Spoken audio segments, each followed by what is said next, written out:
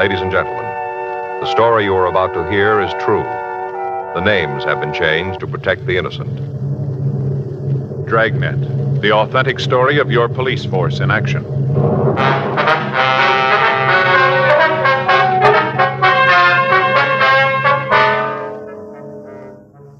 You're a detective sergeant. You're assigned to homicide detail. An elderly woman in your city has disappeared.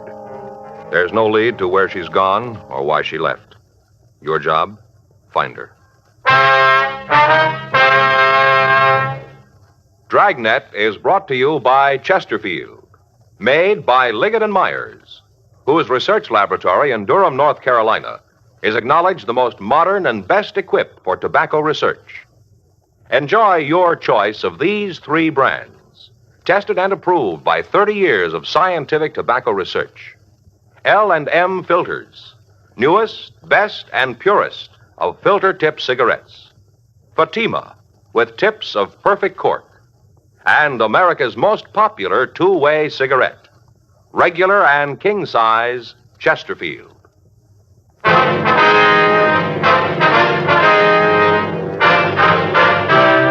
Dragnet, the documented drama of an actual crime. For the next 30 minutes, in cooperation with the Los Angeles Police Department, you will travel step by step on the side of the law through an actual case transcribed from official police files. From beginning to end, from crime to punishment, Dragnet is the story of your police force in action. It was Wednesday, July 14th. It was hot in Los Angeles. We were working the day watch out of homicide detail. My partner's Frank Smith. The boss is Captain Lorman. My name's Friday. We were on our way out from the office, and it was 9:47 a.m. when we got to 654 Kenmore Avenue. Yes? Miss Crocker? It's Miss Crocker, but I'm her. Police officers. Oh, yeah, come in. Thank you. This is my partner, Frank Smith. My name's Friday. Oh, how do you do, ma'am? Just sit down there on the couch. Move that Afghan. I was laying down when you got here.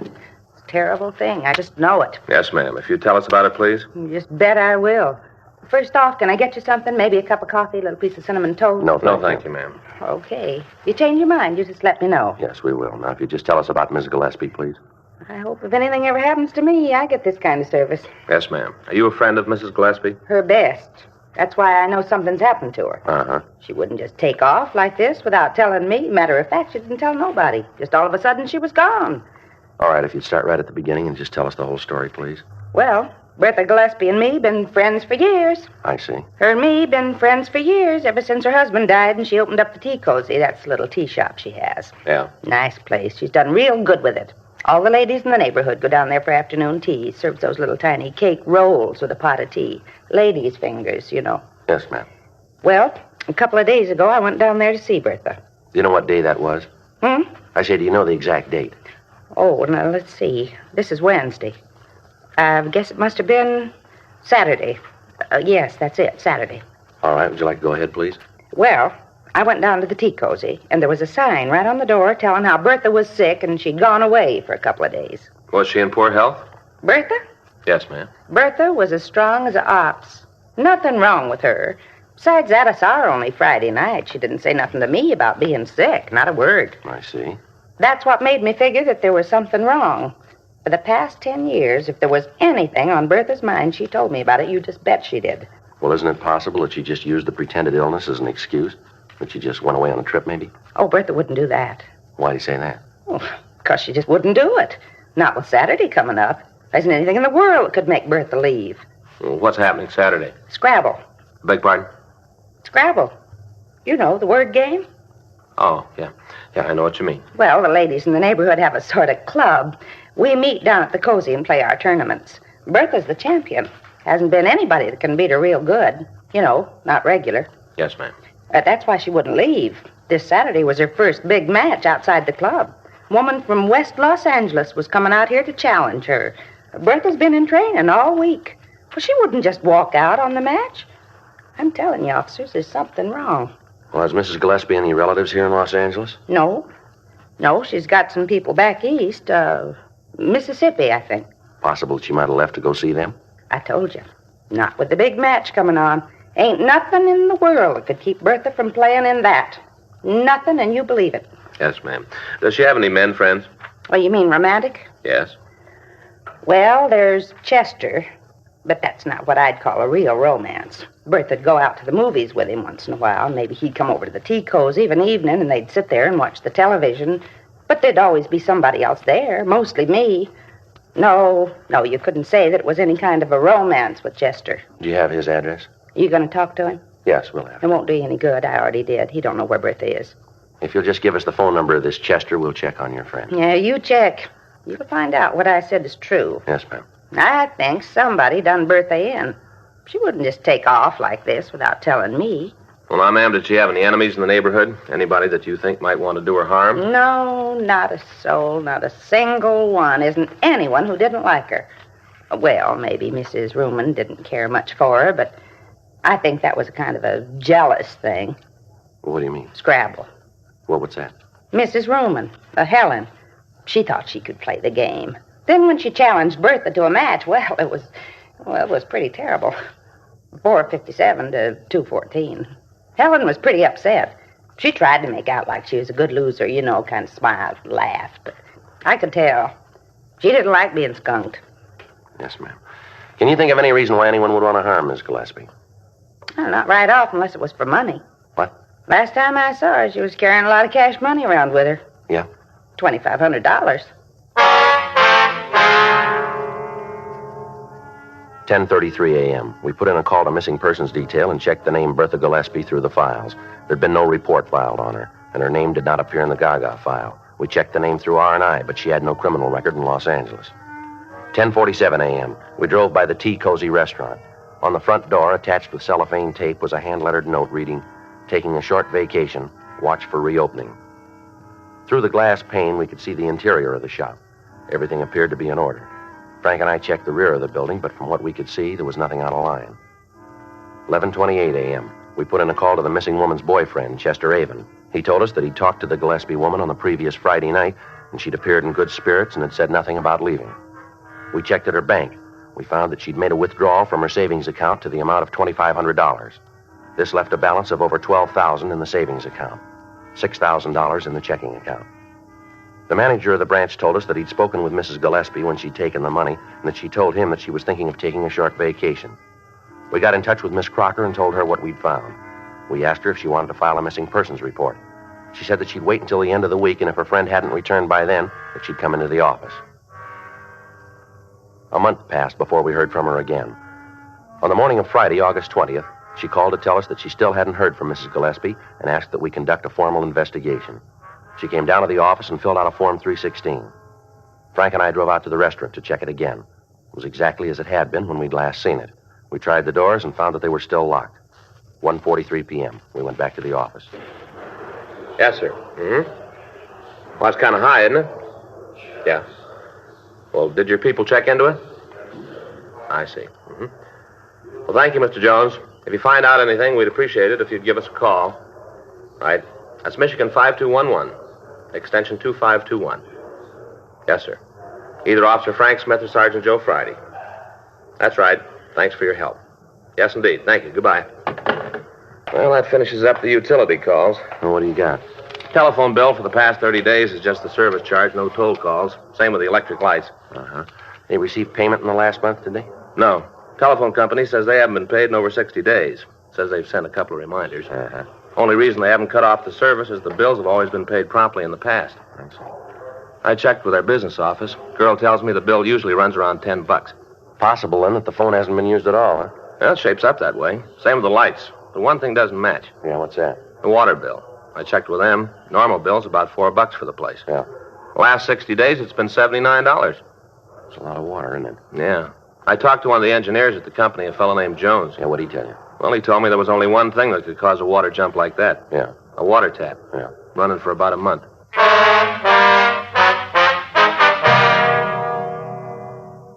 2:06 p.m. We called the bank where Mrs. Gillespie had her accounts.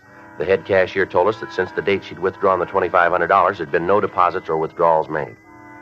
We telephoned the missing woman's friend, Mrs. Winifred Crocker. From her, we got the name and address of the owner of the building where the Tea Cozy restaurant was located.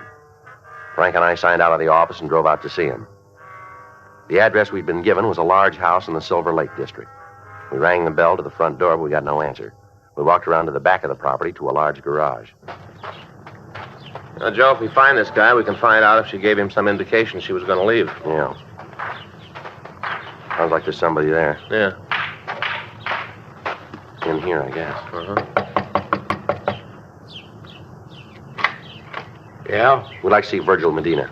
I'm him. What do you want? Police officers. We'd like to check out a few things with you if we can. What about? Well, it might be easier if we talked inside. I got no truck with the cops. I got none and I want none. Now you can just ask your questions from out there. All right, sir, if that's the way you want it. Well, that's the way it's going to be. Now get your questions asked and go about your business. You own a building located at 687 Kenmore Avenue? Why? Look, Mr. Medina, we're trying to conduct an investigation. We'd like to have your cooperation. If you don't want to talk here, we can go downtown. I own the building. Why? You have a tenant named Bertha Gillespie? Yes? Why? When'd you see her last? Well, about a month ago, at least that. Do you remember the exact date? I don't know. It's a long time ago. What's all this about Bertha anyway? What are all these questions? You got something you want to know about her? Go ask her yourself. Anything I can tell you that she can't, go talk to her. Leave me alone. Where'd you see her last? Down at the restaurant. What time of day? It was nighttime. Would you try to remember what date it was? It's pretty important. Wait a minute. I'll try to figure. See, I guess it must have been on a Saturday night. Yes, I'd say it was Saturday, the 10th of July. Do you have any way of being sure that that's the date? Now, look, you come around here asking questions, and I've given you an answer. You can take it or leave it. I got no way of being sure. That's the day I think I saw her last. She seem in good spirits? What do you mean by that? Well, sir, was she happy or was there something worrying her? Well, she seemed happy to me. I didn't pay a lot of attention. What are you cops trying to find out? You come right out and tell me what you want, and maybe I'll have the answer. But I haven't got time to stand around and waste time with you. Now, you tell me why you're asking these questions, or you can leave. Mrs. Gillespie's been reported missing. We're trying to trace it. Well, who done that? Who says she's missing? Well, that's not the important point here. We got the report. We've got to check it out. Well, whoever told you that's crazy? If Bertha's gone, there's a good reason for it. I guess she just finally got fed up and left town. What do you mean? She made a mint of money from that place. Regular mint. Used to tell me that when she had enough, she was going to just take off and see the world. Go around the whole world on a tramp steamer. She told me when she signed the last lease that she thought this would be the last one. She ain't missing. She just gone. Did she say anything to you about the fixtures in the place?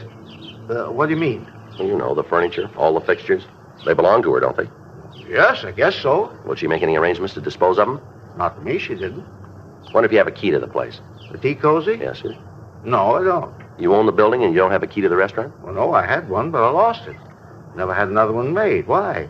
What do you want with the key? We want to check the premises. Well, as far as I'm concerned, you got no right to do that. The place belongs to Mrs. Gillespie. You got no right to go tromping around in there. Afraid we're going to have to. Then you're going to do it without my say-so. All right, sir, if that's the way it's going to be. I'm telling you, she ain't going to like it. She ain't going to like you going in the place when she isn't there. Well, we'll take that up with her. Well, you better, because I'm not going to take any responsibility for it. We're not asking you to, Mr. Medina. I'll give you this, though. Yes, sir, what's that? You go nosing around, you're liable to come up with something that you ain't looking for. Yeah, well, thanks for your help, Mr. Medina. Don't mention it. Just remember what I told you about finding trouble when you ain't looking for it. Well, that doesn't happen often. Huh? We're looking for it.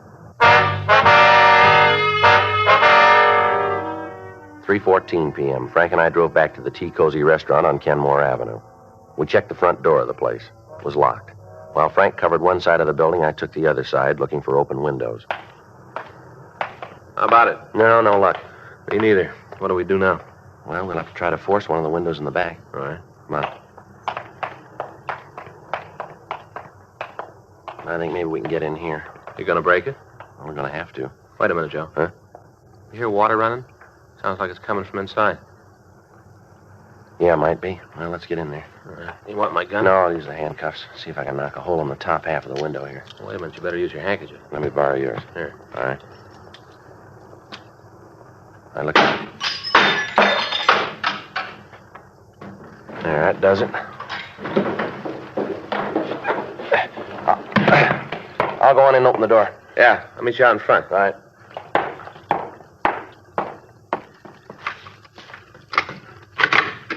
Frank? Yeah, here. Come on in. See anything? No, I haven't looked yet. Well, this must be the living room. Yeah. Everything looks okay here. A little dusty. Yeah. Water's running someplace. Wait a minute. Yeah. Sounds like it's come from over there. Yeah. Better turn it off. Yeah. Better call a crime lab, huh? Yeah. Kind of a rough one, isn't it? Yeah. Looks like she put up quite a fight. Bloodstains all over the place. Yeah, look here. Huh? I guess this is what killed her. Yeah. Butcher knife.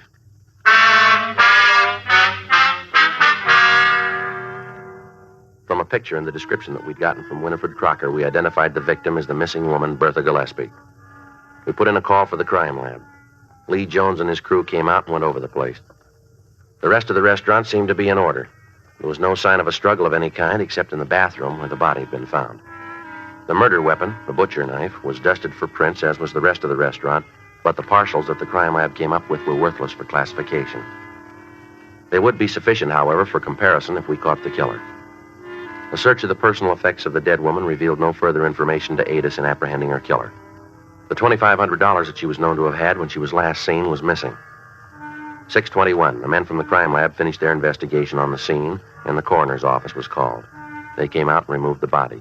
They also locked the door and affixed the coroner's seal.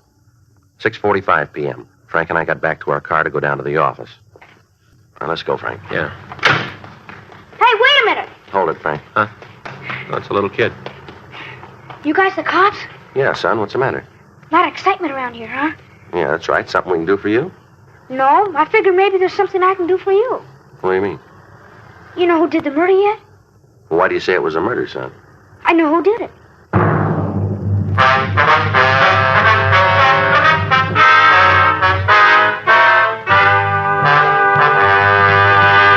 You are listening to Dragnet, the authentic story of your police force in action. There are good reasons why thousands of people are changing to Chesterfield every day. Why Chesterfield is the largest selling two-way cigarette in America. Why Chesterfield is best for me and best for you. People these days want facts. When you want people to use your product, you have to tell them what effect it has on people who do use it regularly. That's why a doctor has examined for almost 2 years a large group of Chesterfield smokers. 45% of them have, on the average, been smoking Chesterfields for well over 10 years. What is the effect on these people from smoking Chesterfield? No adverse effects to the nose, throat, and sinuses, says the doctor. Consider Chesterfield's record with these smokers, with millions of other smokers throughout America. Another good reason for you to change to Chesterfield. Regular or king size, Chesterfield is best for me, best for you.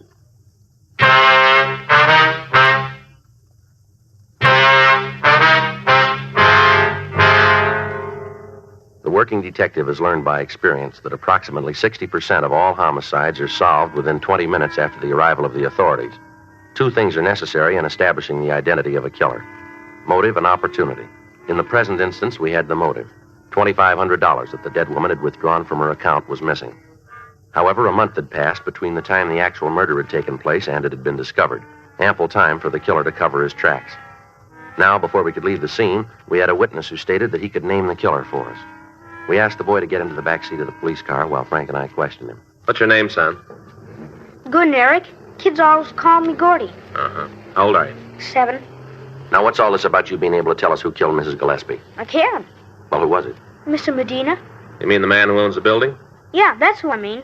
Well, that's a pretty serious charge, Gordon. Do you have any way to prove that? Guess I really can't prove it, but I know it's true. Well, how do you know? I just know, that's all. I seen him there. I just seen him going in and out. Well, when was this? 3 weeks ago. Maybe a month. But he used to go in and out all the time. Argue with Mrs. Gillespie. What do you mean by argument? Loud. Mr. Medina screamed at Mrs. Gillespie. Will you ever hear any of these arguments, son? Sure. My mother's a friend of Mr. Gillespie. We just live a couple blocks away on Dewey Street. I play over here all the time. I've heard Mr. Medina yell at her. What'd they argue about, son? Mostly about a lease or something. Seems like Mr. Medina wants Mrs. Gillespie to move out. She didn't want him. Made him pretty sore. You gotta talk to him. He'll tell you the same thing about how he used to fight with her. All right, son. Your mother ever hear any of these fights? Sure. You ask her. She'll tell you the same way just as I did. Okay, is she home now? Should be. Maybe she went out to the store or something. She should be home. Okay, son. Let's go, Frank. Yeah. Guess this is about the most excitement we've had for a long time. Yeah. Poor old Mrs. Gillespie. Sure a nice old lady. Real nice. Mm-hmm. Wasn't hardly anybody that didn't like her. Hardly anybody. How about Mr. Medina? 7:04 p.m. We drove young Gordon Eric to his home and talked with his mother. She verified his story about the arguments between the victim and Medina. She went on to say that Medina had threatened Mrs. Gillespie, saying that if she wouldn't vacate the premises, he'd take care of her. We had their statements taken, and at 8:40 p.m. we went by Medina's house and asked him to accompany us downtown. He finally agreed, although he was sullen and uncooperative. When we got him down to the office, we checked his name through the record bureau, but we found that he had no criminal record in Los Angeles.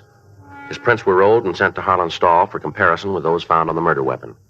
While we waited for the results, we talked to him in the squad room. You're going to regret this, you know that. Yeah. I'm telling you, you dragged me down here with all these questions. You just wait till my lawyers get here. He'll put a stop to all this foolishness. You want to tell us what it's all about, Medina? Tell you about what? How one of my tenants got himself killed? Now listen, I got property all over town, a lot of tenants. I worried about each one of them. I wouldn't have no time to do nothing else. We understand you had some pretty big arguments with Mrs. Gillespie. Who said that? Who told you that? Is it true? Why, it's a lie. You bring the person in here who said it, and I'll tell them it's a lie right to their face. You just bring them in here.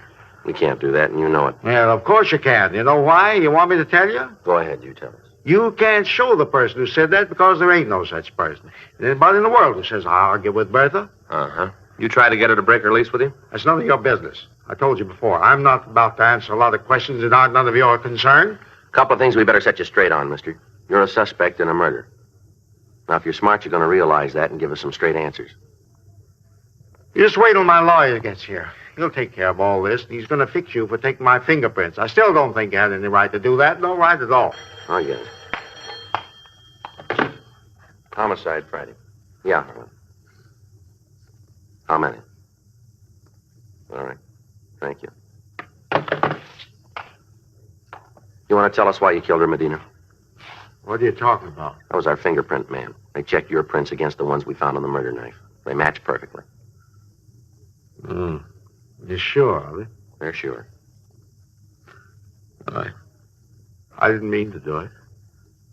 I really didn't mean to, honestly. Just all of a sudden, I got so mad. I was standing there smiling. You should have known this. She had a way of smiling at you, and you knew that there wasn't anything that you could do. You just stand there smiling. I didn't mean to kill her, though. You got to believe that I didn't mean to kill her. Want to tell us how it happened? Have you got a cigarette? Yeah. Here you go. Thanks. Here's a match.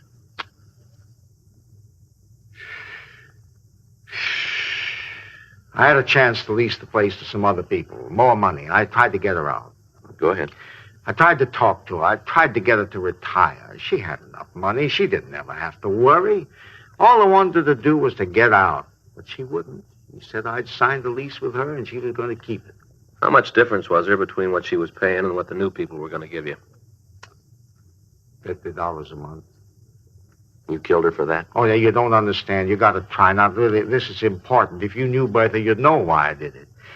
You see, I went to her. I told her that I'd give her a lease on another piece of property. I'd give it to her at less money. I was trying to be fair. You can see that. I wanted to be fair. Mm-hmm.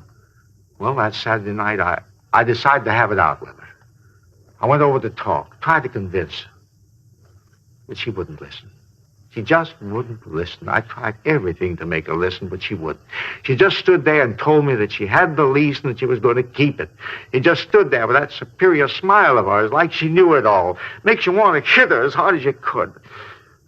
If you knew her, you'd see what I mean. You'd see. Did you take the money? Yes. I don't know why I did that. Just all of a sudden, I got so mad at her, I picked up the knife. And I killed her. I didn't mean to, honest, I didn't. As soon as I saw her, I was sorry.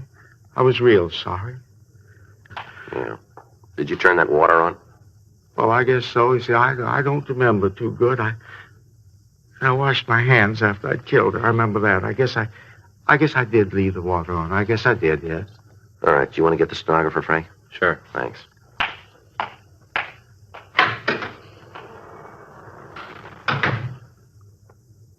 You'd seen the way she thought she was so much better than anybody else, you'd know. Is that right? Sure. All those old hens clucking around all the time, building her up, making her feel superior, real superior. Mm-hmm.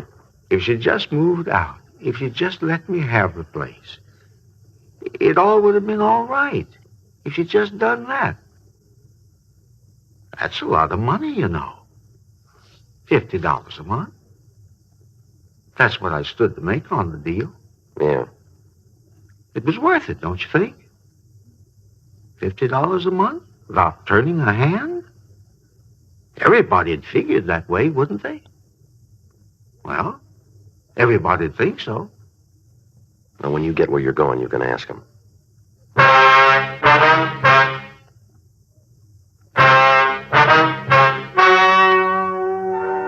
The story you have just heard is true. The names were changed to protect the innocent. On November 10th, trial was held in Department 97, Superior Court of the State of California, in and for the County of Los Angeles. In a moment, the results of that trial. Now, here is our star, Jack Webb. Thank you, George Fenneman.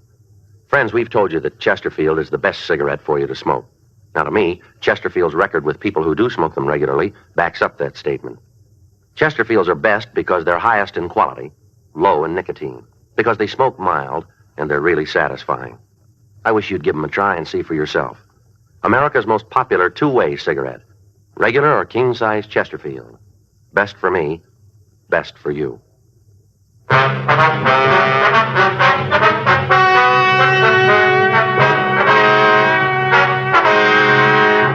Virgil Emil Medina was tried and convicted of murder in the second degree and received sentence as prescribed by law. Murder in the second degree is punishable by imprisonment in the state penitentiary for a period of from 5 years to life.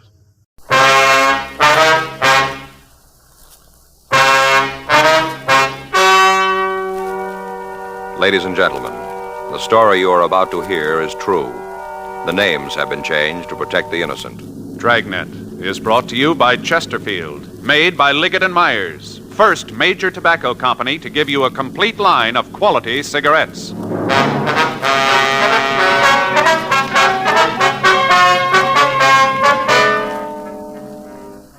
You're a detective sergeant. You're assigned to homicide detail. A young girl has been found in a cheap hotel room, apparently an attempted suicide. There's reason to suspect foul play. Your job, investigate. To sell a product, you have to make it good and keep it good. What do the latest reports show about Chesterfield? Well, our research laboratory has compared it with the leading cigarettes in the country. Chesterfield is highest in quality, low in nicotine. Another good reason why thousands of people are changing to Chesterfield every day. Smoke America's most popular two-way cigarette. Regular or king size, you'll find Chesterfield really mild, really satisfying. Best for you.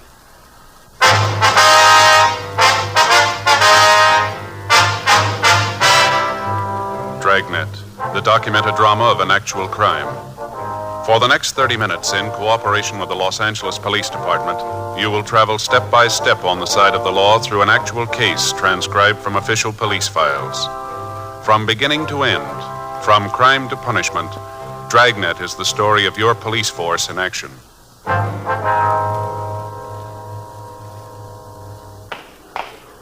It was Thursday, November 19th. It was warm in Los Angeles. We were working the day watch out of homicide detail. My partner's Frank Smith. The boss is Captain Lorman.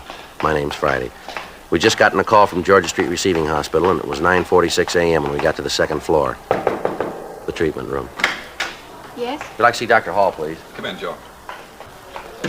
Joe, Frank? Hi, Doc. This the girl? Yeah. How's she doing? Well, not sure yet. Just finished the transfusion. And when you gonna know? We think she's going to live, but there's no way of telling right now how much damage has been done to the brain tissue. Mm-hmm. Bad bruise on her face. Must have received a bad blow. Might have gotten it when she fell. Mm-hmm. Let's go outside, huh? I can use a smoke. Okay. Well, if there's any change, I'll be out in the hall. All right, Doctor. You got a cigarette? I'm fresh out. Yeah, here you are. Frank? Yeah, thanks. Here's a match. Thanks. I didn't know you gave transfusions in cases like this, Doc. Don't have to very often. You see, a thing like this, the carbon monoxide in the gas joins with the hemoglobin in the red cells, won't let go. Blood takes the monoxide through the system and suffocates the brain tissue. We've given her some choramine, helps speed up the heart action. Way it looks, she's got a good chance of living, but we won't know how bad it really is until later. It's a rough one, isn't it? You find out who she is? Well, according to the stuff we found in her wallet, her name's Mona Fenton. Another thing that doesn't make much sense, Doc. She registered into the hotel as Mrs. John Norris. Near as we can find out, she wasn't married. How'd you come up with that? Well, when the office got word about it, we tried to get in touch with her husband. We called the phone number on the ID that we found in her wallet, talked with her mother. She says the girl's single. Well, how about the guy she was with? You been able to talk to him? No, haven't found out who he is. Name doesn't check out, huh? Not that we can find. How about the mother? She give you anything? We just talked to her for a minute. We're going over there when we leave here. Maybe she can come up with some answers. I sure hope so. A couple of more questions you can ask her. Yeah? What's that? Find out if the girl's been under a doctor's care. What do you mean? Checked her over when she came in, found marks. On her arms? Yeah, I think she's an addict.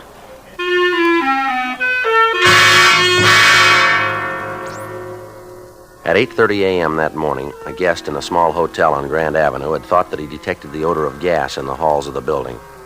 He notified the desk clerk, and together they conducted a search of the premises. Finally, they ascertained that the escaping gas was coming from a room on the 3rd floor of the hotel. When the desk clerk got no answer to his calls, he used a passkey to open the door. Sprawled across the bed was a girl who appeared to be in her early 20s. The gas heater in the room had been turned on full, and the windows were closed, locked, and stuffed with pieces of torn sheets to keep the fumes in the room. The quick action of the desk clerk had undoubtedly saved the girl's life. While the hotel guest called an ambulance, the clerk turned off the gas, opened the windows, and administered artificial respiration to the girl until the ambulance crew arrived. As an attempted suicide, the homicide detail had to make an investigation, and Frank and I were assigned to the case.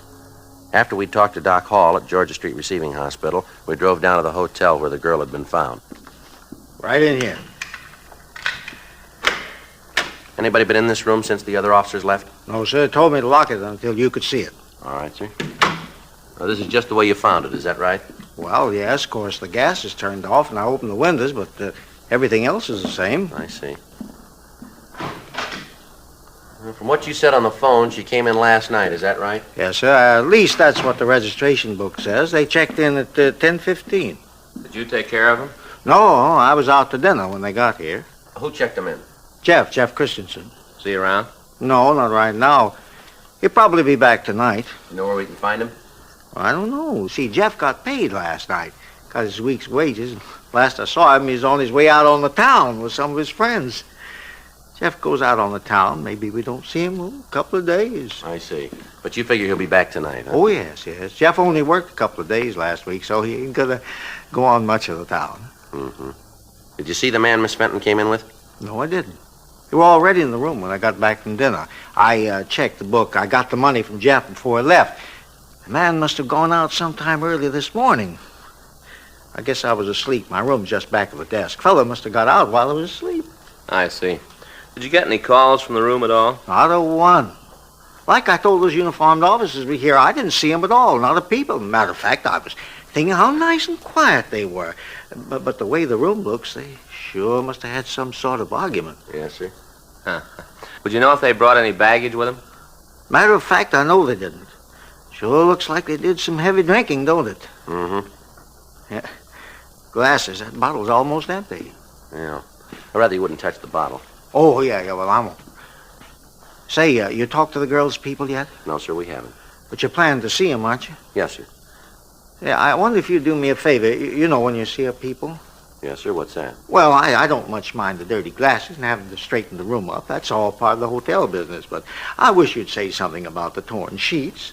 Tell the people about them. I don't want to cause no trouble, but maybe if they know how about the sheets were all torn up, they'd want to make good on them. You will mention it, won't you? Hmm? Yes, sir.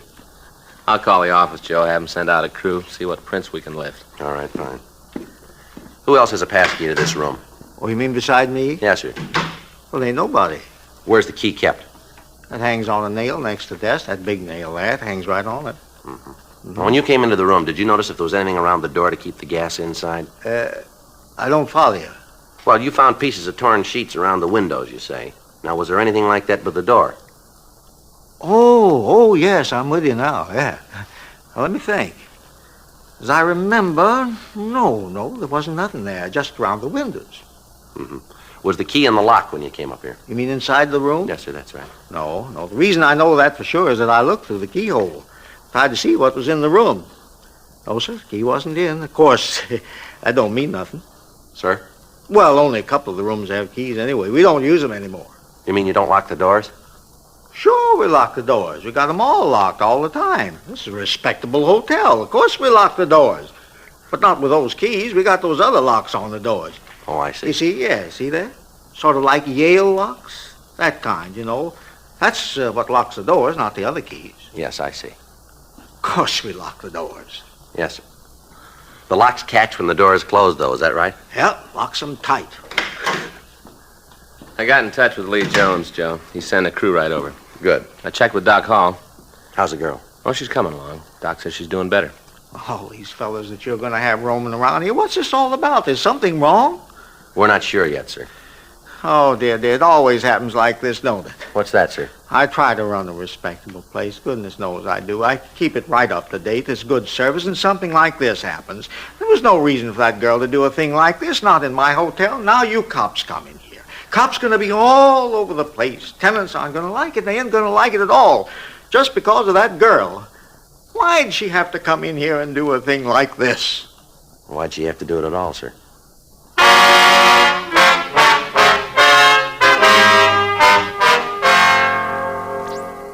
"11:26 a.m.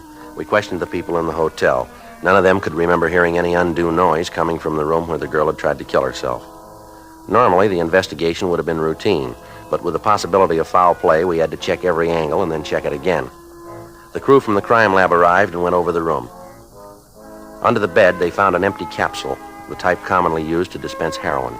They also came up with a clean set of fingerprints on both glasses. They were photographed, and the water glasses themselves were removed to the crime lab to be booked as evidence. The registration card the couple had signed was turned over to Don Meyer in handwriting.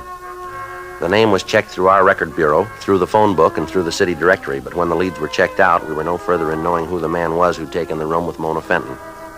Word was left at the hotel for the handyman to contact us as soon as he returned. Word was also left that if the man who'd registered with the Fenton girl returned, we were to be called. 11:45 a.m. The men from the crime lab finished their investigation and returned to the office to compile the results. Frank and I left the hotel and drove out to the address listed on the girl's identification. It was a large white colonial home near one of the colleges. We rang the doorbell and waited. Yes? Mrs. Fenton? Yes, that's right. What is it you want? Police officers would like to talk to you. Oh, come in. Thank you. It's about Mona, isn't it?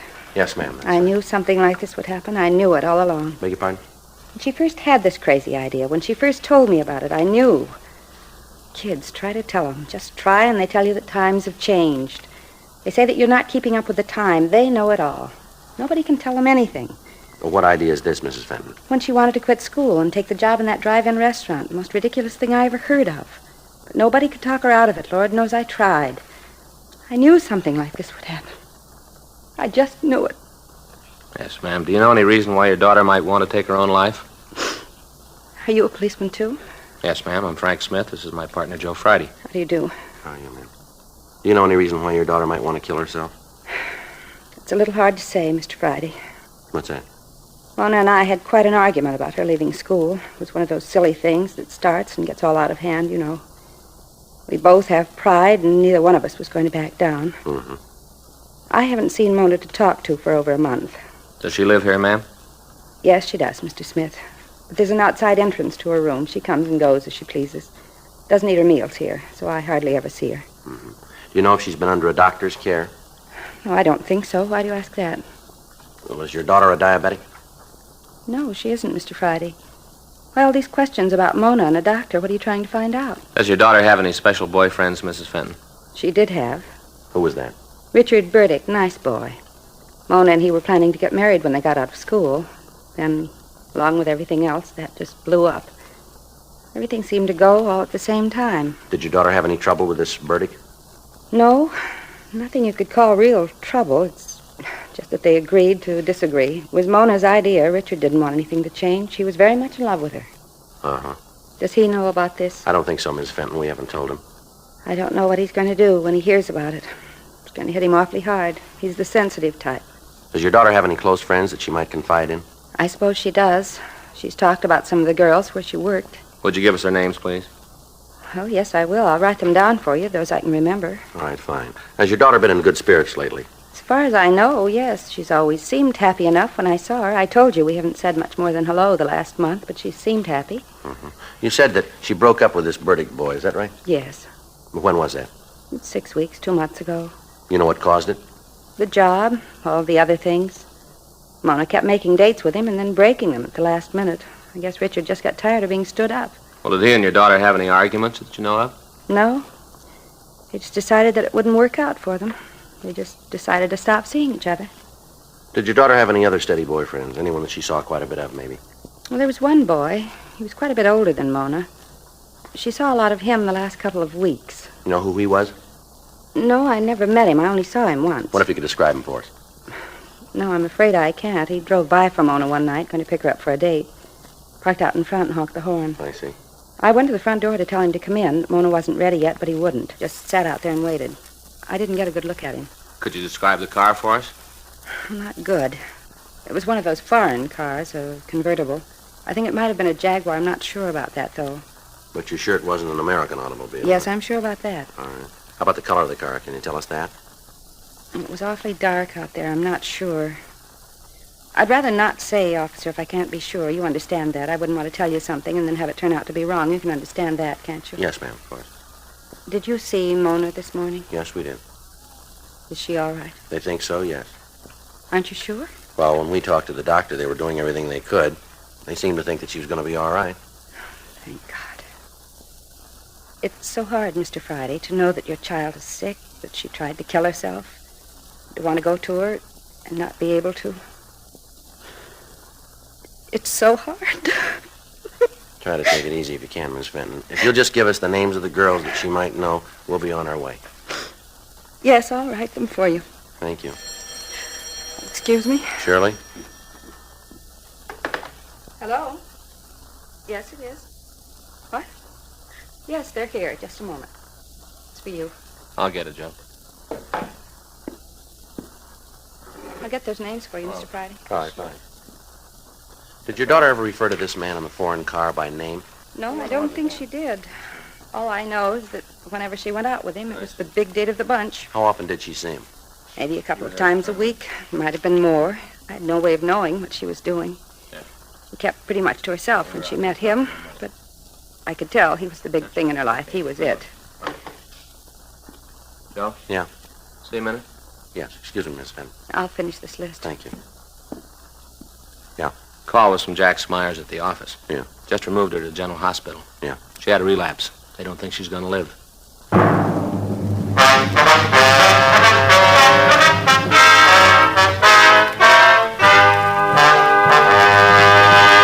You are listening to Dragnet, the authentic story of your police force in action. There are good reasons why thousands of people are changing to Chesterfield every day. Why Chesterfield is the largest selling two-way cigarette in America. Why Chesterfield is best for me and best for you. People these days want facts. When you want people to use your product, you have to tell them what effect it has on people who do use it regularly. That's why a doctor has examined for almost 2 years a large group of Chesterfield smokers. 45% of them have, on the average, been smoking Chesterfields for well over 10 years. What is the effect on these people from smoking Chesterfield? No adverse effects to the nose, throat, and sinuses, says the doctor. Consider Chesterfield's record with these smokers, with millions of other smokers throughout America. Another good reason for you to change to Chesterfield. Regular or king size, Chesterfield is best for me, best for you.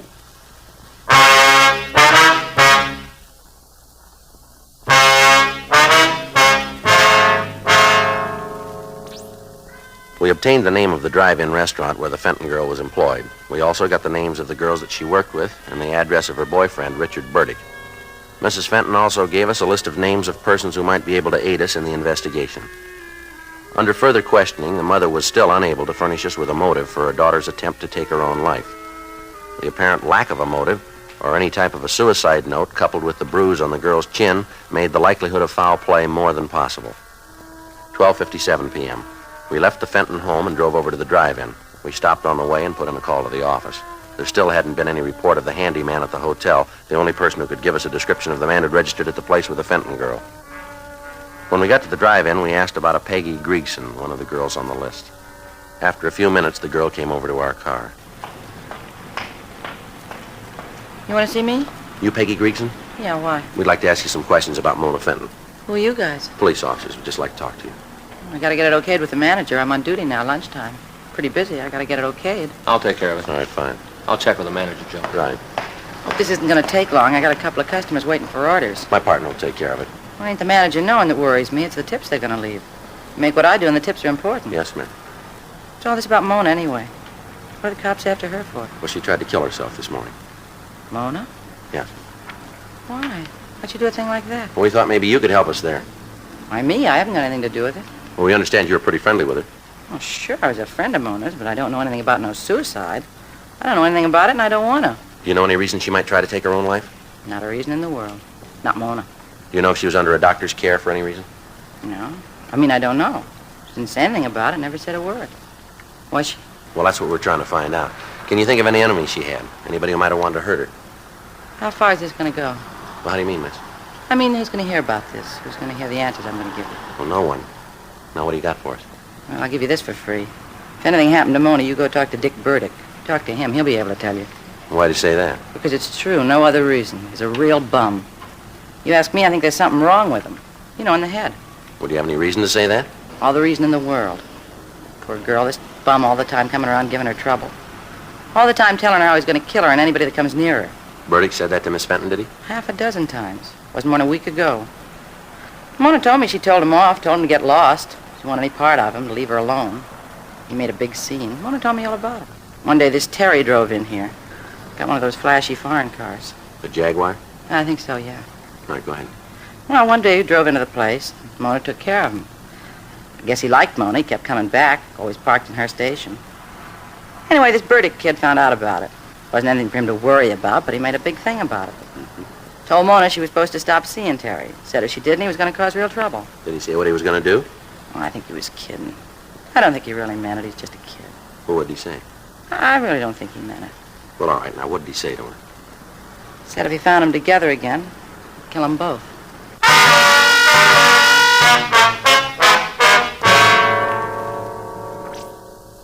We talked to the other girls in the drive-in.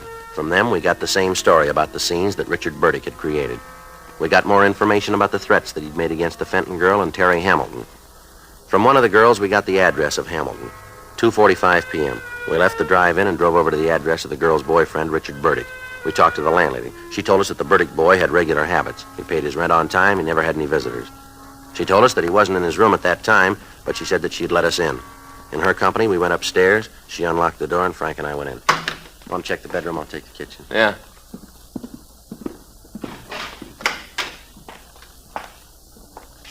Well, there's nothing out there. How'd you do? Well, it looks like we're a little late. What? His clothes are gone. We checked the room further. Every indication was that Richard Burdick had left the apartment in a hurry. We talked to the landlady again. She could give us no reason for his disappearance. She gave us the name of his employer. We put in a call to them, but they told us that Burdick had failed to show up for work that day. 4:15 p.m. We put in a call to the hotel on Grand Avenue, but the handyman still hadn't returned and there'd been no word from him. We went back to the office and checked the name Richard Burdick through R&I, but we found no criminal record for anybody answering his description. We put out a local and an APB on him. At 4:39 p.m., we got a call from General Hospital telling us that the Fenton girl had regained consciousness and that we could talk to her. Frank and I left the office and traveled Code 2 out to the hospital. The doctor on duty told us that the girl was out of danger, but that she was very weak. He asked us not to get her excited, and he led us into her room. Miss Fenton? Yes, who are you? Police officers. Why can't you leave me alone? Go away. Just a couple of questions we'd like to ask you. I don't want to talk to anybody. Why didn't you leave things the way they were? Why didn't you leave me alone? Well, you had a lot of people worried, miss. No reason for it.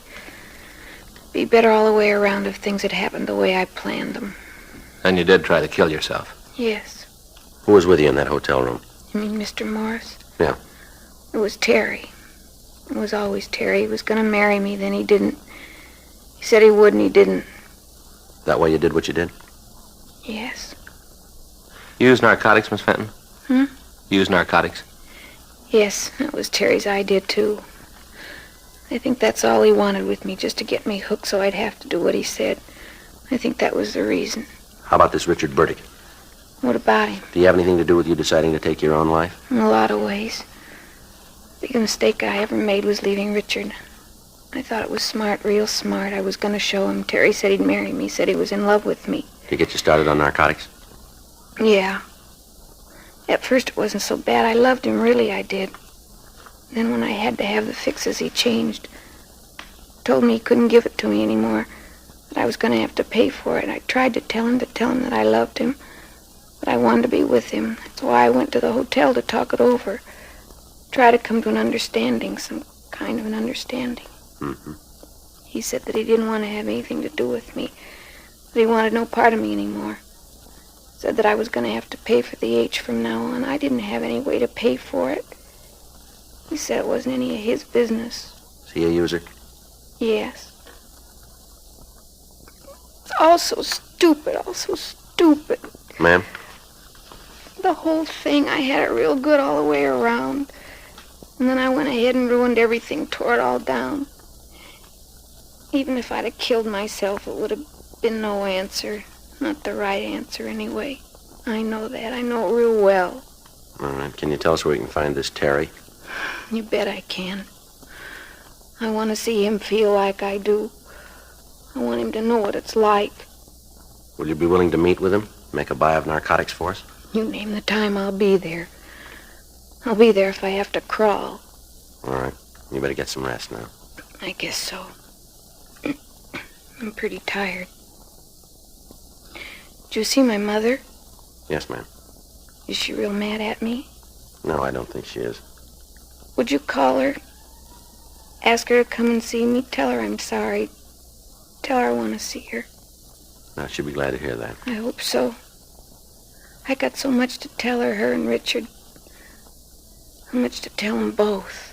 All right, Miss Fenton. We'll get in touch with her. And you tell me when you want me to call Terry. You tell me. All right, we will. Terrible thing, isn't it? What's that? Terry. He's been around a long time. Must be other girls in the same fix all because of him. Girls who have a bad habit and have to do what he says. Girls like me, terrible. Nobody knows how many. Yes, ma'am. Where's it gonna end? When you meet him.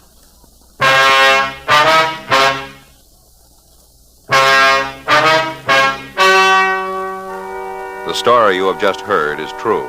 The names were changed to protect the innocent. On March 10th, trial was held in Department 98, Superior Court of the State of California, in and for the County of Los Angeles. In a moment, the results of that trial.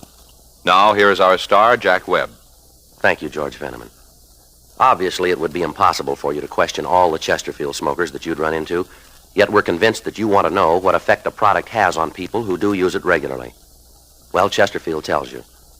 Now, you've heard the report from the doctor who's been examining Chesterfield smokers. No adverse effects to the nose, throat, and sinuses from smoking Chesterfield. I think it would make good sense for you to change to Chesterfield today. Smoke America's most popular two-way cigarette. Regular or king size. You'll find Chesterfield's best for you.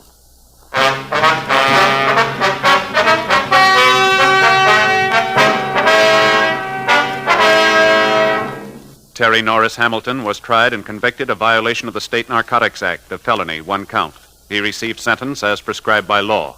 Violation of the State Narcotics Act, a felony, is punishable by imprisonment in the state penitentiary for a period of from 1 to 5 years. Mona Irene Fenton pled guilty to the same charge and was placed on probation for a period of 3 years with the provision that she be placed under the care of a competent psychiatrist.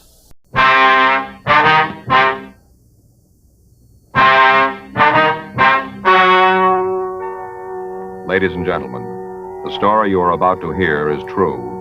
The names have been changed to protect the innocent. Dragnet is brought to you by Chesterfield, made by Liggett & Myers, first major tobacco company to give you a complete line of quality cigarettes.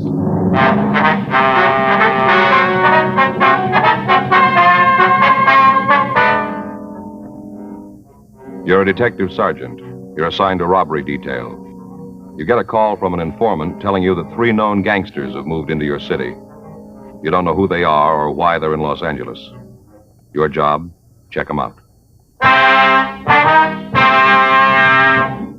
To sell a product, you have to make it good and keep it good. What do the latest reports show about Chesterfield? Well, our research laboratory has compared it with the leading cigarettes in the country. Chesterfield is highest in quality, low in nicotine. Another good reason why thousands of people are changing to Chesterfield every day. Smoke America's most popular two-way cigarette. Regular or king size, you'll find Chesterfield really mild, really satisfying. Best for you.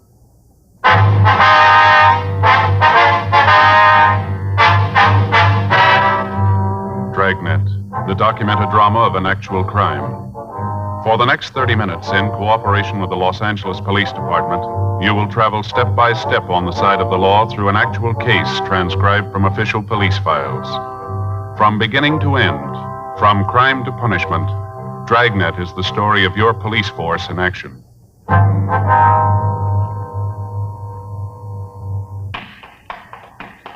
It was Wednesday, August 4th. It was warm in Los Angeles. We were working the day watch out of robbery detail. My partner's Frank Smith. The boss is Chief of Detectives Thad Brown. My name's Friday. We were on our way out from the office, and it was 9:42 a.m. when we got to the Osborne Turkish bath. Steam room. Hot, isn't it? Yeah. Must be Dell back there. Yeah. Dell? Yeah, who is it? It's Friday and Smith. Oh, I'll be right with you. Okay. Hey, Joe, did you ever have one of these? Well, what? Turkish baths. You ever had one? No, I never have. I understand they're great for colds. You just sit there and it burns the germs right out. It's great. You ever have one? No, but Armin, my brother-in-law, he takes them all the time. Tells me about how it does for colds. Next time he has one, I think I'll go with him. Yeah, it's a good idea. Hi, sorry to keep you waiting. We've been having trouble with the boiler. Got to keep a close check on the steam pressure in here. That's okay. Let's get out of here, huh? It won't make me unhappy. It sure is hot, Dell. Go on upstairs. We can talk there. Okay. What do you got for us, Dell? Might not go anyplace, but I thought I ought to fill you guys in on it. Mm-hmm. Fellow rolled in here last night. Must have been about 10:30. Nightman's out with a cold, so I had to fill in. A cold? Yeah, some kind of virus or something. Oh, yeah. Come on, we can talk in the office.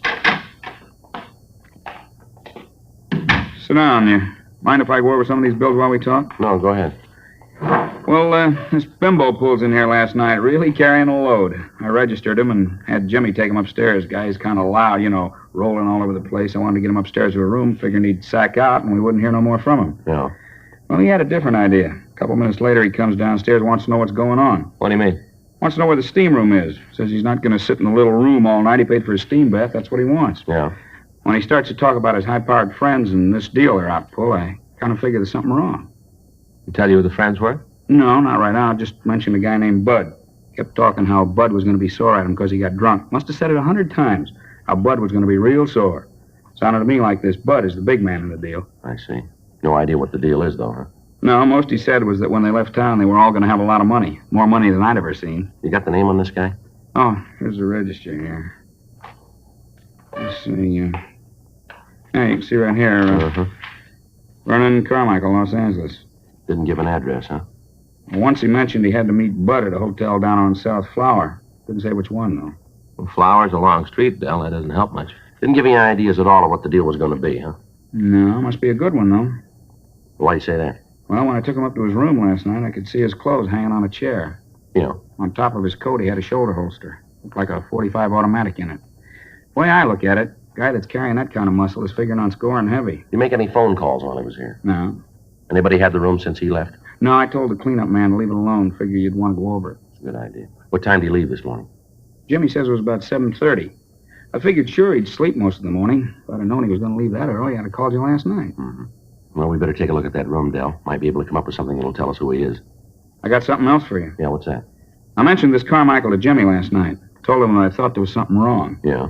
The reason the guy left so early is that he got a call from somebody. Guess it's the guy that picked him up. Did this Jimmy see who it was? No, did the next best thing, though. Yeah, what's that? Got the license number of the car.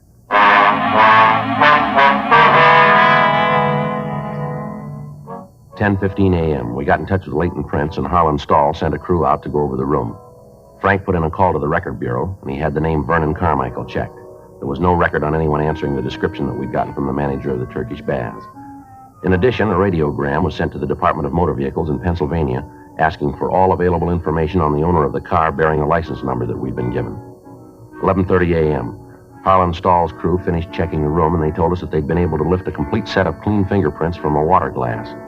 They were photographed and classified. In checking our files, there was no record of the prints. They were forwarded to George Brereton up at Sacramento to CII and to the FBI in Washington, D.C. 2 days passed. On Friday, August 6th, we got the word from DMV in Pennsylvania that the car was registered to a Howard Nielsen. The radiogram also gave us a description of the car and the registered owner's address in Pittsburgh. On receipt of this information, we got in touch with the police department in Pittsburgh and found that Howard Bud Nielsen had a misdemeanor record. Late Friday afternoon, the kickback from Washington, D.C. arrived with the information that the fingerprints found in the room at the Turkish bath were those of Vernon Carmichael. His record listed arrests for petty theft and robbery in Pennsylvania. He'd been brought to trial, but he'd been acquitted. Both men were well known to the police department in Pittsburgh as hoodlums. On Saturday morning, the mugshots of both Nielsen and Carmichael arrived. 10:15 a.m. We met with Lieutenant Jack Smyers, and we decided that the information, coupled with the records of the two men, made the incident worth investigation. The mugshots of the pair were copied, and a canvass of the hotels on South Flower Street was started in an attempt to find the residence of the suspects. The search went on for another 2 days without results. Monday, August 9th, 11:47 a.m. Frank and I got back to the office from communications.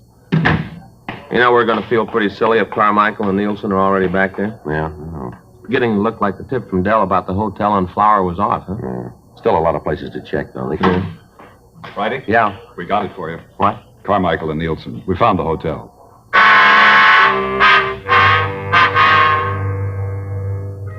At 10:30 that morning, officers Murphy and Rafferty had gotten the first affirmative answer to their questions about the suspects. A room clerk in a small hotel at the corner of South Flower Street and Bunker Hill Avenue had recognized the mugshots of Carmichael and Nielsen.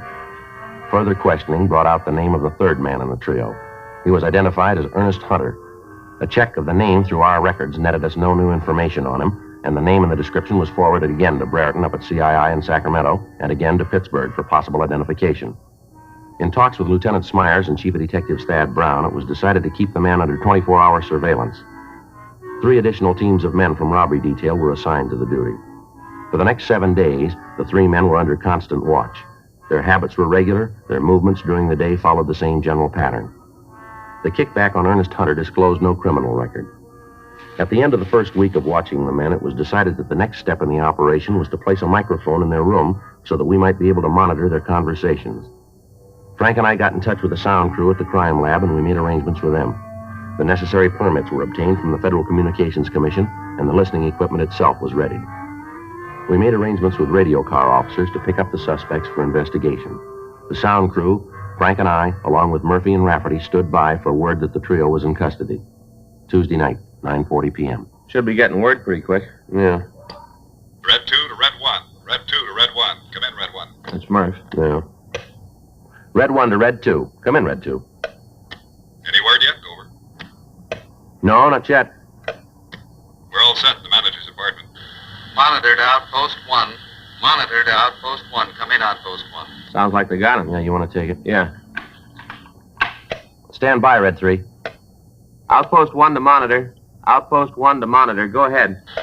Monitor to Outpost 1. Information received that suspects are in custody. Repeat, suspects are in custody. Acknowledge. Outpost 1 to monitor. Outpost 1 to monitor. Message received. Outpost 1 out. You heard it. Yeah. Red 1 to Red 2 and Red 3. Red 1 to Red 2 and Red 3. You read me, Red 2 and 3? Red 2 to Red 1. Read you. Red 3 to Red 1. Receiving clearly. Red 1 to Red 3. Suspects are now in custody. Proceed with installation of listening equipment. Over. Roger, Red 1. Red 3, please keep contact. Will do, Red 1. Red 3 out. Red 1 to Red 2. Come in, Red 2. Red 2 to Red 1. Murph, can you see the suspect's apartment from where you are? Not good, Joe. It's down the hall and around the corner. First door. Over. Red 1 to Red 3. Come in, Red 3. Red 3 to Red 1. Are you in the apartment yet? Yeah, Joe. We're just starting to install the bug. Is there a radio in the room? Yeah, small table model. It's on the nightstand next to the bed. Can you fix that before you leave? Yeah, I'll pull one of the wires so it won't work. Good. Where are you putting the bug? We're laying it under the edge of the carpet near the door to the kitchen. Should be able to pick up the whole room from there.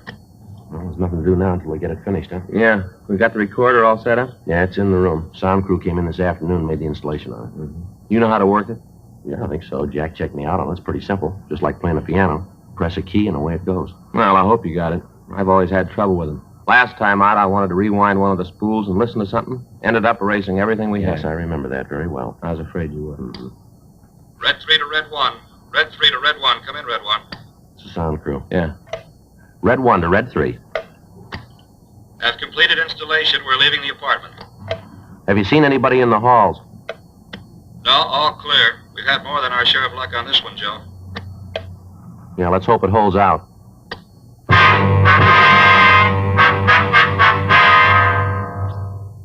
11:15 p.m. The installation of the listening equipment was completed, and Frank and I, along with Officer Pat Murphy, took up our positions in the room we intended to use as a monitoring post. Officer Rafferty went back to the city hall and told them that we'd finished and we were ready to have the suspects released.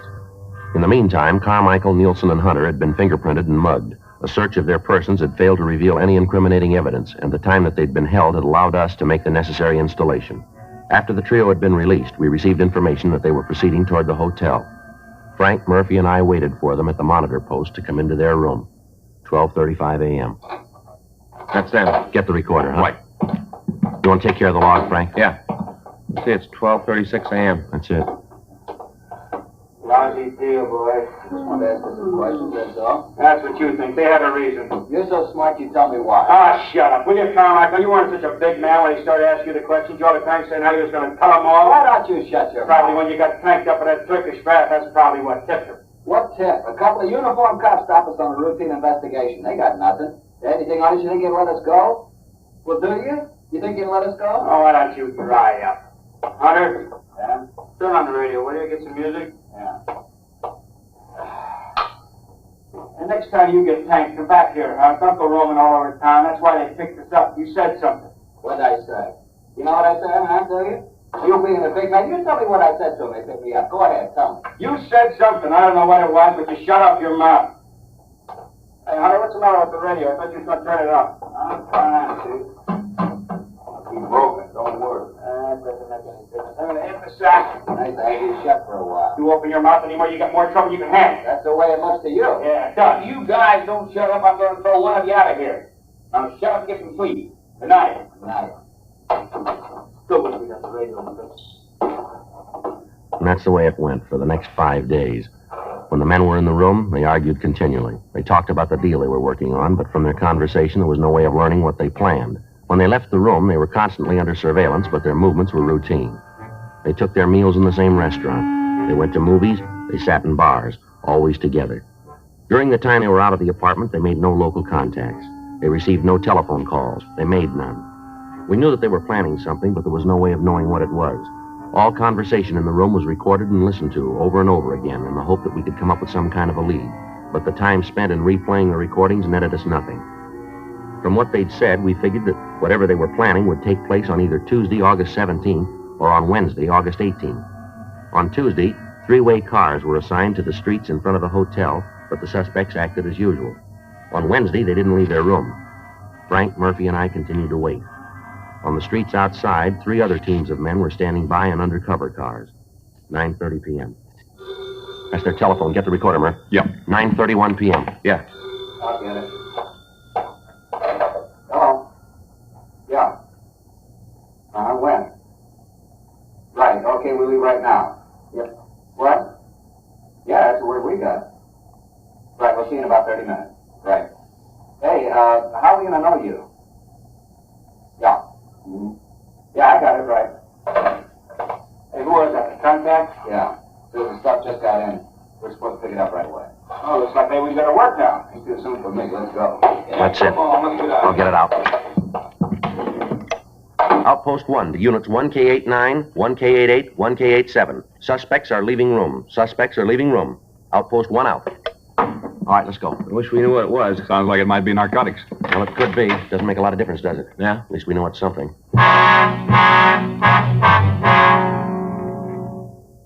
By the time we got to the street, the suspects were getting into their car and pulling away from the curb. Frank, Murphy, and I got to our car and followed them.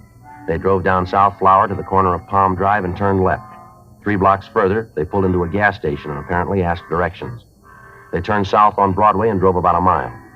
At Santa Barbara Avenue, they turned left again and drove 3 blocks. They stopped and parked the car in front of a small bar. We informed the other units of the activity and asked them to stand by in the area. Carmichael got out of the car and entered the bar. Murphy left us and entered the bar after him. Carmichael returned in a few minutes with another man. The 2 of them got back into the car and they talked. At the end of that time, all 4 of the men got out of the automobile and then they entered the bar. Shortly after that, Carmichael, Nielsen, and Hunter walked out of the place. Carmichael was carrying a small package wrapped in plain brown paper and tied with a string. The 4th man wasn't with him. Frank and I got out of our car and approached the men as they stood talking. All right, hold it up, police officers. Over there. Put your hands up on that wall. What's going on? Get your hands up there. Frank, you want to check in the package? Yeah. Keep your hands on that wall. Lousy deal. I hope you're happy, Carmichael. I hope you're real happy. What are you talking about? I've got to lay this one to you. You really took care of this. Stand still and keep quiet. How about it, Frank? I don't know. What do you mean? Where's money? $20 bills. Must be $15,000, $20,000 worth. Queer? As far as I can tell, it's good. Where's that put us? Well, there's $20,000 here. Yeah. Let's find out where they got it.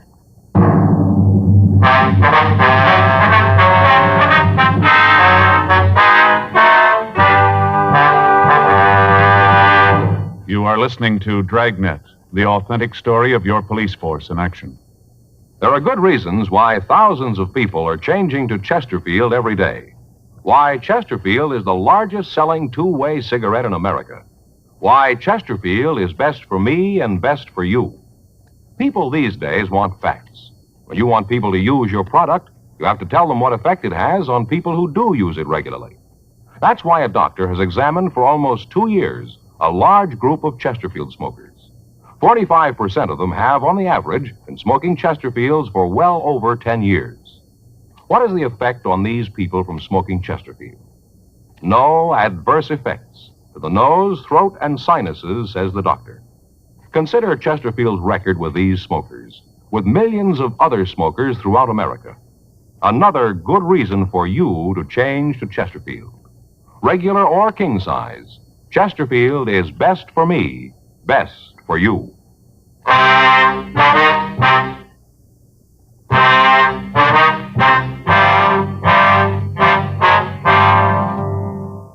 10:02 a.m. The 4 suspects were taken into custody and removed to the city hall for interrogation. We got in touch with the Secret Service and asked them to come over to the office to check on the currency. The agent arrived and after looking at the money, pointed out several minute mistakes that had been made in the engraving of the plates.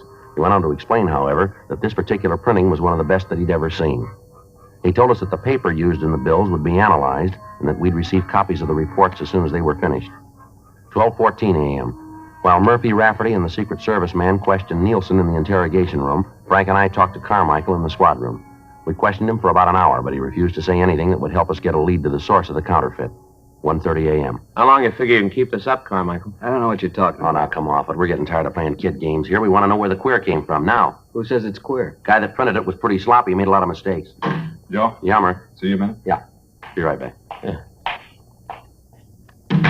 How you doing? Nothing. Nielsen won't say a word. Gives it to us that he didn't know what was going on. Says he just went out there to pick up a package. They say who they were running the errand for? Well, tells it just he went along for the ride. The whole thing was Carmichael's idea. Mm-hmm. We thought maybe we'd go to work on Hunter, see what we can get from him. Okay. You going to stick with Carmichael? Yeah, I guess so. From what we heard in the room, if there's going to be a break, I got a hunch it's going to come from him. Okay. You got anything, let us know, huh? Right away. Oh, the big man's back again. Your friend there tell you all about it? No, but yours did. Hmm? Nielsen just laid the whole thing in your lap. You're kidding. You want to talk to him? What'd he say? The way he tells it, he was just along for the ride. You're the big wheel in the whole thing. He said that? I said you could talk to him if you want to. Well, he ain't gonna make it. He ain't gonna lay it on me. You want to tell us your side of it? Yeah, I'll tell you the way it happened. That lousy bum. How do you like that, him saying I'm the wheel? I'll tell you. All right, now where'd the queer come from? I don't know. I thought you were going to tell us. I'm doing that. I really don't know where it came from. You turn up with $20,000 in $20 bills and you ask us to believe that you don't know where it was printed. I'm not asking you anything. I'm telling you what I know. That's it. Well, tell us about your part. Nielsen, Hunter, and me were approached in Pittsburgh. By who? I don't know. We're going that way again, huh? All right, so you don't believe me. That's the way it happened. The guy who approached you just walked up and said, here's $20,000, just like that, huh? No, the deal was that Nielsen, Hunter, and me were supposed to come out here. We were supposed to check into a hotel and wait for a call. Guy who called us would have the queer. He'd turn it over to us and we'd pass it. You bought the counterfeit? Yeah. What'd you pay for it? $2.50. For $20? Yeah, $2.50 for 20.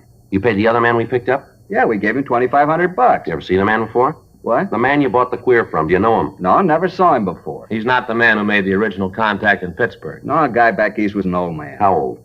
I don't know, maybe 55, 60, around in there. Not the fellow you met tonight. I told you that before. It's not the same man. Hear him use a name of any kind? No. Just to call him Pop, that's all. Pop. Give us a description of this man, Pop. What's in it for me? Well, what do you got now? Nothing. All right, it'll stay that way. You're in big trouble, Carmichael. If you're smart at all, you're going to cop out the whole thing and cooperate with us. Lousy Nielsen. Him all the time yelling about how it was all set. All the time saying we had it made. Sure, I'll go with you. I just want to see Nielsen get his, that's all. Just want to see him get his. We're going to want you to look at some pictures, too. I told you I'd go the route. You just tell me what you want to know. If I got the answer, so have you. All right. What'd he tell you? What? That lousy Nielsen. What'd he tell you about how it happened? He tell you the way I did? He tell it that way? Pretty much, yeah. Sure, that's the way it happened. Can't be told any other way. Well, Nielsen might give you an argument there.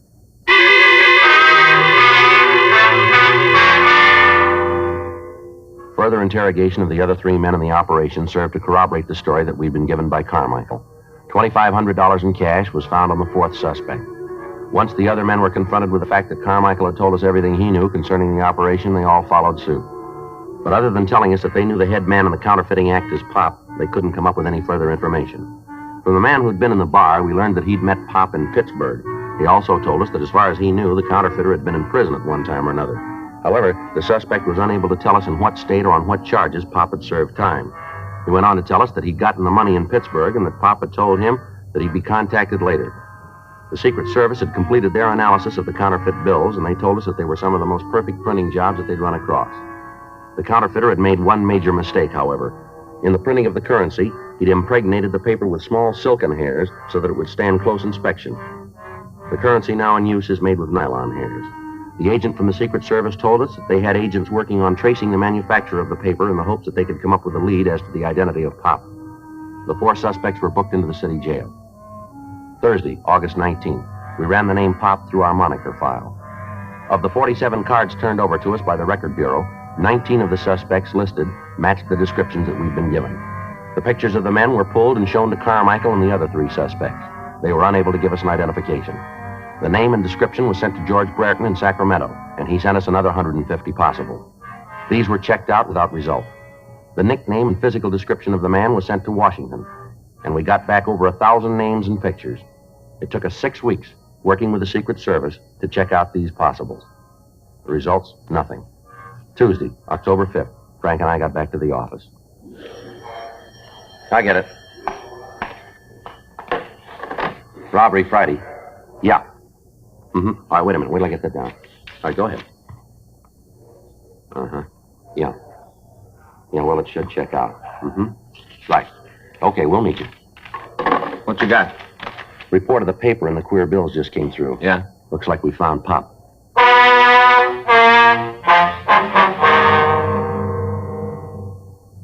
In checking the manufacturers of paper similar to that used in the counterfeit $20 bills, the Secret Service had come up with the name of a small print shop in the eastern section of Los Angeles.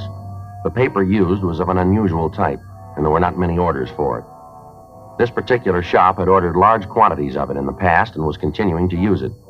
In checking out the name of the man on the order blanks, the Secret Service had found that he'd been convicted of robbery and had served a term in the federal penitentiary in Atlanta. He'd been released and had come to California and opened a small print shop. We spent the next 2 days checking the suspect out. His name was given as Stanley Jackson, age 47. For the next week, the print shop and Jackson himself were kept under constant surveillance. On Thursday, October 14th, at 11:50 p.m., the suspect was followed to his print shop. I'll cover the front of the shop, Joe. Right, Murph. Come on, Frank. Yeah.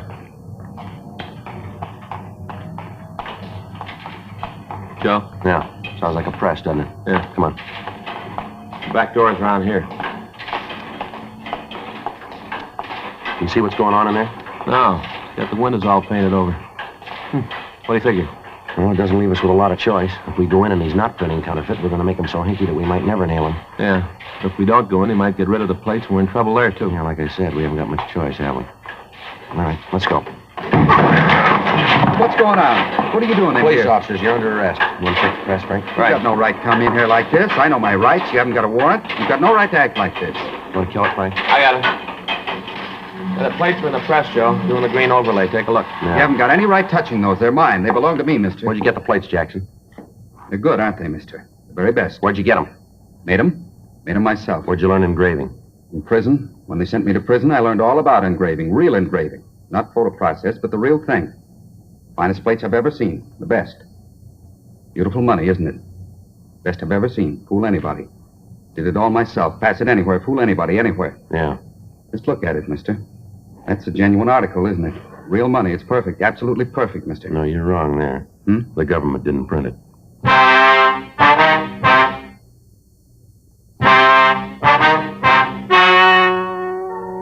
The story you have just heard is true. The names were changed to protect the innocent. On January 11th, trial was held in federal court, Southern District of California. In a moment, the results of that trial. Now, here is our star, Jack Webb. Thank you, George Fenneman. Friends, we've tried very hard to set a Dragnet standard. Now, to put that in just a few words, we try to make each program the kind of entertainment that you want. Now, we're going to keep working real hard at that. And you know, the people who make Chesterfields feel the same way about their cigarette. To sell a product, you have to make it good and keep it good. And the latest reports from our research lab shows Chesterfield is highest in quality. Highest in quality, low in nicotine. Smoke America's most popular two-way cigarette. Chesterfield, regular or king size. They're milder, they're satisfying, they're best for me, best for you.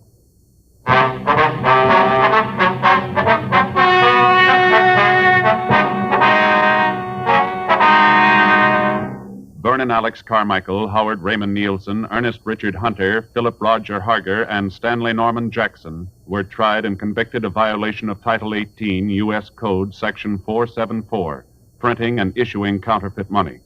Violation of this title is punishable by a fine of $5,000 and imprisonment in a federal penitentiary for a period not to exceed 15 years.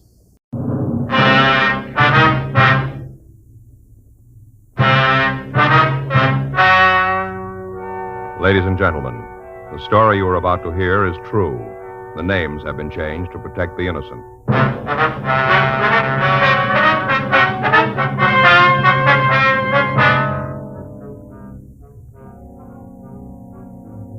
You're a detective sergeant.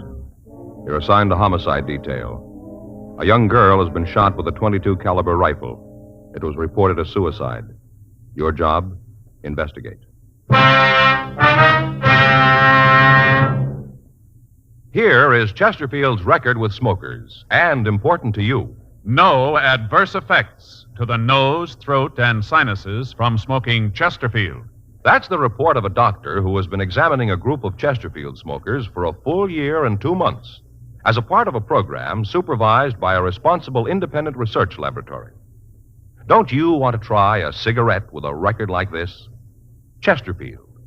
First with premium quality. Chesterfield. First choice of young America. And that's from a survey made in 274 colleges and universities. Try Chesterfields today. Chesterfield, regular or king size. They're much milder and best for you.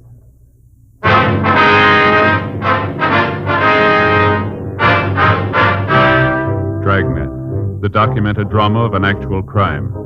For the next 30 minutes, in cooperation with the Los Angeles Police Department, you will travel step by step on the side of the law through an actual case transcribed from official police files. From beginning to end, from crime to punishment, Dragnet is the story of your police force in action. It was Monday, June 8th. It was warm in Los Angeles. We were working the day watch out of homicide detail. My partner's Frank Smith. The boss is Captain Lorman. My name's Friday. I was on my way into the office, and it was 8:03 a.m. when I checked into room 42. Homicide.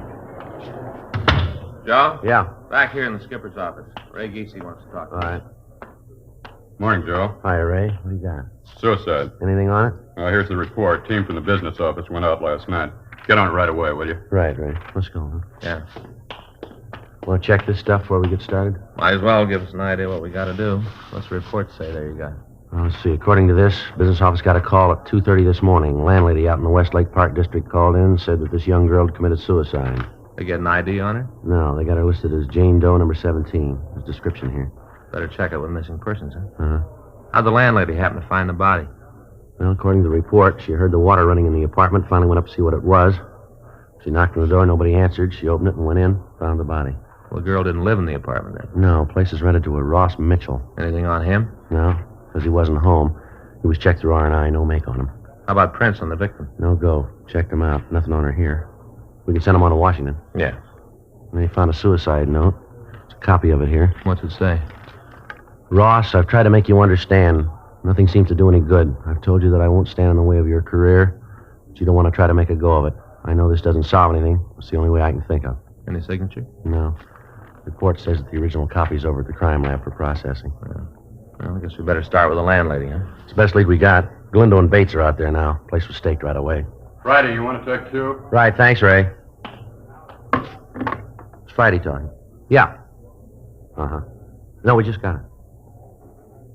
Is that right? Okay, Max. No, have him wait there, will you? No, we'll be right over. Right, thank you. Well, it's a little break. Max over at the coroner's office says they know who the girl is. Yeah? Her father just identified the body.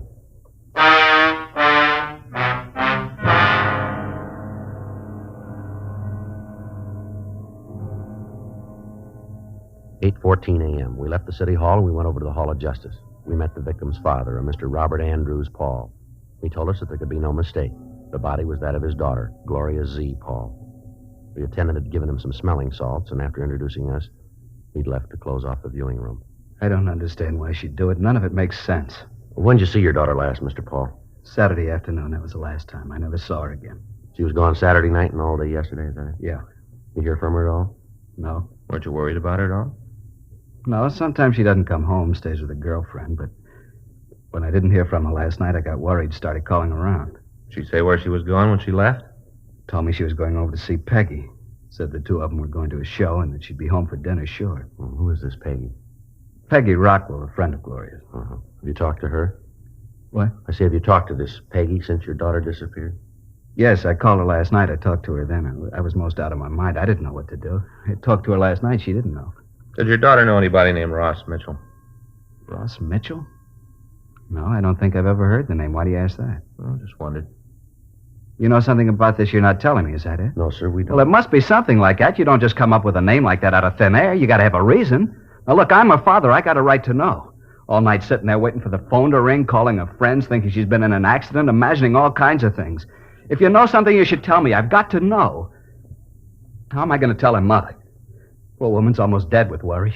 She doesn't know about this. All she knows is that the baby's gone, that's all. The baby's gone. Gloria is dead. I don't know what to do. All right, Mr. Paul, try to take it easy.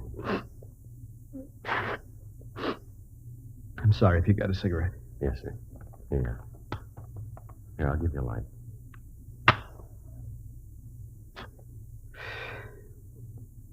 Sorry about that. It's all right, sir. We understand. Now, do you think you can give us an address where we can talk to this Peggy Rockwell? Yes, she works at a restaurant over on 7th. I've got a home address, too, if you want it. Yes, sir. We hope you'll understand this, Mr. Paul. We don't mean any offense here. What's that? Did your daughter have any steady boyfriends that you know about? No, I don't think so. No one that she went with steady. No one man she liked more than the others? I think there was. I don't know who. Her mother asked her about it a couple of times, wanted to know who the fellow was, but Gloria'd never say. Just said that it wasn't serious, it didn't matter. How'd she seem to get along with this man, would you know? All right, I guess. I told you I never saw him. I didn't know who he was. But whenever Gloria had a date with him, she acted like it was something special. Did your daughter have a job? Not regular. She used to model once in a while, and then maybe she'd pick up a day's work in pictures, not much. Mm-hmm. Can you think of any reason why she'd want to take her own life? No. She seemed pretty happy, never gave any indication there was anything wrong. Has she been ill lately under a doctor's care? No, not that I know about. Well, Mr. Paul, is it possible she might have been seeing a doctor and you wouldn't know about it? No, her mother would have known. She'd have told me. Now, I'm pretty sure she was feeling all right. Anything about her job that bothered her? What do you mean?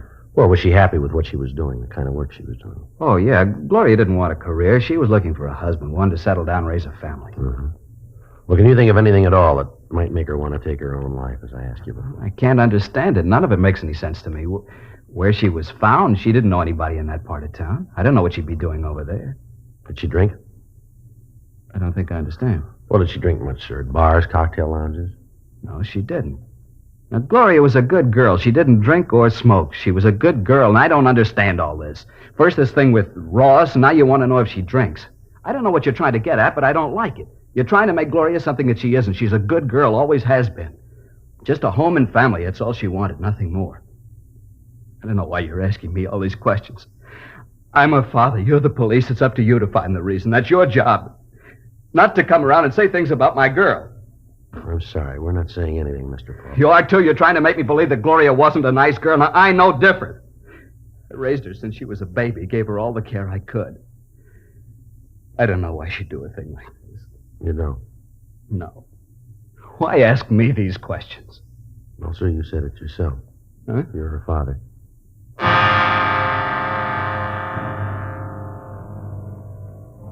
We continued to talk to the father of the victim. From him, we got a list of the girl's friends, the address, and the names of the people that she worked for.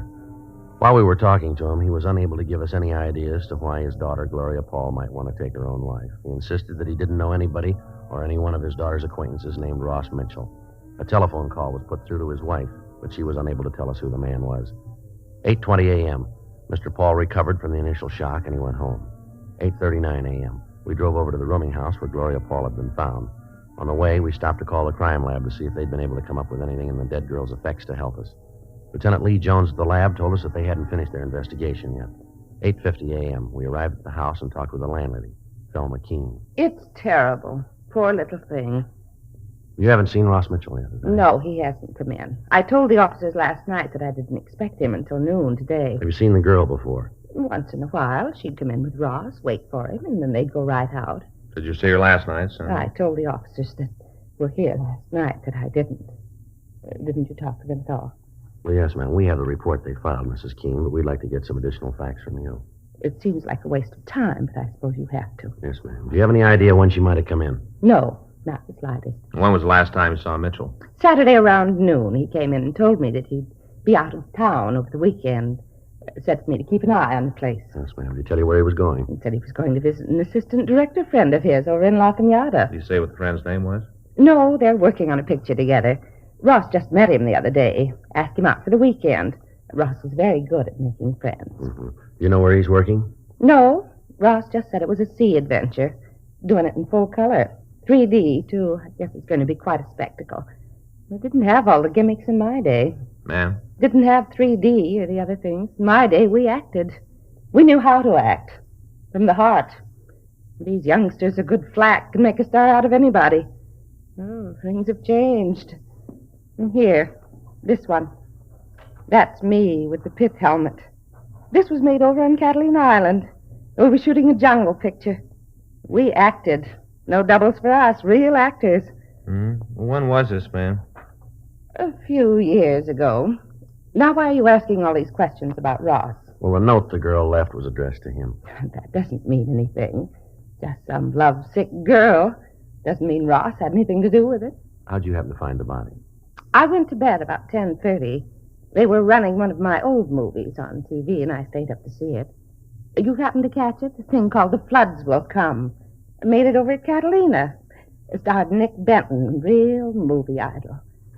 Here's one of the stills from the picture. Yes, ma'am. Here's the whole company. That's me. And that's Nick with the puttee. He'd put on a little weight. I remember he had to do road work while we were there to trim down. Held the company up for a week. A grand picture. They didn't do it right on television, though. Looked corny. I guess the way they ran it through the machines. You know, we all looked pasty. Even Nick. Yes, ma'am. Would you go on, please? Well, after I saw the rest of the picture, I went up to the kitchen, got a bowl of shredded wheat to eat in bed, came back to the bedroom, and I heard this noise. What noise was that, ma'am?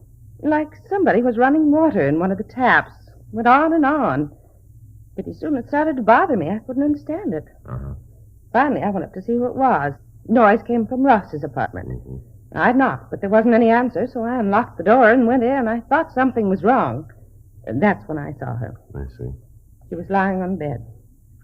Right away, I called the police. Now, before you went up, did you hear any other noises? Any sound of a struggle, anything like that, maybe? No, just the water running. Well, how about the shot, ma'am? You hear that? No, I didn't. A lot of shooting in the picture I was watching. Did you touch anything in the room? No, I turned the lights, but that's all. The room was dark when I went in. Just turned on the lights, and then I called you. According to our report, there wasn't any purse found with the body. Did you see one when you went in there? I didn't. But if I had, you'd gotten it. What are you trying to say? That I stole her purse? Is that what you're trying No, to say? ma'am, that's not what we're trying to say. Better not. I've got a reputation in this town. I know a lot of big people. I'm not going to have you come in here and call me a thief. Well, we didn't mean to offend you, ma'am. Mm-hmm. Who has a key to Mitchell's place besides him, ma'am? No one. He's got the only one. I don't like a lot of keys to the rooms out. I tell all the tenants that. Have you got any idea how the girl might have gotten into the room? No. Do you know who the gun belonged to? Yes, it was Ross's. You pretty sure about that, are you? Yes, I saw it when he moved in. Commented on it then. He said that he'd had it since he was a kid. Kept it out of sentiment. Mm-hmm. What's this all about, anyway? You seem to think that there's something wrong. Is that it? No, ma'am. It's just that in things like this, we have to make a complete investigation. You can understand. Oh, well, I want to do all I can to help you, but I do have an appointment. If there's nothing more you want, I'd like to be going. That's all right, Miss Keene. If we want to talk to you, we'll be able to reach you here? Yes, right here. We'll give you a call to tell you about the inquest. Am I going to have to be there? Yes, ma'am. You and Mitchell. Why him? Well, it was his apartment, ma'am. But he didn't have anything to do with Well, it. maybe so, ma'am, but he'll still have to be there. It's not fair. A thing like this can ruin him. By the time the papers get through with it, he'll be finished. It can ruin his career. He doesn't know anything about it. He won't be able to tell you anything. Well, you're wrong there, ma'am. Huh? He's got a lot to explain.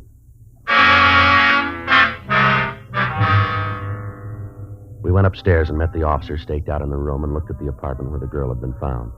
9:20 a.m. We gave our card to Thelma Keene and asked her to call us if she thought of anything else. We also asked her to notify us immediately in the event she heard from Mitchell. The stakeout on the room continued. 9:52 a.m. We drove over to the coffee shop on West 7th Street to talk to the girl's friend, Peggy Rockwell. We found her in the back of the place typing out the day's menus. What about Gloria? Something wrong? When was the last time you saw her, miss? Well, let's see. Saturday night, she stayed at my house. Left about noon on Sunday. I had the day off. Figured that maybe we'd do something, but Gloria said she had something to do. Last I saw her was on Sunday morning. You know a man named Ross Mitchell? That bum. Why do you say that, Miss Rockwell? 'Cause he is. Real no good. You pretty friendly with Miss Paul? Well, Gloria thought so. Turned out he was just using her. Well, how do you mean? Thought at first she could get him some jobs. Turned out when he could do better, he dropped her. They were going to get married, and then he thought he could do better, so he dropped her. Mm-hmm. Say, do you mind if I go ahead with these menus? The boss will be sore if I don't get through with them. No, you go right ahead, miss. We can talk while I'm doing it. Yes, ma'am. I took a course once, touch typing. Didn't think I'd ever use it. Boy, was I fooled. You go right ahead, miss. Well, this Ross really gave her the rush. Had her take him around, introduce him to her friends. She got him a couple of jobs. She's the one who introduced him to Mike. Mike? Yeah, Mike Powell, that's Ross's agent. Peggy set it up. She's done just about everything for him. Then the bum acts like this. What do you mean, miss? Treated her so bad. Say, how do you spell croquettes? Well, I think it's Croquettes. O-Q-E-T-T-S. Turkey. They had roast turkey last night. I don't understand how people can eat them, but we sure sell a lot of them. Did Miss Paul say she was going to see Ross over the weekend? Yeah. She said she had an appointment with him Sunday. Said she'd called him and set it up. You know what time? No, just said she wasn't going on like this. Had to be straightened out. Mm-hmm. I don't blame her. She's told her friends they were going to get married, and at the last minute, Ross would back out. Her family know about Ross? No. Father didn't mind her doing a little work in show business, but he didn't want her to marry anyone in it. She thought that if they just got married, then the family'd understand. Joe? Yeah. I'll call the crime lab, see if they've finished. Yeah, fine, thanks. How'd Miss Paul and Mitchell seem to get along, ma'am? What do you mean? Well, did they have any arguments or disagreements, would you know? Not often. Most of the trouble they had was about getting married. Ross kept saying that it wouldn't do him any good to be married now. He thought that it might hurt his career. That's all he thought about. Were you ever present at any of these arguments? Once. We'd gone out on a double date, went to a place down at the beach, had dinner, and then stopped on the way back for a couple of drinks. Uh-huh. Ross got pretty drunk, got into a big thing about his career. Yeah. He went on and on about how hard he'd work, how much the theater meant to him, all that kind of stuff. I see. Finally, he said right out that he'd kill anyone who tried to stop him, just like that. He'd kill anyone who tried to stop him. Joe? Yeah. See you a minute. Would you excuse me, please? Sure. Just a minute. Is there one L or two L's in broccoli? Just one, ma'am. Oh, thanks. Yeah. Just talked to Lee Jones. Yeah, did he finish up? Yeah, something's wrong. What's that? He thinks the girl was murdered.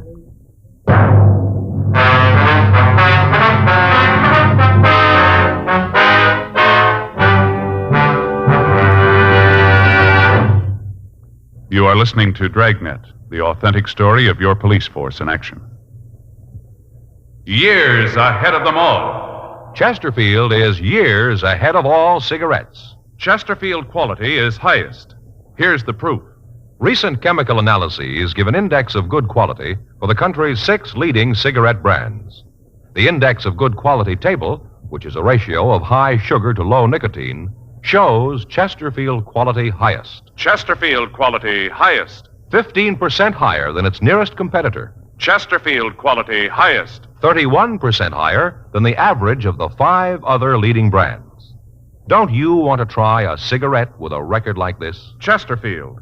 First with premium quality and best for you. Try Chesterfield today. Regular or king size.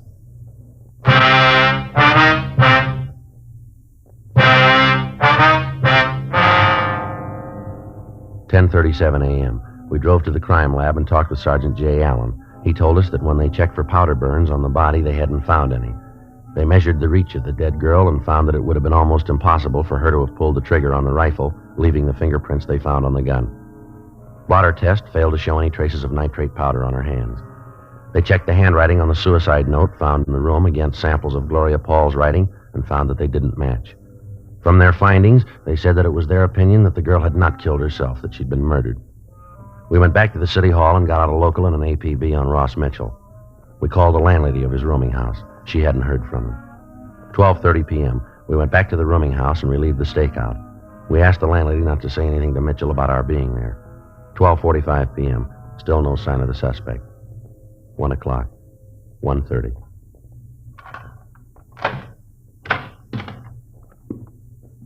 Who are you? What are you doing in my place? Come on in. Who are you? Police officers, come on in. Close that door. Put that suitcase down. What's this all about, anyway? What have you guys been doing here? The place is You all Ross torn up. Mitchell? Yeah, why? You know a girl named Gloria Paul? What's she got to do with it? You know her? Yeah, I know her. When's the last time you saw her? Say, what's this all about? What's all these questions? When was the last time you saw Gloria Paul? Friday night, I guess. Don't you know for sure? All right, Friday night. You haven't seen her since? I told you, the last time was Friday You night. didn't see her Sunday? No. Where were you Saturday and Sunday? Out of town. Where? La Can you Cañada. prove you were there? Why? Can you prove you were there? I don't like all this. You guys coming in here asking a lot of questions. What are you trying to prove? Who are you staying with? A friend of mine. What's his name? I'm not going to have him dragged into this. You haven't got any choice. That's what you say. You haven't told me what this is all about. I'm not telling you anything till you tell Now, me. you look, Mitchell, understand this. We're not here to pass the time of day. You better come up with some answers quick. Now, who are you with? Friend of mine, guy named Sid Austin. What's his phone number? You going to call him? We got to check your alibi. Oh, what's his number? Won't do any good to call him. Thought you said you were there. I was. Then we got to call him. Well, he won't be able to tell you anything. He wasn't there. He just let me use his place. There wasn't anybody there. Who's got a key to this place besides you? You mean here? That's right. Nobody. You got the only key, huh? That's right. The landlady's got one, just the two of them. You got any idea how somebody else could get in here? No. Why? How well do you know Gloria Paul? What's she got to do with it? How well do you know her? We used to go together. Anything serious between you? She thought we might get married. How'd you feel about it? I don't think that's any of your business. Maybe it is. How'd you feel about it? I liked her. She was a nice kid. Nothing more? No. Now you look. I think it's about time you told me what this is all about. Something to do with Gloria. Is that it? That's right. What? She's dead. Oh. Oh. May I please have a cigarette? Yeah. Here. Here's a match. Thanks. How'd it happen? Thought maybe you could tell us. Why'd you figure that? Where'd you see her last? Up here. This room? Yeah. When was that? I told you, Friday night. You have any trouble with her? No. No argument? I told you no. Well, how'd it happen? Can't you tell me? You own a .22 rifle? Yeah. You got bullets for it? Yeah, why? Where do you keep it? Closet over there. You keep it loaded? No, the bullets are on the shelf in the closet. All right, come on, Ross. We better go downtown. What I for? want to talk to you. What for? You got to tell me before I have to go. You got to tell me what you're holding me for. Suspicion of murder. Now, come on.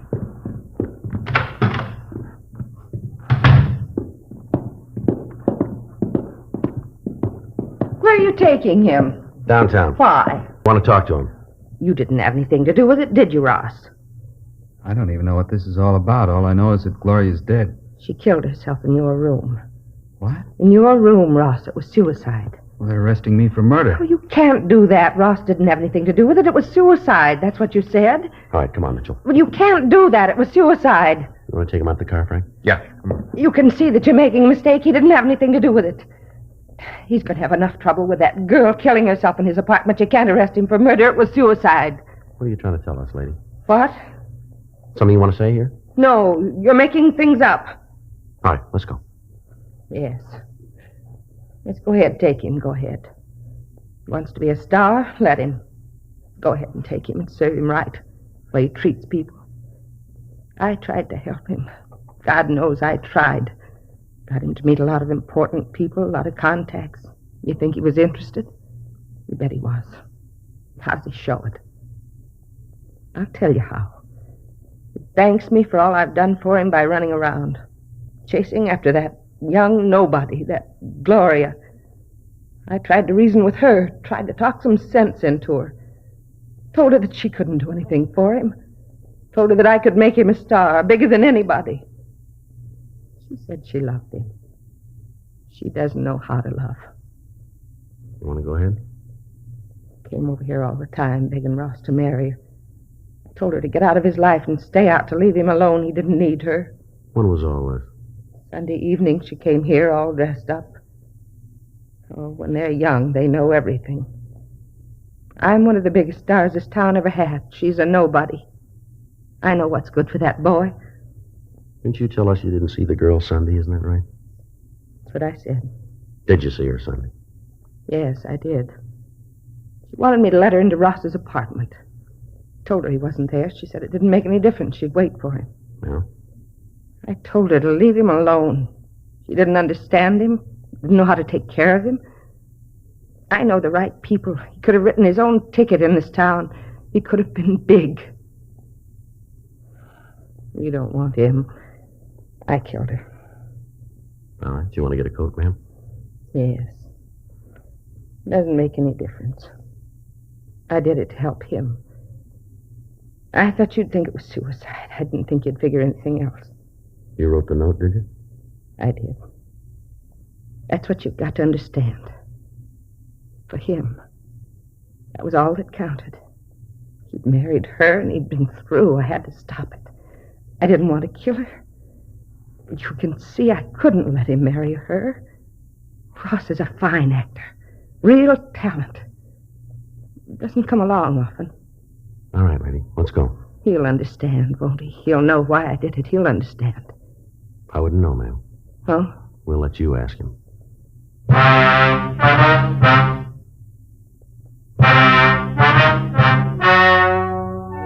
The story you have just heard is true. The names were changed to protect the innocent. On October 14th, trial was held in Department 89, Superior Court of the State of California, in and for the County of Los Angeles. In a moment, the results of that trial. Now, here is our star, Jack Webb. Thank you, George Fenneman. Friends, Dragnet Radio is taking a summer vacation. We'll be back in the fall. George Fenneman will tell you all about that in a minute. Meanwhile, I hope you'll watch our TV show regularly, and I also hope that all of you who are not Chesterfield smokers will try them.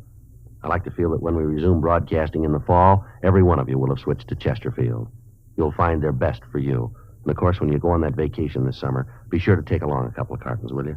Chesterfield. And we all hope you have a very pleasant summer.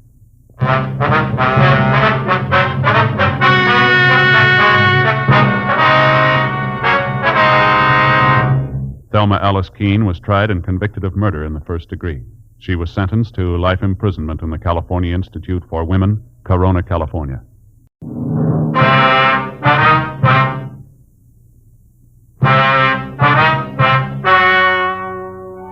Ladies and gentlemen, the story you're about to hear is true.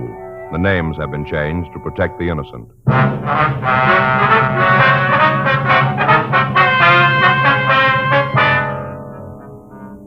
You're a detective sergeant. You're assigned a missing persons detail. You get a call that a man is missing. He failed to return from his work the day before. There are no leads to his whereabouts. Your job, find him.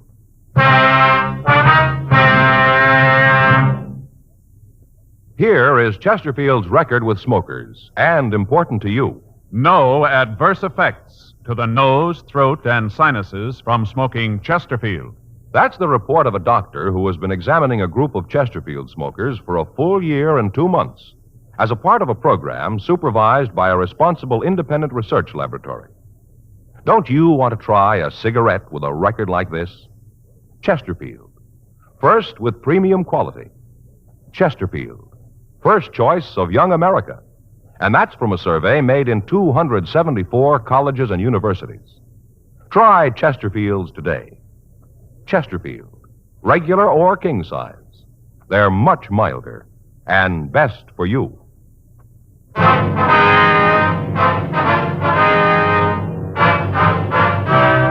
Dragnet, the documented drama of an actual crime. For the next 30 minutes, in cooperation with the Los Angeles Police Department, you will travel step by step on the side of the law through an actual case transcribed from official police files. From beginning to end, from crime to punishment, Dragnet is the story of your police force in action. It was Tuesday, June 16th. It was warm in Los Angeles. We were working the night watch out of Homicide Division, missing persons detail. My partner's Frank Smith. The boss is Chief of Detectives Thad Brown. My name's Friday. I was on my way back to the office, and it was 11:59 p.m. when I got to room 24. Missing persons. What was his mental condition when you last saw him, Mrs. Borg? Where'd you last see him? Was he driving his car? Mm-hmm. And what time was that? Yes, ma'am, but what was the exact time? I see. And your address? And the phone, please. Now, can you think of anything you forgot to tell me? Right. Right. Oh, you gave me that before. Mm-hmm. Now, was your husband a drinking man, ma'am? I see. Okay, Miss Borg, we'll make a check. Call you back. Yes, ma'am, we'll do our best, thanks. Anything? Man by the name of Borg missing. I'm sure glad my wife doesn't call for help every time I miss a meal. Trouble with most guys is they let a woman keep tabs on them, check on everything they do. Let me see that 9-7, will you? Yeah, there you go. It's everything his wife gave me. Mm-hmm. Well, you get the jails and records. I'll check Georgia Street County Hospital in the morgue.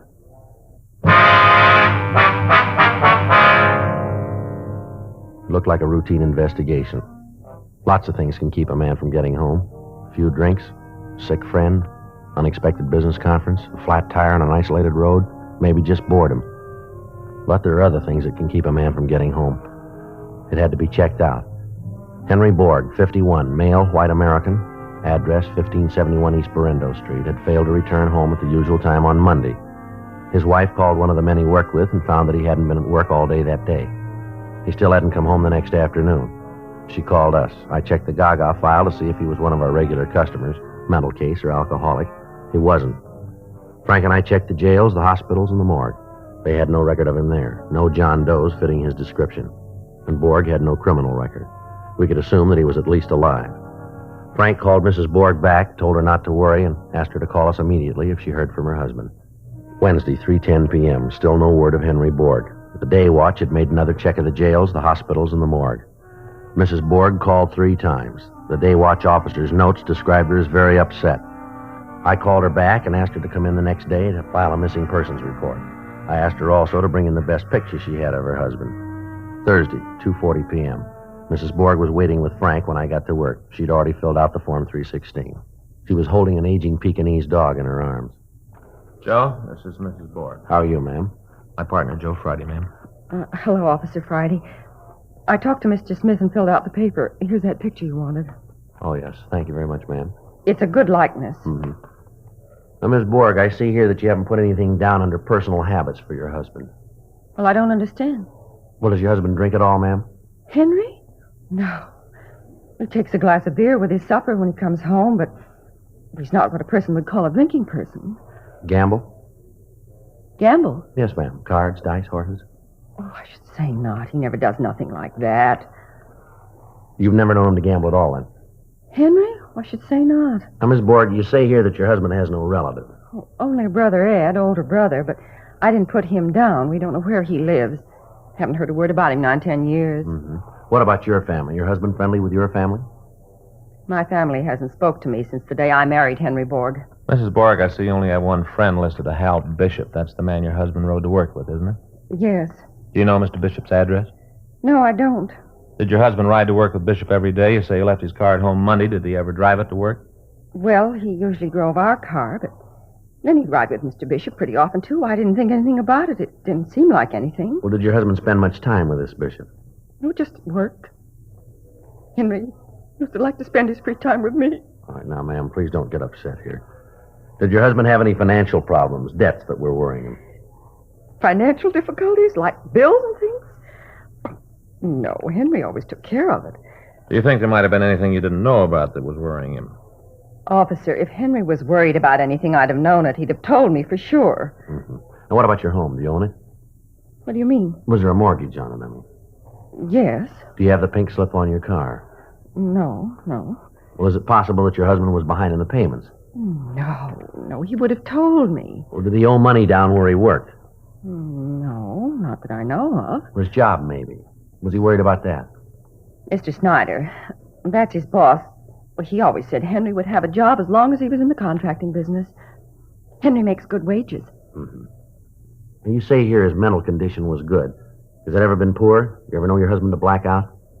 How do you mean, black out? Well, has he ever suffered from lapse of memory? Is there any history of epilepsy in his family? History of epilepsy? Oh, no, not Henry. He's a healthy man. He hasn't had a sick day. Now, Miss Borg, have you and your husband been getting along lately? What do you mean by a thing like that, officer? You think Henry and I had a fight, and that's why he left. Is that what you think? No, ma'am. We don't think anything here, but these are the things we have to check out. Well, it's a waste of time. Don't you think I'd have already told you that? If Henry and I'd had a fight, I'd have told you first off. It's the first thing I'd have said. Yes, ma'am. Something's happened to my husband, officer. I just know it. Something's happened to him. Did you and your husband go out together much, ma'am? Well, one night last month we went to the Coconut Grove, there in the Ambassador Hotel, and we used to go up the movies pretty regular. Was he in the habit of leaving the house at night alone? No, just when he went out with Francine. Francine? Yes, our Pekingese here.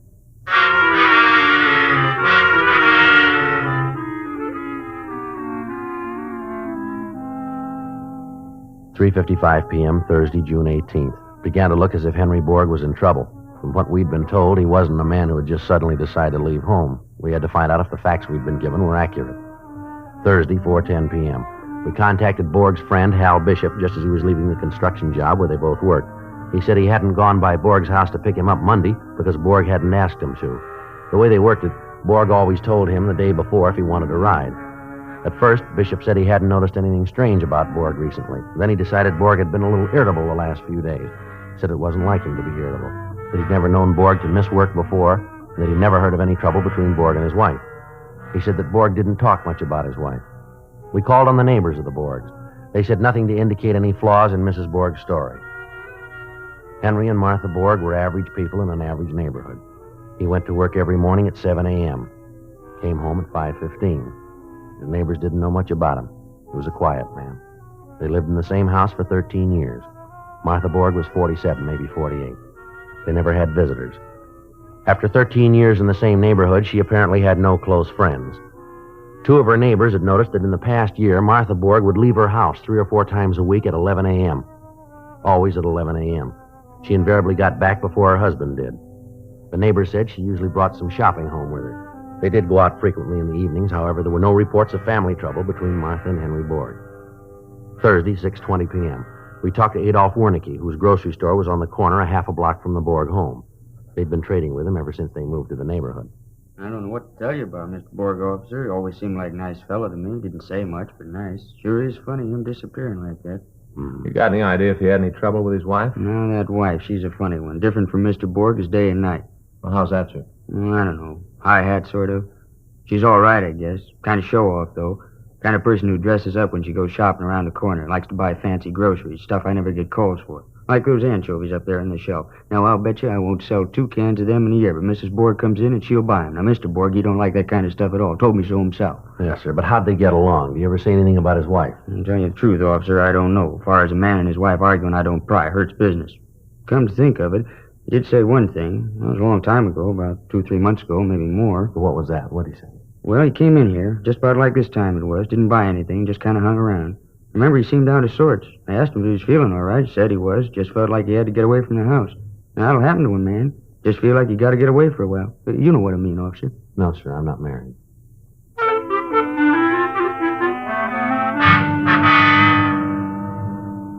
Thursday, 7:50 p.m. Borg's description and the circumstances of his disappearance have been broadcast to all units. Still no word.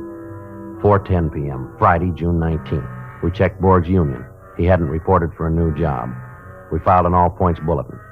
8:05 p.m., I checked back into the office. Mrs. Borg was waiting. Sergeant Friday, I'd like to know just what's going on around here. My husband has been missing almost a week, and I don't see why something hasn't been done about it. If you can't find my husband, then why don't they put more men on this case? This is a terrible thing. I'm a woman alone, and the police haven't done a single thing. My husband may be dead. He may be dead, and nobody's doing anything about it. In my work, you hear it every day, but you can't get mad. It's against regulations, and you can't blame them either. They're in trouble, so you let them talk. You try to explain. They don't listen, but you try. Well, we're doing all we can, ma'am. They're always talking these days about giving policemen more money. It seems to me there are certain policemen who aren't even earning the money they get right now. Yes, ma'am. What are you doing for my husband? Ms. Borg, here's the file on it. Now, we've made regular checks on the hospitals, the jails, and the morgues. Thursday night, when you came in to file that Form 316, we had a complete description of your husband broadcast to all radio units in the city. It was teletyped to every police division. Today, we sent out an all-points bulletin over the state wire. Every police department, sheriff's office, and highway patrol unit in the state knows that your husband is missing. Here, you can see the bulletin right here, ma'am. Now, in these cases, ma'am, we start with nothing. We don't know where they've gone or why they've gone. Most of them turn up by themselves. Some of them don't. We do everything we can to find the ones that don't. Miss Borg, there are 4,000 police officers in this city looking for your husband.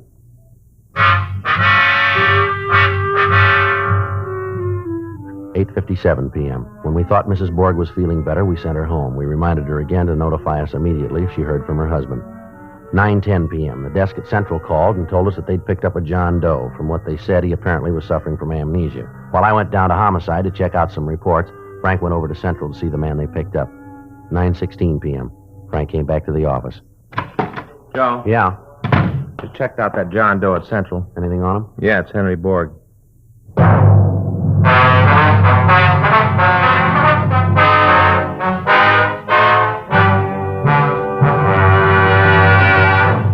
You are listening to Dragnet, the authentic story of your police force in action. Years ahead of them all. Chesterfield is years ahead of all cigarettes. Chesterfield quality is highest. Here's the proof. Recent chemical analyses give an index of good quality for the country's 6 leading cigarette brands.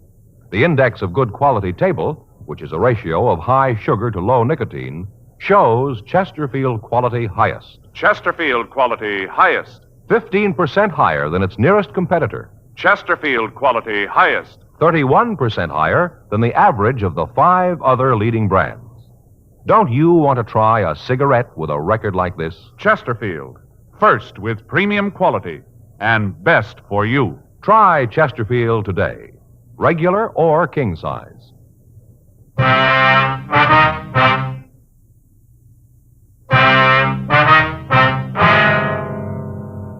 9:18 p.m. Officers Gorman and Mayer brought in Henry Borg, alias John Doe. They found him wandering around in the 900 block down on South Spring Street, the financial district. Wasn't much reason for anybody to be loitering around there at that time of night. All the businesses in the area were closed. The officers investigated. When they questioned the suspect, he would not or could not reply. They took him to Central Division, where the watch commander, Lieutenant Hale, had him shaken down. His wallet was missing. No papers, no identification. In his pockets, the officers found 8 cents, a key ring, and several keys. No cigarettes, no matches. He was dressed in a good quality worsted suit, very rumpled. No tie, no hat. Gorman and Mayer had rolled his prints at the city hall and sent them to Leighton Prints for classification. During this time, no one let him know that we had any idea who he was. The 2 officers that had picked him up stood by. Frank and I walked over to where he was sitting. Do you know who you are? Feel sick? Been drinking, maybe? Would you have a rough night? Look, if you can talk, mister, I think you better make things a lot simpler here. We're trying to help you. How about telling us who you are? Maybe there's something wrong with you, mister, but we don't think so. We want to know who you are. We want you to tell us. If you don't, the only thing we can do is let them book you at city jail as a John Doe. That's the law. Now, look, if you're trying to hide something, if you're wanted, we're going to know it in a few minutes anyhow. If you want to wait, we'll wait it out with you. You want us to think you're an amnesia case, is that it? Well, maybe you got a good reason, but it won't work. I've been in this department a long time. I've seen a lot of phony amnesia cases. I've only seen one real one, and he didn't act like you. You want to know what I think? I think you're pulling a phony. Come on, how about it, mister? I get it. Missing persons, Friday. All right. Yeah. You bet. Thanks very much. Right. Okay. That was Leighton Prince, mister. They got your fingerprints classified. Now, we know you're not wanted for anything. Look, we know you're not a bum. Your clothes are good, and you look like a guy who takes good care of himself. A man like you doesn't walk around without a wallet. What happened to you? You got a problem? Tell us about it. Maybe we can help you. Now, why don't you tell us who you are? You probably got a wife. She must be mighty worried about you right now. All right. Book him. I lost my wallet. How? I don't know how. Where? I don't know where I've been. Now, you listen to me, mister. We want to know who you are. We want to know where you've been, and we want to know right now. I don't know who I am. Let me see your hands. What? Your hands. Come on, hold them up. Let me see them. That's it. Now, I'm going to tell you something about yourself, mister. You work for a living, don't you? Hard work, with your hands. Like a mason, maybe, huh? Yeah, maybe you're a mason or a hod carrier. You could be a painter, some kind of construction work, I'd say. Something like a plasterer, for instance, huh? You couldn't be a plasterer by any chance, could you, mister? I don't know. Okay. You ready to talk to us now, Henry? I wasn't trying to fool you. I was only trying to fool myself. Now, we've been looking for you since Tuesday, Borg. Your wife's pretty worried. I'm not going back. No matter what you do, I'm not going back. We're not going to make you go back. That's up to you, Borg. All they pay us for, mister, is to find you, to make sure you're okay. None of our business if you go back. I'm not going back. All right, now, look, you're pretty upset, Borg. Why don't you tell us about it? It's crazy. It's crazy what I did. It doesn't make any sense. You fellas, you wouldn't be interested. Maybe I'll just go if it's all right with you. I'll just go. Yeah, it's all right. It's okay if you want to. Look, we're going to be around here another hour. We haven't got much to do. Our work's all cleaned up. We're just about ready to go home. Why don't you stick around and talk to us, huh? We'd kind of like to hear what happened. Yeah. Just might help to clear things up in your mind if you talked about it. Oh, it's crazy. I know it's crazy, but I guess I do want to tell somebody about it. How about a cigarette? Will that help? Yeah. Here, I'll give you a match.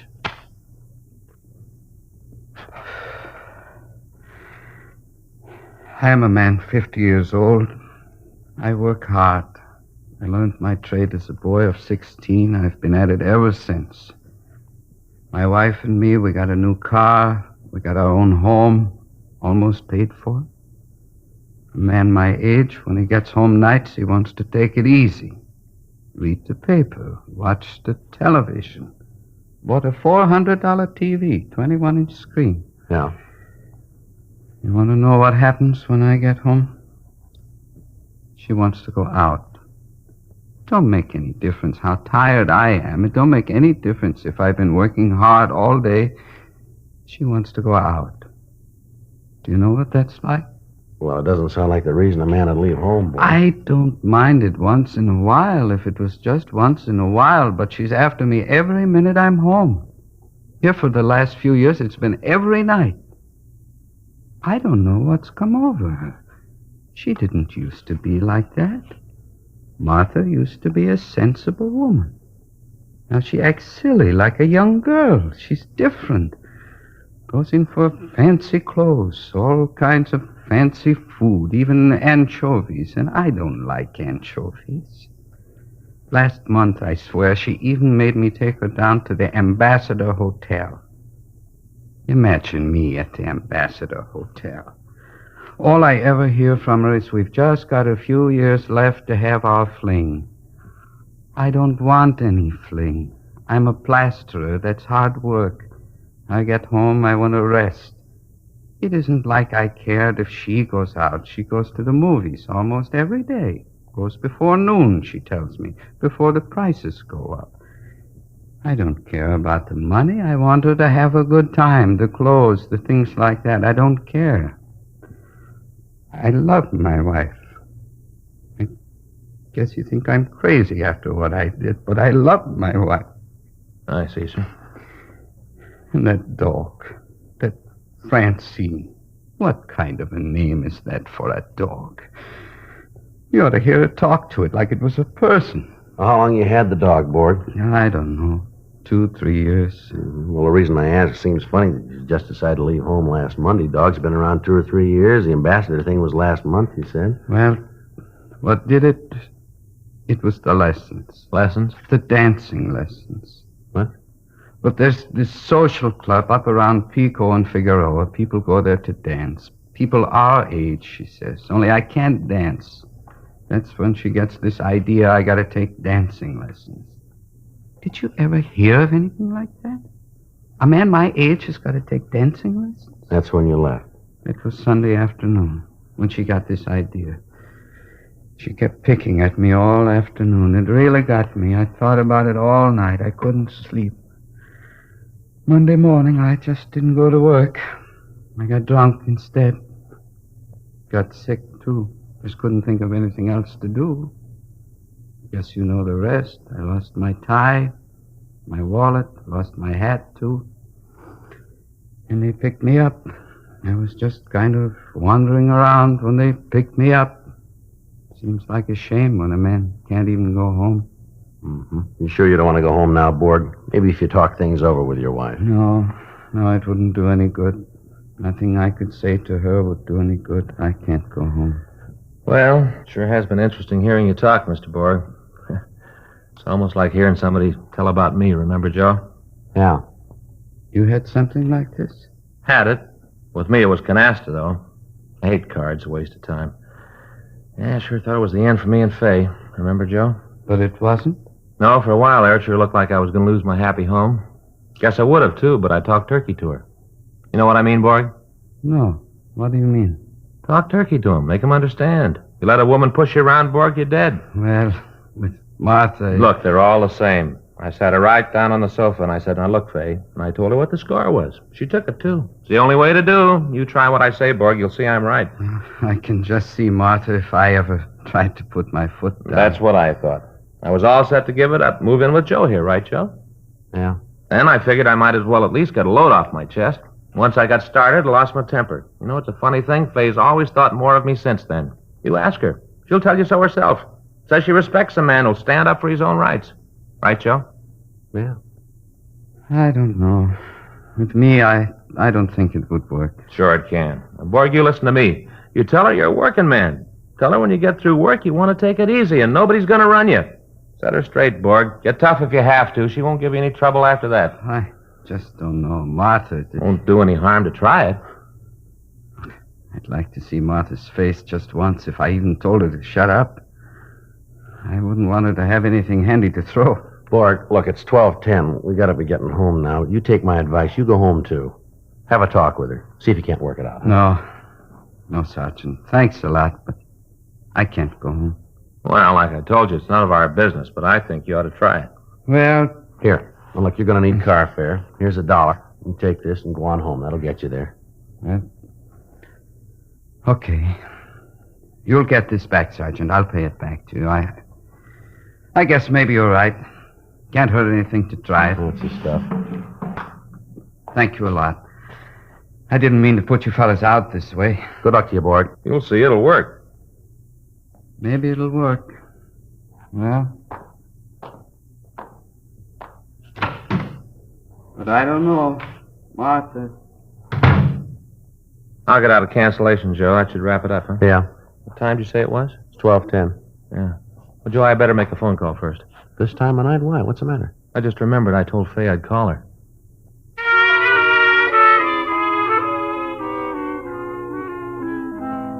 Friday, July 28th. A month had passed since Henry Borg had left our office to go home. We'd heard nothing further from him or his wife, and we assumed that they had reconciled their problems. 6:10 p.m. Officers? Oh, hello there, Borg. Nice to see you again. Hi, Borg. I was afraid maybe you fellas wouldn't remember me. It's been a while. I tried to get out and see you before this. Well, fine. How are things going? Did it work out like I said? I brought you something, Sergeant. Some cigarettes for both of you. Like you to have them. I hope it's the right brand. Well, yes, sir. That's the right brand, all right, but you don't owe us anything. I want you to have them. That's all right, sir. You keep them. All right. Well, anyway, here's that $1, the one you loaned me. Okay, Borg, thanks very much. I sure owe you fellas a lot, and I really mean it. My wife and I, we sure appreciate what you fellas did for us. Was that clock right? Yes, sir. Uh-oh, gotta rush. Got an appointment. Be late if I don't hurry. Appointment? Yeah. Gotta get over to Arthur Murray's.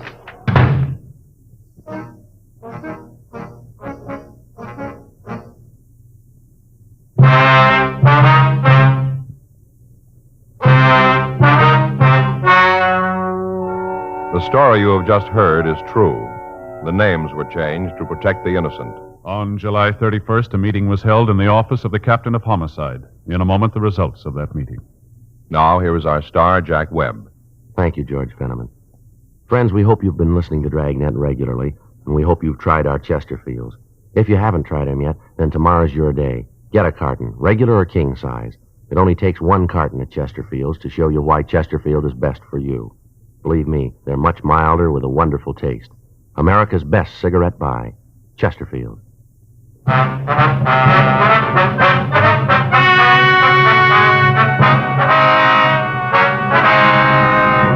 Since the subject, Henry George Borg, had committed no crime, he was not held, and the case was officially marked closed.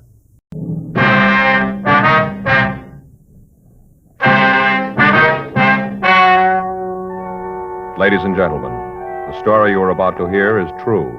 The names have been changed to protect the innocent.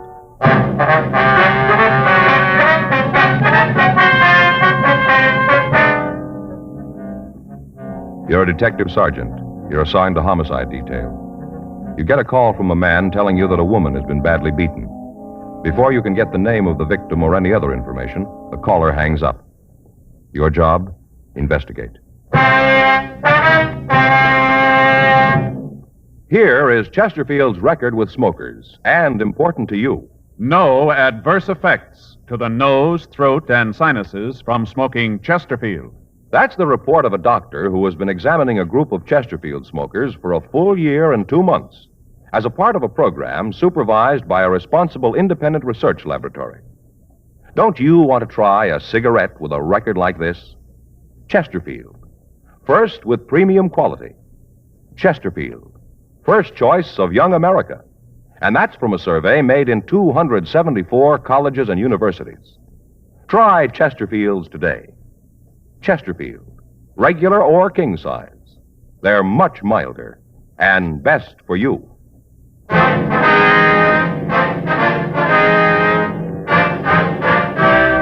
Dragnet, the documented drama of an actual crime. For the next 30 minutes, in cooperation with the Los Angeles Police Department, you will travel step by step on the side of the law through an actual case transcribed from official police files. From beginning to end, from crime to punishment, Dragnet is the story of your police force in action. It was Friday, June 10th. It was hot in Los Angeles. We were working the night watch out of homicide detail. My partner's Frank Smith. The boss is Captain Lorman. My name's Friday. I was on my way back from the main jail, and it was 8:10 p.m. when I got to room 42. Homicide. Frank? Yeah. Wait a minute, I want to talk to you. I'm not going anyplace. Oh. Well, I talked to Evans. I couldn't get any more out of him. The arraignment's still set for the 14th, isn't it? Yeah, that's right. Hey, can't you settle down for a minute and stop that pacing up and down? What's the matter? Something on your mind? On my leg. Oh, something wrong with it? Not a thing. Just walking. Well, I wish you could manage to stand still for a minute. I'm getting a little bilious following you around the room. You know how far it is from here to the business office? What do you mean? How far? Oh, it's just across the hall. Is that what you mean? 25 feet? No, you're wrong. It's 1/210th of a mile. Well, that's good to know. It's 1/6 of a mile to the crime lab, including the stairs. 1/8 of a mile to Sal's Cafe. 4 trips to R&I equals 1/4 of a mile. Never knew that, did you? No. Our grand total tonight so far is over 6 miles, and we're only half through. What do you think of that, Joe? Well, what's it all prove? Well, this is a walking job we got. Well, everybody knows that, don't they? Yeah, but I'm the only one in the department who knows exactly how far we walk. That's fine. Any calls come in while I was out? No. Like to know how I do it? What's that? It's done with a pedometer. Measures miles. Just fastens on your leg, see? At the end of the day, you know exactly how far you walk. Yeah. Gonna measure everything, Joe. Keep track. Gonna know exactly how far everything is. What for? Somebody might want to know. Who? I get it. Homicide, Friday. Yeah. Now, what's that address again? Yeah. Right. Now we got one to roll on. What do you got? Ambulance follow-up, Westlake area. Yeah. Woman's been beaten. 8:14 p.m. We left the city hall and drove to the address we'd been given. 8674 Cambria Street was a large private home that had been divided into apartments. The house was quiet and there was no sign of any disturbance. There was a woman sitting in a glider on the front porch. We went up and talked to her. Something I can do for you? Police officers, ma'am. We got a call that there'd been some sort of trouble here. What kind of trouble? A woman had been beaten. Is that right? It must be some kind of joke. Nothing like that here. You sure you got the right address? The one we were given, ma'am. You got an apartment 104? Yeah, the last one back on the left. Rockmans live there, Mr. and Mrs. We'd like to see the apartment. Go ahead. Anything happened around here, I'd know about it. I'm the landlady. Anything happened, I'd know about it. Go ahead, you won't find anything. Thank you very much, ma'am. Here it is. I'll get it.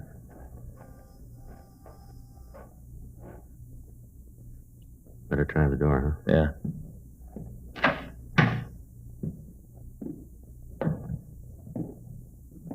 Nobody here. It looks like they had a party, huh? I'll check the back.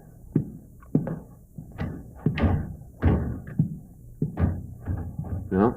No one out there. Coffee on the table's cold. You find anything? Where's that door go, ma'am? Bedroom. Joe, girl on the bed. Yeah. Yeah, really worked her over, huh? How about it? See if I can find her pulse here. Yeah, she's still alive. What is it? Something happened to Hazel? Joe? It's pretty bad. Both eyes black, bleeding. Is this Mrs. Rockman here? Yeah, it's Hazel. What's wrong? Where's her husband? I don't know. When'd you see him last? About 5 minutes ago. Where was that? On the front porch. He just walked out.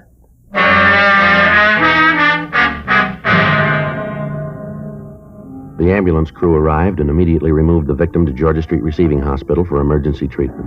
We got in touch with Officer Ed Barrett of the hospital detail and asked him to try to get a statement from the victim if she regained consciousness.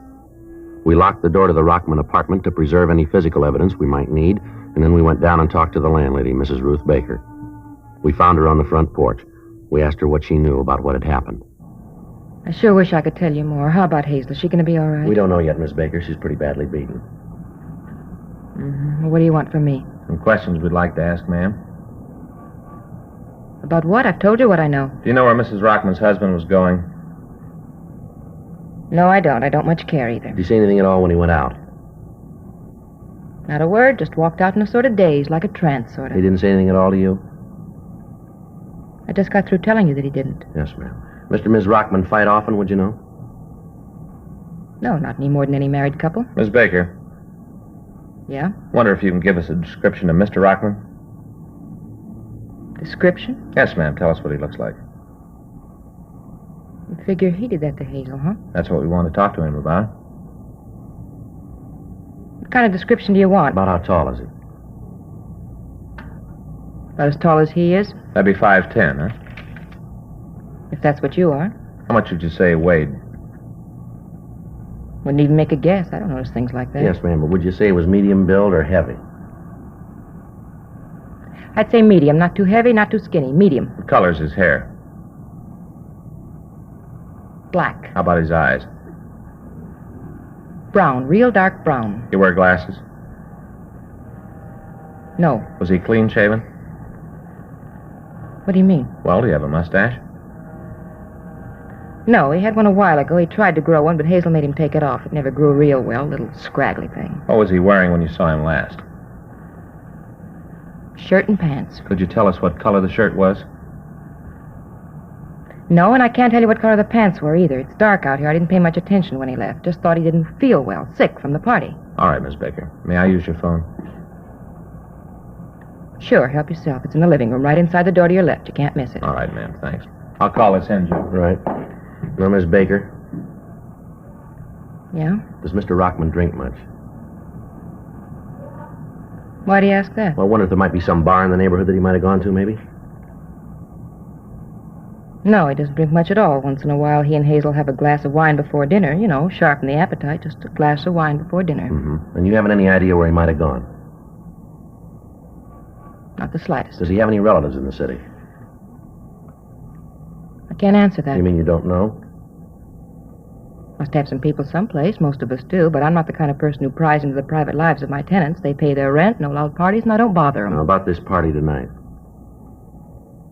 Yeah, what about it? Was there any trouble? Not that I knew about. You didn't hear anything? Any loud talking? Any arguments, maybe? Nope, I wasn't at the party. Wasn't invited. Hazel gave it for her Tony friends. Going to play bridge. I wasn't there. Yes, ma'am. Could you tell us who was there? Never been able to get the hang of the game. Don't like cards. Chinese checkers, that's my game. Never could understand bridge, so I wasn't invited. Well, can't you give us a list of the people who were there? I suppose. Why do you need it? We'd like to talk to them. Well, I guess it'd be all right to give them to you. How's Hazel? You heard yet? No, ma'am. Sure a terrible thing. Not that maybe she didn't deserve it, but it's sure terrible. Why do you say that, Miss Baker? What do you mean, why do I say it? I say it because it's true. No other reason to say something. Yes, ma'am, but what do you mean? Just that it was bound to happen. Somebody was bound to haul off and slap her mouth shut one of these days, the way she talked. Ma'am? Accusing. Always accusing. Thought everybody in the world was after her. Always tell me that she knew about me, that I wasn't fooling anybody. The words she'd use. And they're supposed to be so Tony. Well, did she have any enemies around her? Anyone to make her think that, would you know? Well, she didn't have any right-out enemies. There were several people who didn't like her. They thought she was too snooty for them. I call the office, Joe. They're putting out a broadcast. Did you check him? Yeah, nothing on him. Mm-hmm. Hope it's all right, ma'am. I left your number in case they want to reach us. Sure, it's all right. Can you give us the names of the people who were at the party tonight, ma'am? Yeah, there was Lily Davis, the Harrises, and there was some fellow with Lily that I never saw before. You know where we can get in touch with them, do you? Well, the Harrises live up in 203, and Lily has an apartment 105 right across from the Rockmans. She ought to be able to tell you something. Don't know if it's going to be the truth, but she'll think of something to tell you. Yes, ma'am. She a good friend of Mrs. Rockman's, do you know? Oh, you bet. They're thick as thieves. Always having little lunches by themselves, talking secrets, buzzing around. Thieves. Myself, I never took to Lily. I always thought she was kind of wild. Divorcee, you know. All right, Miss Baker, thank you very much. We'll be in 105 if there are any calls. Appreciate it if you'd let us know if Mr. Rockman comes in. Don't mention to him that we're here. Mm-hmm. All right. That was 105, you said? Yeah. Better talk to this Davis woman, huh? Yeah. Maybe she can tell us where Rockman is. Yeah. 105. Here it is.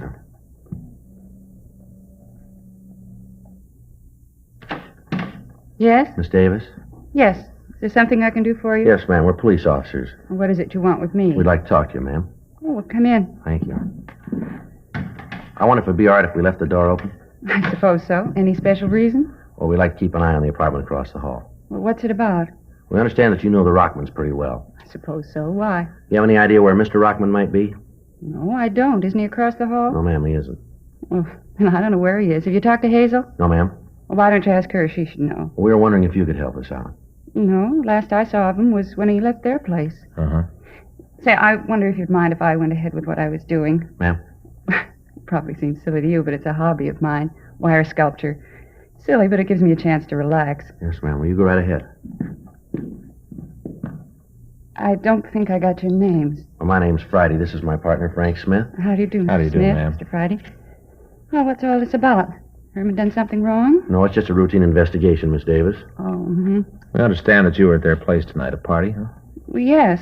Hazel was going to have a couple of tables of bridge. Anything unusual happen while you were there? No, nothing that you'd call really unusual. Who was there, ma'am? Oh, myself, the Harrises, they live upstairs, and Tom Reeves.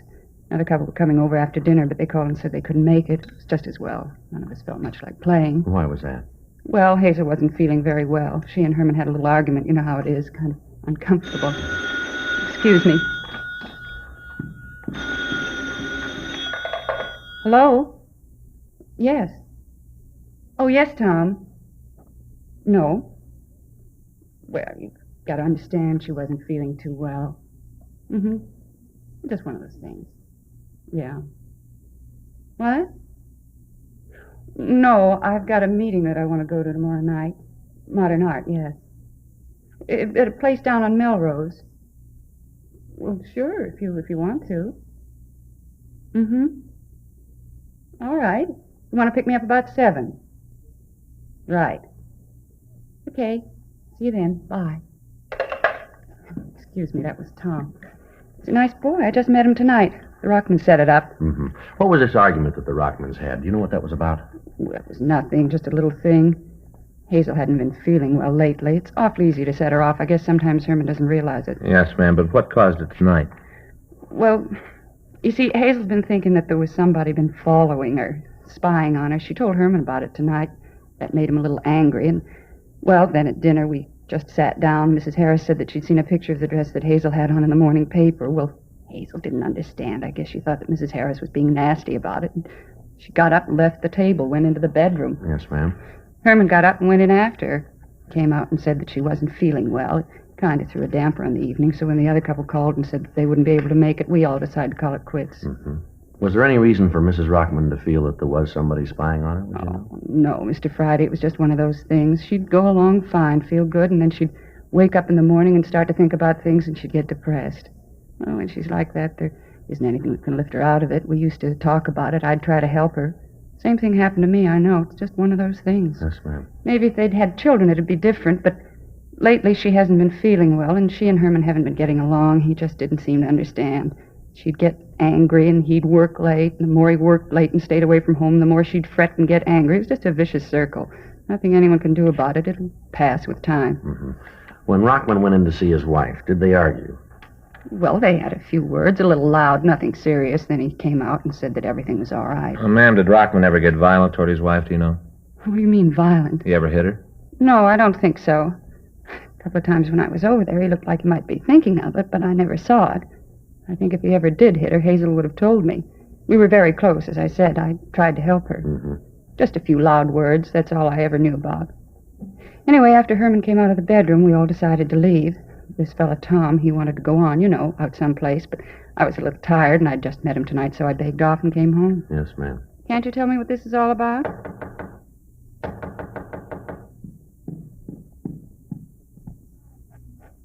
Miss Davis? Hello, Mrs. Baker. Something you want? I want to see the police. Mr. Smith, your office called, said you were to call this number right away. Here's the number they gave me. They said you'd know. I wrote it down. Thank you, ma'am. Here, you want to call, Joe? Yeah.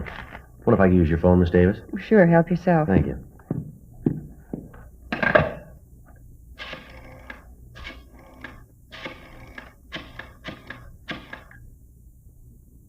Isn't this the most awful thing you've heard in all your life? What?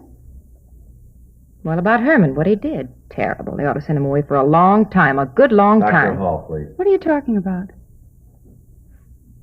All the ambulances, the police, never had a thing like this happen before. All the excitement and what Herman did, just terrible. That's all terrible. Miss Baker, would you wait just a minute, please? Will somebody tell me what this is all Hello, about? Doc Hall. This is Joe Friday. Yeah. Yeah, we're here now. She is. You sure about that, aren't you? Yeah, well. Hey, Doc. Right. No, we'll call him right now. Yes, it does. Right. Bye. Georgia Street. Yeah? Ms. Rockman died. There's something else. What? She wasn't beaten. She was shot to death.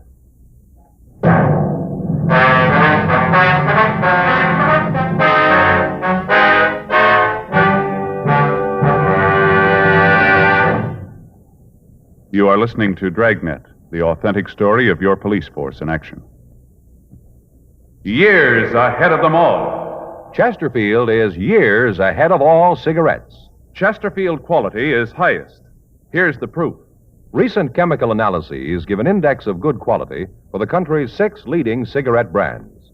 The index of good quality table, which is a ratio of high sugar to low nicotine, shows Chesterfield quality highest. Chesterfield quality highest. 15% higher than its nearest competitor. Chesterfield quality highest. 31% higher than the average of the 5 other leading brands.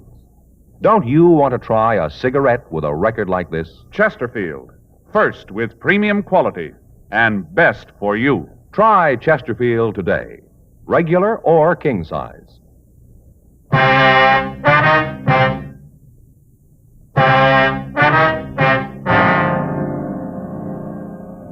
9:10 p.m. We called the crime lab, and Ray Pinker and a crew were sent out to check the physical evidence at the scene. We contacted Ed Barrett at the hospital, but he said the woman had not regained consciousness. Frank and I went upstairs to talk with Mr. and Mrs. Harris. They gave us substantially the same story we'd gotten from Lily Davis. They agreed that when Rockman went into the bedroom to see his wife, they'd heard loud voices but nothing else. They stated positively that as far as they knew, there'd been no shot fired while they were in the Rockman apartment. 9:17 p.m. We checked with the other people in the apartment building. None of them could report having heard a shot. From them, we got the same story of Mrs. Rockman's actions. Some of the neighbors said that they didn't get along with her. Others seemed to understand her feelings. 9:22 p.m. We checked back with Ray Pinker and the crew from the crime lab. We didn't spend a lot of time here, Ray. The husband looked good for it. We were trying to round him up. Shooting was a real surprise, huh? Looked like a beating to us. We couldn't tell. The boys from Georgia Street got her out of here right away. Yeah. Did you come up with anything, Ray? Yeah, a couple things. How you fellas got it figured? Well, talking to the neighbors, looks like the husband does. Talked to him? No, he walked right out after it happened. Got out a broadcast on him. Nothing's turned up yet, though. Mm-hmm. How's it look to you, Ray? Well, I'm not sure I can go along with you guys on the husband. Yeah? I talked with Doc Hall. We aren't going to be able to know for sure till they post the body. Woman was slapped around, we know that. Yeah, we saw her. It looked pretty brutal to us. You mean the black eyes? Yeah. What Doc Hall says, that didn't come from a beating. He says the bullet did it. Was he pretty sure about it? Looks like it. Autopsy will prove it. Where'd you find the gun? Under the bed. Over here, right side. Mm-hmm.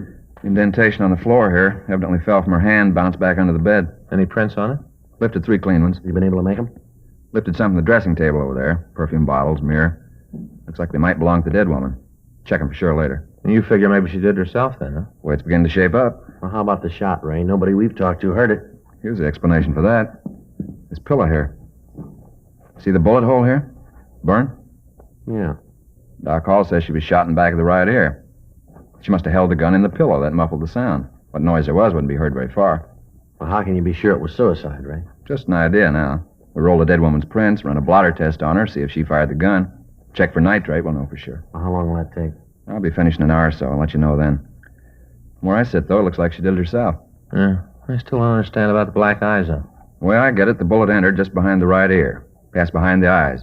I've seen it a couple times before. Yeah, but Doc Hall said that she'd been slapped a couple of times, Ray. Yeah. Said he found a couple of bruises on her cheeks. Not enough to do any damage, though. Sure not enough to kill her. Mr. Friday? Mr. Friday? Yes, ma'am. Can you come right over to my place? Herman's on the phone. What's that? Mr. Rockman. He called to find out how Hazel was. All right. Phone's right there. Thank you. Hello? Hello? Hello? Well, he's not there now. What'd he say? Well, he asked me if I knew how Hazel was. I told him that she was dead, and then I asked him where he was. Did he tell you? No. He just said for me to tell people that he was sorry he did it, for me to tell them that he didn't mean it. Mm-hmm. He said he didn't mean to kill Hazel. Well, the way it looks, he didn't do it. And you better find him right away. Ma'am? He thinks he did, and he's going to kill himself.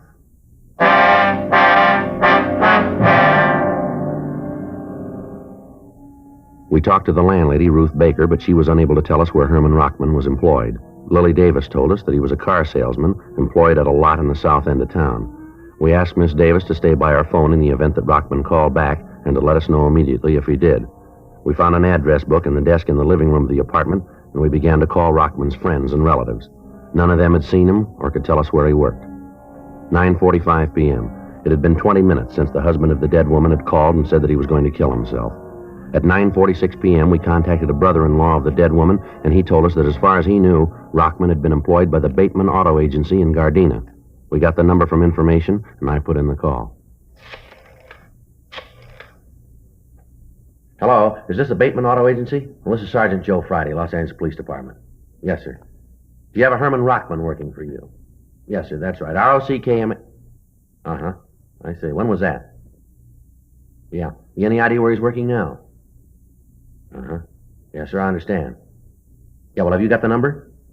Fine, yeah. Would you know if they're open this time of night? I see. Okay, all right, sure, I'll hold on. How about it? Says Rockman did work for him. He hasn't seen him in a couple of... Yes, sir. Yeah. Uh-huh. That's 03. Right? Yes, sir. Thanks very much. Says he's heard Rockman's working for a company out on Washington Boulevard now. Left him a couple of weeks ago. Hello. Do you have a Herman Rockman working there? Hello. Hello. somebody answered. As soon as I asked about Rockman, he hung up. Think it was him? There's no way of telling. We better check on it quick. You got the address? Yeah, ought to take us about 5 minutes to get there. Let's go. We still got a chance.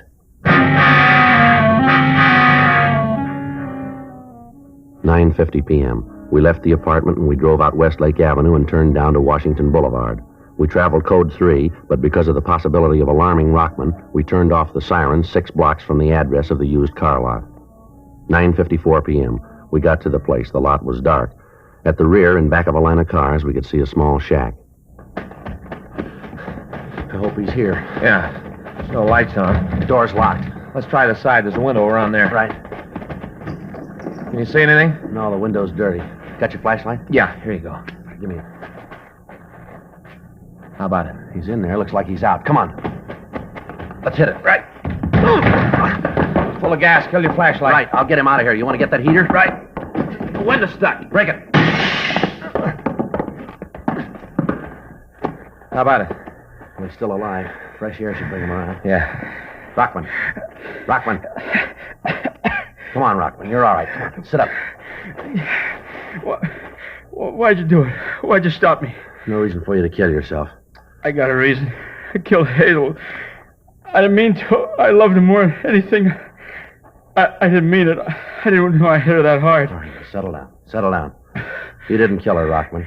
Nobody asked you to come down here. I called you to take care of her. I knew it was too late. I killed her. She's dead, and it's my fault. Why'd you come here? Why'd you stop me? All right, now take it easy, will you, Rockman? Straighten yourself out here. You didn't kill your wife, Rockman. You understand? What? We don't think you killed her. We think she did it herself. Huh? Oh. Well, she wasn't well. She was sick. She didn't know what she was doing. She did the wrong thing, didn't she? Her way wasn't right. I loved her, very much. Yes, sir, we understand. Doesn't really make any difference you stop me. No difference. Sir? Doesn't make any difference that you stop me. I loved her. Made no difference at all. How's that? I died with her.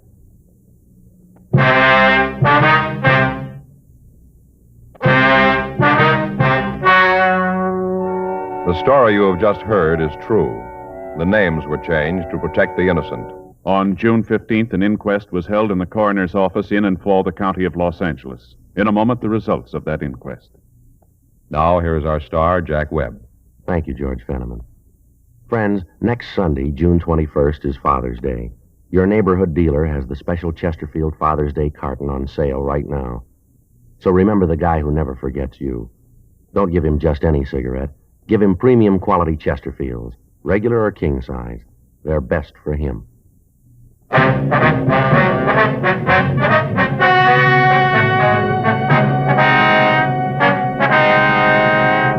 At the coroner's inquest, it was decided that the wound that killed Hazel Eileen Rockman was self-inflicted. The death was listed as a suicide.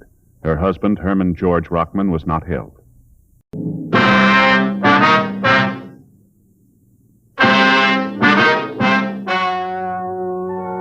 Ladies and gentlemen, the story you are about to hear is true. The names have been changed to protect the innocent.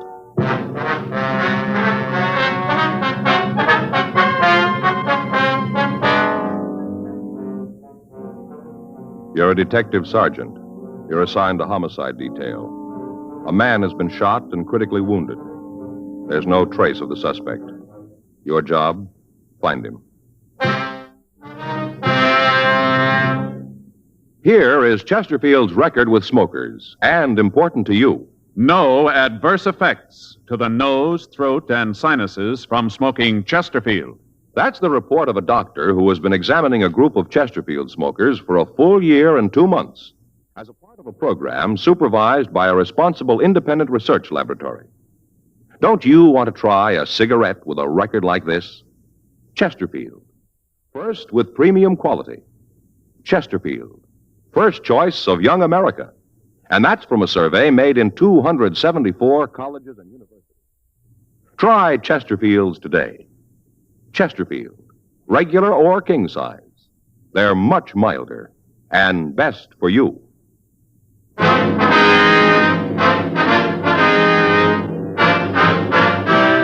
Dragnet, the documented drama of an actual crime.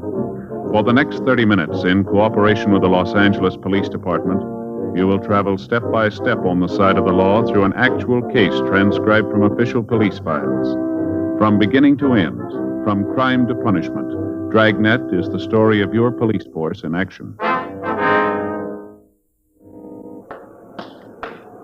It was Sunday, April 26th. It was raining in Los Angeles. We were working the night watch out of homicide detail. My partner's Frank Smith. The boss is Captain Lorman. My name's Friday. I was on my way back to the office, and it was 11:44 p.m. when I got to room 42. Homicide. Hi. Anybody call? Yeah, Lopey called. Wants to know if he left his overshoes. No, I didn't see him. It's quit raining anyway. What are you doing there? Just a minute, Joe. What's the scale for? The needle's bent a little. And what are you doing? Here, weighing my stuff. You're what? Weighing my stuff. Oh, yeah. I guess everybody ought to know what his stuff weighs, huh? Yeah. Let's see. Got my gun. Better take the bullets out first. What are you doing that for? Weigh them separate, Joe. Keep track. Yeah, that's right. Now, the bullets. Uh-huh. Handcuffs. Frank, did anybody ever ask you about all this? And my bullet clip. Look, I'm a member of the club here, too. What's this all about? Pencils? 4? Yeah, pressed kind of hard. Yeah. Other stuff in my wallet. Change. Keys. Boy, no wonder my feet kill me. What? 6 pounds, 2.5 ounces. That's what I carry, Joe. Working night's got a flashlight, too. That's good for another pound. You figure that's what makes your feet hurt, huh? Sure. Yeah. 6 pounds, 2 ounces.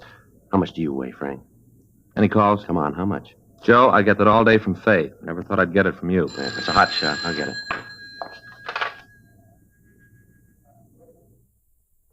What do you got? Shooting on East Berendo. 11:45 p.m. We swung out of the City Hall garage and headed south on Main Street. The streets were still wet after the rain. Code 3, red light and siren. And even with that, driving a fast car is no picnic. You can be wrong at every corner. Big buildings to block off the sound of your siren. Cars to shield the red light from oncoming motorists. It's no fun. There'd been a shooting and we had to get there. As Frank and I swung around the last streetcar on Main Street and picked up Berendo, we heard the police radio operator dispatching ambulance G13 to the address we were headed for. We didn't know what direction the ambulance would come from, so for the next few blocks we drove with added caution, knowing that our siren would keep us from hearing theirs. 5 blocks ahead through the mist, we could see the red lights of a police car parked at the curb. A radio car in the area had gotten the call and answered it immediately. It was 11:52 p.m. when we pulled up in front of 1981 East Berendo. The large house was dark. 2 neighborhood women stood in the driveway and directed us to the back of the house where we found the officers from Unit 1A6. We checked with them and got the information that they'd come up with. They suggested that they canvass the immediate area for any information on the assailant.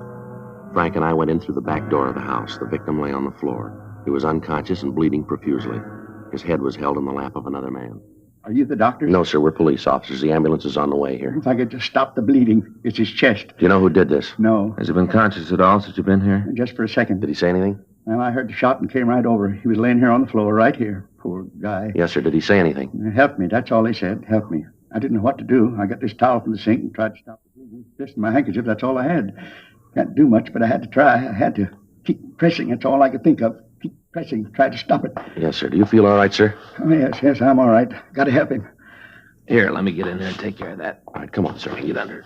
Okay, got it, Joe? All right. Now, come on, sir. Get up. That's all right. You'll handle this. The excitement. Can't seem to get my breath. Something we can get for you? No, I'll be all right. I think I'll get a drink of water. I'd rather you wouldn't touch that glass, sir. Huh? Oh, yeah, fingerprints. Well, I can wait. Oh, say, I did touch that towel. Hope it didn't hurt anything. Didn't mean to. No, sir, I don't think so. What's your name? Paul West. I live right next door, right across the driveway, gray house. Uh-huh. Wonder if you could tell us what happened. Sure, I want to help all I can. I live right next door, and I was the first one here. Anything I can do, I want to help. Yes, sir. I've known Charlie for, I guess it's maybe 40 years. Long time. Charlie, that's the man's name here? Yes, Charles Stahl. How you doing, Frank? That's pretty bad. I don't know. Would you tell us what happened here? Well, it was right after Charlie left my place. That's when I heard the noise. What noise, West? I was out on my porch putting out the cans, getting the boxer ready, when I heard the noise. First off, I thought Charlie was doing the same thing, getting the cans ready. Well, what kind of a noise? Like he dropped the box. I know now that wasn't it. Charles, just a minute, Wes. Yeah. I think he's coming around. Is he coming to? You going to say anything? Who shot him? All right, just a minute. What's his name again? Stahl. Mr. Stahl. Mr. Stahl. Maybe he'll talk to me. He knows me. We're friends. Let me talk to him. Wait right there, will you, Wes? I just wanted to help. All right, stay right there. Mr. Stahl, we want to help you. Can you tell us who shot you? Hey, what you saying? Is he giving you the name? Hold it, Wes. Just a minute. How about it, Frank? He's dead. Did he say anything? Yeah, not much help. No? Asked me not to shoot him again. It was a couple of minutes before midnight when Charles Stahl died in Frank's arms. According to the next-door neighbor, Paul West, the victim was 55 years old. He was not married, and he lived in the big house on Berendo by himself. The ambulance crew returned to Georgia Street Receiving Hospital after making out a DOA report, and the coroner's office was asked to pick up the body. 12 minutes later, coroner's deputies Maxwell and Martinez arrived. Before the murdered man's body was removed, the crew from the crime lab photographed the scene, and Frank and I signed the property receipt for the money and the personal effects found on the body. We asked the crime lab to check a .32 caliber Smith & Wesson revolver found on the floor under the kitchen stove. There was one empty cartridge in the cylinder. We put in a call to gun records, but we found nothing on the gun. A call to R&I on the victim of the shooting turned up nothing. Latent fingerprints found nothing on the murder weapon. The crime lab crew found no footprints in the ground near the house, but they did find several marks of tire tracks and one good impression left in the moist dirt in the alley behind the house. A plaster cast was made of the imprint, and it was returned to the office to be booked as evidence. We checked with the officers in Unit 1A6, but they said that in canvassing the neighborhood, they'd been unable to come up with any new leads. 12:21 a.m. We checked back into the house, and we talked to the neighbor, Paul West. What kind of a job did Stahl have? Owned a print shop, Stahl Press, over on the east side. Was he in business by himself? What do you mean? Well, did he have any partners? No, Charlie owned it right out. Had the pink slip, you might say. Mm-hmm. Can you give us the address? Sure. Biggest print shop on the east side. Printed just about everything. Posters, display cards, things like that. He gave me some cards last Christmas. Here, take a look. That's my name, embossed. Yes, sir. Did it himself. Mm-hmm. That's very nice, sir. Can I have that back, please? Oh, sure. Here you are. Embossed. Anybody in the shop with him? Any employees? Well, there's the Becker kids, Pete and Alvin. They work in the shop, do they? Yeah, I've been with him. I guess it's been about 5 years. How's he get along with them, would you know? Fine. I never heard about any trouble. I've been kind of friends with the family. Charlie was pretty fond of them. Did he have any personal enemies, maybe because of the business? No, not that I know of. Uh-huh. How long did you say you've known Stahl? Been about 40 years. We grew up together. I see. His father and mine built these houses at the same time. Charlie and I went to school together. Belonged to the same club.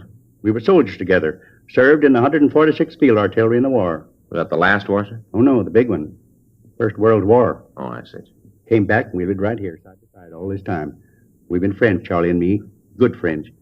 You got to catch the person that did this. You got to get him. You said earlier that Stahl had been over to your house tonight. Yes, that's right. Did he have any special reason for the visit? Well, he didn't need a reason. Charlie was always welcome. Always. Well, yes, sir, we understand. Of course, tonight's Sunday. We had a game. Sir? Bridge. Always play bridge on Sunday night. Never miss. Well, what time did he get to your house? Same time as always, right after supper. What time's that, sir? Right after 7:30.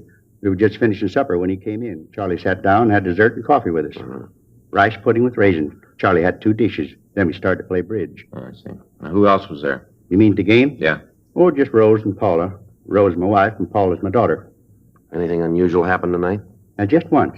Yeah, what was that? Well, I bid a grand slam in spades and made it. Even with Rose. 7 spades. Well, that's not exactly what we mean, Wes. Pretty unusual. Yes, sir, but did anything happen with Stahl? Sure. He almost hit the ceiling when we made it. Got pretty mad, did he? Sure. Since we've been playing, most he ever did was make a little slam. Mm-hmm. He went right home after that. I guess that's when he went out to empty the cans. Anyway, that's when I heard the noise. That was the shot. It must have been. I didn't know it at the time, but I guess that's what it was. What'd you do after you heard the shot? Well, now, at the time, I didn't know what it was.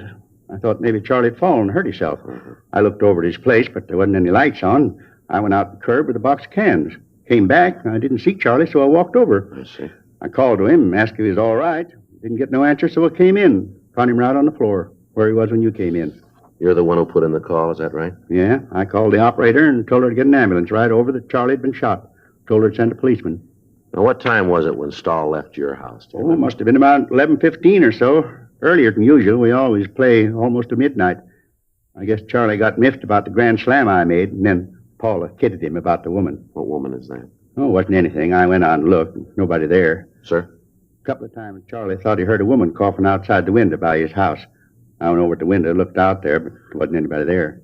Well, did you hear this coughing? No, not really. After Charlie started talking about it, I thought I did, but when I went out to look, there wasn't anybody there. His imagination, that's all. He was mad because of the slam.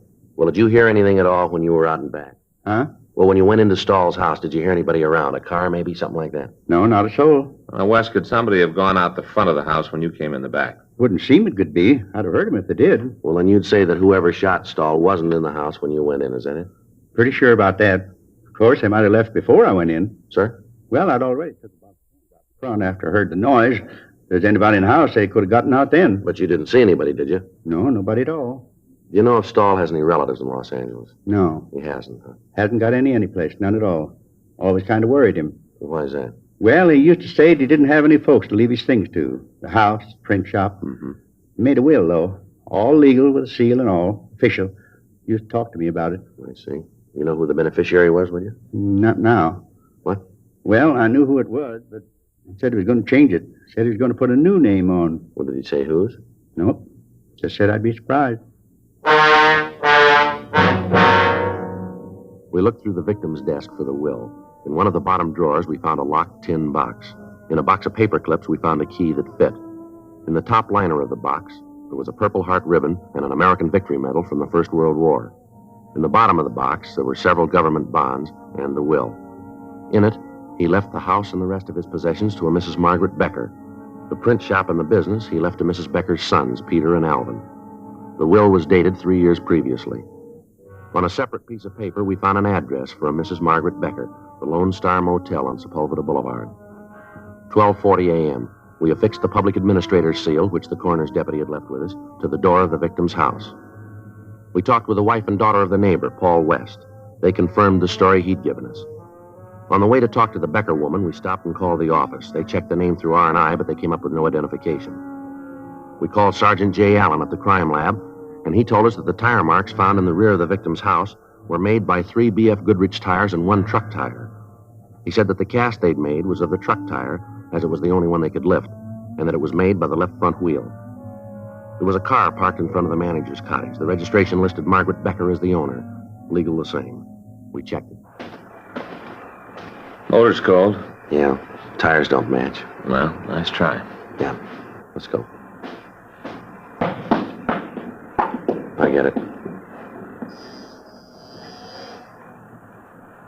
Late? Yeah. 1:15?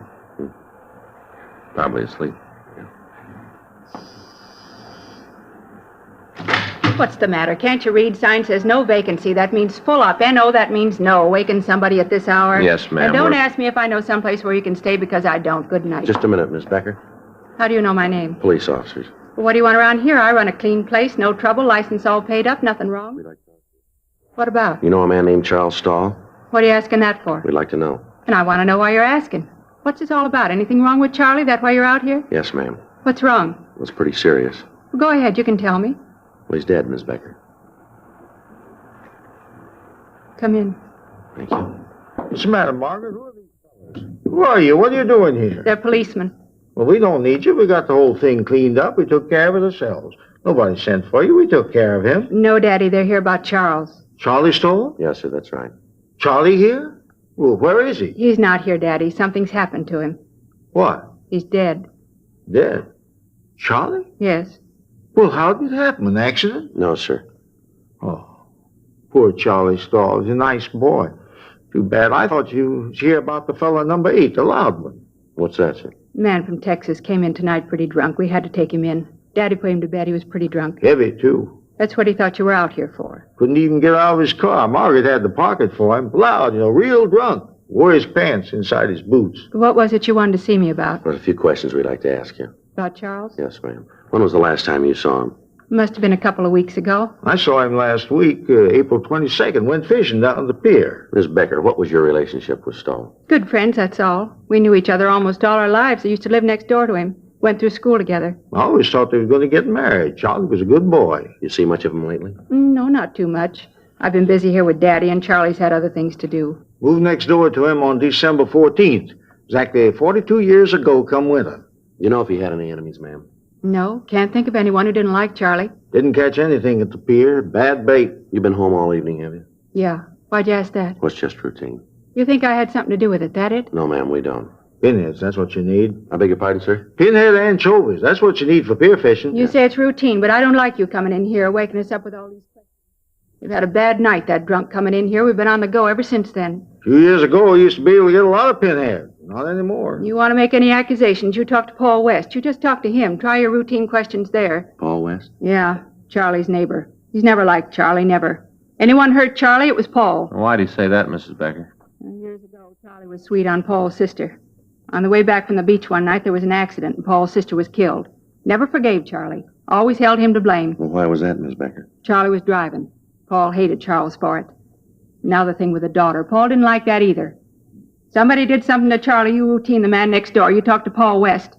Now get out of here. I want to get some sleep. If you got any more questions, you come back in the morning, and I'll talk to you then. You get out of here now. Yes, ma'am. But what did you mean, the thing with her West's daughter? All right. You've got to get out of here. Yes, ma'am. A couple of months ago, Paula came home. Divorced her husband and moved home. Right away, Charlie got sweet on her. Paul didn't like it. Didn't like it at all. Did you ever say anything to Stahl about it? You bet he did. They had a lot of arguments, a lot of them. You talk to Paul West. He's the one you got to talk to. Now, good night. We'll be back in the morning, ma'am. I'll be here. Don't worry. I'll talk to you then. I'm going fishing tomorrow. They're getting pinheads now. There's a new one, huh? West's daughter. Yeah. Better check it out. Hold it a minute. Huh? Let's take a look back at the carport here. There it is, a Texas license plate. Yeah. I'll check the motor. How about it? Radiator's warm. How about the wheels? 3 Goodrich tires and a truck tire.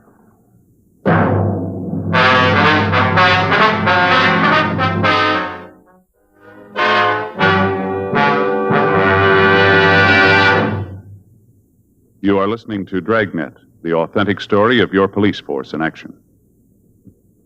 Years ahead of them all. Chesterfield is years ahead of all cigarettes. Chesterfield quality is highest. Here's the proof. Recent chemical analyses give an index of good quality for the country's 6 leading cigarette brands. The index of good quality table, which is a ratio of high sugar to low nicotine, shows Chesterfield quality highest. Chesterfield quality highest. 15% higher than its nearest competitor. Chesterfield quality highest. 31% higher than the average of the 5 other leading brands. Don't you want to try a cigarette with a record like this? Chesterfield. First with premium quality and best for you. Try Chesterfield today. Regular or king size.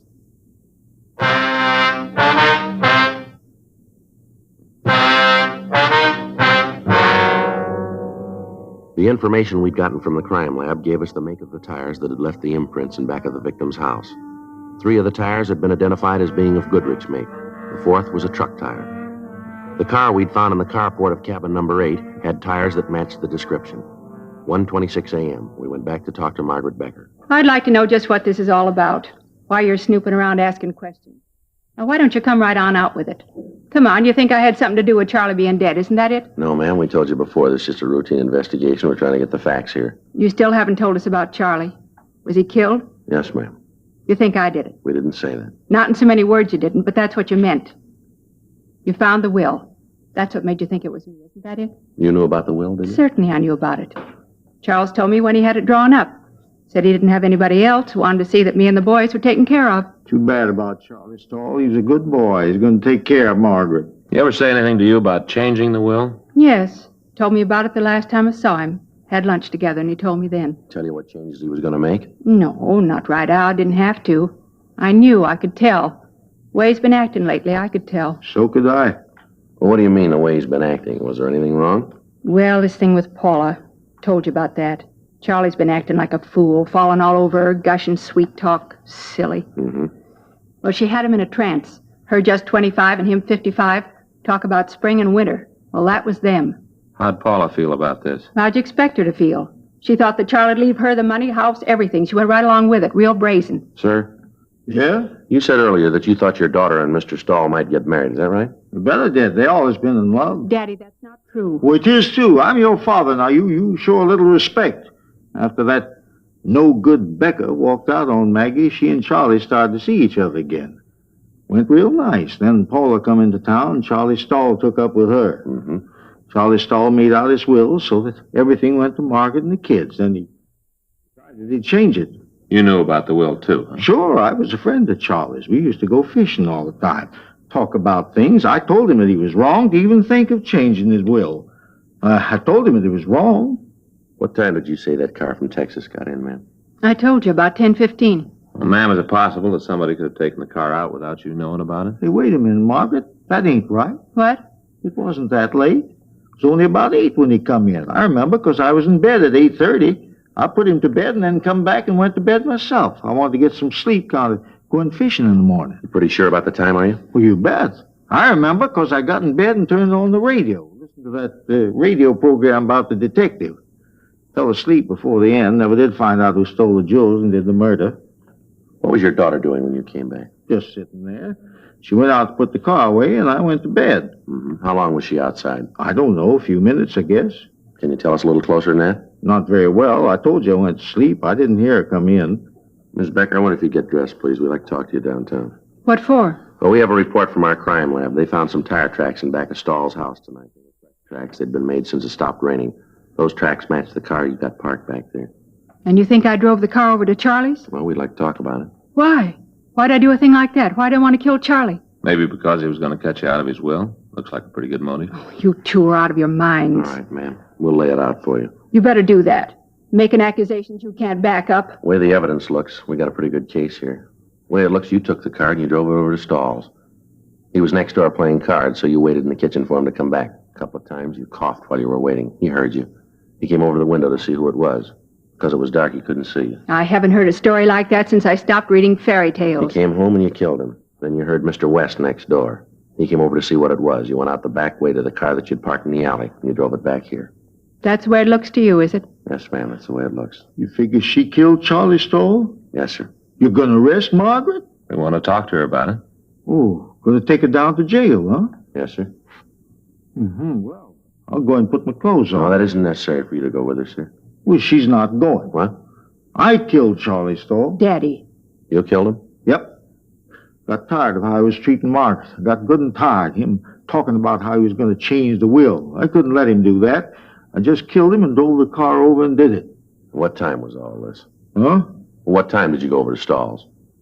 Right after the fellow from Texas. I guess it was about 9. What time did you kill him? Oh, must have been 10:30 or so. I had to wait for him to get through playing cards. I had to wait for him to come home. Why are you doing this, Daddy? Why am I doing it? I said somebody's got to take care of the kids. Somebody's got to take care of you. I'm an old man. I ain't much use to anybody. All right, come on, Miss Becker. You want to get dressed now? She ain't the one. I did it. I killed Charlie Stahl. I already confessed. Why don't you believe me? Why don't you arrest me now? I did it. No, I'm afraid not. You got the times a little mixed up. Stahl wasn't killed at 10:30. No, he's just trying to help me, but he doesn't have to. Him and me were both here all night. Neither one of us left. I was in bed and asleep at midnight. Why do you say that? What? Why do you think Stahl was killed around midnight? I didn't say that. You said that you were home and in bed by midnight, didn't you? Just a figure of speech. I think I've talked enough to you. I don't have to say anything more. I'm going to see a lawyer about it. You got no right. I'm the one that did it. I'm the one. Why'd you kill him, Mrs. Becker? You want to tell us? Get old, nobody believes you. How about it, Miss Becker? I'll get dressed. You did kill him then, huh? Yes, I did it. Wasn't because of the money, though. You got to believe that. Wasn't because of the money. Ma'am? I loved him. Deep in my heart, I loved him. Always did. Even when we were kids. I thought he was going to marry me. Then he met Paula. You shouldn't have done it, Margaret. I loved him and he didn't want me. He wanted Paula. You know what that's like? What's that? Love somebody and them not want you? Begins to eat at you. Pretty soon you can't stand it anymore. That's why I did it. Not for the money, you understand. I just wanted him. Yeah. Just him. That's all I wanted. Not his money. You believe that? I never wanted his money. I just wanted him. You believe that? Well, it really doesn't make any difference, does it? How do you mean? You didn't get either one.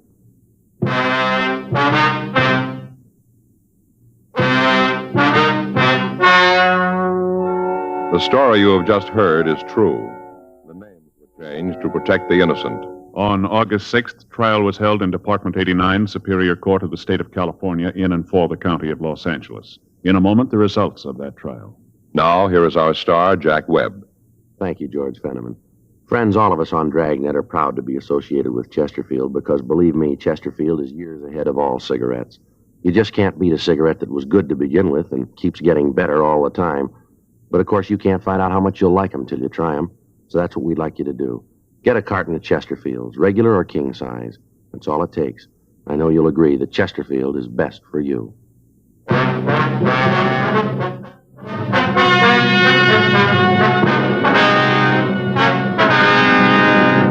Margaret Alice Becker was tried and convicted of murder in the first degree. She was sentenced to life imprisonment on the California Institute for Women, Corona, California. Further investigation proved that the suspect's father, John Samuel Woodbridge, was not implicated in the murder. He was not held.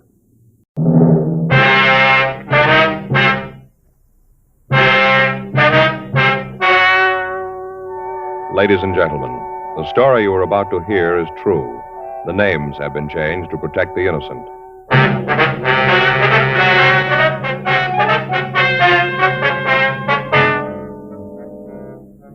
You're a detective sergeant. You're assigned to narcotics detail. You get a report that high-grade heroin is being sold in your city. The key men in the operation are well hidden. You have no leads to their identity. Your job, stop them. These are the reasons thousands are changing to Chesterfield, and why you should change to Chesterfield today. Only Chesterfield gives you scientific facts in support of smoking. Only Chesterfield names its ingredients. Ingredients that give you the best possible smoke. Only Chesterfield gives you premium quality in both regular and king size. That means king-size Chesterfield contains tobacco of better quality and higher price than any other king-size cigarette. It's the same fine tobacco as in regular Chesterfield. And there's enough to give you more than a 1/5 longer smoke. Yes, more than a 1/5 longer smoke from king-size Chesterfield. So remember, Chesterfield is the only cigarette to give you premium quality in both regular and king size. Buy 'em either way you like 'em. Premium quality Chesterfield. And much milder.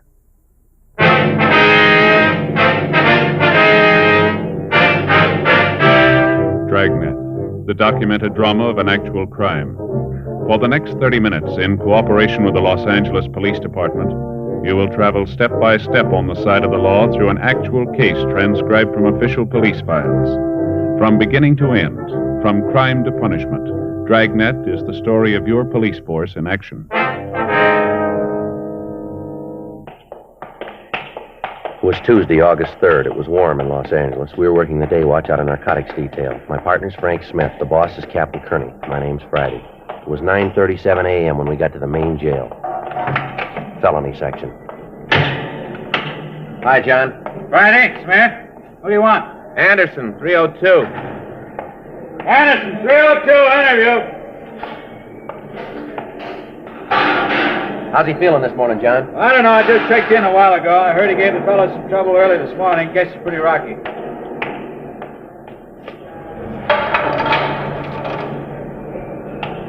Hi, Anderson. What do you guys want? Want to talk to you. Down this way, Anderson. Hope you guys know I don't feel so good.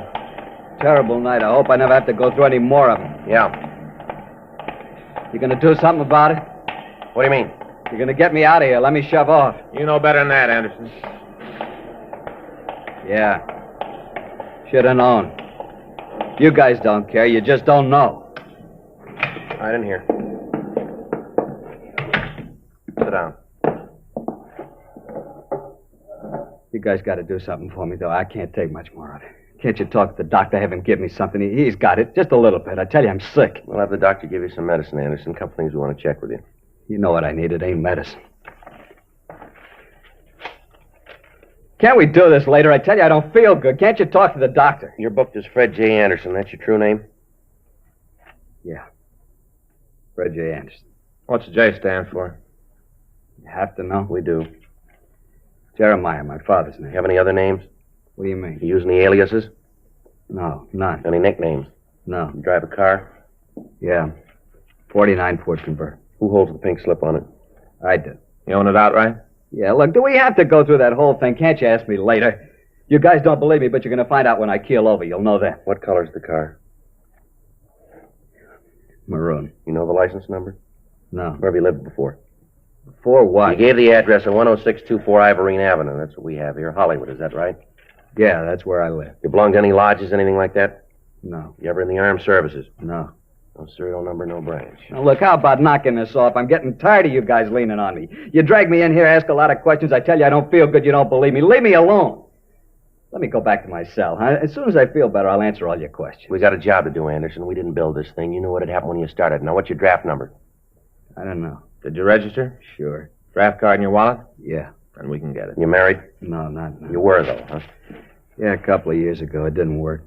Bud was too nosy. Always wanted to know what I was doing. Always asking questions. Have any kids? No. What's your wife's name? Adelaide. How do you spell that? Adelade. Adelaide Morton. Lousiest 2 years I ever spent. Where's she live? I don't know. Lost track. Where did she live? Same place up on Ivorine. I moved out when we got the divorce. I haven't seen her since. May still be there for all I know. How about your nearest living relative? Yeah, how about him? Maybe you got things wrong, Anderson. You're booked in here on a narcotics charge. That's pretty serious. This isn't a game. The sooner you realize it, the better off you're going to be. All right. Nearest relative? My brother lives in St. Paul. I don't know the address. I got it at home. We don't agree on a lot of things. I haven't seen him for a year or so. What's his name? Henry Alton Anderson. That's your nearest relative? That's what I said. Anybody else? No. How about your friends? Who are they? That's the line. What? That's where I stop answering these questions. You can maybe tie a bum rap on me, but you ain't going to get my friends mixed up in it. No, sir. That's where I draw the line. All right, suit yourself, Anderson. We got a lot of time. Got a cigarette, Joe? Yeah. Here you are. Thanks. Anderson? No.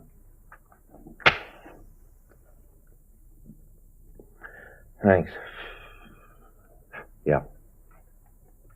Why you have to know who my friends are? For a lot of reasons.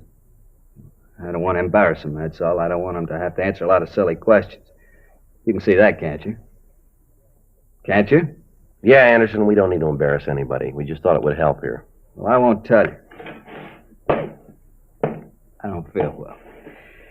I don't feel well at all. I'm not hooked anyway. You got no right to say that. Look at your arm. I ain't gonna try to con you. Sure, I tried this stuff once or twice, but that don't mean I'm hooked. A couple of pops, that's all. Just a couple of times. It's not the way your arm makes it look. You've almost run out of places to put that needle, haven't you? So maybe I was wrong. Maybe it was a couple of more times than I thought. All right, now look, Anderson, I'm going to lay this out for you. We know there's a lot of H floating around. Has been for the past 3 months, and it's high grade. We know that you and the bunch you work for aren't too choosy who you sell it to. Now, we want the names and where you're getting the stuff. You say you're sick now. Wait a few more hours. Wait till your stomach starts to turn over. Wait till you can't make your hands do what you want them to. Wait till your head starts to crack open. You'll feel different then. We can wait. Well, let's take them back, Frank. Come on. Wait a minute. Yeah? You gonna take me back to the cell? You called it.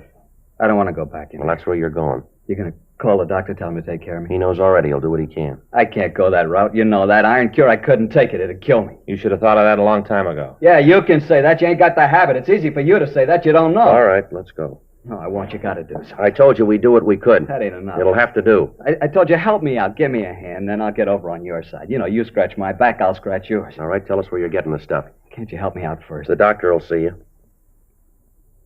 Okay. Where do you want me to start? Where do you get the stuff? From a guy. What's his name? Paul. Paul what? I don't know what his last name is, just Paul. Where do you meet him? Hollywood. That's a big place. Where in Hollywood? Different places. Sometime the corner of Hollywood and Vine, sometimes at Highland, once at Cherokee and Sunset, different places. How do you know where? He gets word to me. How? Guy tells me Paul wants to see me, that's all. What does Paul look like? Big guy, real big. What's he look like? How tall is he? 6'2", maybe 250. What's his coloring? Dark. Looks like he's just come back from the beach. Looks real tan. You guys are going to help me out, aren't you, after all I done? What color's his hair? Black, curly black hair. How about it? You going to do me some good? Any marks or scars on him? Huh? This Paul? Any marks or scars on him that'll make him easier to spot? Yeah, he's got a scar across the bridge of his nose right here. How old is he? Oh, I guess about 38, maybe 40. Drive a car, do you know? Never saw one. He always walked up on me. Is he a user? I don't think so. Maybe joy pops once in a while. I don't think he's on a steady, though. Is he the boss? Huh? He the head man in the operation? I don't know. I don't think so. I think he's just one of the guys. Where'd you meet him? Bar downtown. Were you introduced? No, he just came up, started to talk to me. We got along, made a deal. I was around trying to make a buy, get a connection. All right. I want you to look at some pictures. See if you can point this fellow Paul out for us. Look, I done my part. I told you. Now you guys got a chit to pick up. When do I get to see the doctor? When are you going to fix me? We'll talk to him. That wasn't a deal. We made no deals. You said you'd give me a hand. We will. The doctor will do everything he can for you. We can't promise you any more than that. Not much. That's the way it is. Lousy deal. Everything's on your side. You know it and you sure ride it. Someday I'll learn it. Just don't pay. Yeah, what's that? Never scratch a cop's back.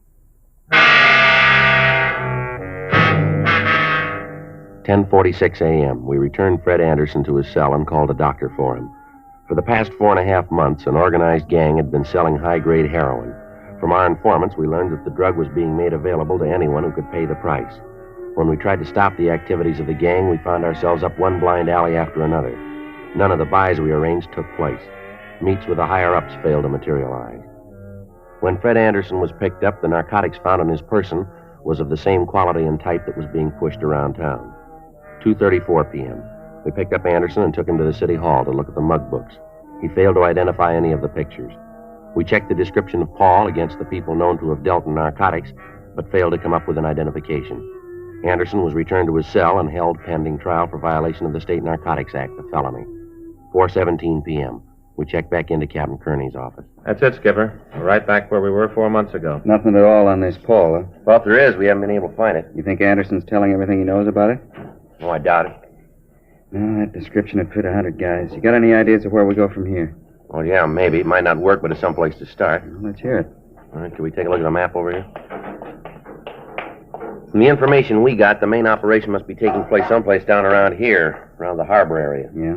From what we hear, the stuff's there, all right. Problem is how to find a connection. Well, maybe if we just lose a man down there, we thought. Put a man down there and let him work on his own. He might be able to come up with some answers. Pretty risky, Joe. That's a rough place. I wonder if it'd be worth risking a man down there. I don't think we got much of a choice, Skipper. No. Well, we figured that maybe if I went down there and let it get around that I wanted to make a buy, a big one, maybe they'd come to me. Why you? Why not let me handle it? Well, I thought that's the way we figured it. They know you down there. You used to work that area. You're not in any better position, Joe. Fellas walking the streets down there that you've tangled with, they're not about to form any fan clubs for you. Well, we've tried every other way. Informants, leads, every known pusher's been talked to. Still, the stuff keeps coming in, being sold. Where we sit, this looks like one way to get them. All right, how you going to work it? Well, I figure maybe I'll check into some hotel down there, eat in the places in the neighborhood, be seen around the bars, let it get around that I'm here from San Francisco, want to make a buy, and we'll see what happens. You know anything about San Francisco? Well, I know the place pretty well. I spent a couple years up there when I was in the Army. I still don't like this idea of not being able to tag you, though. There's no other way. Suppose so. How are we going to know how you're making out? Well, I'll get word whenever I can, let you know before the buy, tell you where and when. All right, Joe, you bought a piece of it. I'm not going to tell you what to do, you know, but take it easy. Don't make a target out of yourself. Remember, keep in touch with it. Right, Skipper. Let us know as much as you can, huh? Yeah. Take it easy, huh, Joe? Don't want anything to happen to you. Yeah, well, I'm on your side there.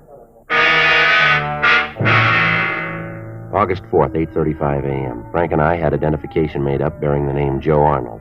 After a final talk with Captain Kearney, I went home, got my car, and left for San Pedro. 6:42 p.m. I checked into a hotel on 6th Street. The hotel, according to the information we had obtained, was near the narcotics distribution center. 8:12 p.m. I went next door to the bar. Yeah? Give me a beer, huh? Eastern? I don't care. Okay.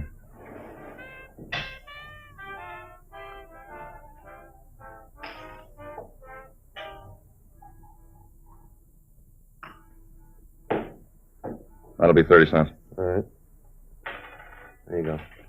Thanks. Not much doing, huh? No, it's pretty early yet. Gets a little frantic later. Mm-hmm. You're around here, aren't you? Yeah, just down from San Francisco. Nice town. I was up there a couple of years ago. Spent a week. Sure like it. Yeah, it's a good place to live. Sure seems to be. You know, if I could get a job up there, I think I'd move up. Yeah? Hey, slide down, huh? We can talk while I clean up these glasses. Well, that is, if you don't mind. Talk. No, it's all right.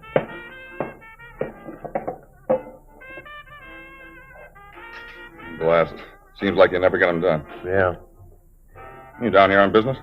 Well, I guess you could say that. Uh-huh. Sort of combined, huh? Yeah. And now look at that. What's that? I spent half the day slicing these oranges for old-fashioned, and then people don't eat them. A lot of wasted motion. Yeah, I guess you do. What line of business you in? Nothing special. Just moving around. Wherever I can make a buck, I stop. They should have to call me a promoter, I guess. Is that what you put down in your income tax returns? What? You know, when you fill out your income tax, it says there how you make your living. Where do you put that? Business management. That's good. Business management. Whose business you manage? Mostly my own. Pretty good idea for everybody, isn't it?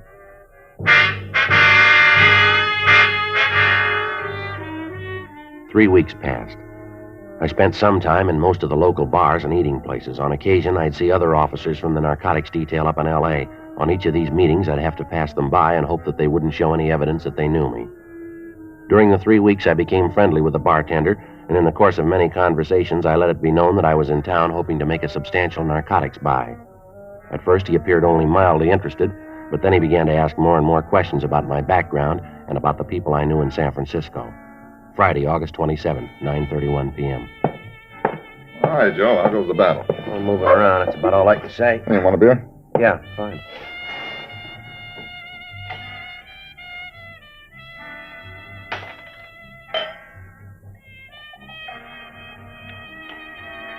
Here's your 30 cents. Oh, not tonight, Joe. It's on the house. Why? What's the occasion? I got some good news for you, Joe. Yeah? Yeah, I got a friend I want you to meet. I think he can help you make a connection. Yeah? Where is he? Now, look, I'm not promising anything, Joe. The guy knows some people and might be able to help you. Why are you so interested? I figure maybe I can make a buck or two. Mm-hmm. All right. Is the guy here now? Yeah, he's back there in the in booth. See, with the other guy? Well, that helps. Which one is your friend? The big one. You know, the fellow with the gray suit on, scar over his nose. Gray suit, huh? Yeah. I see him. Come on, I'll take you back. All right. Nice guy, Joe. You'll like him.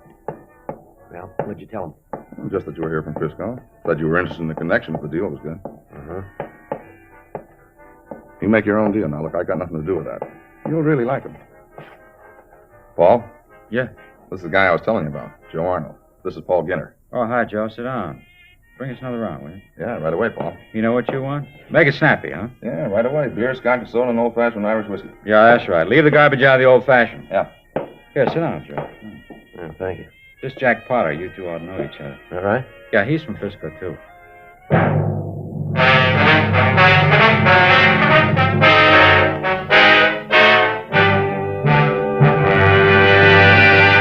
You are listening to Dragnet, the authentic story of your police force in action.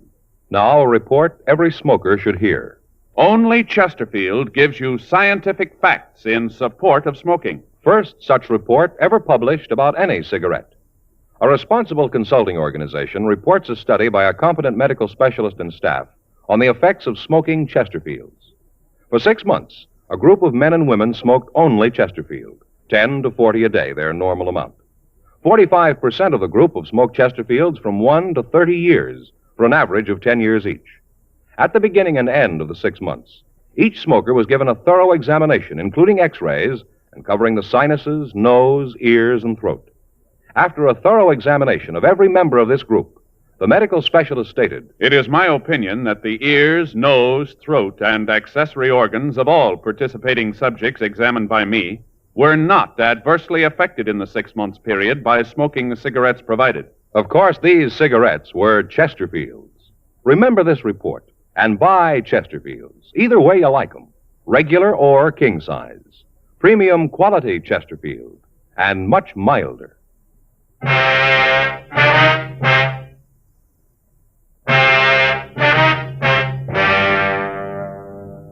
In normal undercover work, the police officer is in constant touch with the men working with him. This is done either by one officer trailing the undercover man or by phone calls to a fellow officer at appointed times. Rarely does the working detective put himself in the position where he doesn't have constant contact with the men he works with.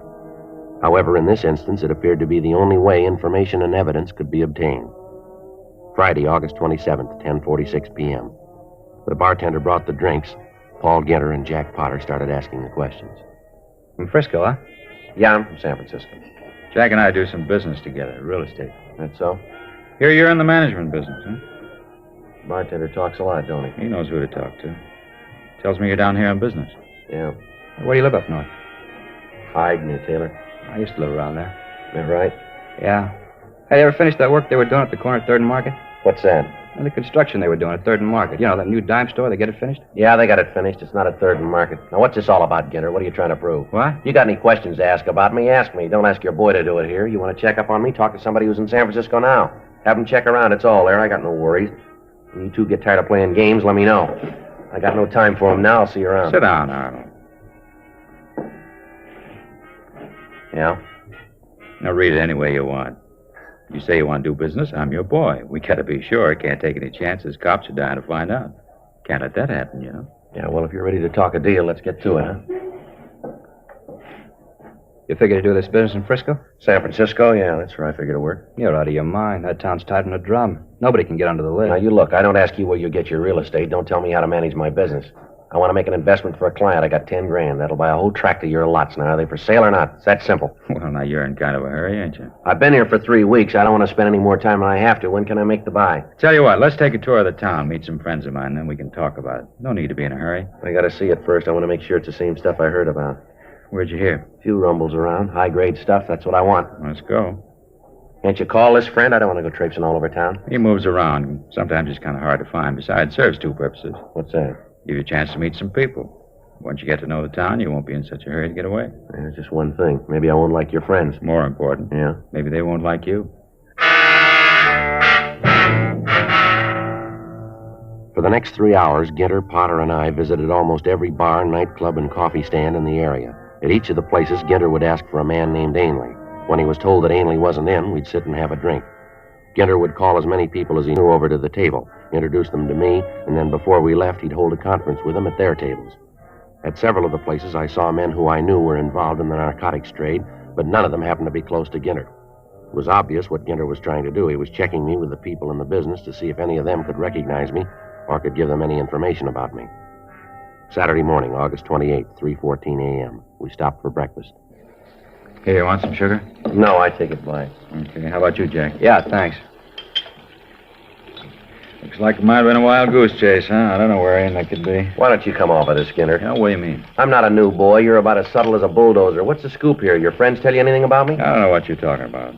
Just looking for Ainley. It's as phony as that look you got on your face now. How about it? Do I make the buy or don't I? All right, you make the buy. When? You got the money? I'll have it when the buy comes off. 10,000. That's right. Okay, you can pick up the stuff tomorrow night.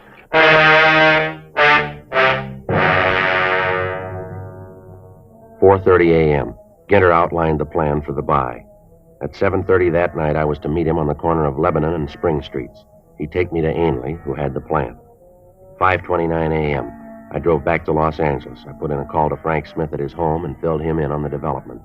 It was arranged for me to be spotted when I got to the corner and then to be followed until the buy was made. At that time, Frank and the other officers working with him would move in and take Ginter and Ainley. I told Frank that I'd leave my car at the corner of 6th and Spring at noon that day. At that time, he would place a briefcase on the back seat of the car. In the briefcase would be packages of cut newspaper with a few $10 bills attached to each stack on the outside. I checked into a hotel down on 5th and got some sleep. At 7:30 p.m., August 28th, I was at the corner of Spring and Lebanon. Hi, Arnold. Hello, Ginter. Where do we go? You got the money? In this case here. Where's your car? Lot around the corner. We have to drive to the meet? Yeah. Come on, this way. My car's just around the corner. Don't worry, we'll take mine. All right, no problem. Makes it nice. Here we are. Want to slide in this side? Be quicker. All right. Where do we have to go? It's not far. How come we didn't make the deal in Pedro? Ainley likes to do the big business up here. More people, easier cover. Mm-hmm. When we first pulled away from the curb, I thought I could make out Frank and Captain Kearney in back of us. We drove for about an hour. Ginter cut down every side street in the area. Every place he drove, he kept his eye on the rearview mirror. I was afraid he'd make the tail. He drove out Sunset Boulevard and back down Wilshire, down Spring and over to Hope Street. Along the way, I lost sight of Frank and Captain Kearney. Finally, at 8:36, we pulled up at the corner of Spring and Lebanon.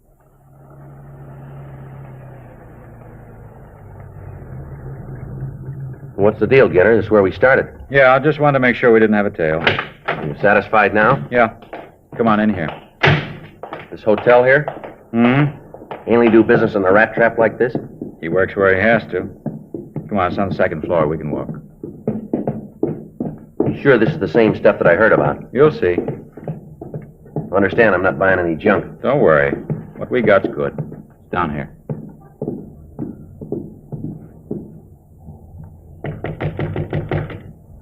Come in. Hello, Mr. Ainley. Together? This the young man? Yes, sir. This is Mr. Arnold, Mr. Ainley. How are you? You have the money, young man? Yeah, it's in here. You got the stuff? I have, here in this case.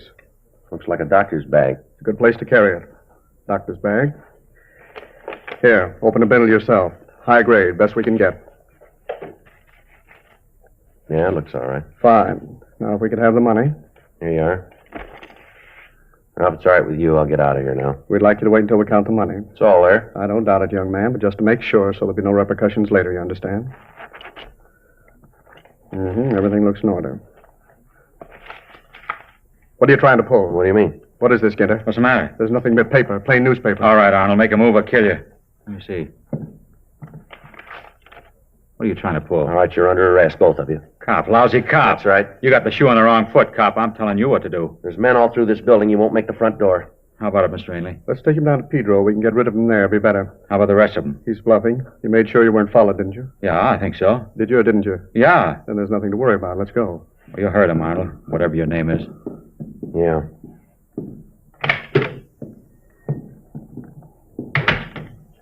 Let's walk down, not too fast. I'm parked out front. Good. Right, this is far enough. Come on, don't stall. Don't cause any trouble. You won't make it. Yeah, you bet. Come on. Now move.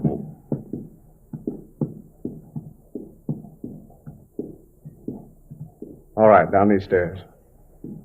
Smith, cover the other side. Yeah. Walker, block off that end of the hall. Right, Captain. You all right, Friday? Yeah, fine. Watch that guy, Frank. I got him. Hold it up, mister. You're not going anyplace. Fool, you stupid fool, Ginter. Can't even lose a tail. Okay, both of you. Hands behind your back. I told you to make sure you weren't followed. I told you. I lost him. I know I did. I tell you I lost him. All right, let's go. Come on, let's move. You didn't lose him. Listen up, Taut. Come on. Those guys never learn, do they, Frank? What do you mean? Well, they keep lying right up to the finish, don't they? How's that? Well, Ginter and Ainley there. They'll be arguing all the way downtown about them losing you when you were tailing us. Shouldn't be any argument, Joe. We lost you someplace along Wilshire. But you got here all right. I thought this is the way you played it. No, we just took a guess you might come back to your car. Yeah, it was a pretty good guess for me, anyway. Why? We'd have gotten them sooner or later.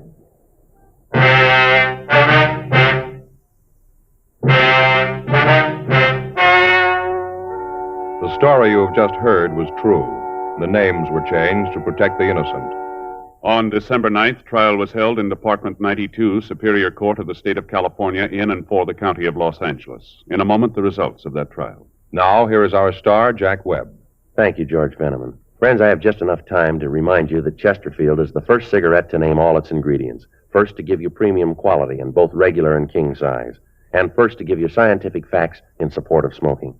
I believe you should change to Chesterfields, either way you like them, regular or king size. And do it today.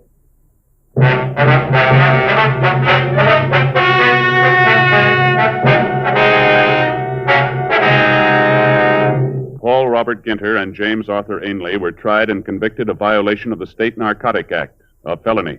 They received sentences as prescribed by law.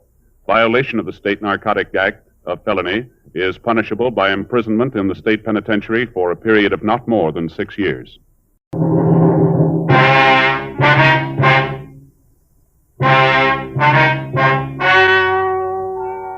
Ladies and gentlemen, the story you are about to hear is true. The names have been changed to protect the innocent.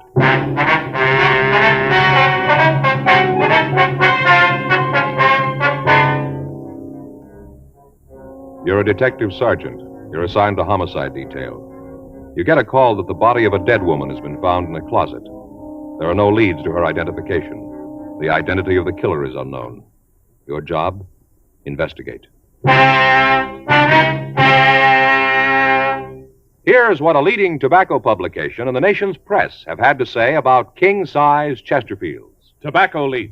More calls for Chesterfield king-size cigarettes than for most brands being marketed. And the Cleveland Press reported, dealers everywhere report the big pack sale phenomenal. Last week in Cleveland, some areas reported the long-size Chesterfield outsold all other brands. The reason for king-size Chesterfield's amazing success is this. All king-size cigarettes give you quantity, but only Chesterfield king-size gives you quantity plus quality, premium quality. That means Chesterfield King Size contains tobaccos of better quality and higher price than any other king-size cigarette. The same fine tobacco as in regular Chesterfield.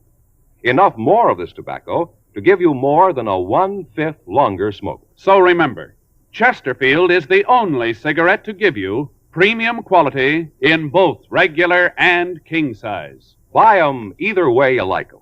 Chesterfield gives you the best possible smoke. Much milder.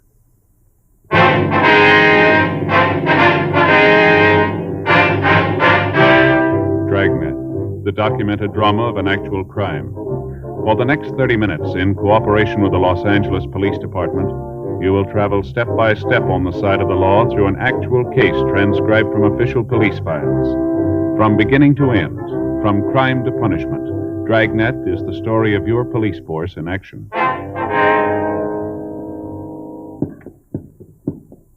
It was Thursday, April 17th. It was warm in Los Angeles. We were working the day watch out of homicide detail. My partner's Frank Smith. The boss is Thad Brown, chief of detectives.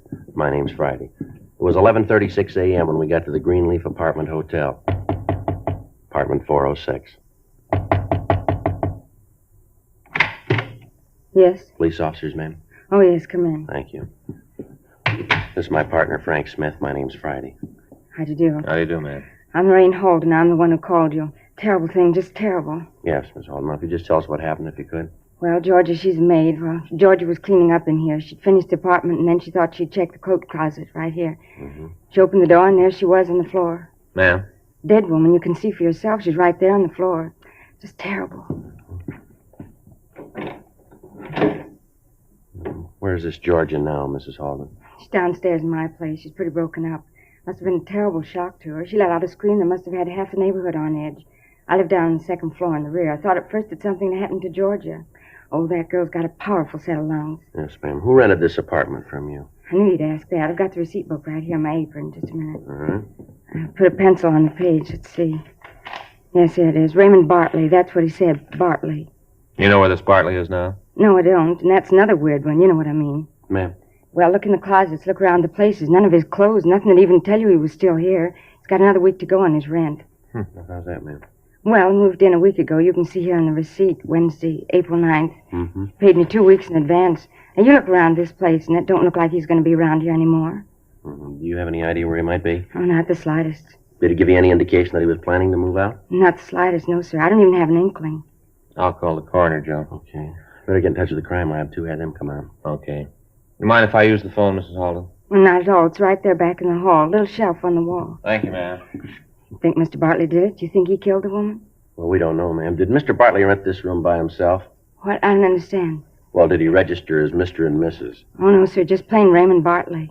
Do you have any idea who the woman might be? Oh, not the slightest. I never saw her before Georgia screamed and I ran in here. Did you touch anything at all in the room here? No. Oh, I know how policemen work. I've heard all about that. Don't touch anything department. No, sir, I didn't touch anything. Uh-huh. They're on the way, Joe. All right, fine. Miss Holden, have you ever seen the woman before? No, sir, I haven't. Never saw her before. Just took a quick glance. Terrible, just terrible what they did. Mm-hmm. I wonder if you could give us a description of Mr. Bartley. Well, that'd be kind of hard. Like I said, I don't pay a lot of attention to the people who live here. I just collect the rents and let it go at that. Once in a while, when George is sick, I come in and clean up. Those times I talk to him a little bit, but I'm not the nosy type. You know what I mean. Could you tell us about how tall Bartley is? Well, I have to think about that, too. I guess he was about as tall as you, maybe a little one way or the other. How much would you say he weighed? Well, he was kind of heavy-set little man. I guess he weighs about as much as my husband. That'd be 200 or so. How about his coloring? Would you know? Oh, there it goes again. I tell you, officers, I can't tell you too good. Mr. Bartley was kind of a crowd melter. I beg your pardon? A crowd melter. You put him in a crowd and he just melts away. You never pay any attention to him. You know what I mean. Yes, ma'am. Near as I can remember, he had kind of brown hair and blue eyes, I guess. Was there anything peculiar about him? Did he have any scars, any marks, anything at all about him that'd make you remember him, make him a little easier to... No, not a thing. How about the way he talked? Could you tell where he was from? No, he was just kind of an ordinary man, nothing special. When was the last time you saw Mr. Bartley? Well, let me see now. I think it was, yes, Monday night. He was coming in. I was just coming back from the grocery. It was about, 6:15. I said hello, and then he said the same hello, and then he went on upstairs, and I went to my apartment. That was the last time. Did Mr. Bartley have any close friends in the building, you know of? No, not that I can think of. Well, did he ever say where he worked or what he did for a living? No, not that I remember. Well, how about references? Did he have any? No, I didn't ask for any. You know if he drove a car? It seems so stupid. Seems like I don't know the answers to any of your questions. I don't know about if he drove a car or not. We don't have any garages in the building. He might have, and I wouldn't know it. I just didn't pay any attention. You know what I mean. Well, did he get any mail while he was here? Would you know that? No, sir, not a thing. All right. We'd like to talk to Georgia if we could. Sure, I'll ask her to come up here. Poor thing's so upset. It's terrible. It's the first time anything like this has happened to me. First time anything like this has happened in the place. I don't understand it. I never bothered the tenants, never caused them any trouble. I don't even know this Bartley. Why do you have to do a thing like this to me? Why me? Well, I don't know, ma'am. Why her?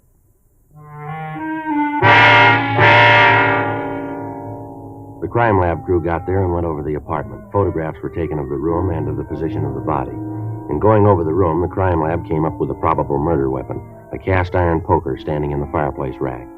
Brown hair, similar to the victim's, was found clinging to the metal. Dean Bergman lifted several partial and some full fingerprints from around the apartment and from the poker itself.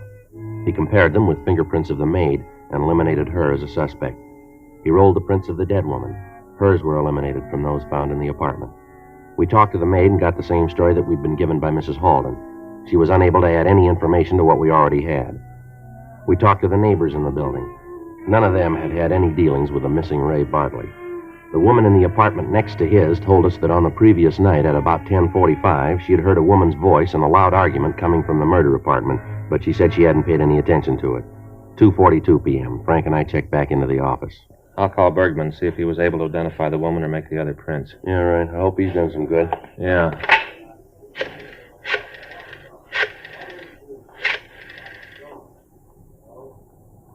Dean Bergman, please. Hi, Dean. Frank Smith. Yeah, you been able to make those prints yet? Well, how about the ones in the poker? Yeah. Well, that's the way it goes, huh? Uh-huh. Right. Nothing on either of the women's or the ones he lifted from the poker. Well, that helps, doesn't it? He's sending them both on to Washington, see if they have anything. Yeah.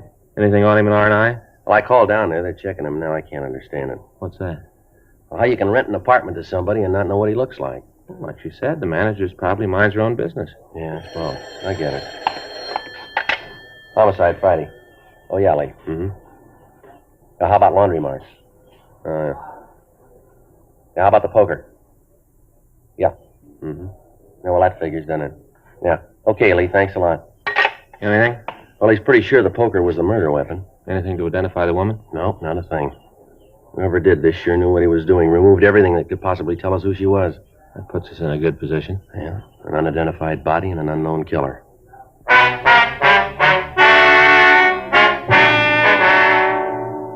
The report came back from R&I. There was nothing in the records on a Ray Bartley of that description. 3 other teams of men were assigned to assist in the investigation. We talked with everybody in the neighborhood around the apartment building. None of the storekeepers had noticed the missing man. None of them could give us any further information. An APB was gotten out, carrying the name and description that we'd obtained. An APB was also gotten out on the dead woman. We checked with missing persons detail for a possible missing report on the victim. They said they'd let us know. The newspapers gave us their help, and in the following editions, they carried pictures of the woman and requested that anyone knowing her identity should contact the police department immediately. 2 days passed. During this time, several people came in and said that they were sure that they knew the dead woman, but they were unable to identify her. Other leads were checked out, but led us nowhere. The manager and the maid came in and went through the mug books. No results. Monday, April 21st, 9:27 a.m. Friday? Yeah. Oh, hi, John. Hi, Frank. Hi, Johnny. You guys getting anywhere in this closet murder? No, not a thing. Well, I got a hunch. Maybe it won't go anywhere, but I thought you guys might want to check it out. What's that? We got a missing report from San Francisco a couple of weeks ago. Man up there said that his wife had come down here to see her sister. Said she never showed up. Yeah. We went out and talked to the sister. At the time, she wasn't too cooperative. You know, like she knew where her sister was all the time. I checked this description in the APB. Seems to me to match the description we got from both the husband and the sister. Yeah. Like I said, it's just a hunch, but I thought you might talk to this one. Might be able to come up with something. What's her name? Let's see. Allard, Myra Allard. Lives out in Hollywood Boulevard.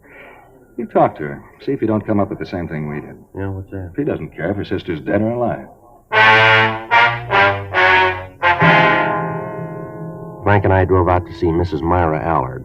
She told us that her sister had written and said that she'd be down for a visit. On the day that she was supposed to arrive, the sister had phoned and told Mrs. Allard that she wouldn't be out that day, but that she'd met some friends on the train and that they were all going out on a sightseeing tour of the city.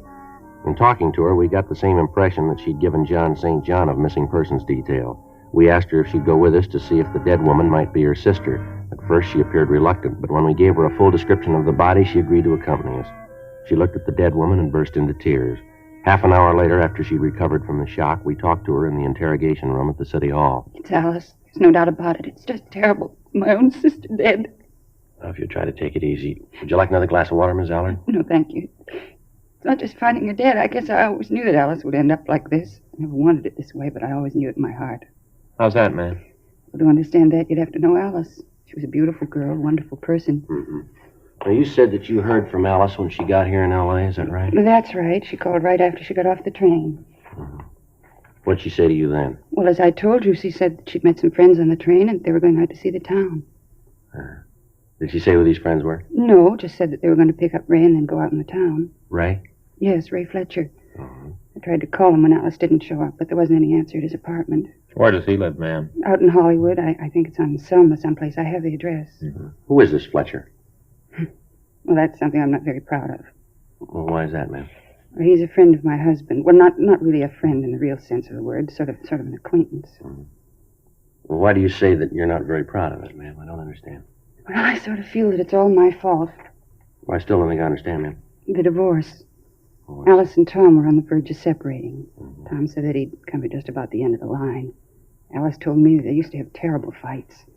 Anyway, she was down here one time. Let me see, I think it was about 3 months ago. She was terribly depressed. Said that she and Tom had been fighting for several weeks. A couple of times he'd hit her. Can't understand it. I really can't. I told Alice I didn't believe it. Yes, ma'am. She showed me the bruises all across her back and shoulders. She said that one night they were going over the bills, and Tom just seemed to go crazy. Started to rant and rave about how much they were in debt. Of course, I knew why. I told Alice so. I said that it was her fault for driving him, always asking for something new, something else. Uh-huh. She said that she told Tom that if he couldn't afford to keep it the way she wanted to live, that then she'd just have to find somebody who could. That's when he hit her. She left that night to come down here. They were terrible. I don't agree with her, but I don't think any man has the right to hit a woman. Yes, ma'am. Well, she moped around the house for a couple of days. Said about how she was never going back to him. I felt kind of sorry for her, even though I don't agree with her. After all, she was my sister. Yes, ma'am, we understand. Well, that night my husband came home, and he brought this Ray Fletcher with him. Met him down at the office. What'd you say, madam? Down at the office. Ray works for the same company. He's a steward on the ship that travels up coast from here to Washington. Anyway, my husband brought him home for dinner. Ray said that we should all go out to eat, so we did. We had dinner and a few drinks, and then Ray brought us home, and he and Alice went on. Alice didn't get in till almost 3:30 in the morning. I see. That night, Ray was here again. He and Alice went out that night, and for the next 4 nights in a row, every night out until all hours. I finally had a talk with her about it. Told her that I didn't think Tom would like it, and that I wouldn't have her doing things like that while she was under my roof. That's when she told me that she was going to divorce Tom. That she and Ray were going to get married. Uh-huh. I told her I thought she was crazy. She didn't know what she was doing, but there wasn't any talking to her. She saw Ray every day. Then she went back up north to get things straightened out. I see. Well, did she follow through with her divorce plans? Well, as far as I know, she did. She wrote me and said that she talked to Tom about it and that they'd reached an agreement that he'd let her have her freedom. Well, how did he seem to take all this? Well, he called me one night and asked if I knew why Alice was leaving him. He didn't know about Ray. I told him all about it before. I thought that maybe Alice hadn't said anything about it. What was his reaction to it? I almost went crazy on the phone. Tom's a real jealous man. If he could have gotten through the phone wires, I think he'd have taken my head off. He screamed that I'd influenced his wife, that it was all my fault. Well, why didn't you tell the officers from Missing Persons all of this when they were out there, ma'am? I didn't want my husband to know about it. Then, too, I thought that it might be better if Tom didn't know where Alice was. But what he said, I thought it would be better if he never saw her again. What's that, ma'am? That night, we had the argument on the phone. He said that she'd never leave him. Mm-hmm. We'd see her dead first. The description of Ray Fletcher Mrs. Allard had given us tallied closely with that of Raymond Bartley. She also gave us his address and phone number. It was an apartment house in the southwest section of the city. Frank and I drove over, but found that he'd moved and left no forwarding address. We checked the apartment, but it had since been cleaned and occupied. Again, we ran into the same problem. No one could give us any information as to his whereabouts. We went back to the city hall and ran the name Ray Fletcher through R&I. There was no record on anyone answering his description. We contacted the shipping line where he was employed, and they told us that they'd pull his employment record out of the files and call us back. We contacted the San Francisco Police Department, gave them the full details of the case, and had them check on the movements of the victim's husband, Tom Hudson, as a possible suspect. 4:52 p.m. Frank and I checked back into the city hall. Hudson sure got a motive. Yeah, well, we'll know more when we hear from the San Francisco Department, huh? Here we go. I'll check the book. Right. Anything? Yeah, there's a message from the shipping company Fletcher works for. Wants us to give him a call. Okay, what's the number? You got it there? Yeah, Hollywood 26709. Okay, I'll call it. Hollywood 26709. 09? Yeah, ask for Mr. August. August.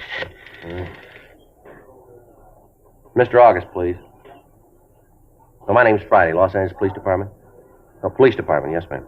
Yes, he asked me to call. Mr. August, this is Sergeant Friday. You asked me to call you? Yes, sir, that's right. Raymond Fletcher. Mm-hmm. When was it? Yes, sir. Well, thank you very much, sir. If you think of anything else, we'd appreciate a call. Yes, sir, Michigan 5211. Right. Homicide, huh? Right. Thank you, sir. Bye. Well, we're doing real well. What do you mean?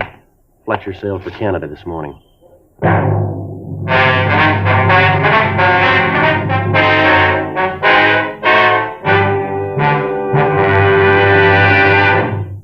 You are listening to Dragnet, the authentic story of your police force in action.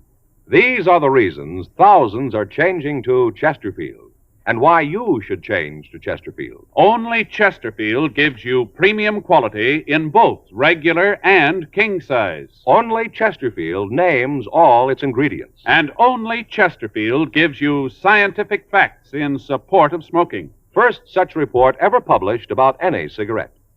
A responsible consulting organization reports a study by a competent medical specialist and staff on the effects of smoking Chesterfields. For 6 months, a group of men and women smoked only Chesterfield, 10 to 40 a day, their normal amount. 45% of the group have smoked Chesterfields from 1 to 30 years, for an average of 10 years each. At the beginning and end of the 6 months, each smoker was given a thorough examination, including x-rays, and covering the sinuses, nose, ears, and throat. After the examinations, the medical specialist stated, "It is my opinion that the ears, nose, throat, and accessory organs of all participating subjects examined by me were not adversely affected in the 6 months period by smoking the cigarettes provided." Of course, these cigarettes were Chesterfields. Remember this report and buy Chesterfields. Either way you like them, regular or king size. Premium quality Chesterfield, and much milder.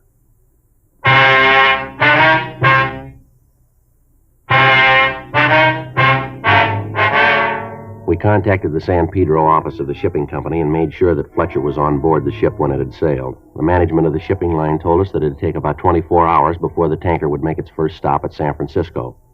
We got in touch with the San Francisco Police Department and talked to Inspector Charles Sutton.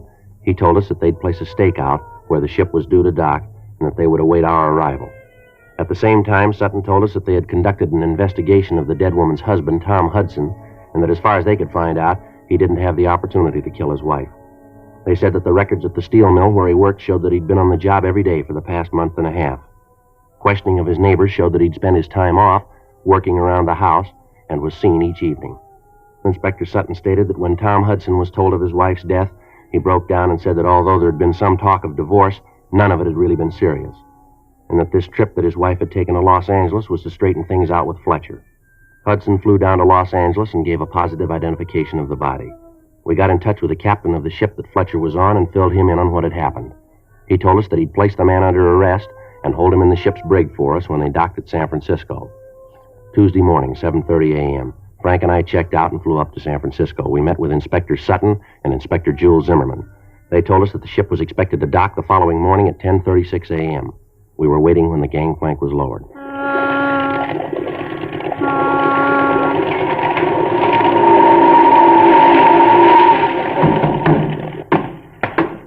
You're the officers? Yes, sir. I'm Inspector Sutton, San Francisco Police Department. Here are my credentials. These are Detectives Joe Friday and Frank Smith. They're from Los Angeles. Oh, yeah, you're the ones I talked to. I'm Captain Jackson. How you doing, nice to know you. Down the brig. He's been there since I got your message. I wonder if we could see him. Yeah, sure. We can go down this way. All right, fine. You sure Fletcher's the man you want? Well, we're not sure, sir. Looks that way. Hard to believe. Why is that, sir? Well, Fletcher's been with us for several years. Good man, hard worker. I know he's been studying for his papers. He wanted to be an engineer. Oh. I used to go by his room late at night on my way to the bridge. He'd be there, reading and working on the papers. Sure is hard to believe. Here, we go through here. Okay. Yes, sir. Of course, I knew something had to be wrong. Sir? Well, once in a while, he used to get together with Fletcher on shore. We'd talk about what he was studying. I'd try to help him with his seamanship. This trip I called him. I'd met an engineer that I thought Fletcher would like to talk to. I'd known the guy for years, just back from the Orient. Anyway, I called Fletcher. He told me he'd moved out, hadn't left any forwarding address. Uh-huh. I didn't hear from him at all. Then he called me and wanted to know if he could stay at my place for a few days. Said he had some trouble at the new place he was living. Landlady was giving him a bad time. Uh-huh. Did he say where he'd been staying? Yeah, the, Broadleaf, something like that. Could it be the Greenleaf, sir? Yeah, that's it, Greenleaf. Said the landlady was a real prune, called her a miserable woman. Old Fletcher looked as if he'd been tying one on for about a week when he checked into my place. His clothes were a mess. Come on, it's down here. Okay, fine. When I told Fletcher about this, he was real arrogant. Said he didn't want to talk to anyone. Never seen him run like this before. All right, Fletcher. Police officers are here. Come on out. Come on, Fletcher. Let's go. Well, I'll go in.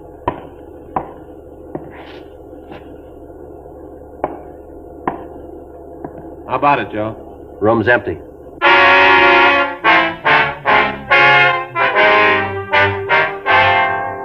A blockade of the dock area was set up immediately in the event Fletcher had escaped from the ship. All officers in the area began a search. A search of the ship was started. A check of Fletcher's cabin turned up several letters from Alice Hudson. In the letters, she told Fletcher that she was going back to her husband. We talked to the members of the crew who had been in the vicinity of the brig. From one of them, we found that Fletcher had been in custody as the ship entered the harbor. On the floor of the brig, we found a small strip of metal that Fletcher had used to pick the lock of the door. The search of the ship went on. 11:47 a.m. One of the seamen found Fletcher's coat on the forward part of the deck. It had been wedged in behind a lifeboat chock. The search of the dock netted us nothing. All we could assume was that Fletcher had escaped from the brig, jumped overboard, and then tried to swim to shore. Inspector Sutton got in touch with Captain Cornelius Murphy, skipper of police boat D.A. White. Captain Murphy and his crew began a search of the bay from the dock area to Land's End. All police officers in the bay area were notified of the escape. Captain Jackson furnished us with a good snapshot of Fletcher. 7 hours passed. The search continued. Apparently, Fletcher had made good his escape.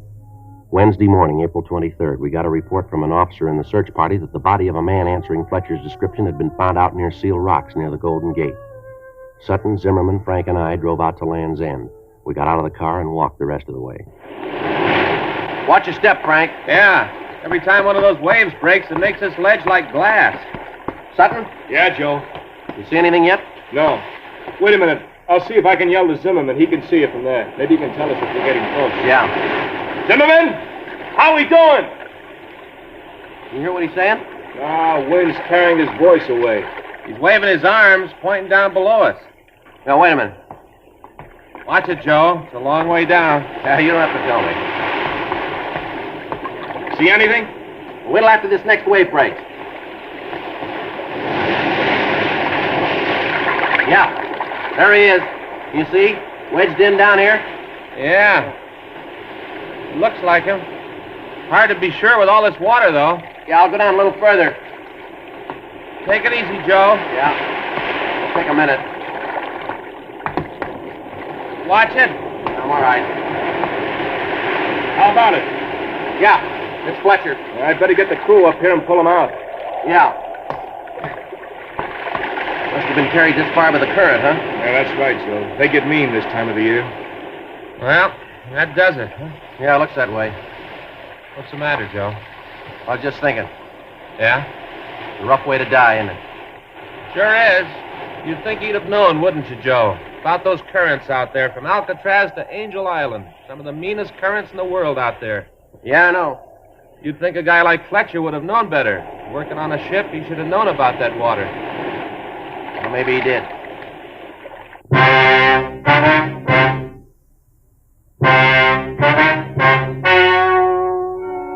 The story you have just heard was true. The names were changed to protect the innocent. On April 23rd, an examination was held in the office of the coroner of the city and county of San Francisco. In a moment, the results of that examination. Now, here is our star, Jack Webb. Thank you, George Fenneman. Friends, I just want to leave you with one thought tonight. Chesterfield is the first cigarette to give you scientific facts in support of smoking. Remember the study made by a competent medical specialist and staff. They examined a group of people who smoked only Chesterfields. After the examinations, the medical specialist stated, quote, "It is my opinion that the ears, nose, throat, and accessory organs of all participating subjects examined by me were not adversely affected in the 6 months period by smoking the cigarettes provided." End of quote. Of course, these cigarettes were Chesterfield. Remember these facts and buy Chesterfields, either way you like them, regular or king size. Premium quality Chesterfields, and much milder.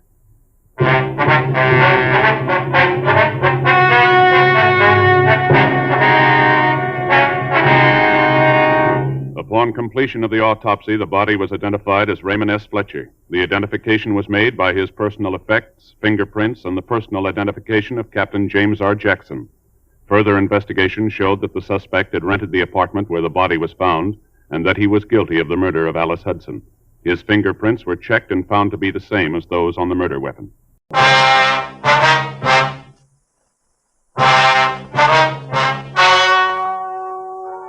Ladies and gentlemen, the story you are about to hear is true. The names have been changed to protect the innocent.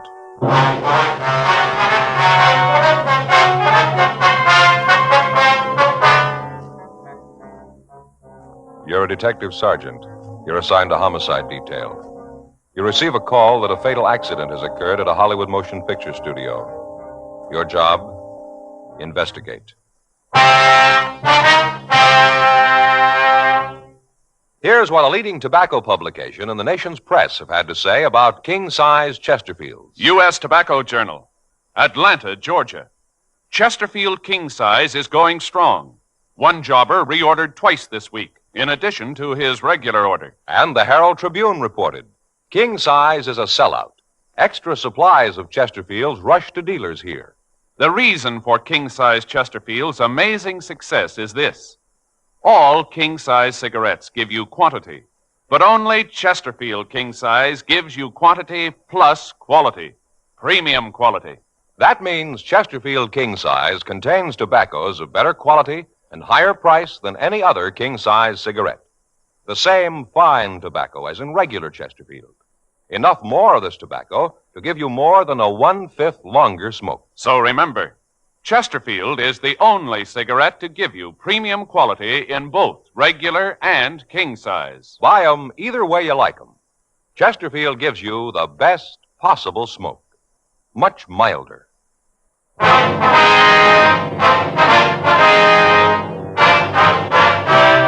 Dragnet, the documented drama of an actual crime.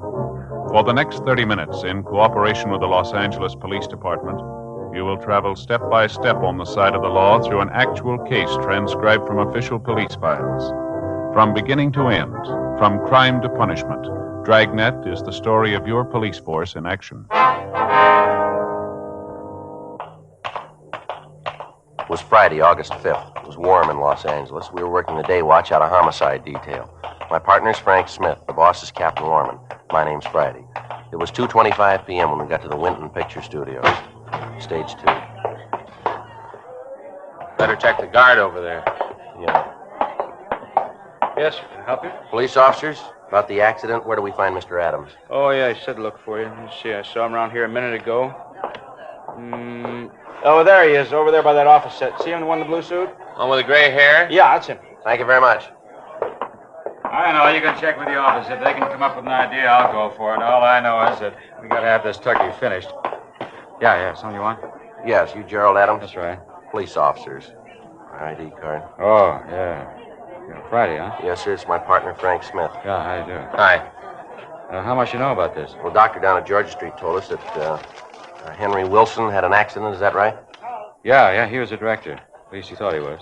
I wonder if we could see where the accident happened. Yeah, sure. Over in stage 1, just across the way. Hold on a minute, will you? I'd like to talk to Sam for a minute, try to get things organized here, get things moving. Yeah, go right ahead. Just wait here. I'll be right back. Okay. Quite a place, huh, Joe? Yeah, a lot of room. It's a big stage, isn't it? Yeah. You know, all this, the average person doesn't stop to think about it. What's that? You know, a fella lays out 85 cents to see a movie. Never thinks about all the people, all the equipment that goes into making it possible. Yeah. I'm sorry to keep you waiting. Terrible thing. We're 12 days behind schedule now. This will probably knock a couple more days off. Exec's going to scream like an eagle when he sees what this opus is costing. Here, right through the story. Right. One's right over there. Yes, sir. Wonder if you'd mind filling us in on this thing. Yeah, sure. What can I do to help? Well, if you can tell us how the body was found, who found it, how the accident occurred. Well, as near as I can figure, it must have happened about 12:10, 12:15. Crew had broken for lunch. Most of them were over at the commissary. I came down from the office and wanted to talk to Henry about tomorrow's schedule. Wanted to try to change some of the shots, make it more simple. He wasn't in the lunchroom, so I went ahead and had lunch. Uh-huh. About, let's see, I think it was about 12:40, Al Evans, the greenery man, came in and told me he'd found Henry's body. A lamp had fallen on him. Darn fool yelled it so loud that everybody in the place heard him. I see. Well, I came right over. First, it looked like Henry was dead. He'd lost a lot of blood. Felt his pulse. Found out he was still alive. That's when I had the ambulance called. Here we are. Go right here. Thank you. Over here by the house set. Yeah. At the time those big doors were open, the green men were putting in the shrubbery here. After I found out about the accident, I had the doors closed so people wouldn't be roaming in and out. Are the doors usually left open? Usually are. When there's no shooting on the stage, when we're using it, they're closed. Mm-hmm. Now, right here is where he was found. You can see the lamp, but the sun arc must have hit him right about here. Poor guy. Yes, sir. Is that where the lamp fell from, up there? Yeah. Yeah, there you can see on the scaffolding where it was. Between the babies, there's space there. Who puts the lamps up there? Well, it's in the gaffer's department. He's in charge of them. Wonder if we could talk to him. Yeah, sure. He's over in 2. I'll call him. Thank you. Big lamp, huh? Yeah. Sure smashed up, isn't it? Gee, that thing must weigh a couple 100 pounds. Yeah, look up there. It's quite a drop. Figure it's about 40 feet up there. What do you think? Oh, yeah, that anyway. He's on his way over. What's your position here, Mr. Adams? I'm production supervisor, unit manager. A lot of names for it. I try to take care of the running of the company as far as this one picture is concerned, make out the budgets, work on the schedule, the director, things like that. Mm-hmm. Really hard to say just what my job is, so I do a little of everything. Yes, sir. You fellas from homicide? Yes, sir, that's right. You think that there's something wrong here? Maybe Henry's accident wasn't an accident or something? Well, it's just that in any death where there isn't a doctor in attendance at the time of death, we have to look into it. It's just routine. I thought for a minute you might think there was something fishy about this. That's all we need. Have murder on the set. Might as well fold up. Oh, hi, Jerry. You want to see me? Yeah, Dick, these officers like to ask you a couple of questions. Sure. This is Mr. Friday, Mr. Smith, Dick Patterson, our gaffer. How are you? Hi, Mr. Patterson. What do you want to know? Well, Mr. Adams here tells us that you were in charge of installing those lamps. Is that right? Yeah, that's right. Are you trying to say I had anything to do with causing Henry's death? Oh, no, sir. We didn't say that. Well, then what are you saying? Well, we're just trying to get the facts straight. No need to get upset. Well, what are you talking about? These cops come in here and try to make out I didn't put those lamps in right? That's not what they said. Well, don't you think I feel bad enough? Henry was a good friend of mine. We've been together a long time. I don't know how the lamp got loose. I wonder if we could look at its mounting. Sure. I've been wanting to get up there anyway to look at it myself. But Jerry here said not to touch anything till you guys got here. Okay, how do we get up there? There's a ladder back here at the rear of the stage. I can't understand it, Mr. Friday. I've been hanging lamps for a long time. It's going on 20 years. First time anything like this ever happened. Oh, here it is, just going up. Okay. Hey, watch your step. Yeah, you go ahead. Yeah. Okay. Yeah. We can get there down this way. They use these walks to hang the lights on, do they? Yeah. You gotta be awfully careful, though. Watch your step. It's a long way down. Yeah. Once in a while, if you want a real high shot of the scene, we lift the camera up here. Mostly, though, it's used just for lights. Here it is. Now you can see there where the light was. Yes, sir. I'll appreciate it if you didn't touch anything. If you just stand back there. Sure. Now, the base of the lamp went through this hole there, huh? Yeah, that's right. Yeah, look at the one over there, same way. Yeah.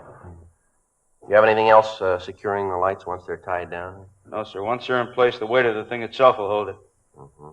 In other words, you drill this hole and you place the lamp in the hole, and it could... It doesn't look like the wood is chipped, does it? No, these scaffolds are pretty new. This stage hasn't been up more than a year. Mm-hmm. Well, from what you can see, Mr. Patterson, can you figure out how the lamp might have fallen? How it could have broken loose? Oh, I'll tell you, officer. Bob, that's my best boy. Bob and I were over here last night checking the lights on the set. Now, I didn't actually get up here myself, but Bob did. Now, he's a good boy. He's been around a long time, doesn't make mistakes like this. Mm-hmm. He secured this lamp himself. Now, I know it was right. Well, then, have you got any idea how it might have fallen? None at all. Matter of fact, I don't think it did. Sir? I don't think it did fall. I think it was dropped.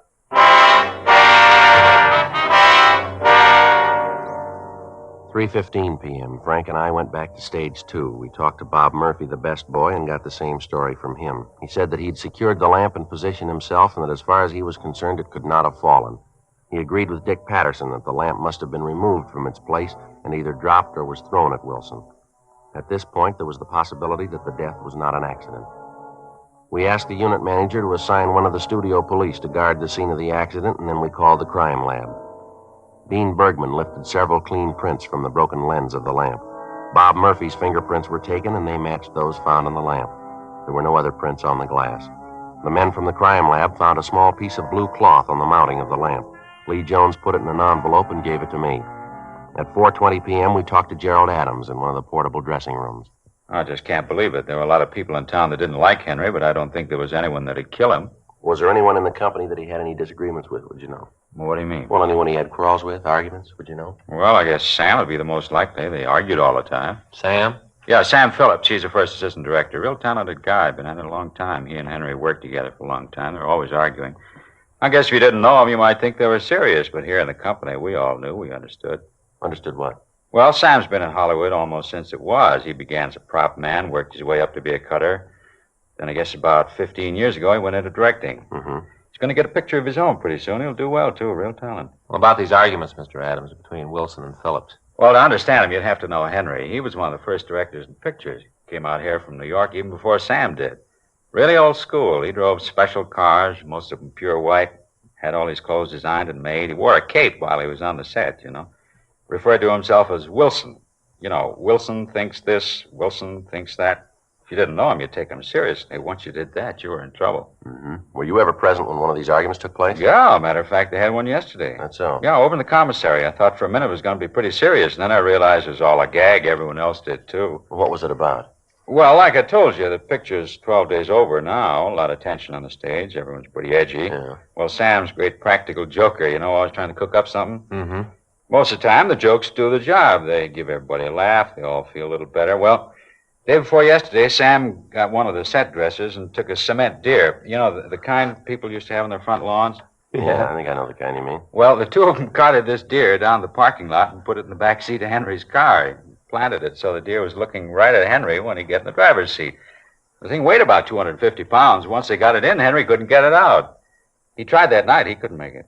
He didn't think it was very funny, did he? No, he had to leave it in the car all night. Drove home with it. Next morning, when he checked in the lot, he tried to get it out again.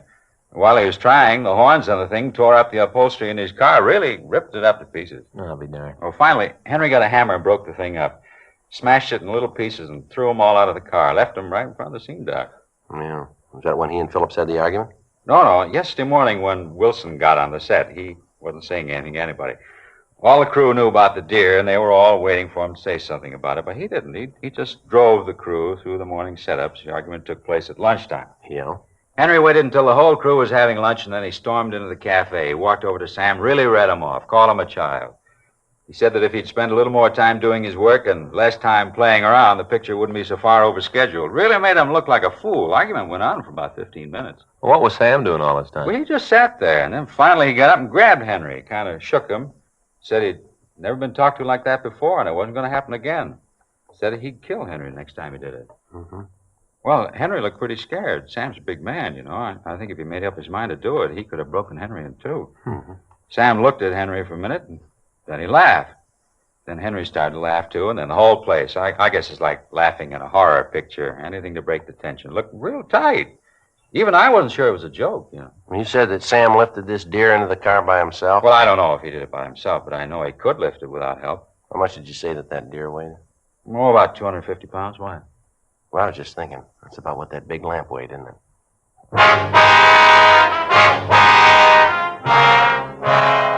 3:45 p.m. Frank called the office and had R&I run the names Sam Phillips and Henry Wilson.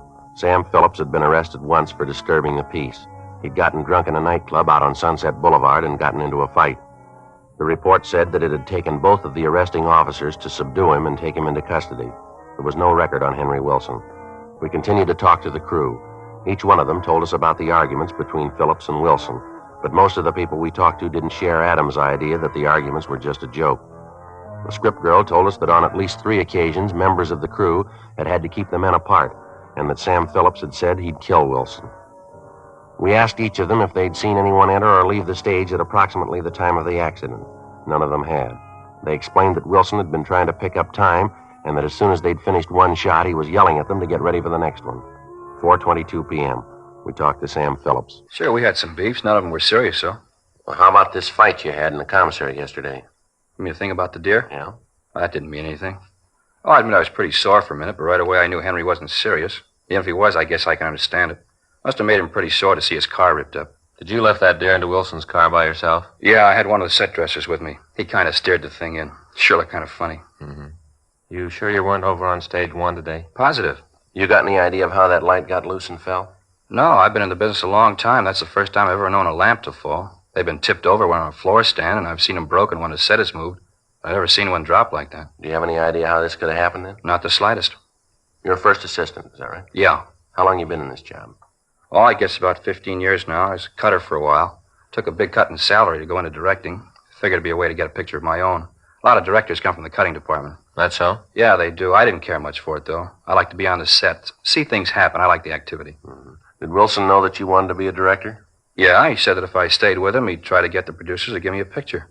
Matter of fact, I kind of thought I might get this one. Is that right? Yeah. When I was in the pre-planning stages, they hadn't assigned a man to it yet, and Jerry and I both wanted it. Jerry? You mean Adams? Yeah, he wants to be a director, too. It's funny, I guess everyone wants to be a director. Jerry's been trying for a long time. I don't think he'll ever make it, though. Is that right? Yeah, he's too valuable as a unit manager. Yeah.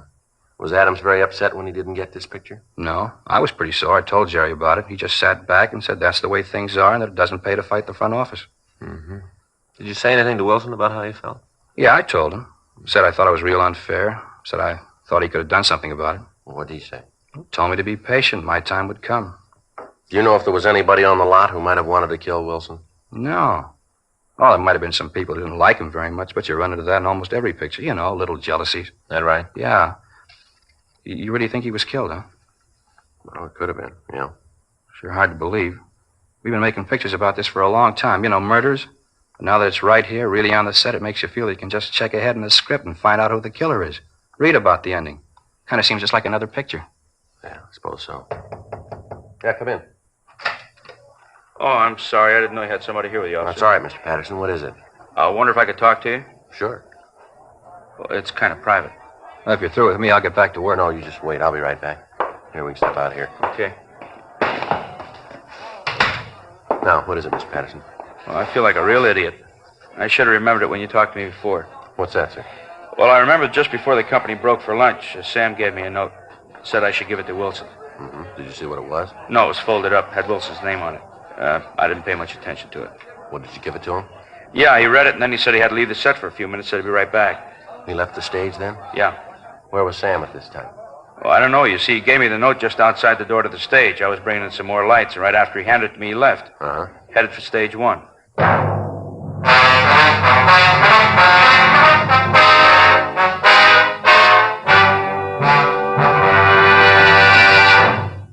You are listening to Dragnet, the authentic story of your police force in action. Chesterfield was first to name its ingredients. Ingredients that give you the best possible smoke. Now, Chesterfield is first to give you scientific facts in support of smoking. Nose, throat, and accessory organs not adversely affected by smoking Chesterfields. First such report published about any cigarette. A responsible consulting organization reports a study by a competent medical specialist and staff on the effects of smoking Chesterfields. For 6 months, a group of men and women smoked only Chesterfield, 10 to 40 a day, their normal amount. 45% of the group have smoked Chesterfields from 1 to 30 years, for an average of 10 years each. At the beginning and end of the 6 months, each smoker was given a thorough examination, including x-rays, and covering the sinuses, nose, ears, and throat. After these examinations, the medical specialist stated, "It is my opinion that the ears, nose, throat, and accessory organs of all participating subjects examined by me were not adversely affected in the 6 months period by smoking the cigarettes provided." Remember this report, and buy Chesterfields either way you like them, regular or king size. Premium quality Chesterfields, and much milder.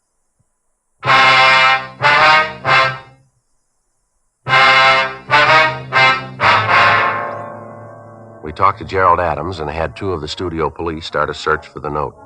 Frank called Georgia Street Receiving Hospital and asked if the note had been found on the body of Henry Wilson. The doctor told us that he didn't know and that the dead man's personal effects had been turned over to the coroner. We called them and they told us that there was nothing of that description found. While the search for the missing note went on, we continued to talk to Sam Phillips. The whole idea is crazy. I told you I wasn't near stage 1 at all this morning. How about the note? I don't remember any note. Well, the gaffer says you gave it to him.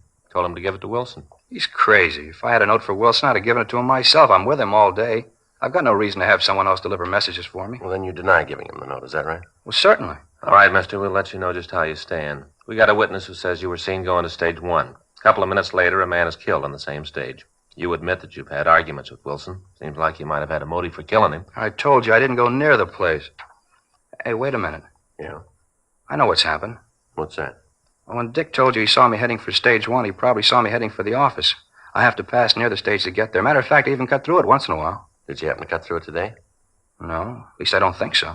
That's pretty important that you remember. I'm trying. Let's see. I know what you guys think. I don't know how to show you that you're wrong. Well, can you come up with an explanation for the note? Well, I'm trying to tell you I don't know. Yeah, that's what he's talking about. What? I did give Dick a note. Yeah. Told him to give it to Henry. What was in it? Well, I don't know. I didn't even read it. Well, then you didn't write it? No, I found it in my desk when I was up in the office this morning. I figured that someone had put it there thinking I'd see Henry and give it to him. What time did you find it? Let's see, I guess it was about 9 or so. Guess I put it in my pocket and then forgot all about it. And just before I went up to the office to tell him that we were breaking for lunch, I remembered it. I gave it to Dick and told him to hand it to Henry. That's what the note's all about. Right after that, I went upstairs. Mm-hmm. Do you always tell the office that you're broken for lunch? Yeah, most of the time I phone, but today I went up myself. I've been kind of expecting a letter from my family back east, and I thought it might be in, so I wanted to check the morning mail. Got any idea who might have put the note on your desk? No, I just found it, tucked away in the corner of the blotter. I really didn't look at it. I was in a hurry. Wanted to finish lunch so I could get back on the set. We have a lot of work to do this afternoon. Did you see Wilson after you left the stage? No, I looked for him at the commissary, but he didn't show up. And the greenery man came in and said that he had the accident. Uh-huh. You recognize the handwriting on that note? No, all I saw was the name, that it was for Henry. Come to think of it, though, I do kind of remember that it was familiar handwriting, thinking I'd seen it someplace before. You remember where? No, I wish I could. Have you found it yet? No. Wilson must have dropped it someplace here, though. It wasn't on his body. I wonder if you'd take a look at this. What's that? Well, the crime lab crew found this on the stage, caught on the lamp that killed Wilson. Looks like the material they make suits out of. Yeah, from inside the cuff. See? See the little zigzag mark where it's been cut? Mm-hmm. You ever see this type of material before, Sam? Let me see. Looks like it came from a blue suit, huh? Mm-hmm. Good material. Sure an odd color. Yeah, I think I've seen a suit like this. I think I saw it this morning. Yeah? Oh, yeah, sure. Jerry Adams was wearing it.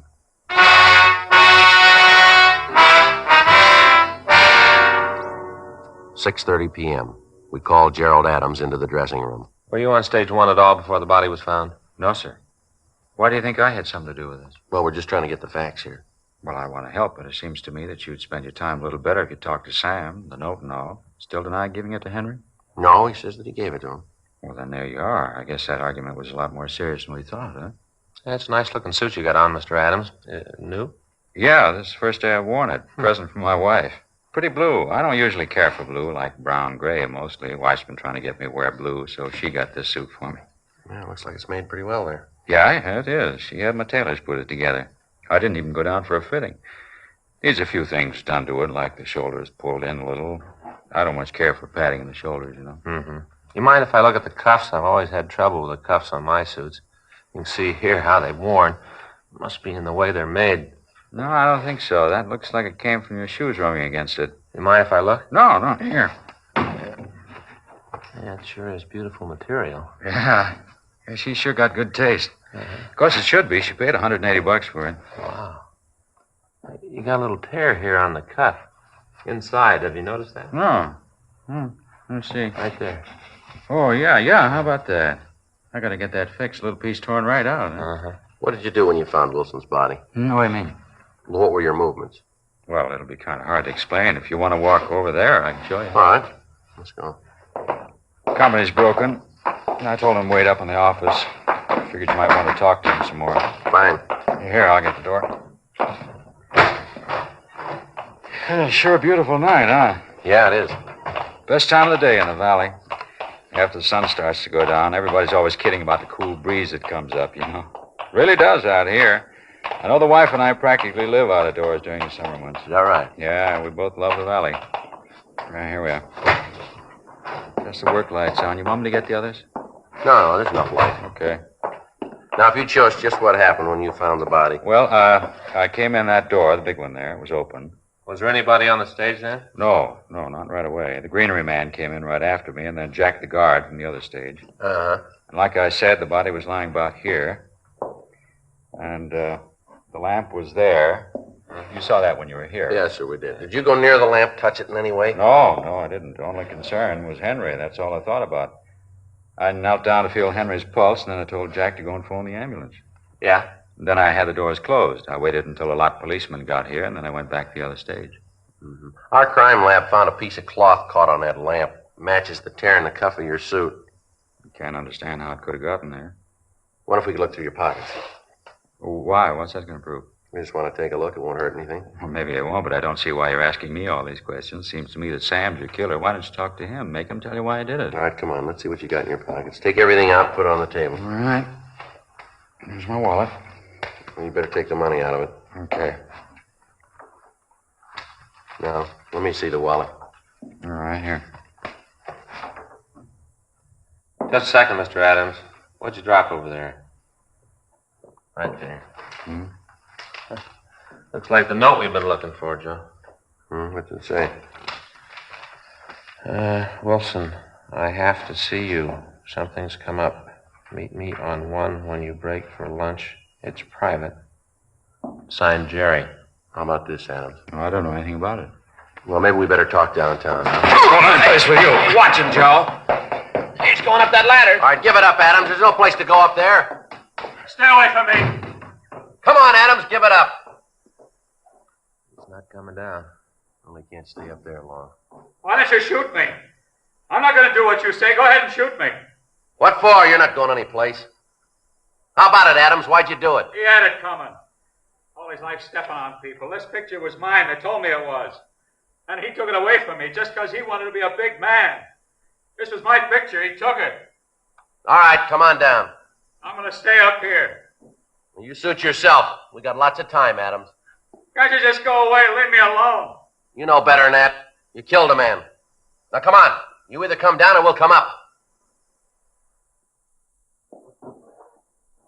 What do you think, Joe? Yeah, give him a minute.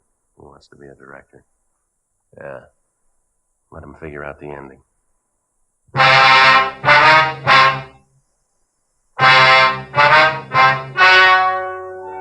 The story you have just heard was true. The names were changed to protect the innocent. On February 17th, trial was held in Department 89, Superior Court of the State of California, in and for the County of Los Angeles. In a moment, the results of that trial. Now, here is our star, Jack Webb. Friends, in a sense, every smoker is his own judge and jury when it comes to selecting a cigarette. Now, you've heard the facts in our case for Chesterfield, and I'd like to sum them up for you. Chesterfield, the first and only cigarette to give you premium quality in both regular and king size. Chesterfield, the first and only cigarette to name all its ingredients.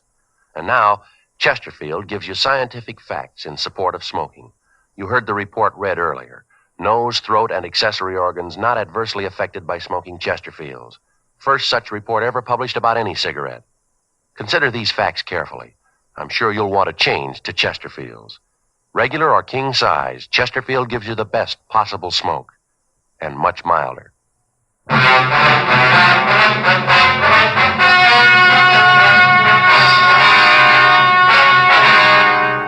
Gerald S. Adams was tried and convicted of murder in the first degree. He was sentenced to life imprisonment in the state penitentiary, San Quentin, California.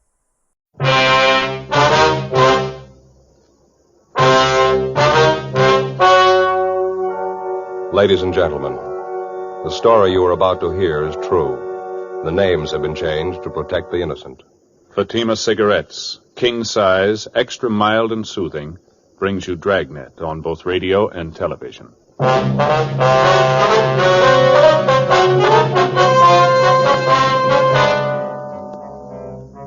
You're a detective sergeant. You're assigned to Homicide Division. You get a call that the body of a dead man has been found in a vacant lot. The man has been beaten to death. Your job, investigate. Friends, the name Fatima has always stood for quality. Fatimas are distinctive, with a truly different flavor and aroma. And in king-size Fatima, you get an extra mild and soothing smoke, plus the added protection of Fatima quality. Remember, in Fatima, the difference is quality. Because of its quality, its extra mildness, its better flavor and aroma, Fatima continues to grow in favor among king-size cigarette smokers everywhere. Switch to Fatima yourself today. Ask your dealer for Fatima in the bright, sunny yellow pack. King-size Fatima. The difference is quality.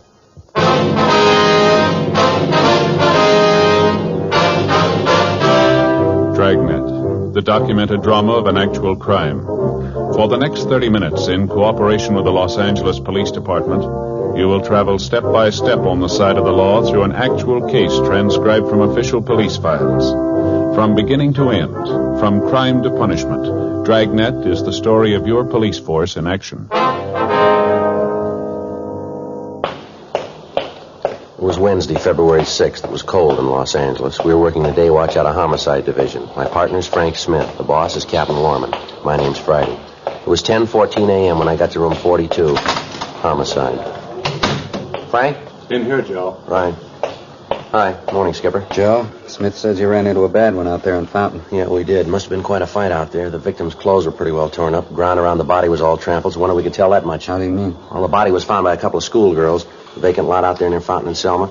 Girls took a shortcut through the lot, and when they saw the body, they let out enough screams to get the whole neighborhood over there. Mother put in the call. By the time the radio unit got there, the neighbors had walked over the whole area. They got the people back right away, but most of the physical evidence, if there was any, had been trampled out. That helps. Any of those people see or hear anything? No, nothing. How was he killed?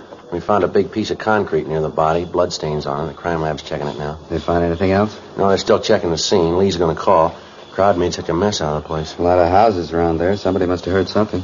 Well, we talked to a young girl who lives a couple of doors down from the lot. Seems she and her boyfriend were coming home from a show. Said about 9:45, 10 o'clock, they noticed a car parked in front of the lot. Yeah. The girl said they noticed it right away.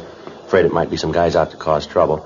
She told us that when she and her boyfriend walked by, they heard loud talking, men arguing. Mm-hmm. She able to describe the car? He just said it was a dark sedan, late model, 51 or 52. We checked the boyfriend. He told about the same story. He said he thought the car was a dark blue Ford. Yeah.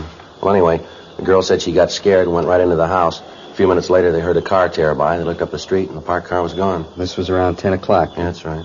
That might make it about the time of the killing. Well, we'll know better when the body's posted. The girl or her boyfriend able to describe the men? No, soap, Skipper. All they could tell us was it looked like there were two men in the car. Said they couldn't get a good look at them. License number? No. Boy said he thought of taking it down, but he didn't. Tough break. Hanson and Cummings helped check the neighborhood. They didn't do any better. Seems like everybody in the vicinity was away for the evening. And the coroner, Frank? Well, Hanson just brought this in. Guy's with all the stuff in his pockets. Yeah, let's take a look.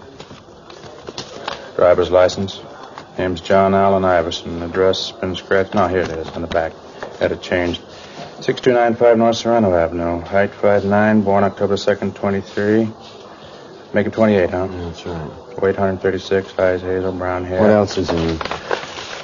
Calendar from an oil company, blank check, a picture of a puppy, Dalmatian, huh? Yeah, looks like it, doesn't it? Picture of a woman. Let's see that. Here, wait a minute, here's a card. Case of accident, please notify Mrs. Alfred Iverson, mother, 6295 Serrano Avenue, Hollywood 98844. Probably her picture. She been notified yet? No, not yet.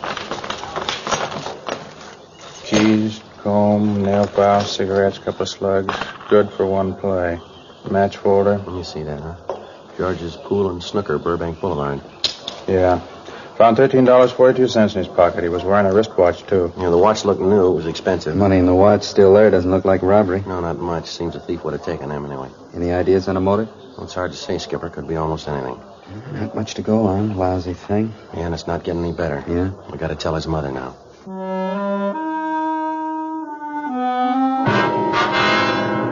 10:50 a.m. We called Lee Jones to see if he'd been able to come up with any new information. He told us that besides the piece of cement, his crew had been able to find little other physical evidence. Tests of the blood found on the concrete were not finished, but Lee said that it looked like the murder weapon. Although the ground around the body was fairly soft, the people in the neighborhood effectively obliterated any footprints that the killer might have left. We were faced with the old problem. The average citizen, in an attempt to be helpful, had unknowingly destroyed what physical evidence we might have found. We went by R&I and checked the name John Allen Iverson without result. 11:35 a.m. Frank and I signed out and drove to the address listed on Iverson's driver's license, 6295 North Serrano Avenue. It was a small frame cottage set well back on the lot. The yard was well kept, and as we climbed the front stairs, we could hear a dog barking in the rear of the house. We rang the bell, and a lady in her middle 60s answered the door. It was the woman in the picture that we'd found in Iverson's wallet. Yes? Mrs. Iverson? Yes? Police officers, ma'am. I'd like to talk to you if we could. Well, of course. Won't you come in? Thank you very much. You'll have to excuse the way I look. I was in the middle of baking. What was it you wanted, officer? Oh, I'm sorry. I don't remember your name. Joe Friday, ma'am. This is my partner, Frank Smith. How do? Is it about the dog barking at night? We've tried to keep him quiet. Alarm clocks, hot water bottles, everything. He's just a puppy, though, officers. He doesn't know. No, ma'am. It's not about the dog. It's about your boy. John? What's he done? Well, he's had an accident, Miss Iverson. An accident? John? Yes, ma'am. Serious? Yes, ma'am. It's pretty serious. You're sure it's my boy? John Allen Iverson? Yes, ma'am. It's your boy. He's in a hospital. Is that it? No, ma'am. He's not in the hospital. Not in a hospital? He's dead? Yes, ma'am. I'm sorry. John Allen Iverson? You're sure? Yes, ma'am. We're sure. Oh, no. It can't be. I won't let it be. John, my baby. You've got to be wrong. No, I'm sorry, ma'am. John dead. Gone away from me for always. Why did it have to be John? Why? It's always the same question, isn't it? Yeah. How do you answer it?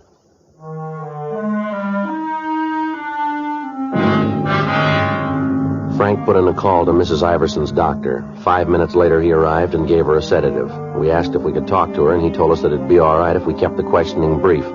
He explained that Mr. Iverson, John's father, had died 2 years before, and that his passing had hit Mrs. Iverson pretty hard.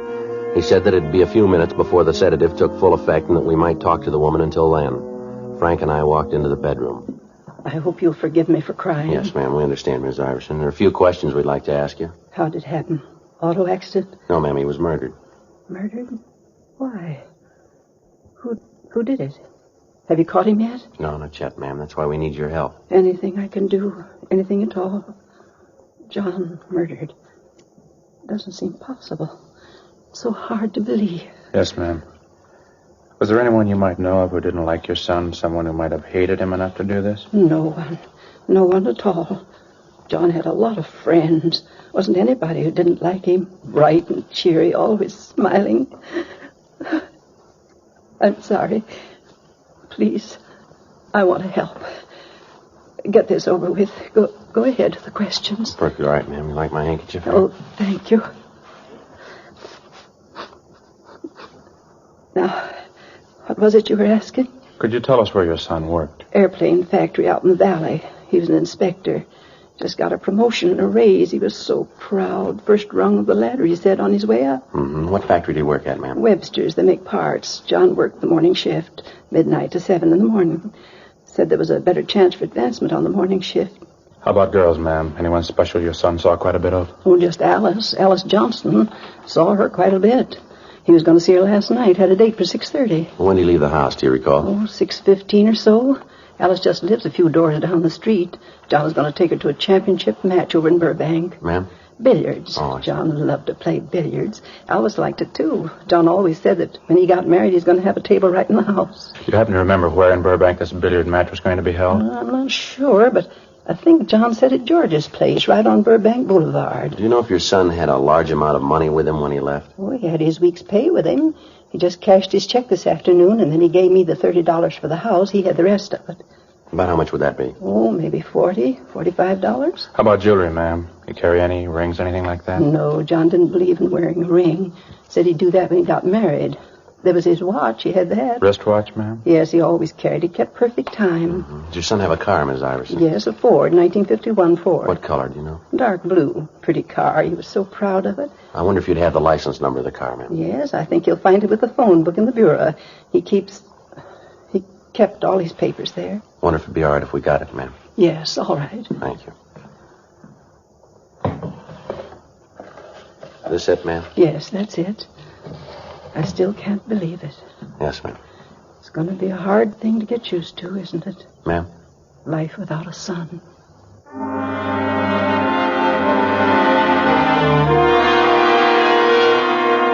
12:40 p.m. Frank and I drove back to the office and checked the license number we'd gotten through DMV. The car was registered to a John Allen Iverson, 6295 North Serrano Avenue. Legal owner, Bank of America.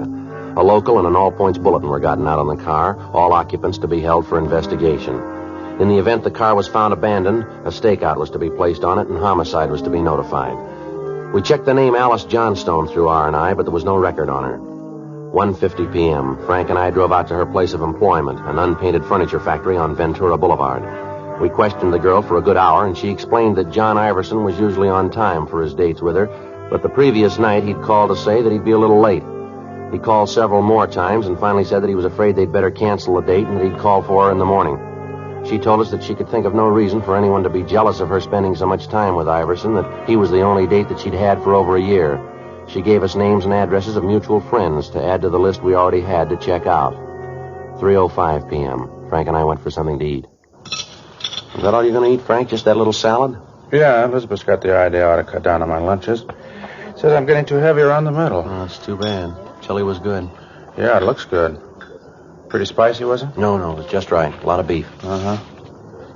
Joe? Yeah? You think I'm getting too fat? No, you don't look it to me. When a man gets in his 30s, he's supposed to look a little portly, isn't he? Well, I don't know, Frank. You couldn't prove it by me. Well, I always heard so. My father was pretty heavy. That has a lot to do with it. That's so? Well, sure, it's heredity, that stuff. A lot of beef, huh?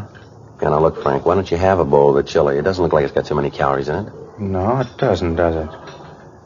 Miss? Oh, miss, could I have a bowl of that chili?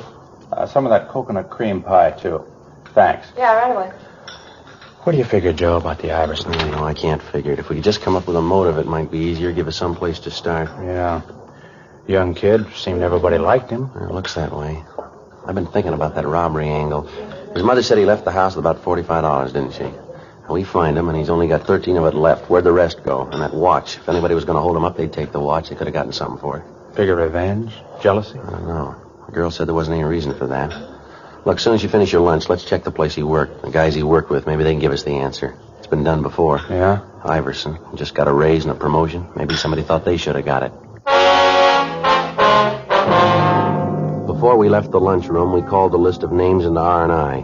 3:32 p.m. Frank and I drove out to the aircraft plant where John Iverson had been employed. We checked with the foreman of the shop, the men he worked with, the personnel office, everyone he came in contact with during the day's work. They all gave us the same answer, that they could see no reason why anyone would want to take his life. 4:56 p.m. The list of names we'd given R&I had come back with no make. None of the names had any criminal record. We called the county morgue and found that the coroner had posted the body and that the cause of death was listed as a subarachnoid hemorrhage due to multiple depressed fractures of the skull. Lee Jones had finished the test and was able to tell us that the piece of concrete found at the scene was more than likely the murder weapon. 6:15 p.m. Frank and I drove over to Burbank to George's Pool and Snooker Hall. It was a big place with a lot of neon over the entrance. Inside, there were about 10 tables with a row of theater chairs on each side of the large room. Just off the entrance was a small bar. Except for a man brushing off the tables, the place was empty. Hi, what'll it be? Pool, billiards, or snooker? You the manager here? No, I'm not. I kind of run the place, though, when he's not here. Something I can do? We're police officers. My name's Friday. This is my partner, Frank Smith. How do? I'm Sam Howard. Were you on duty here last night, Mr. Howard? Yeah, until about midnight. I leave then. Sometimes when George asks me, I stay on, but I usually shove off about midnight. Why, anything wrong? I can get George on the phone. Do you know a man by the name of Iverson, John Iverson? You ever see him around here? Iverson? There's an awful lot of guys come in here, hard to tell. What's he look like? He's 5'9", about 136 pounds, brown hair. Likes to play billiards, I understand. John, Yeah, I think I know who you mean. Never knew his last name before, but he comes in here quite a bit. Always plays billiards, 3 cushion. You see him last night? Well, there were an awful lot of people here last night. Had a match, pretty crowded. Well, was he in here last night? Well, yeah. Came in, watched the match for a while, then he sat up at the bar, had a couple of beers. Was he drinking with anybody? Let me think. Yeah, he and another guy were talking it up. The other guy was popping for the drinks. You know the other man? No, sir. Don't think I ever saw him before. About what time was that? Gee, it's hard to say. I was pretty busy. It's important, Mr. Howard. Like that, huh? Well, I'd say it was 7 o'clock, maybe 7:30. Johnny came in first. He watched the matches for a while. Then when this other guy came in, they both moved to the bar. Stayed there talking till about 9:30, 9:45. Then they walked out together. They were together all evening then? Yeah, near as I can tell. What did this other man look like? Let me think. I'd say he was maybe 36, 37, had kind of dark hair. How tall would you say he was? Oh, about your height, 5'10" or 11. Had on a plaid sport jacket. I noticed that because I've been looking for one like it. You know, sort of Glen plaid, only with more color. Not exactly loud. What color was the jacket? Blue. Real rich blue. Must have cost a fellow a lot. During the conversation, did Iverson and this other man seem to get along all right? Oh, yeah. Even when the fellow lost the bet. What bet? Yeah, they had a bet on a match. The other guy lost, and he had to pay Johnny $10. Didn't have the cash, had to cash a check. You cash it here? Yeah, it was a payroll check. George doesn't like it when we cash personal checks. If they bounce, we have to stand the loss. You think we could locate that check, Mr. Howard? Do you happen to remember the company name on it? No, not right off. I can get it for you. Sir? Well, George wasn't feeling too well today, so he didn't get to the bank. Check's still in the safe. The check was issued from the Kimberly Insurance Company and made out to Martin G. Weber. The endorsement was made by Weber with a notation of his address under the signature. We called the office and had the name run through R&I. There was no record on him. According to the information we'd gotten from Sam Howard, the last time the victim was seen alive at 9:45 p.m., he was in the company of Martin Weber. Frank and I got in the car and drove out to the Kimberly Insurance Company. It was a large building on San Fernando Road. The employees were leaving the building when Frank and I got to the office of the general manager. We asked him about Weber, and he told us that he'd been with the firm for the past 10 years, starting as a runner on the floor and rising to the position of office manager. He told us further that in his entire 10 years of service, Weber had never been late or missed a day's work. However, on that particular morning, he hadn't shown up at all. We called our office and arranged for a stakeout on the building of the insurance company. Frank and I drove out to Weber's home, a modern apartment house in the North Hollywood area. We rang the bell, but there was no answer. We checked with the landlord, and he told us that he hadn't seen Weber the night before. In the company of the manager, we checked Weber's apartment. He was not there, and from what we could see, the bed had not been slept in. In further checking, the manager was able to give us the name and address of Weber's sister, a Mrs. Madge Wilson. We arranged for a stakeout on the apartment. 9:20 p.m. Frank and I drove over to check with his sister. Yes? Ms. Wilson? That's right. Police officers, Ms. Wilson. I'd like to talk to you. My name's Friday. This is my partner, Frank Smith. Come in. But I thought all this had been cleared up. Ma'am? Well, you hear about my brother Martin, aren't you? Well, yes, ma'am. I don't think I understand. Neither do I. It seems to me that you'd spend your time trying to find out why the man did it instead of bothering us. My husband won't like this at all. We're taxpayers. We've got rights. Just a minute, ma'am. I think maybe there's a misunderstanding Nothing here. of the sort. You're here to talk about Martin, aren't you? Yes, ma'am. No misunderstanding at all. He had an accident. It's up to you to take care of the man who did it. Put him in jail for a long time. I'm sorry, Mrs. Wilson. I'm not sure we know what you're talking about. Well, this is the limit. My poor husband spends practically the whole night filling out forms, and you didn't even take time to read them. I'm talking about Martin's accident. The man who ran him down last night, put him in the hospital, broke his leg. That's what I'm talking about. Now, I've got 2 kids upstairs with bad colds, and I haven't got time to stand around and talk to you. If there's anything else you want to know, you can talk to my husband. He'll tell you. You say your brother was run down by a car last night, ma'am? Yes, last night. And he's in the hospital now? Yes. Now, look, we're only trying to conduct an investigation, ma'am. Could you tell us what time this accident happened and where? All right. It's on the report, if you'd only read it. Yes, ma'am. Martin was on his way home last night. He stepped off the curb out on Burbank Boulevard, and this car came right around the corner and hit him. Broke his leg. Sent him to the hospital. He's been there ever since. He's there now. What time did this happen, ma'am? Do you know? Sure I know. It was 9:45.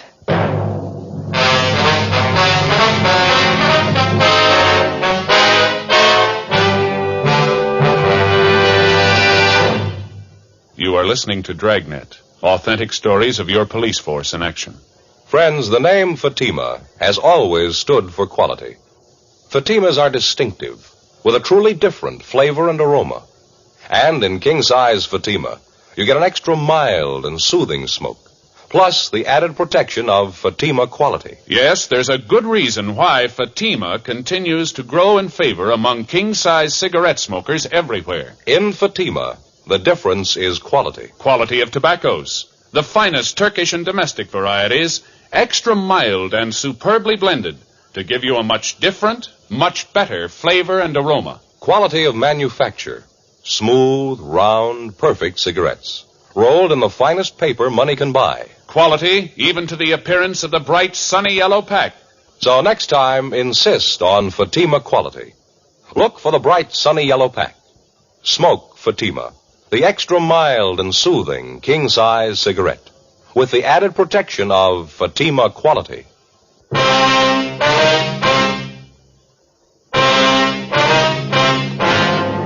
When we explained about John Iverson's death to Mrs. Wilson, she was extremely apologetic about the way she'd acted. She went on to say that her brother did have an appointment with Iverson the night before. We put in a call to Sergeant Erbson of the Accident Record Bureau downtown, and he told us that there was a traffic accident report which listed the time of the accident at 9:46, corroborating the story given us by Mrs. Wilson.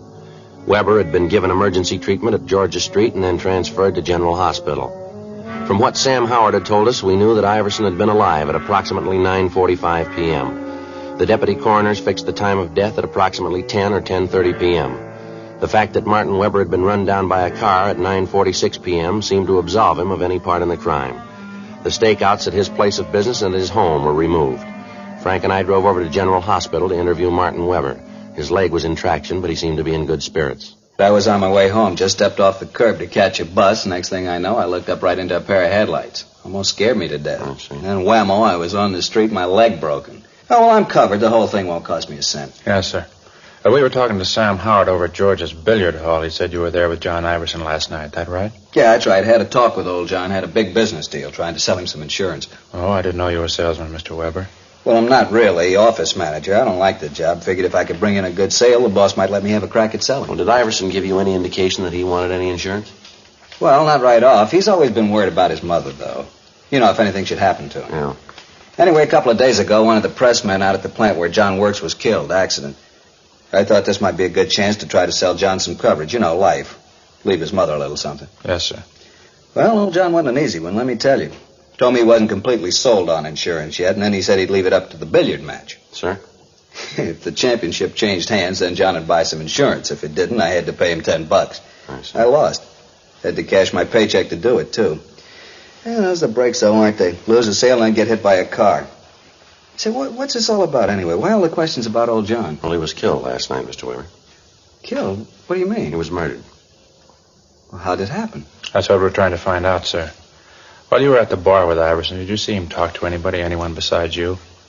No, he made a couple of phone calls, said they were to his girlfriend, but that's about all. Wait a minute. Yeah? When we got outside the bar, there were a couple of guys that came up and talked to him. Had these men been in the bar? Yeah, come to think of it, they were sitting right next to us. When I had to cash that check, I didn't have a pen to endorse it, and one of the guys gave me his to use. You ever seen him before? No, I don't think I ever did. Can you describe the men, Mr. Weber, what they looked like? I didn't pay much attention to him. One of the fellows was a big guy, maybe 6 feet or more, a couple of 100 pounds anyway. How old would you say? Oh, maybe 37, around there. I'd know him if I saw him again. Well, how's that, sir? The scar, he had a scar right across here on his forehead. Made him look like he was frowning all the time. How about the other man?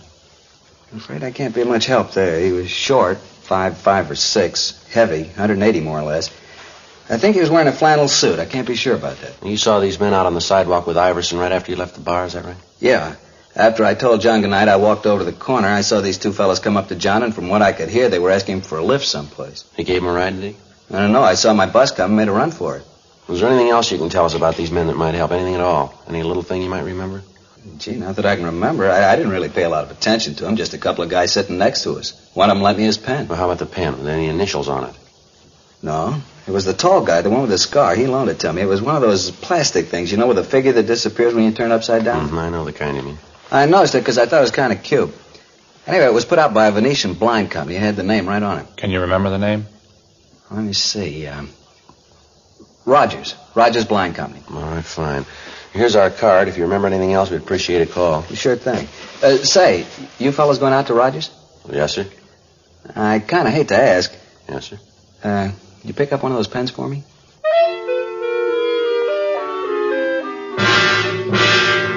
11:35 p.m. We called the office, and they told us that Iverson's car had been found abandoned up on Wonderland Drive in Laurel Canyon. It was taken to the police garage and impounded. The crime lab had gone over the car for fingerprints, and in eliminating the prints of the people known to have been in the car and friends of Iverson, they'd come up with one unidentified print. As remote as it was, the lead about the pen had to be checked out. We called the Rogers Blind Company, and the night watchman gave us the home phone number of the personnel manager. We called him, and he agreed to meet us at the plant. We gave him the description of the man who had talked to Iverson outside of the bar, and he was able to identify him as a Peter Standish, a former salesman with the company. He recognized Standish from the description of the scar, but he was unable to tell us the name of the other man. The personnel manager furnished us with Standish's last known address, but he'd moved and left no forwarding address. Frank and I went back to the office and ran the name through R&I. Standish had a record of 2 arrests on suspicion of 211 PC, one of them only a month before. Sergeants Hanson and Cummings drove out to the General Hospital to show a mugshot of Standish to Martin Weber. He positively identified the suspect as the man he'd seen talking to Iverson on the night of the murder. We checked with Dean Bergman and Leighton Prince. The fingerprint found in the car matched perfectly with the prints of Standish. Frank and I drove out to the last address on the suspect's arrest report. The manager of the apartment told us that he'd gone out a few minutes before. She told us that there was another man living in the apartment with Standish, and that the description she gave tallied closely with the one we had of the man seen with Standish in the bar the night of the murder. She informed us that he was registered under the name of Charles Teal. In the company of the manager, we made a search of the suspect's apartment, but we found nothing. We asked the manager not to give any indication that we were in the apartment, and she agreed to cooperate. We settled down to wait. An hour went by, an hour and a half, 2 hours. Yeah, well, I'm getting tired of it, Teal. Every night the same thing, dragging you out of some crummy bar. You don't knock it off, I'm going to get myself another boy. Not only that, but I'm getting sick of... All right, let's hold it right there, Cops, Steve. lousy. Watch it, Frank. All right, hold it, mister. Hold still. Fuzz, crummy fuzz. I had to walk right into it. How's the other one, Frank? He's out. Want to shake him down? Yeah. What do you want with me, cop? I done nothing. You got nothing to hold me for? He's clean, Joe. So's the other one. We got plenty, Standish. Let's go. What? What you got on me? Murder, mister. Murder me? You're crazy. You're off your rocker. Yeah, sure. All right, Frank. I'm getting him up. Come on, boy. I told you, Standish. I told you they'd get us. Shut up, you little... All right, let's hold it right there, mister. Don't make any more problems. It was him. He did it. I didn't want to. It was his idea. I'll tell you all about it. Should have known not to trust you, Teal. Look what you got me into. We only wanted his money. He wouldn't give it to us. Standish kept trying to hit him with that piece of cement. I tried to make him stop. You didn't try to stop me splitting the dough. You got more than half. Don't worry about it. What do you mean? You'll split this one even.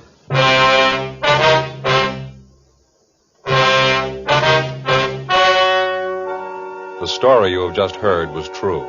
The names were changed to protect the innocent. On June 4th, trial was held in Superior Court, Department 86, City and County of Los Angeles, State of California. In a moment, the results of that trial. And now, here is our star, Jack Webb. Thank you, George Fenneman. Friends, as we told you earlier, the name Fatima has always stood for quality. That same Fatima quality is the reason why king-size Fatima continues to grow in popularity among smokers everywhere. Try them and see if you don't agree with me.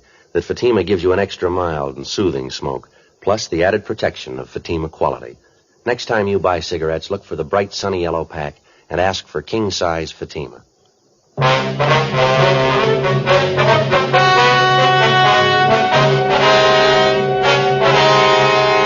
Peter James Standish and Charles Edward Teal were tried and convicted of robbery and murder in the first degree. They were sentenced to life imprisonment. They're now serving their term in the state penitentiary, San Quentin, California.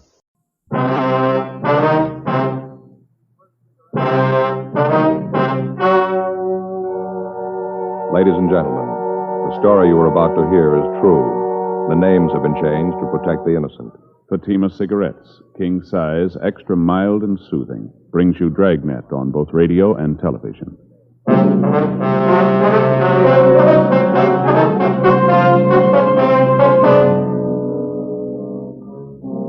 You're a detective sergeant.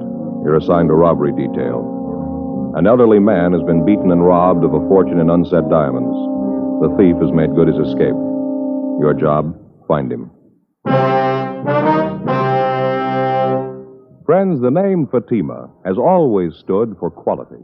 Fatimas are distinctive, with a truly different flavor and aroma. And in king-size Fatima, you get an extra mild and soothing smoke, plus the added protection of Fatima quality. Remember, in Fatima, the difference is quality. Because of its quality, its extra mildness, its better flavor and aroma, Fatima continues to grow in favor among king-size cigarette smokers everywhere. Switch to Fatima yourself today. Ask your dealer for Fatima in the bright, sunny yellow pack. King-size Fatima. The difference is quality.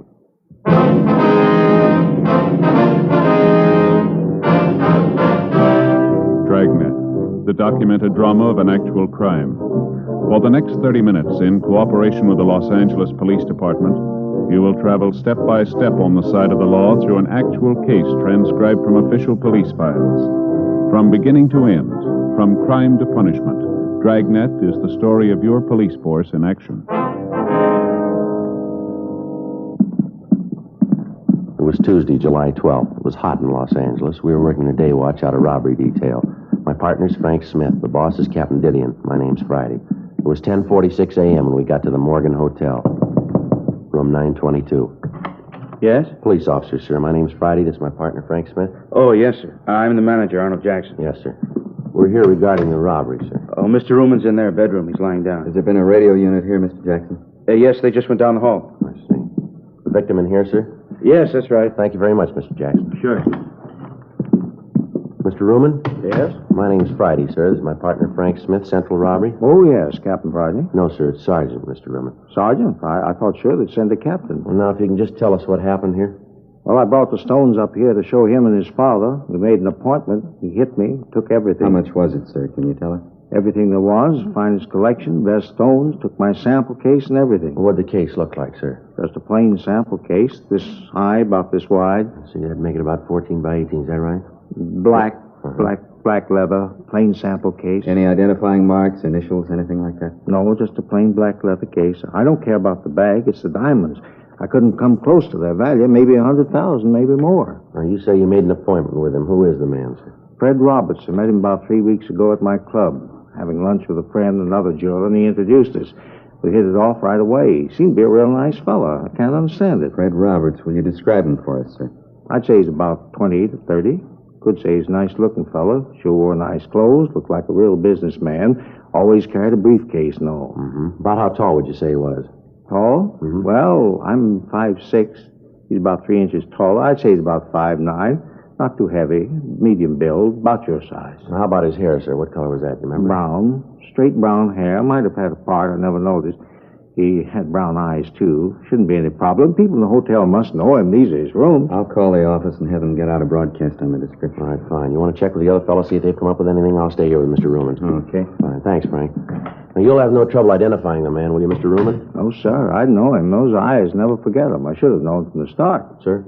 His eyes are shifty, little bitty things set close together.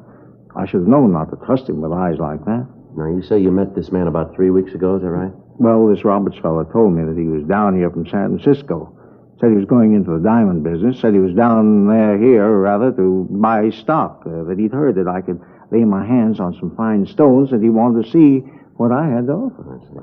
Did he say that he was going to buy the stones himself? Oh, no. He told me that his father was putting up the money. He said that his father was coming down here today, and that if he liked the merchandise, we could make a deal. Funny thing, though, I should have known right off. What's that, sir? Well, when I came up here this afternoon and showed him the stones I'd brought, he didn't know the good from the bad. Oh, sir? Well, in almost any collection, there's bound to be a few stones that aren't absolutely perfect. They look all right, but there may be a small flaw someplace inside the stone. Naturally, their value isn't the highest. I see, and this Roberts didn't know the difference. No, but I should have known anyway. Those eyes, the meanest eyes I ever saw, and so close together. Well, was there anything unusual that you might have noticed about Roberts? Anything about his speech, his manner, anything at all that might help us identify him? No, just like I told you. Seemed nice enough. Well, did he give you any indication that there might be something wrong? Not at all. Of course, I wondered about his not knowing much about diamonds, but I figured that if he was willing to pay what I wanted, I didn't have to concern myself with what he's going to do with the stones. Well, Mr. Roman, I wonder if we could start from the beginning. Exactly what happened here. He knocked me out. No, sir. I mean, what led up to his hitting you? Oh, I'm sorry. Well, as I said, he told me to bring the stones up here for his father to see. I did, and then we waited for the father to show up. We were over there by the window looking at the stones. Mm-hmm. You know, they look better in sunlight. Yes, sir. Well, when we finished, he said something about his father never being on time. I turned to look out the window. That's when he hit me, right here on the back of my head. Can you see it? Yes, sir, I can. Is it bleeding? Don't lie to me. I'm not afraid. Can you see any blood there? No, sir. There's Right quite there? a bump on the back there. You sure? Yes, sir. You tell me the truth. Yes, sir. There's no blood. Joe? Yeah, Frank. See you a minute? Sure. Excuse me a minute, Mr. Ruman. Sure, that's all right. Yeah, Frank. Called the office. They put out the description. Area's being covered. Leighton Prince been called? Yeah. How's Ruman getting along? Well, he's got quite an egg in his head, but he seems to be okay. Mm-hmm. Manager says he's called the house doctor. Should be here right away. Sergeant? Yes, sir. Have you caught him yet, Roberts? No, sir, not yet. As soon as the doctor looks at you, sir, we'd like you to go down to police headquarters with us, if you would. Of course. But you shouldn't have too much trouble catching him, not with those eyes. Real little beady. Yes, sir. But what do you want me to do at police headquarters, Sergeant? Well, we want to take a full statement, have you look at some pictures, if you would. With you two? Yes, sir. Anything wrong? Oh, no. But you'd figure with all those diamonds gone, that fella hitting me and all, there seems that they could have done better. Well, how's that, Mr. Roman? Seems they could have sent a captain. 11:15 a.m. Leighton Prince arrived and went over the rooms. Frank and I were unable to find the instrument Roman had been struck with. Checking with the desk clerk and the elevator operator, we were able to get a composite description of Fred Roberts. It tallied closely with the one given us by Ruman. The desk clerk told us that Roberts had checked into the hotel that morning. We obtained a copy of the hotel registration card carrying Roberts' signature for handwriting analysis. The immediate area was thoroughly searched. The suspect had made good his escape. We contacted the victim's office and asked for a full inventory of the stolen diamonds. They were unable to give us a complete inventory at the time, but advised us that the loss would run well over $150,000. 11:57 a.m. After the hotel doctor had examined Ruman and said his wounds were superficial, we drove down to the city hall. While Ruman was looking at the mug books, Frank and I checked the name Fred Roberts and his description through R&I. We were unable to find a record on him. We contacted the stats office and requested a run on the M.O. Local and all points bulletins were gotten out on the suspect. After looking through the mug books, Ruman was unable to come up with an identification. Further interrogation of the victim failed to turn up any new evidence. The information furnished by the stats office and other contacts yielded nothing. The investigation continued. 3 weeks went by. Tuesday, August 2nd, 8:05 a.m. I checked into the office. Joe? Yeah. You're late. I've been waiting for you. It's only been 5 Well, minutes. there's a lot to do here, you know. You're in a good mood. What's the problem? It's the in-laws again. I didn't sleep a wink last night. Oh, what happened? That brother-in-law, a real wise guy, knows how to do everything better than anybody else. Nothing he doesn't know. Well, look, Frank, I'm on your side, but what's the bit here? Remember how I told you about this place out in the valley where the steaks are so good? Yeah, the butcher shop, wasn't Yeah, it? that's right. Well, I stopped by last night and I got 6 of the biggest steaks I could find. Real beauties, fillets. Yeah? I figured on a barbecue, out in the backyard. Anyway, I get the charcoal out and the kindling and all the stuff. Right away, my brother-in-law says I'm doing it wrong. Why didn't you tell him? The wife, she's got to hear how they barbecue back in Sioux Falls. So the brother-in-law throws out all the stuff I'd done, and he starts all over. It took him 3 hours. Well, what happened? Well, he never got the fire started. By the time he let me get at it, it was too dark to do anything. He ended up in the kitchen with waffles. I had indigestion all night. Well, that's the way it goes, doesn't it? I suppose so. Sorry I jumped. That's all right. I don't much care for waffles for dinner myself. I get it, Frank. Robbery Friday. Yes, sir. Mm-hmm. What was that address again? Okay, yes, sir. Okay, we'll check it right away. Right. Anything? One of our contacts is a rumble down at Jay's down in South Main. Guy's letting it get around that he's got some loose diamonds for sale. You say when they could be bought? Yeah, tonight. 8:14 a.m. We signed out and drove over to Jay's bar. We met with our informant. The buy was to take place in the bar at 8:30 that night. He gave us a description of the man who was selling the stones. We checked back into the office and filled Captain Didion in on the latest developments of the case. The plan was laid out that Frank and I would stake out inside the bar. 4 other men were assigned to cover the outside of the meeting place. They would be able to be in constant communication with each other through walkie-talkie equipment. 7:43 p.m. Frank and I took up our positions at the bar. The other men were at their assigned positions. And we waited. 8:19 p.m. 3 men came in and took a table at the rear of the place. They ordered drinks and sat down and talked. None of them matched the description our informant had given us. 8:34 p.m. Joe? Well, Just came in. Fits the description pretty close. he's heading back there. Looks like he's one of the 3 guys we've been waiting for down there. What was that he took out of his pocket? Can't hear a thing from here either. It looks like it's going to get louder, doesn't it? All right, that's fine with me. I didn't ask you to buy the stuff. You can see for yourself it's good, the price is right. If you don't want to buy, then you're wasting my time. Lousy chintzy deal. You get me here, and then you pull a deal like this? As far as I'm concerned, the buy's off. Nobody sent for you. Forget it. That's him. He's got the stones. Let's take him, Frank. Go to the back. All right, hold it up, police officers. Watch it, Joe. All All right, now stand right where you are. Keep your hands out in the open. You want to shake them down, Frank? Yeah. Stand still, you. Hey, what are you tagging us for? Just having a drink? What are you trying to do? They're clean, Joe. Our boy got away. They'll pick him up outside. Look, what do you want us for? Just sitting here having a drink. What are you trying to prove? Skip it, mister. You're selling us nothing here. I don't know what you're talking about. Frank? Yeah, hold still. Here's my cuffs. All right, let's go. I'll check outside, see if they got the other one. Yeah. Look, you don't need these handcuffs. I'm not going anyplace. I got nothing to hide. What's this all about? Save it, mister. Save what? We come in here to have a couple of drinks. We're not bothering anybody. Just a quiet drink. You guys jump on us. What's the pitch, anyway? Let's stop playing games here. There was a diamond buy tonight, and you were in on it. Diamonds? Are you kidding? Here, look at me. Do I look like the kind of a guy can afford diamonds? Not only that, but who buys diamonds in a bar? Now, look, let's get this thing squared away. Huh? Herman and Stromwell got the other one. Said they'd take him up to the office. Anything on him? No, dropped it while they were chasing him. What's that? Bag of unset diamonds. The three suspects we'd apprehended inside the bar were questioned. After a brief interrogation, the suspects admitted that they had gone to the bar for the purpose of buying diamonds. They explained that it was their impression that the stones had been smuggled into the country. The three men were booked in on suspicion of robbery pending further investigation. The fourth man, the one who was in possession of the diamonds, was identified as Larry Fry. We checked him through R&I and found that he had a previous record of 4 arrests receiving stolen property dating back to 1946. Frank and I took the suspect to the interrogation room. He told us that he'd found the diamonds in a back alley.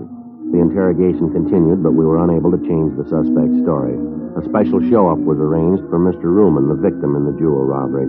After looking at the suspect closely, he stated positively that this was not the man who had held him up. However, examination showed that the stones found were part of the diamonds taken in the robbery. The suspect was booked at the city jail. A check of his residence and other leads failed to turn up any additional information. Wednesday, August 3rd, 12:40 a.m. We had Fry brought from his cell. All right, sit down, Fry. Don't you guys ever get tired of trying? What do you mean, Fry? You know what I mean. Questions. Don't you guys ever get tired? You getting tired? Yeah, a little. Then why don't you save us all a lot of trouble and tell us what you know? I don't know what you're after. Believe me, if I knew what you wanted, I'd try to help. Suppose we start again. Anything you want. I got nothing but time. Where'd you get the diamonds? I found them. Where? In an alley. What alley? I don't remember. You find 20,000 unset diamonds in an alley? You don't remember which alley? That's right. I don't remember which alley. There's a lot of alleys in L.A. Now with $20,000 in diamonds laying around. True. Then why don't you tell us where you found the diamonds? I told you, in an alley. What were you doing at Jay's place? Having a drink. That against the law? No, but trying to sell stolen diamonds is. All right, you called it. I was there to sell diamonds, but I didn't know they were stolen. I tried to sell them, just trying to make a buck. Everybody's got to live. I told you, now leave me alone. Huh? I got enough trouble in this can with this lousy chow they throw at you. I don't feel so good, huh? Let me go back to my cell and lay down. Oh, kid, you guys ever eaten this jail food? It's terrible. I've eaten it. It's not too bad. You got a stomach made out of solid brass. I'd like to have the bromo concession around here. Look, I really wish I could help you guys, but honest, there's nothing to tell. I found the diamonds in an alley. Sure, I tried to sell them, but that's it. Now, you guys know if there's anything I can do... All right, now you come off it, mister. You better get this story straight. We're through playing with you. Maybe you don't know how you stand. I'll fill you in. A man slugged and $150,000 in diamonds are stolen from him. Part of those diamonds turn up in your pocket. You say you found them. I can't buy that, and I don't think anyone else will. You come in here playing like a lily, clean and white. Well, your record doesn't make it that easy to buy. That's how you stand, mister. The whole thing's right in your lap. It fits you like a new suit. Now, it's up to you. That the way it is? You call it. No other way? None. Yeah. Well, if I could only get some decent food under my belt and a little fresh air, I might be able to give you guys the answers.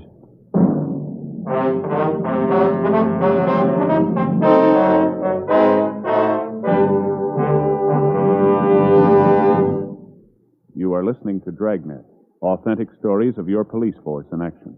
Friends, the name Fatima has always stood for quality. Fatimas are distinctive, with a truly different flavor and aroma. And in king-size Fatima, you get an extra mild and soothing smoke, plus the added protection of Fatima quality. Yes, there's a good reason why Fatima continues to grow in favor among king-size cigarette smokers everywhere. In Fatima, the difference is quality. Quality of tobaccos, the finest Turkish and domestic varieties, extra mild and superbly blended to give you a much different, much better flavor and aroma. Quality of manufacture. Smooth, round, perfect cigarettes. Rolled in the finest paper money can buy. Quality, even to the appearance of the bright, sunny yellow pack, carefully wrapped and sealed to bring you Fatima's rich, fresh, extra mild flavor. So next time, insist on Fatima quality. Look for the bright, sunny yellow pack. Smoke Fatima, the extra mild and soothing king-size cigarette, with the added protection of Fatima quality. We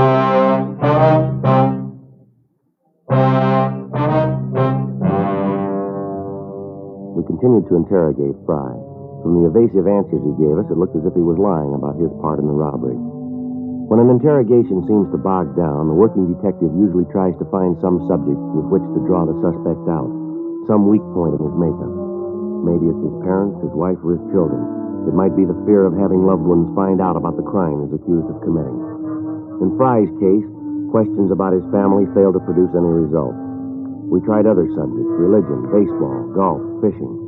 None of them seemed to bring him out of his shell. Occasionally, during the interrogation, he'd refer to the jail food, comparing it to the other food he'd eaten.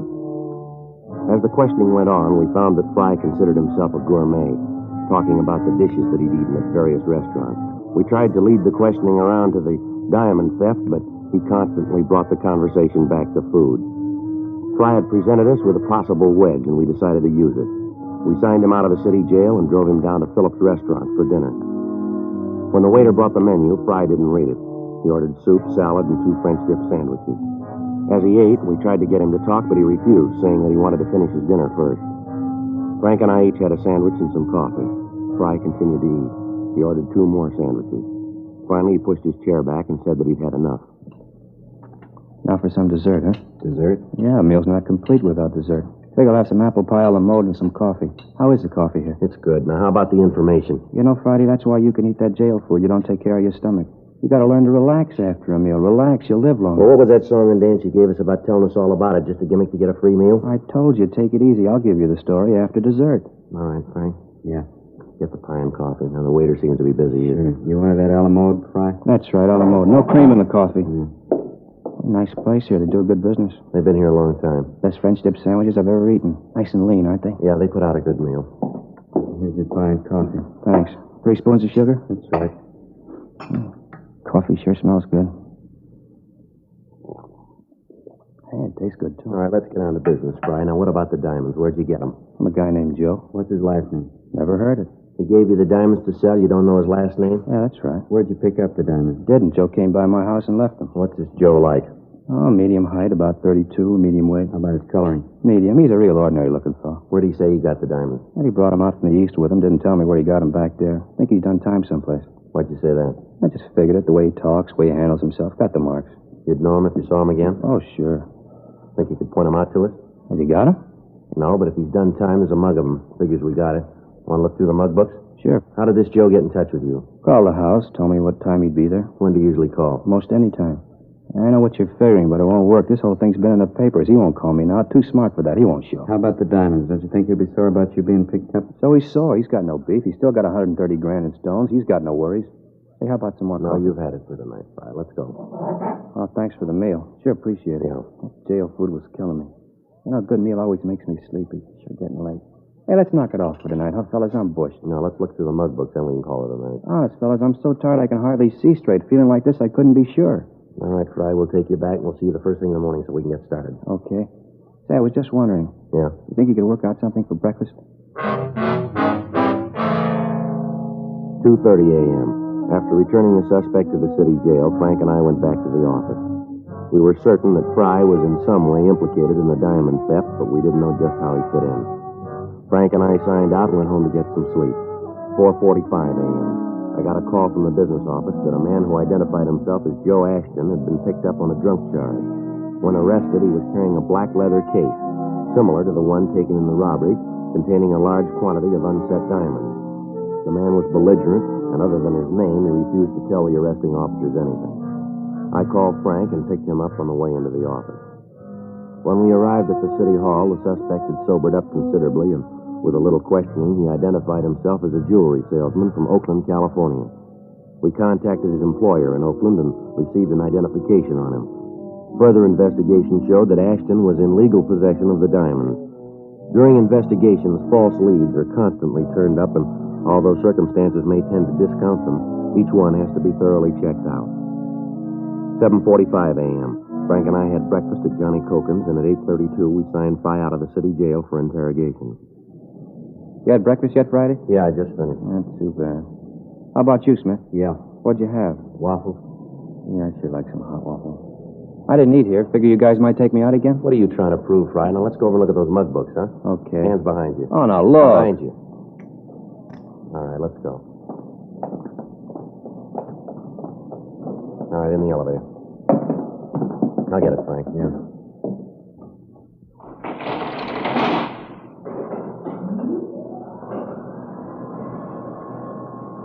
Sure, a nice day. Bet it's warm out. It's gonna be. Yeah.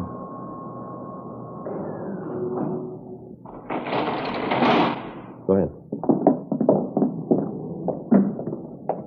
Sure you guys don't want a cup of coffee? No, I told you we've eaten.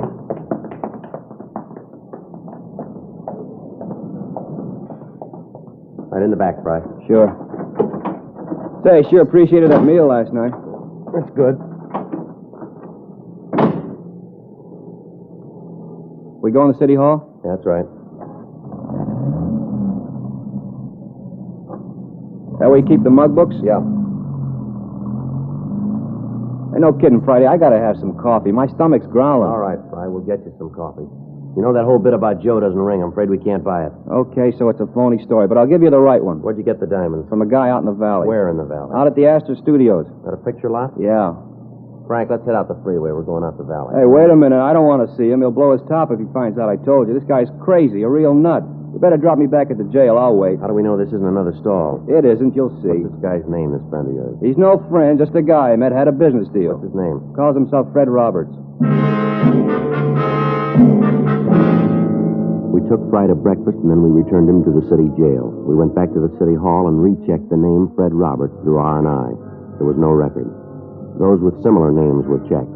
None of them matched the description of the suspect. 11:20 a.m., Frank and I headed for the San Fernando Valley. Astor Studios was one of the older lots in town. It had been years since they'd made a picture of their own. Most of their business now was in renting stage space to television companies. Frank and I checked at the gate, and we were sent up to personnel. The company records on Roberts showed that he'd been at the studio for 4 years in the property department. According to the girl in the personnel office, Roberts was highly regarded by his employers and fellow workers. She told us that we could find him in the prop building on the back lot. Frank and I started back to see him. That must be it back there, the big building with all the windows. Yeah. Sure a lot going on, huh? Yeah, TV's using a lot of movies, I guess. Most of the good stuff's on film, isn't it? So about all Elizabeth likes to watch is the wrestling matches with those real old movies. I don't get to see much of the new stuff. If she's not looking at some show that's 20 years old, the kids are watching a puppet show. Well, you need 2 sets then. I've been thinking about that show. Not that I don't like wrestling, but I'd like to see the ball game once in a while. And those news forum shows. You know, keep up with what's going on in the world. Yeah. Looks like it here, huh? Yeah, that's him back there with a spray gun, isn't it? Yeah. Hey, Mr. Roberts? Mr. Roberts? Yeah? I'd like to talk to you, sir. Just a minute. I got to hit this before it dries. All right.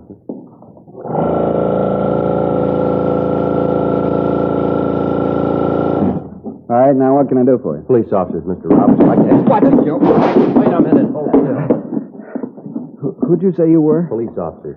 Oh, I'm sorry I caused you this trouble. I thought at first you were bill collectors coming in here like you did and all. You can understand that, can't you? I've had a little trouble lately. I didn't mean to cause a fuss. Yeah, sure. We'd like to talk to you downtown. Well, what about? Some diamonds that were stolen. Certainly, I'll go with you, but why me? What makes you think I had anything to do with it? Just routine, Mr. Roberts. Your name came up and we have to check it out. More than glad to help. I hope you don't think that I was trying to run away from you before. It was just that I thought you were someone else. All right, Mr. Roberts. You want to get your coat? Sure. I'll have to call the front office and tell them where I'm going. I'm the only one here today. No, we'll call them on the way out. Fine. A lot of work. Hope this won't take long. Should I take my car? I wouldn't like to trouble you to bring me back. No trouble, Mr. Roberts. Sure a nice day, isn't it? Good for exteriors. Exteriors? Yeah, you know, outdoor shots. Good light. Oh, yeah. Run into a lot of trouble if you haven't got good light. Like to take a look around? No, afraid we haven't got the time, Mr. Roberts. All right, here's the car. Say, I don't want to tell you fellas your business, but can't we talk here? I really shouldn't leave. No, I'm afraid not, Mr. Roberts. There's someone downtown we want you to meet. Oh? Yeah, a man by the name of Ruman, Sam Ruman. You said Ruman? Yeah, that's right. No use trying to kid you then. Sir?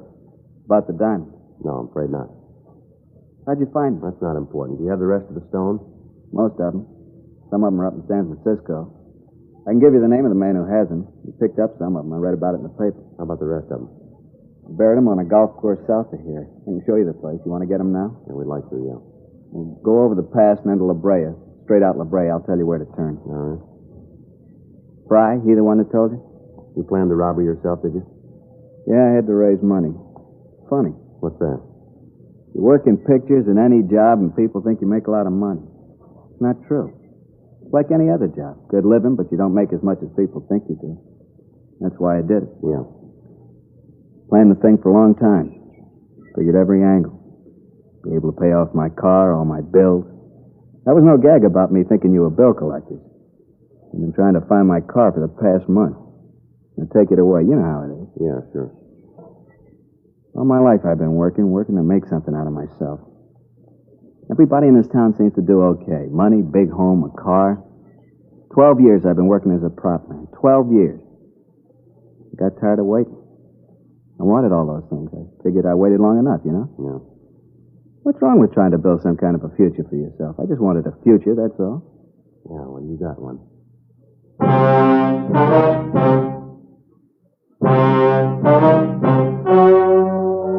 The story you have just heard was true.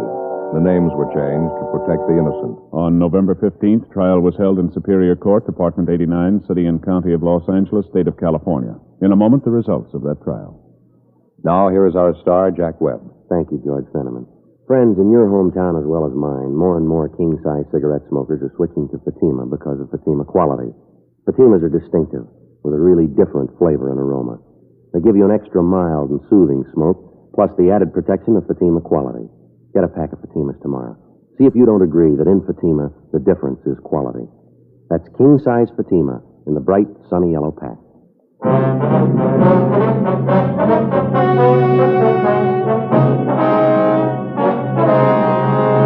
Fred Roberts was tried and convicted of robbery in the second degree. Robbery in the second degree is punishable by imprisonment in the state penitentiary or in the county jail. He is now serving his time in the county jail.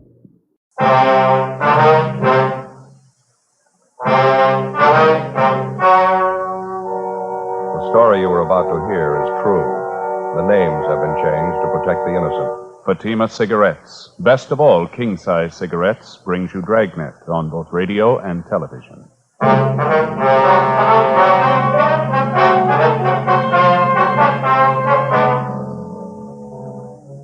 You're a detective sergeant. You're assigned to Wilshire Division, Vice Detail. An informant sends you word about an extortion racket going on in your area. The victim, a bookmaker. The suspect, a police officer. Your job, check it out. Compare Fatima with any other king-size cigarette. Yes, compare Fatima with any other king-size cigarette. 1. Fatima's length filters the smoke 85 millimeters for your protection. 2. Fatima's length cools the smoke for your protection. 3. Fatima's length gives you those extra puffs, 21% longer than standard cigarette size. Fatima gives you more for your money. And in king-size Fatima, you get an extra mild and soothing smoke, plus the added protection of Fatima quality. Buy Fatima in the bright, sunny yellow pack. Best of all, king-size cigarettes.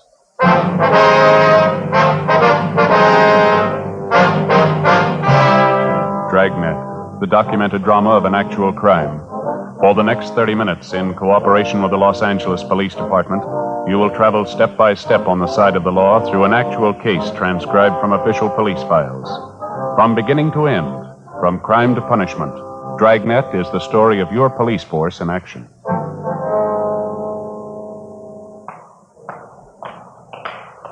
It was Tuesday, October 18th. It was hot in Los Angeles. We were working the day watch out of Wilshire Division, Vice Detail. My partner's Frank Smith. The boss is Captain Hayes. My name's Friday. We were on the way downtown from the office, and it was 9:35 a.m. when we got to the felony section of the main jail, the interview room. Sit down, Mr. Lawrence. Thanks. Got your message when we checked in this morning. What's it about? Well, I finally made up my mind. I've had enough of this. Say, either one of you got a cigarette? I left mine back in the cell. Yeah, sure. Here you are, Lawrence. Oh, thanks. You bet. There's a match for you. Now, what's the story? What's on your mind? Well, I've been thinking about it most of the night. I didn't get very much sleep.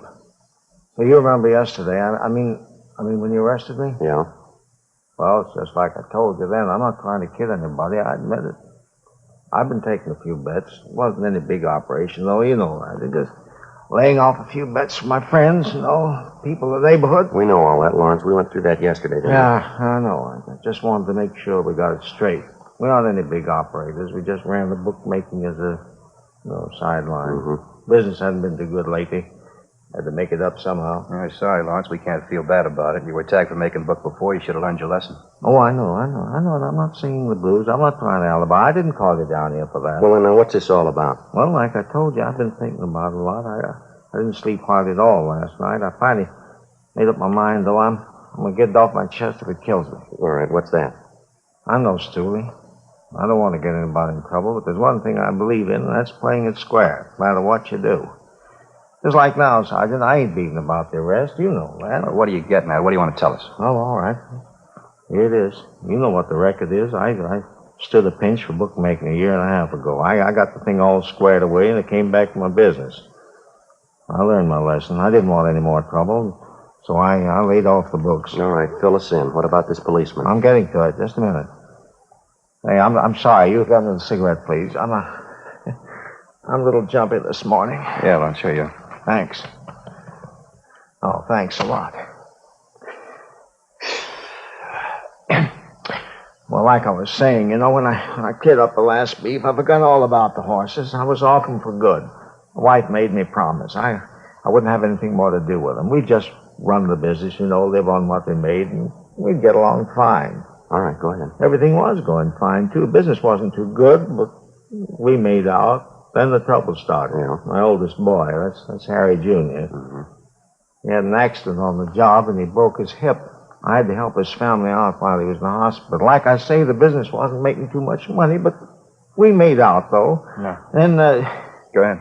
Yeah, well, then just as soon as Harry got well, the wife came down. Gallbladder. She had to have an operation. Really cost money, Yeah. Well, wife is resting at home. She didn't come down to the store. I started with the books again, just taking a few bets on the side, just a few. Mm-hmm. I didn't really want to do it. Just one of those things, I didn't have anybody to go to. The bills had to be paid. Where does this policeman fit into it, this Ray Williams? Well, I'm just coming to it. No. Well, he came in the store. He said he wanted to make a bet. I didn't know him from Adam, so I played careful, I told him I wasn't making books. And then he said he was a good friend of Myra's.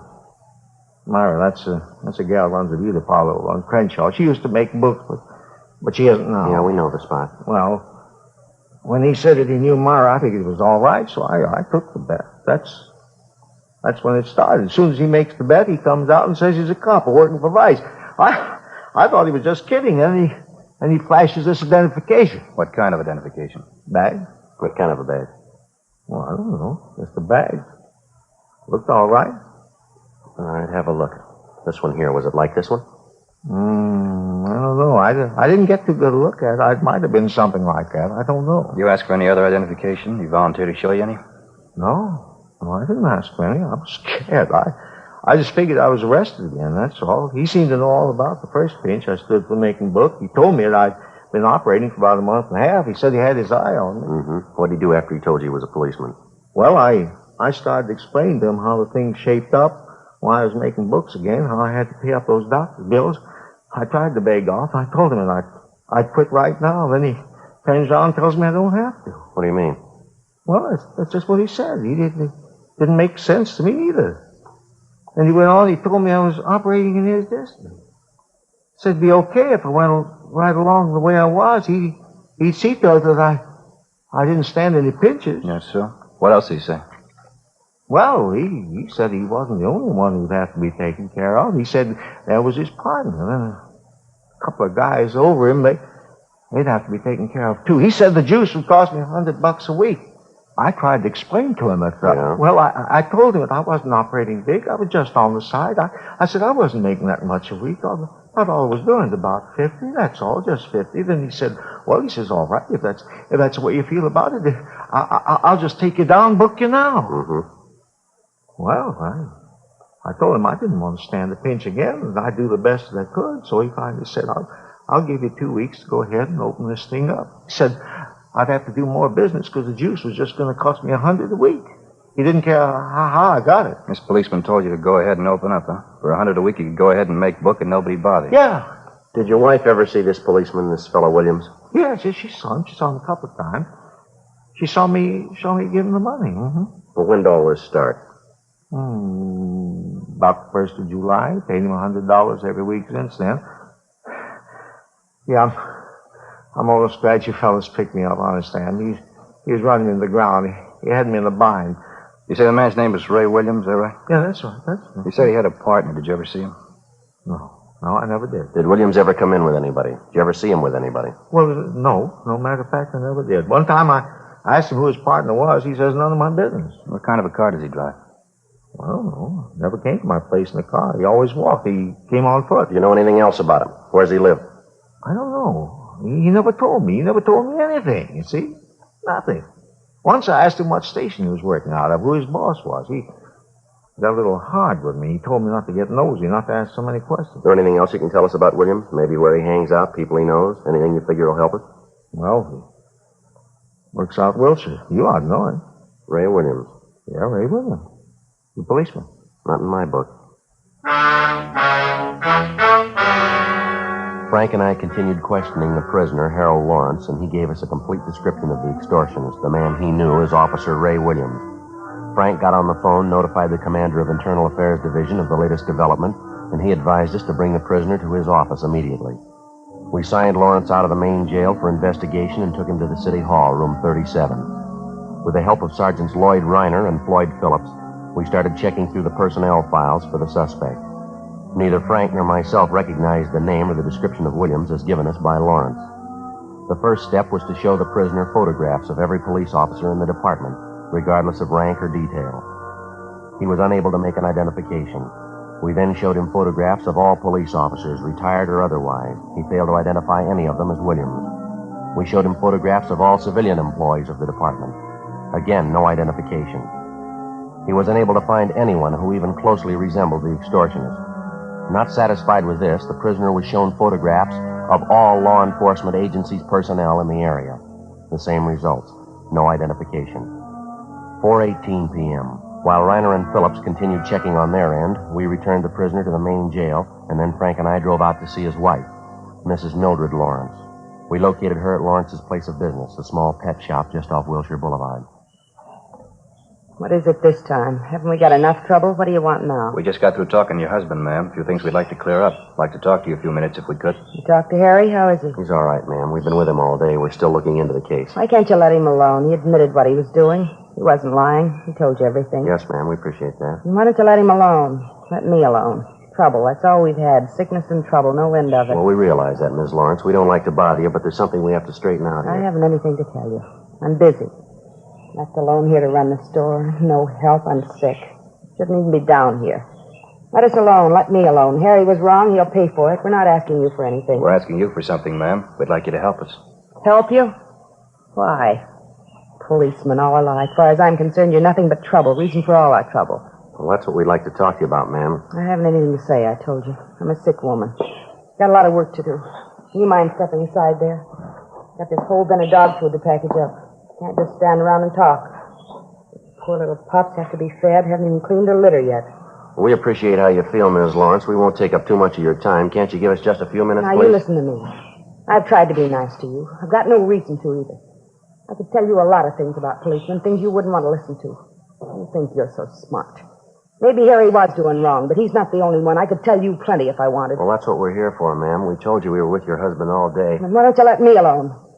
Talked to one cop already today. I told him to stay away, and you do the same. I told him just what I thought of him. Low-down thief. Who was this policeman you talked to today? You know who he is. He was the same place with you. You big, honest policeman. You never do anything wrong. That Ray Williams ought to be in jail just like Harry is. Ray Williams. Is that the man who was here today? That's what I said, wasn't it? Now, will you get out of here? Now, look, Ms. Lawrence, just a minute, please. We talked to your husband, and he told us all about this man, Williams. Why don't you do something about it? Go get him and put him in jail, just like you did Harry. That's what we're trying to do, if you'll just help us. Williams isn't a policeman. What do you mean? Yes, ma'am.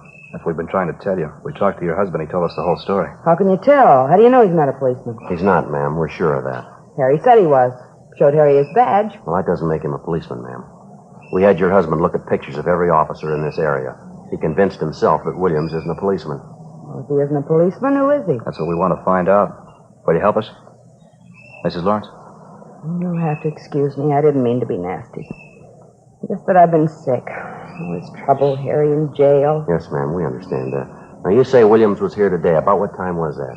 It was before lunch, about 11:30, quarter to 12, I think. He came here to get money. That's what he always came for. Did he say he'd be back?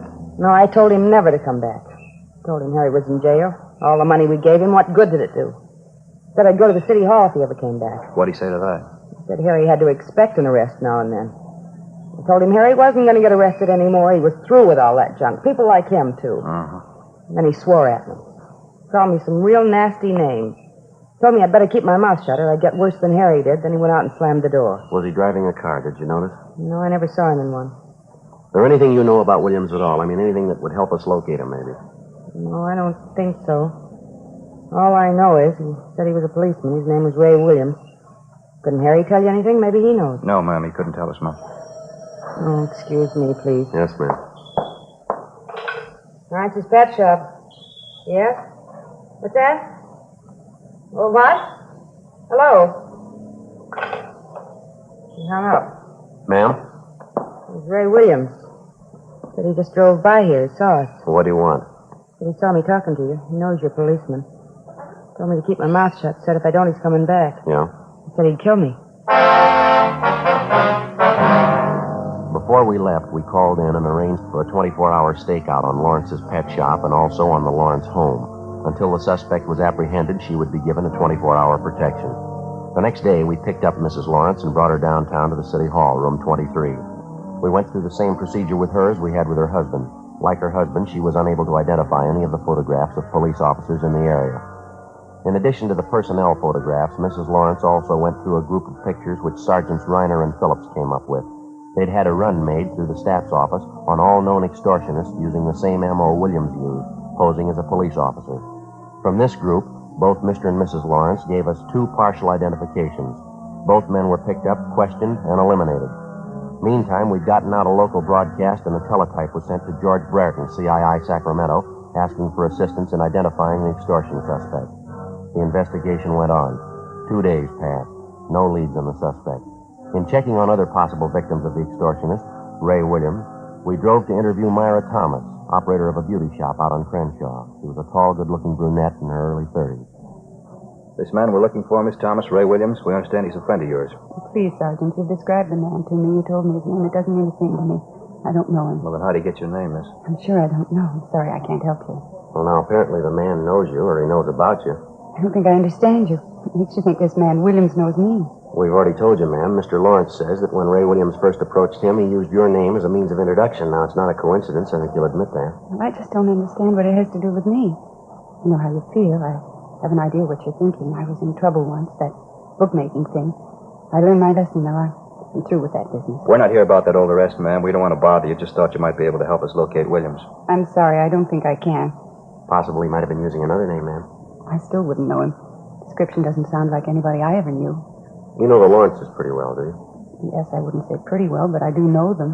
Have you seen them lately, either one of them? No, I haven't. You haven't talked with Mrs. Lawrence the last couple of days? No, why? We thought Mrs. Lawrence might have told you what kind of a man this Ray Williams is. What do you mean? What's so bad about posing as a policeman? Well, it's more than that, ma'am. He telephoned Mrs. Lawrence, threatened her if she talked to the police about him. What? Yes, ma'am. He said he'd kill her. Oh, no. Yes, ma'am, that's right. Couldn't be. He wouldn't do a thing like that. Do you know him that well?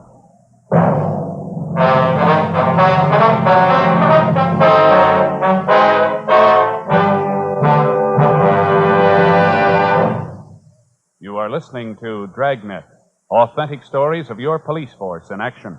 Because of its quality, Fatima is the one king-size cigarette that stands out. Here's the practical way to prove that yourself. Compare Fatima with any other king-size cigarette. 1. Fatima's length filters the smoke 85 millimeters for your protection. 2. Fatima's length cools the smoke for your protection. 3. Fatima's length gives you those extra puffs, 21% longer than standard cigarette size. Fatima gives you more for your money. And in king-size Fatima, you get an extra mild and soothing smoke.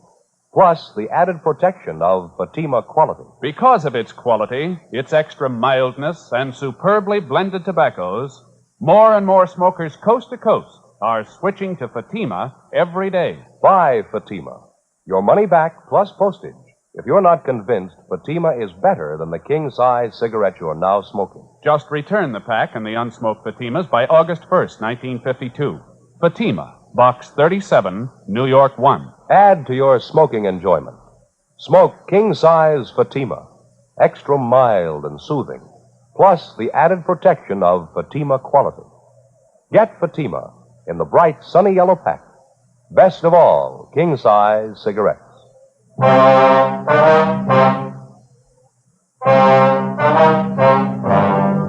The idea of an extortionist posing as a policeman to obtain money certainly was nothing new.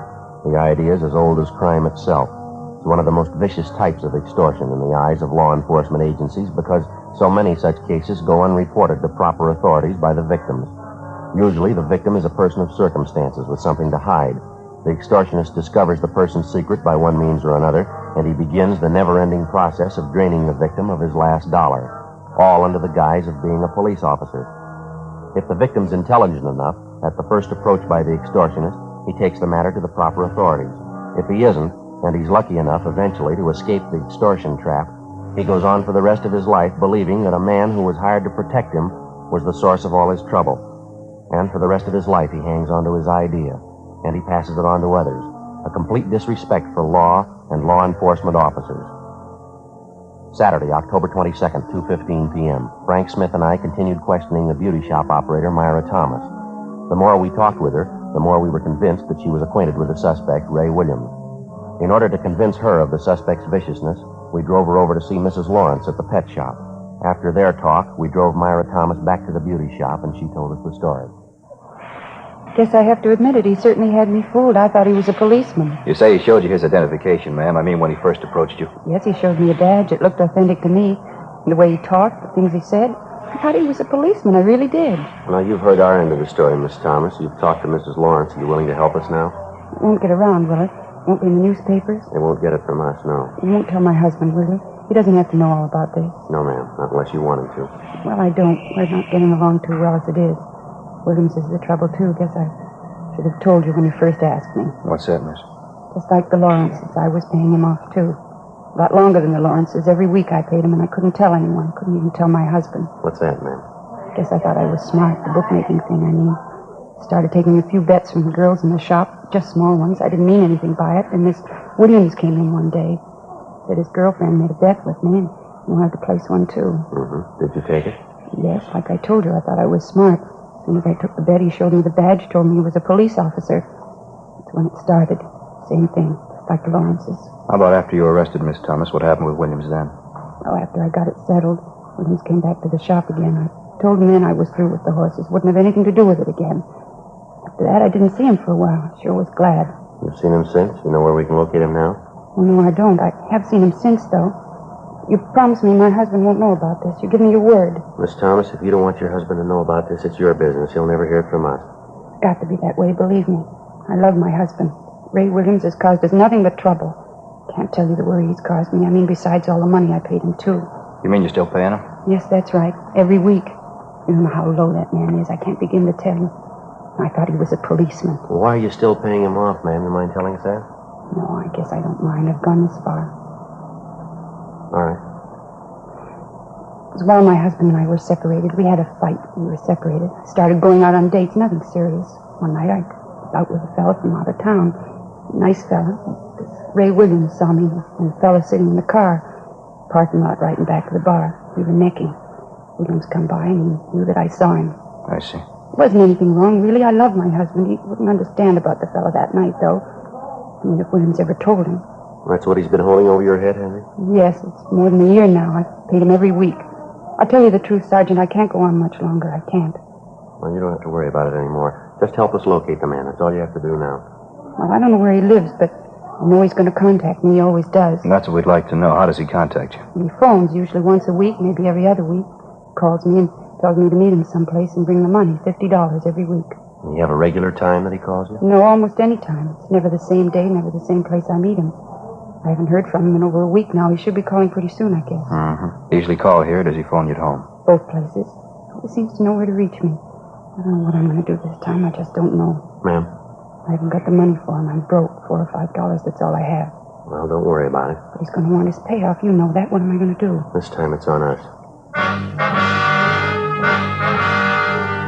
Before we left Myra Thomas at the beauty shop, we had a definite understanding that as soon as she heard from the extortionist, Ray Williams, she was to call us immediately, any time of the day or night. Then we called the office and made arrangements for stakeouts to be placed both at the beauty shop and at Myra Thomas's home in case Williams decided to contact her in person. The Thomas woman was given a plain envelope containing $50 in marked bills, which she was to hand over to the suspect the next time he demanded his regular payoff. 2 days went by.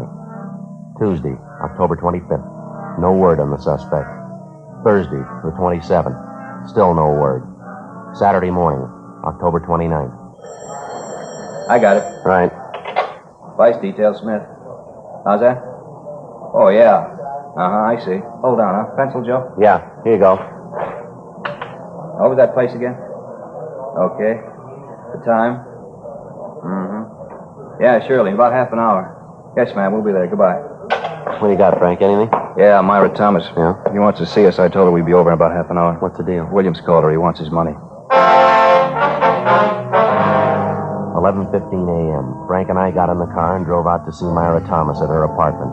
She told us that the suspect, Ray Williams, had telephoned her shortly before 11 o'clock that morning and set up a date to meet her for his regular payoff at 10 o'clock that night.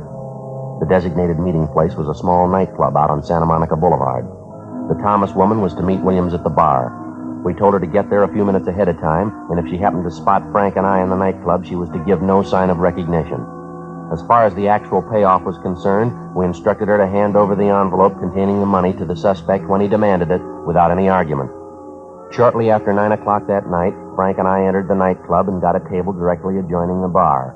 It was a modernistic affair, lighted from below with a blue fluorescent lamp. A 4-piece orchestra was playing at the rear of the place. Nobody was dancing. Only a few of the tables were occupied, but the bar was doing a good business. We waited. 9:30, 9:45. We spotted Myra Thomas as she entered the club. She went to the far end of the bar, sat down on one of the stools, and ordered a highball. 9:50, 10 p.m. We kept waiting. 10:15, 10:30. Still no sign of the suspect. We watched Myra Thomas order another highball. Getting late, Joe. Yeah, what time you got? 25 to 11. Joe, just came in, coming this way, gray suit.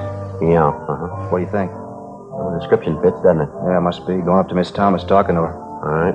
He's got the envelope. All right, just a minute. Let's give him room. He's leaving. Going for the front door. What do you say? All right, let's go. Not wasting any time. Come on, let's hurry. Down the street. Come on. All right, mister, hold it. What's the matter? What do you want? Police officers would like to talk to you. Me? What about? What's the matter? You got your identification? Well, sure, right here. What do you want? We'd like to look at it. Oh, sure, I hear you. Oh, excuse me. That's your badge? Oh, no, it's nothing. Where'd you get that phony badge? Friend of mine? Why, what's the matter? What do you got in your right-hand pocket? Nothing, just an envelope. Why? Is there money in that envelope? What's that? I said, is there any money in that envelope? Currency. Yeah, I think so. Why? What's the difference? You know the serial numbers on the bills in that envelope? Look, I don't know what you mean, serial numbers on the money. What are you getting at? You got 7 pieces of paper money in that envelope. 3 $10 bills and 4 5s. Yeah, what about it? Extortion, mister. You know the pitch. Now, come on, let's go. Now, hold it. Wait a minute. Let's get this straight, huh? So I got an envelope in my pocket. Ordinary envelope. That's supposed to make me a criminal? No. No more than that badge makes you a cop. Come on.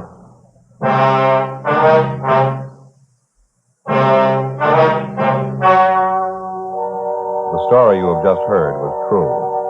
The names were changed to protect the innocent. On January 8th, trial was held in Superior Court, Department 86, City and County of Los Angeles, State of California. In a moment, the results of that trial. Now, here is our star, Jack Webb. Thank you, George Fenneman. Friends, our sales records show that more and more smokers every day are switching to king-size Fatima.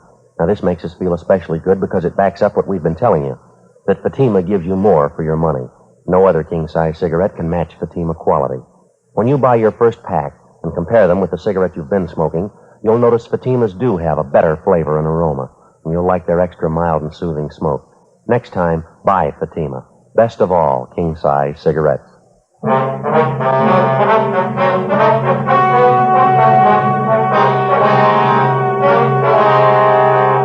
Raymond Edward Williams was tried and convicted of extortion, 1 count, and impersonating an officer, 1 count. He received sentences as prescribed by law and is now serving his term in the state penitentiary. Extortion is punishable by imprisonment for not less than 1 nor more than 10 years.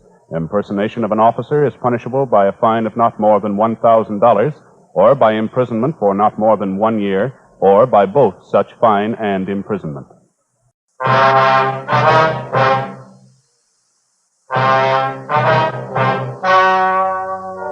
The story you are about to hear is true. The names have been changed to protect the innocent. Fatima Cigarettes, best of all king-size cigarettes, brings you Dragnet on both radio and television.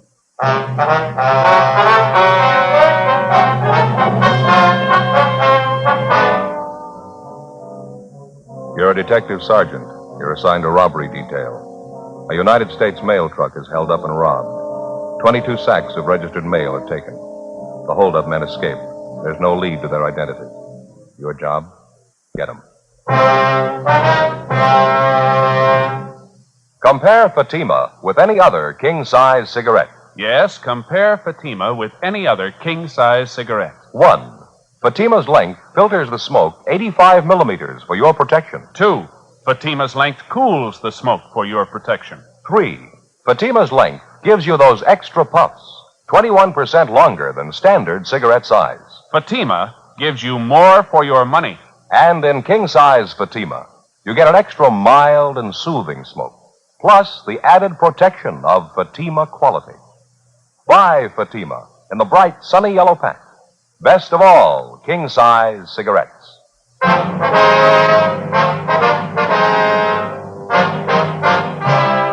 Dragnet, the documented drama of an actual crime.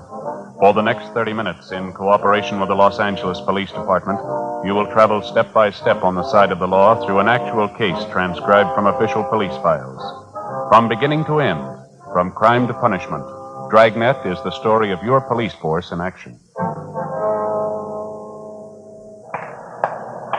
It was Monday, August 4th. It was hot in Los Angeles. We were working the night watch out of robbery detail. My partner's Frank Smith. The boss is Captain Didion. My name's Friday. I was on the way back from communications, and it was 11:05 p.m. when I got to room 27A, the squad room. That's it. There wasn't anything else to do. One of them had a gun pressed right up against the back of my head. I didn't dare make a move. All right, Bud, take it easy. Joe? Nothing yet. The broadcast and the APB are out on him. How you feeling, Houston? Not bad. Still a little shaky. How about my partners, Frank and Adolph? Are they hurt bad? No, a couple of bad bumps in the head. They'll be all right by morning. Doctor's treating them now over at Georgia Street. Can we talk to him tonight? Doctor doesn't think it'd be a good idea. We can wait till morning. You're looking a little pale, Houston. You sure we can't get you something? No, I'll be all right. Still a little shaky, that's all. It's the worst scare I ever got in my life. Thought I was gone for sure. How about a glass of water? Yeah, okay, if you got it. You bet. You got a penny, Frank? Yeah. Okay.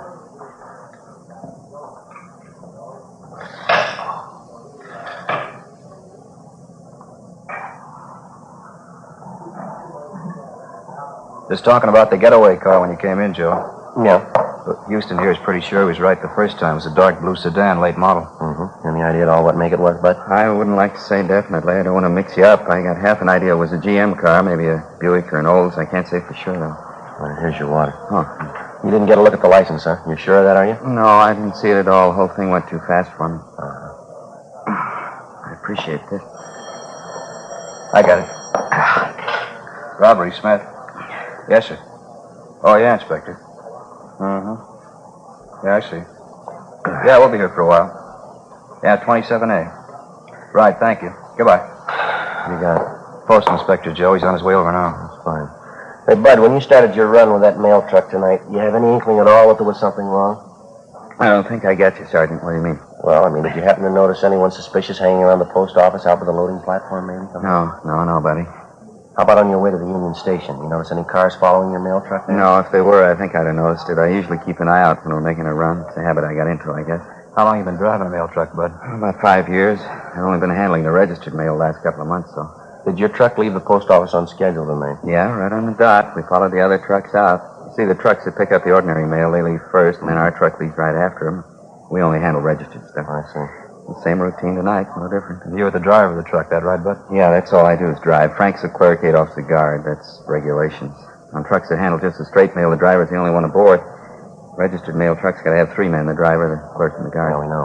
You usually drive the same route from the post office to the Union Station, do you? Yeah, we go the same way every night. Straight down Temple Street, turn right and go down Ferguson to Alameda, then over Alameda to Union Station, make the pickup or the delivery, and then we come back the same way to the post office. And that's the route you followed tonight, huh? Yes, sir, that's it. Only we didn't make it back this time. I'd like to make sure we got this straight now, Bud. Do you mind checking us out on exactly what happened from the time you got to the Union Station? No, I don't mind. Well, try to relax if you can. Just take your time. Try to remember everything, will you? Say, would you mind very much if I called my wife first? I know I'm going to be late getting home. I don't want her to worry. You bet. Go right ahead, Bud. What's your number? I'll dial it. Oh, thanks. It's Pleasant, 29321. Okay. You got a family, Bud? Yeah, 3 kids. Mother-in-law, too. She lives with us. Here you are, Bud. Oh, thanks. Lorraine? Oh, hi, Mother. Did I get you out of bed? No, nothing's wrong. I just called to say I'd be a little late tonight. I didn't want Lorraine to worry. No place? No, I'm not in a bar. Why do you have to say things like that? If that's the way you feel all right, just tell Lorraine, will you? Hello? Mother-in-law, you never get off your back. Sorry to interrupt, officer. It's all right, Bud. You want to go ahead now? Let's see. You wanted to know what happened after we left Union Station? Yeah, that's right. What time was it when you left the station? Right after we loaded the mail sacks on the truck, 28 sacks, all registered, and took off. What time was that? Scheduled time, 9:56. Left the station, headed for the P.O., drove the same route, along Alameda to Ferguson, then up Ferguson. As I turned the corner, I picked up their headlights in the rearview mirror. Then they started crowding us. I knew something was wrong. Too late to do anything then. They pulled up alongside, forced you into the curb, is that it? Yeah, the darkest part of the street, too. It was a big sedan, I know that, a 4-door job.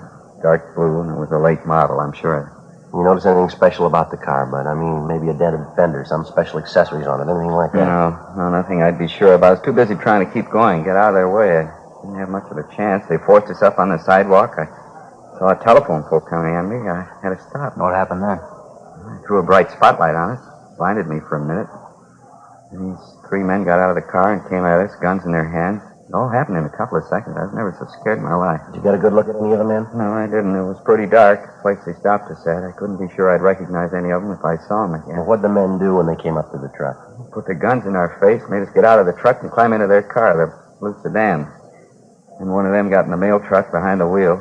His name was Sid. I heard that. One of the men said, "Follow us in the truck, Sid. You know where to go." That's what he said. You happen to hear any other names? No, that was the only one. And Sid seemed to be the boss. He was giving the orders anyway. They put you and your 2 partners in the back seat of their car? Yeah, and the 2 thieves were in the front seat. One drove and the other held a gun on us. He kept the lower part of his face covered with a handkerchief. You could see the mail truck following a little ways behind us. Mm-hmm. They drove you straight down Alameda, is that right? Yes, sir. Like I told you before, I think it was about a mile and a half. And they turned off right into that alley by the warehouse, same place you found us. Uh-huh. I figured that was the end. They got us out of the car, Frank and me and Adolph. They had us line up against a brick wall there, hands up in the air, facing the wall, and then they opened up the back of the truck and transferred the mail sacks to their car. Well, any conversation while all this was going on? Not too much, no. You see, one of them, I think that was Sid. He covered us with a gun, a shotgun. The other 2 moved the mail sacks from the truck to the car, and every once in a while the Sid would tell them, "Come on faster, we're short on time." I think that's what he said. Well, why'd they slug your 2 partners, this Frank and Adolph? Any reason for I that? was coming to that. You see, when they got all the mail sacks in their car and they were ready to pull out, the other 2 guys came over to Sid, and one of them said, "What are we waiting for? Let's kill him and get out of here." Yeah? Right away, our clerk, Frank, he began pleading with him not to kill us. I guess Frank was thinking of his wife and his little kid. Mm-hmm. How'd the thieves react? Well, they slugged him, cracked him with a gun, and hit him a couple of times. Frank went down. He started crying. Just a young kid, you know. Yeah, we know. Well, this other guy told Sid again. He said, "Come on, let's kill him. Let's get out of here." He's the one who had something wrong with his voice. It was real husky, you know, like he had a cold. Go ahead. Well, I got to say, this Sid wasn't much for killing us. He told the other guy he didn't think they ought to kill us because they'd set him up for a murder rap besides mail robbery. The other 2 guys told Sid, "What's the difference? If we're going to rob the mails, we might as well go all the way." And they argued about it a minute or so. Yeah. And my other partner, Adolph, he began to plead with him. He said, "Please don't kill us." I was sick to my stomach. I couldn't even talk. What'd you say? I said I was sick to my stomach. I couldn't even talk. Is that when they slugged Adolph? Yeah, this Sid slugged him. He hit him worse than he did Frank. He kept beating him and beating him. I still hear it. I just got sick. Well, make a long story short, this Sid finally said, "We'll give him a gambler's chance. We'll toss for it." Huh? That's just what he said. He said, "We'll toss for it." And he says, "Hey, you." And he motioned to me. He said, "I'm going to toss a coin. You call it. If you lose, we kill the 3 of you. If you win, we don't." To help me, it's the truth. I didn't know what to do. I tried to talk them out of it. Yeah. They wouldn't listen. The Sid told me either I called it or they'd kill us then. Took a coin out of his pocket and flipped it in the air. I called heads. Guess I don't have to tell you. I won. Something new for the book. How'd it go after that, Bud? Tied up the three of us and drove off in their car. About 15 minutes later, that night watchman found us and called you fellas. You know the rest. And you're sure you wouldn't be able to identify any of the hold-up men if you saw them again? No. You're real sure? No, they're general build. That's the only thing I'm sure of. This fellow Sid was tall on the thin side, about 45, 50 years old. The other two were fairly short, stocky. Like I told you, that one fellow's voice, deep and husky. I think I'd know him if I heard him talk to Jim. Excuse me a minute. Robbery Friday. Yeah, Walt. How's it going? Uh-huh. Yeah, not much doubt. All right. Fine. Yeah, fine.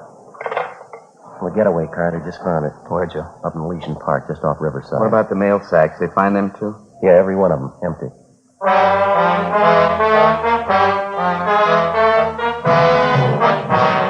According to the report we've received, the getaway car was found parked in a clump of shrubbery on the edge of Elysian Park, about half a mile from Riverside Drive. All of the 28 registered mail sacks were found scattered in and around the car, and with the exception of a few pieces of mail, the sacks were empty. A crew from the crime lab was dispatched immediately to the scene to check the car and the mail sacks for fingerprints and to cover the entire area for physical evidence. The mail truck was also gone over for prints at the point where it had been located. The officers at the scene, Sergeants Bitteroff and Gonzalez, continued the investigation on their end. 11:50 p.m. After the inspector from the post office department arrived, we continued our interview with Bud Houston, one of the three victims of the mail truck robbery. We ended the interview a few minutes after midnight, and Houston was driven to his home. The following morning, along with the postal inspector, Frank Smith and I talked to the other two victims, the clerk and the guard who were with Houston at the time of the holdup. They could add nothing to what their partner had already told us. The investigation went on. Every possible angle was checked and rechecked. 3 days passed. Nothing. Thursday, August 7th, 5:40 p.m. Hi, Joe. How'd you make out? Oh, it's sour. Nothing at all. The guy wasn't even in town the night of the holdup, and he can prove it. You have any luck? No better than yours. I might just as well have taken the day off for all the good we did. Nothing from the stats office, huh? No. Last one we asked for won't be ready till tomorrow. It's getting a little embarrassing, Joe. We got them checking practically every robbery card they've got. M.O., description, only a few of them come close. We've already ruled them out as possible. The one you just checked on, that was the last. About does it. Might as well close up shop for the day, huh? You ready? Yeah, let's go. All right. I'll sign us out. All right.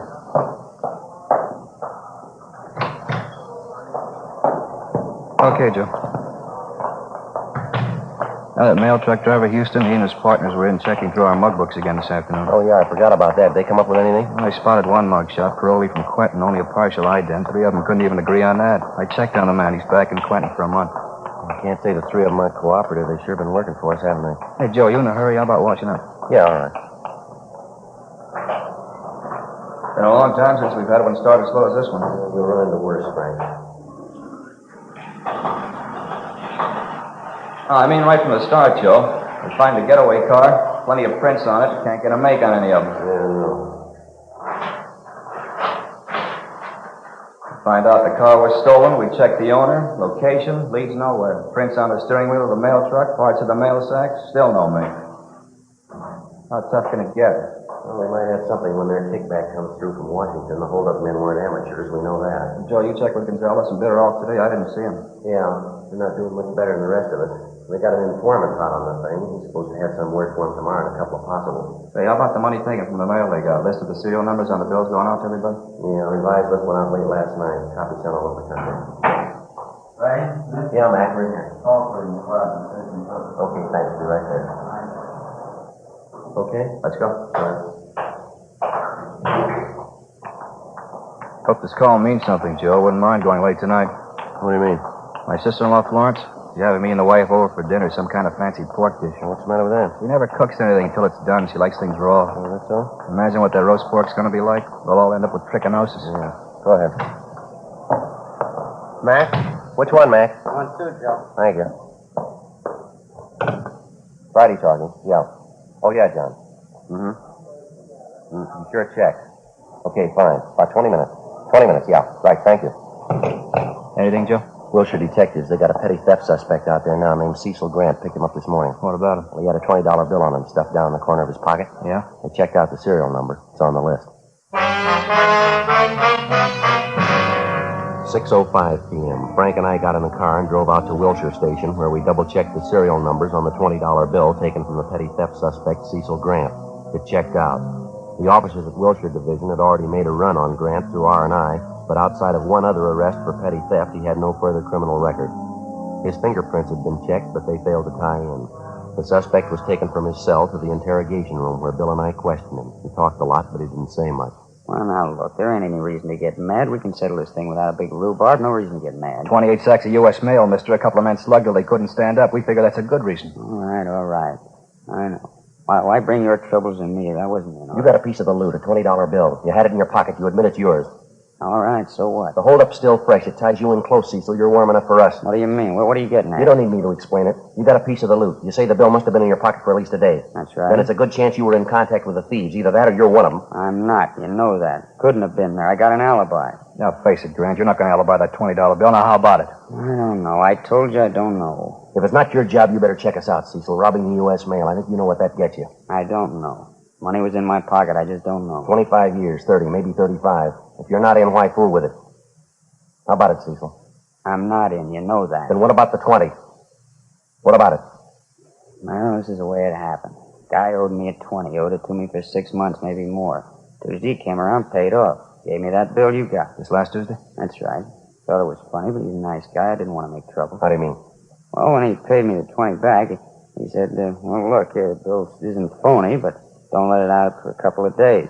Bill's okay, but just sit on it, maybe a week or two. That's just what he told me. Who was it? Where did we find him? Well, he's a nice guy, friend. I don't want to make trouble. It's already made. Now, what about it? Johnny Carter, 380 Nashville Avenue, apartment 2.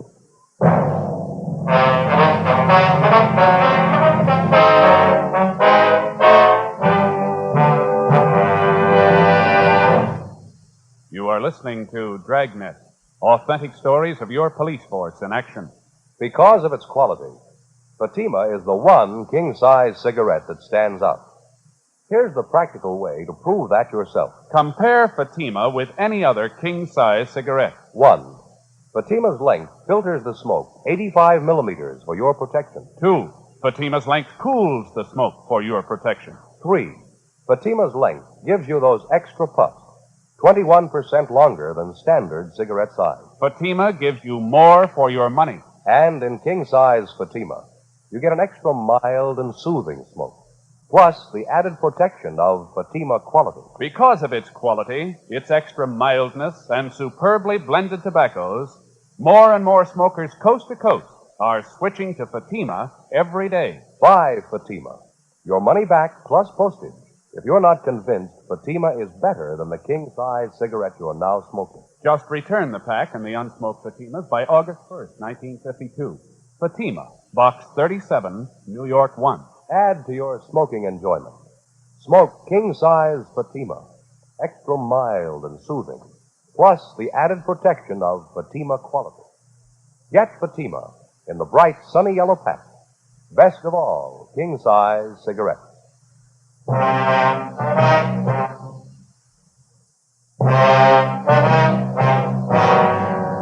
August 7th, Thursday, 6:55 p.m. We called R&I, but they had no make on the name John Carter. My partner, Frank Smith, and I left Wilshire Division and headed out to check on the address given us by the theft suspect, Cecil Grant. The 300 block on Nashville Avenue was in West Hollywood, just below Melrose. Number 380 was an aging two-story apartment house. The architecture was old Spanish, a relic of the mid-20s. The name John Carter appeared on one of the mailboxes, but when we rang, there was no answer. We contacted the apartment manager, and he told us John Carter worked at night at a downtown garage. Along with the manager, we went up to the second floor and checked through the suspect's apartment. We found nothing to indicate that he'd taken part in the mail holdup. After a routine interview with the manager, we got the name and address of the garage where Carter was employed, and we left. 8:23 p.m. We pulled up and parked half a block away from Carter's place of employment, an all-night service garage on South Figueroa. Frank waited in the car, and I headed up the block alone toward the garage. In the event Carter was one of the mail truck holdup men, there was a possibility his two Confederates might be employed at the same place he was. If this was the case, we didn't want to tip him off.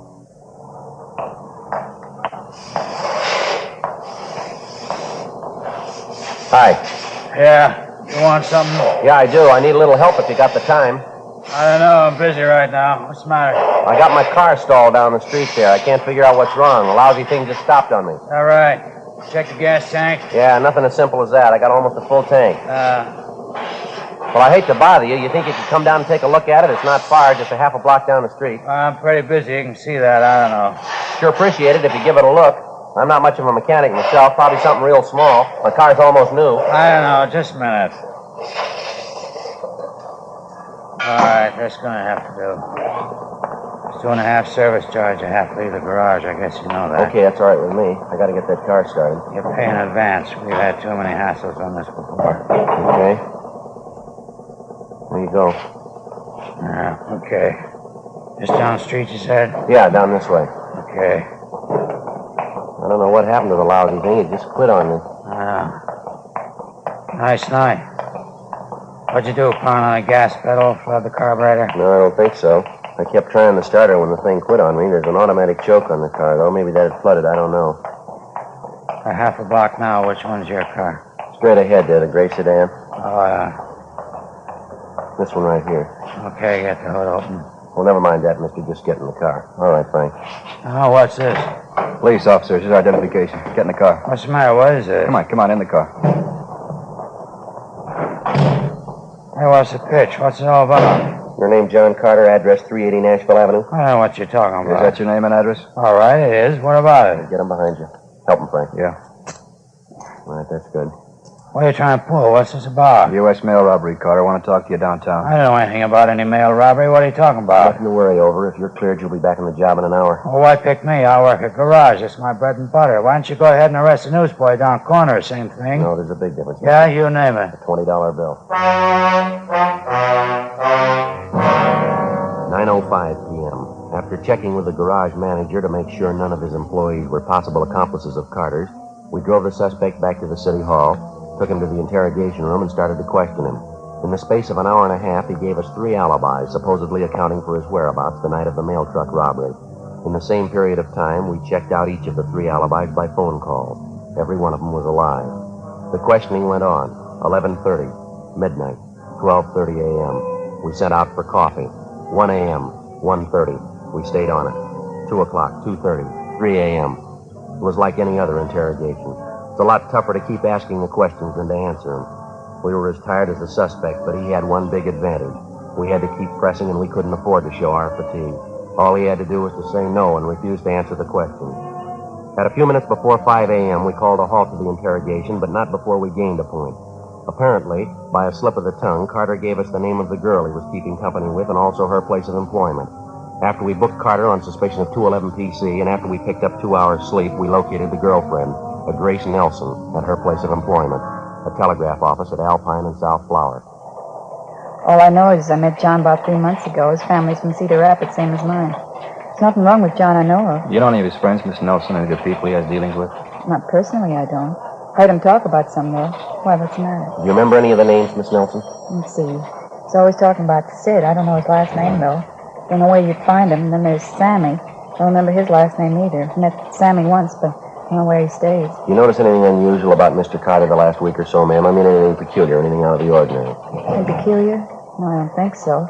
John's been just as nice as ever to me. I like him very much. Matter of fact, he's been nicer than he's ever been. How do you mean, miss? Well, for my birthday, last Wednesday. Yeah. Well, he was so sweet about it. Really sweet. He gave me $400. Gave it to me in cash. Told me to go out and buy what I wanted. Wouldn't you say that's sweet? Have you any of that money left, Miss Nelson? Why, yes, of course I have. See, right here in my purse. See, right there. More than half of it. Carter tell you where he got this money, Miss Nelson? Gambling game. He said he wanted the cards. What's wrong? Serial numbers, ma'am. This money was taken in a holdup, U.S. mail. We've got a pretty good reason to suspect Carter. John's a thief? That's how he got the money? I can't believe it. Afraid it's true, ma'am. So hard to believe. I hope you don't think I had anything to do with it. Robbing people, mails. Are you sure it's John Carter you want? Yes, ma'am, we're pretty sure. We understand you were pretty close to him. He said the two of you were going to get married. I don't know. We did have it said at one time, but now I don't know. I had people in this town, my whole family. I couldn't let this get out now. You're willing to admit the $400 you got came from John Carter, the same bills that he gave them to you? I don't know. I love John. I want to hurt him. I really love him. Tell me the truth. What's going to happen? Well, he's going to be charged with robbery, ma'am, holding up a U.S. mail truck, taking 28 sacks of registered mail. John Carter? That's right, him and two others. I'd like to ask you one more question, miss. Do you have any idea what Carter was up to? The robbery, I mean? Me? Of course not. No idea at all. I loved John. I loved him for what I thought he was. I'd go through anything for him. I love him. Just wouldn't make any sense, though, would it? Ma'am? Going to jail for him. Just common sense. You can't love anybody that much. That afternoon, we had the suspect, John Carter, brought from his cell to the interrogation room where he was confronted with the testimony of both Cecil Grant and Grace Nelson, two of the people he'd given some of the stolen money to. Another hour of interrogation and Carter broke. He admitted taking part in the holdup and gave us the name of his partner. He named as the leader and mastermind of the robbery a Sidney Grover at an address in Highland Park. Frank and I checked it out. Yeah? Police officers, you Sidney Grover? Yeah. I'm not feeling so well. Can't you come back later? Not feeling well at all. It's kind of important, Grover. Like to talk to you downtown? Come back later, huh? A little later on. I got so many troubles right now, please. I'd like to talk to you about a holdup, Grover, a mail truck. We got the two men who worked it for you. They gave us the whole story. Two men? What do you mean? Can't you see I got troubles? Please don't bother me. Come back later, huh? Bad trouble. You better get your coat, Grover. Got to talk to you downtown. Look, don't you understand? My son's left me, my only boy. Packed his bag, he walked out. He left me. Afraid that's your problem, mister. He said he didn't want any part of me. He had an argument. He didn't like what I was doing. Big argument. He slapped my face, my own boy, and he walked out. Slapped my face. All right, you want to get your coat? Yeah, okay. Mail job, is that it? Got the other two? Yeah, we got them. All right, no argument. I didn't try to run away. I guess you can see that. My boy said it was a crook. We argued. He slapped me, walked out. How come, Sergeant? I wouldn't know. Let's go, Grover. It's our story, huh? Old man trying a mail robbery. I'm 55. I don't look it, do I? Kid slapped my face. He said I was a crook. I couldn't hit him back, my only boy. Wish he hadn't called me a crook. But it's our story, isn't it? Yeah, it's sour. Let's go. The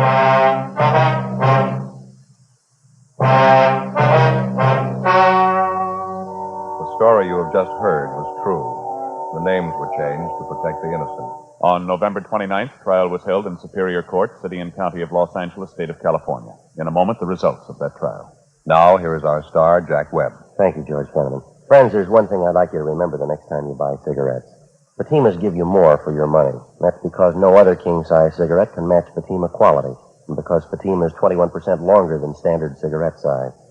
That added length means that Fatima's extra mild and soothing smoke is cooled and filtered for your protection. Get a pack tomorrow and compare them with the cigarettes you've been smoking. Fatima, best of all king-size cigarettes.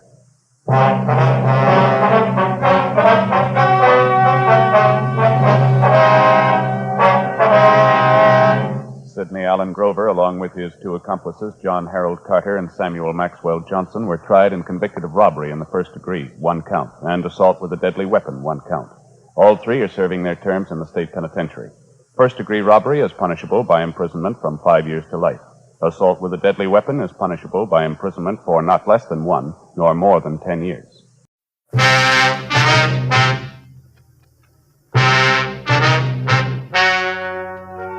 The story you are about to hear is true. The names have been changed to protect the innocent. Fatima Cigarettes, best of all king-size cigarettes, brings you Dragnet on both radio and television.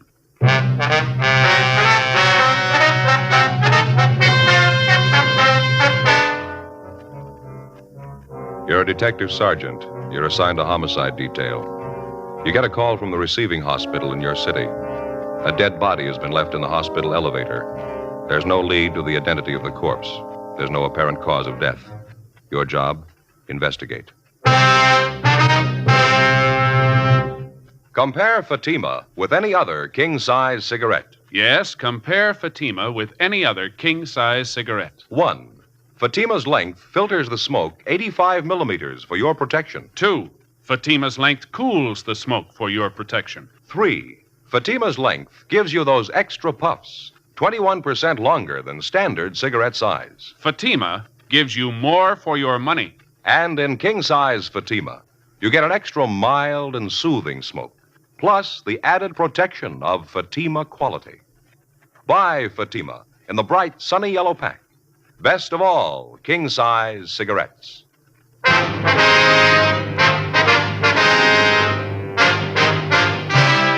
Dragnet, the documented drama of an actual crime.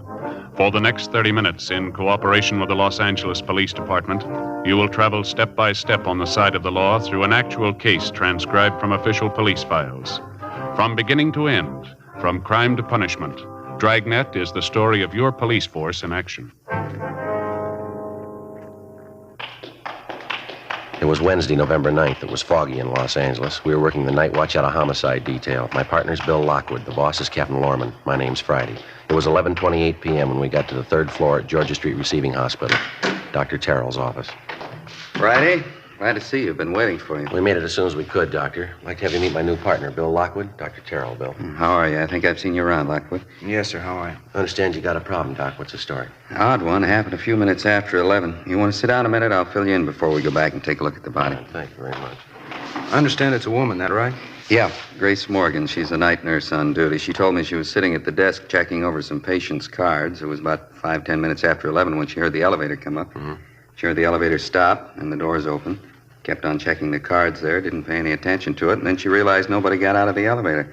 She looked up, and the elevator doors were still open. She saw this young woman slumped over in a wheelchair, sitting there in the elevator. The woman was alone, was she? That's right. The nurse went over and wheeled her out of the elevator. The woman was wearing a nightgown, a bathrobe over that. She was unconscious. Nurse called me. The two of us took the woman into a treatment room. I examined her. She was dead. Any indication how long? Body was still warm. She'd only been dead a short time. Any idea of the cause of death? I noticed a couple of abrasions on her right shoulder, another one in the right temporal region. Not positive, but I don't think any of them were severe enough to cause death. No other markings at all? No, she seemed to have been in good physical condition. Noticed a strong smell of alcohol, though. Could be she'd been drinking. Is the nurse pretty sure the woman came up the elevator alone? Possibility one of the attendants might have brought her up? No, I checked with the attendant on duty down the first floor lobby, Ray Collins. He didn't bring her up.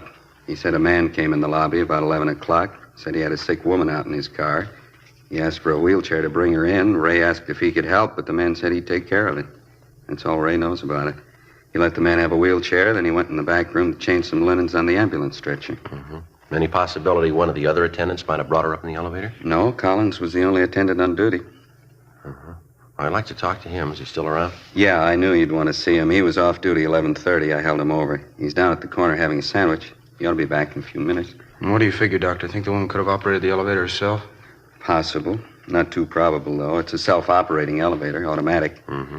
Someone could have wheeled the woman into the elevator, pushed the button for the third floor, and then stepped back. Would have taken her straight up. Yeah. The nurse is sure the elevator didn't go back down after it got up here, huh? Positive. She heard the elevator doors open. They stayed that way. She kept waiting for someone to come out, and that's what attracted her attention. I see. How about identification? Did the woman have a purse with her or anything like that, Doc? No, all she had was what she was wearing, nightgown, slippers, and bathrobe. Let's go back and have a look. I'll show you. Okay, thank you. You say the only markings on the body are those abrasions on the shoulder and the forehead. Yeah, that's right. And you don't think that's why she's dead? You got any ideas at all? Well, I wouldn't want to say, Lockwood. Strange one.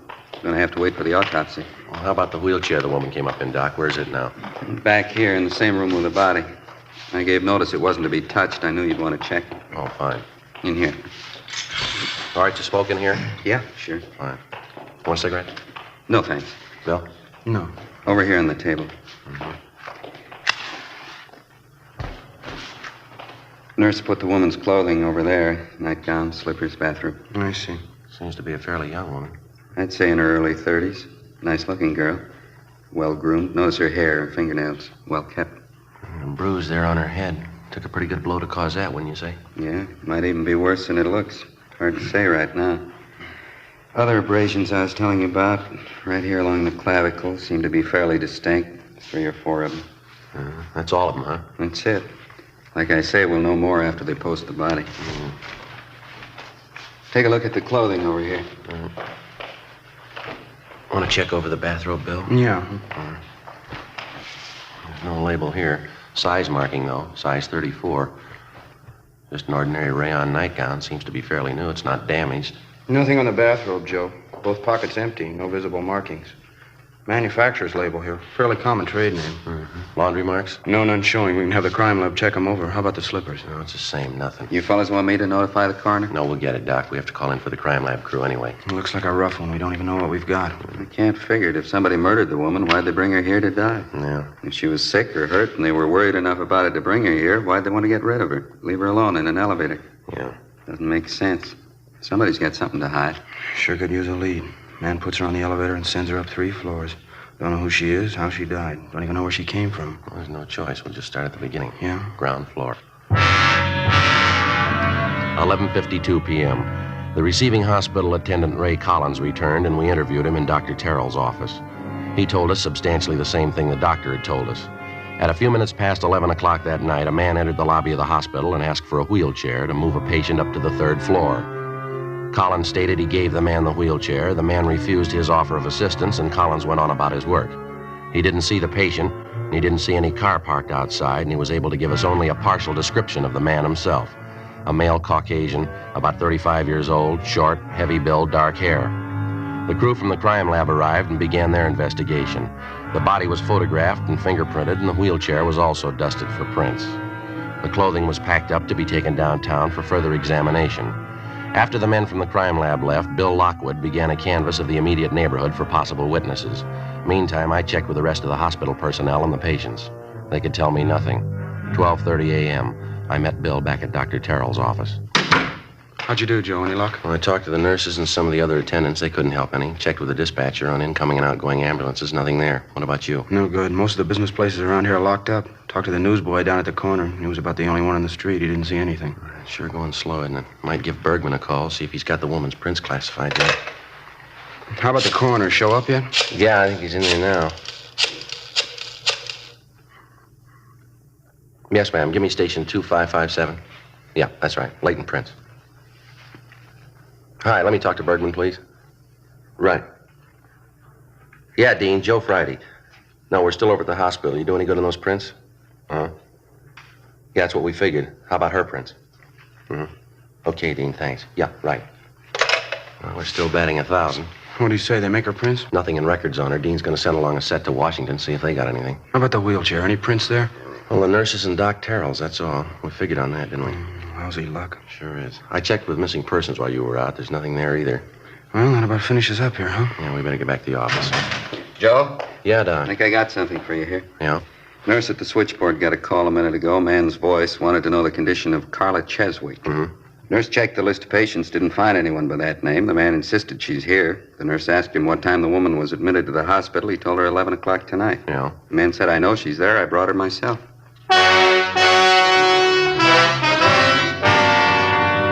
Along with Dr. Terrell, Bill Lockwood and I went down the hall and talked to the nurse who'd received the phone call. She told us that she tried to question the caller as to his name and his relationship to the alleged patient, Carla Cheswick, but the man refused and hung up. We put in a call to R&I and asked him to run the name for us. There was no one by that name in the files. We went back to the doctor's office and started checking through the telephone directories.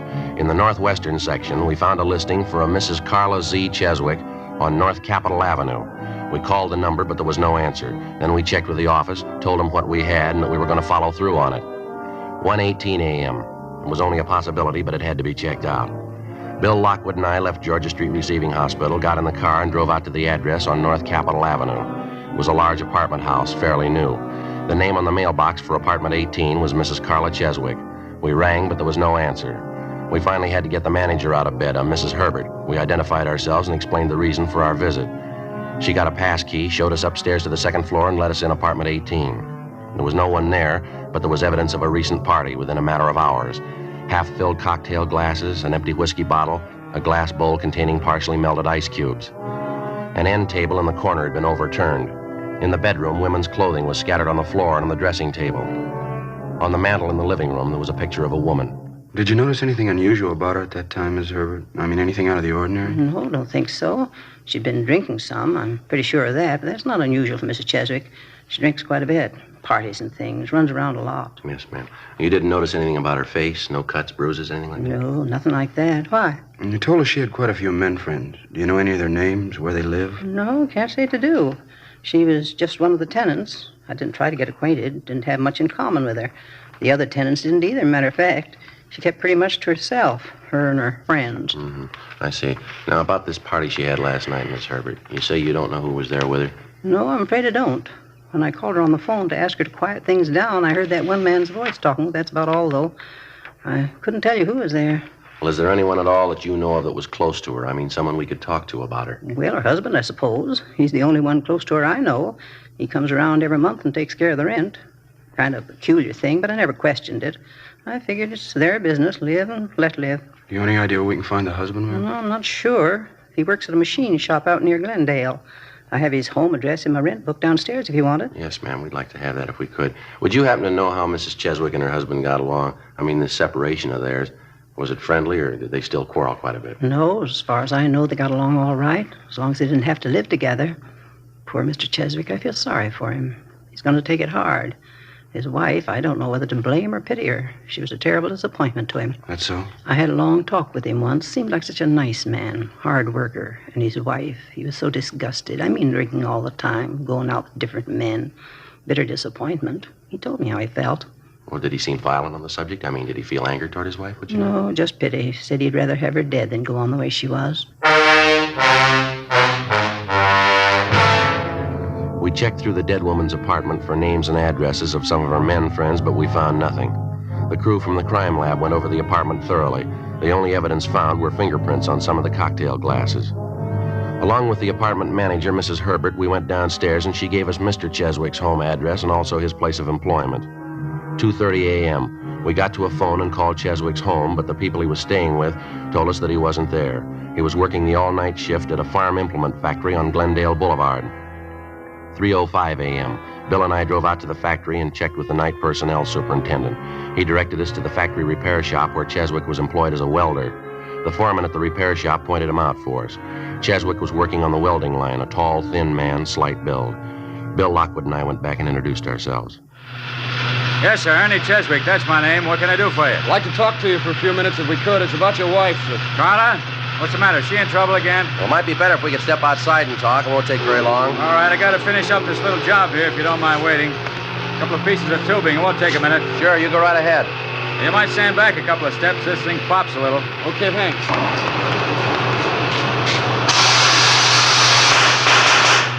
Ah, too much oxygen. Have to light it again.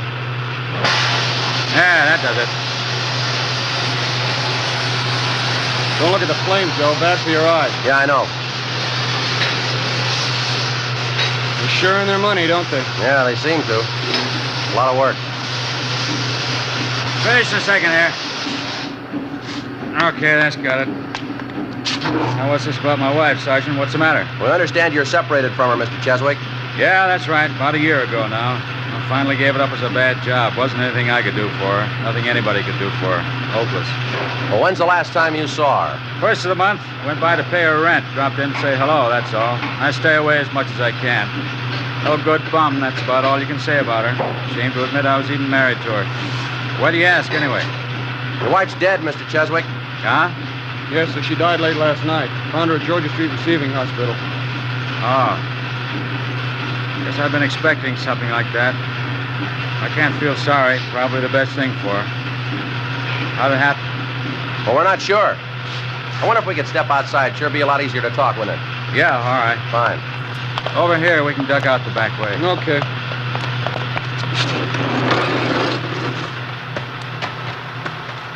You say they found her at Georgia Street, huh?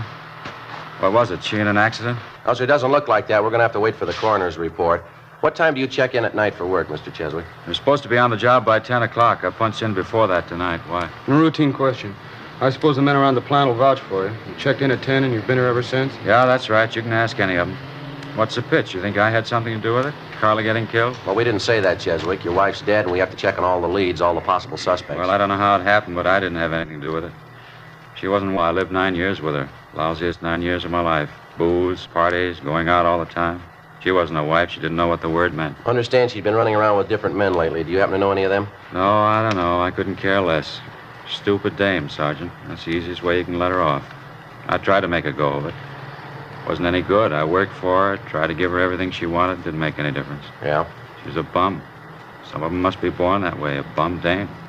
I could have killed her. I had reason enough to. I didn't. How about your wife's drinking habits? She do most of it at home, or did she go out to bars? Always at the bar. Only one place she ever went to. Place on 8th and Rosewood, right on the corner. Went there all the time, 6, 7 nights a week. She'd hang over the bar all night. How'd you like to put up with that for 9 years, huh? Drinking, going off somewhere on weekend. How come it lasted that long, Cheswick? I don't know. I guess I should have had my head examined. Just a bum. I figured I could change her. Kept trying. Never worked out. After the drinking, she'd have these terrific headaches. It'd make her sick. I'd stay home from work and take care of her, wait on her hand and foot. She always made promises, nothing but a liar. As soon as she got well, she'd start it all over again, same thing. Yeah. Just a bum, a tramp. No good at all, no good. She's a tramp, no good tramp. Cheswick? Mr. Cheswick, is there anything we can do? Carla. She's dead. Carla.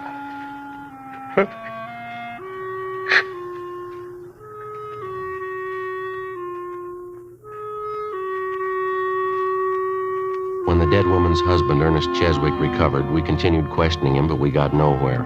Before we left the plant, we checked his time card, talked to the machine shop foreman and some of the men Cheswick worked with. We got the same story all along the line.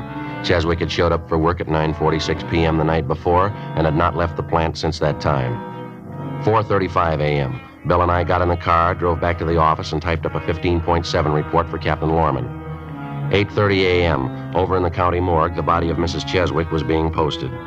A few minutes past 10 a.m., Bill Lockwood and I drove out to a bar on the corner of 8th and Rosewood, the same bar where Ernest Cheswick told us his wife did most of her drinking. It was a typical neighborhood cocktail lounge in the early morning. 2 customers sipping beer at the far end of the bar. The manager busy washing glasses and bringing in supplies. We called him over and identified ourselves. Popular girl. Married old Ernie Cheswick. They're separated now. Yeah, well, do you know if she was in here last night? That's right, she was. Hardly misses night. Why? Would you happen to know about what time she left last night? 8:30, about that. You might ask that fellow there down at the end of the bar. He'd know better than me. Well, how's that? He left with her.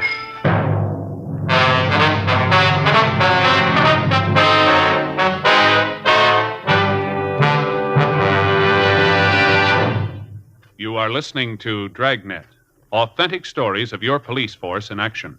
To show our confidence in Fatima, we make this money-back guarantee. Buy a pack of Fatimas. Enjoy Fatima quality, extra mildness, and superbly blended tobaccos. If you're not convinced Fatima is better than the king-size cigarette you're now smoking, just return the pack and the unsmoked Fatimas by August 1st, 1952, for your money back plus postage. Fatima, Box 37, New York 1. Prove Fatima quality yourself. Compare Fatima with any other king-size cigarette. 1. Fatima's length filters the smoke 85 millimeters for your protection. 2. Fatima's length cools the smoke for your protection. 3. Fatima's length gives you those extra puffs, 21% longer than standard cigarette size. Fatima gives you more for your money. And in Fatima, you get an extra mild and soothing smoke, plus the added protection of Fatima quality. Ask your dealer for Fatima in the bright sunny yellow pack. Best of all, king-size cigarettes.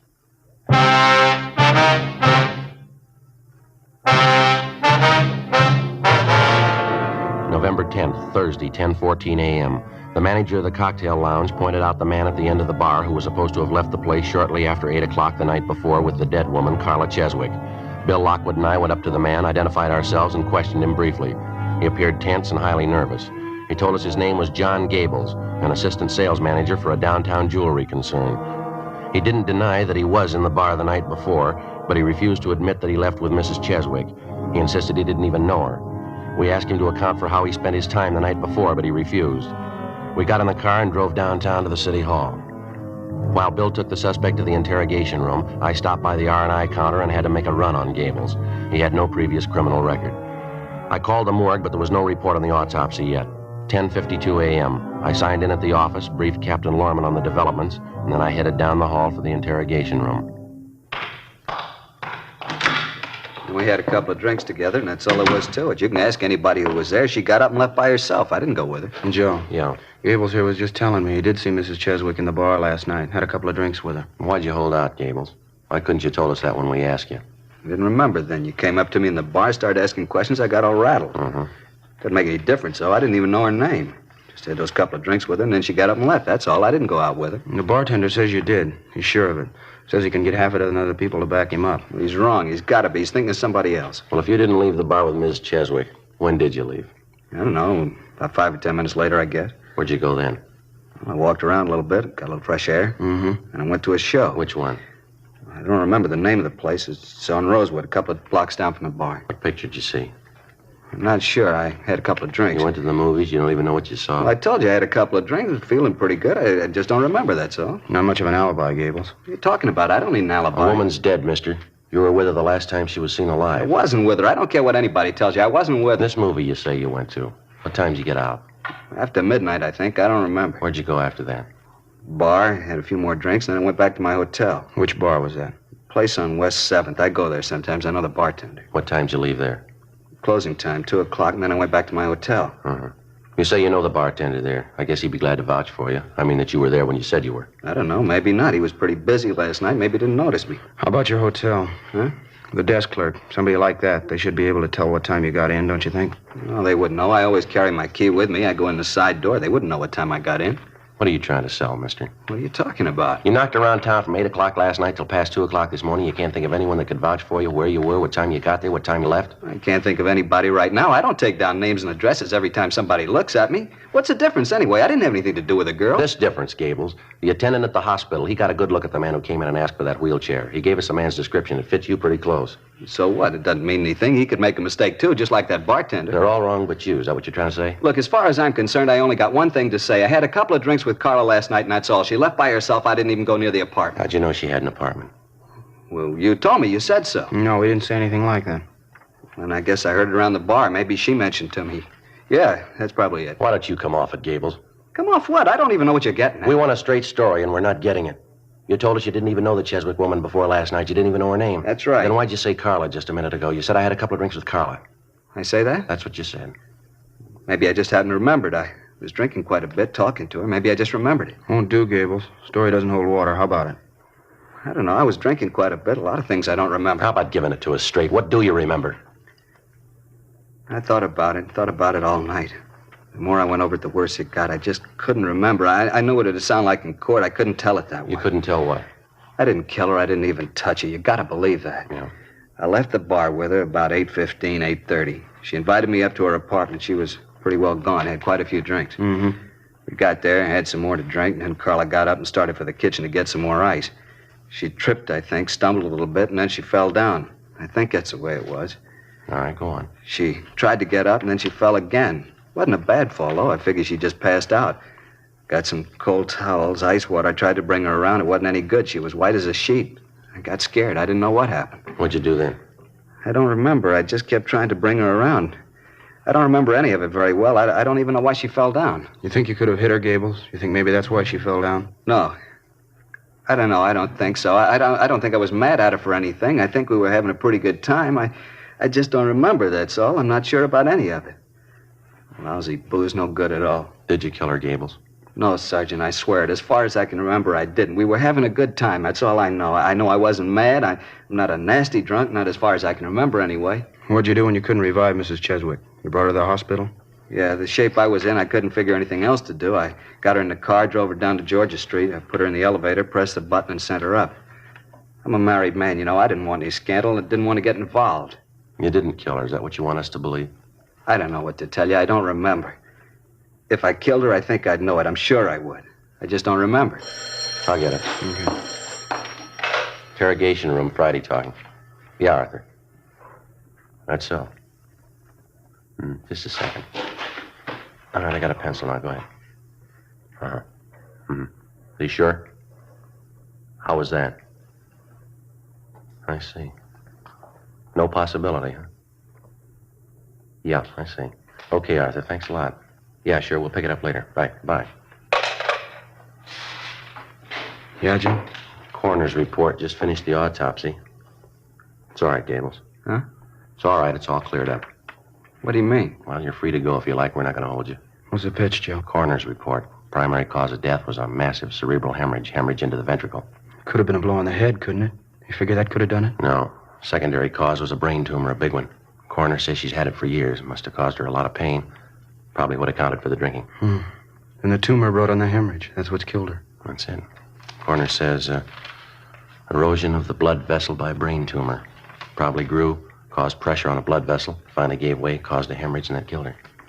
And she just died. I didn't have anything to do with it. She died and I didn't kill her. Yes, sir, that's right. You're free to go if you want. Thank God. You know, officers, I'll tell you the truth. I didn't know the answer. I didn't know if I killed her or not. I really didn't. Drinking so much, I came to, and there she was dead. I didn't know what happened. I really didn't. I didn't know the answer. Well, you're one up on us, Gables. Huh? We thought we did.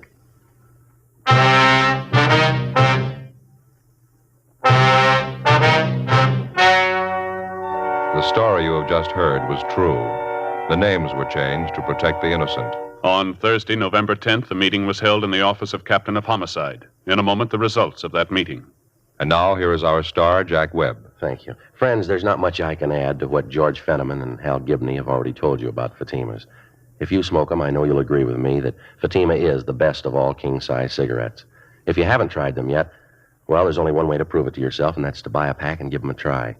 I wish you would kind of check up on what we've been telling you. Compare Fatima's with any other king-size cigarette. You'll like Fatima's better flavor and aroma. It's extra mild and soothing smoke. In Fatima, the difference is quality. Buy a pack tomorrow. Fatima.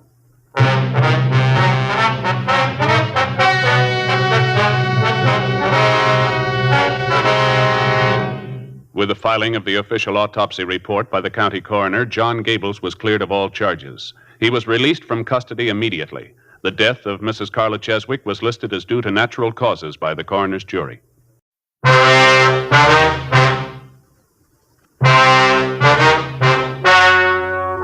The story you are about to hear is true. The names have been changed to protect the innocent. Fatima Cigarettes, best of all king-size cigarettes, brings you Dragnet on both radio and television.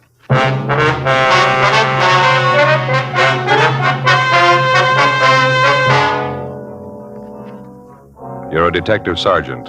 You're assigned a bunco detail. An experienced confidence man has set up operations in your city. From his first two victims, he gets more than $8,000. You've got one good lead on the suspect, his method of operation. Your job, get him. Prove Fatima quality yourself today.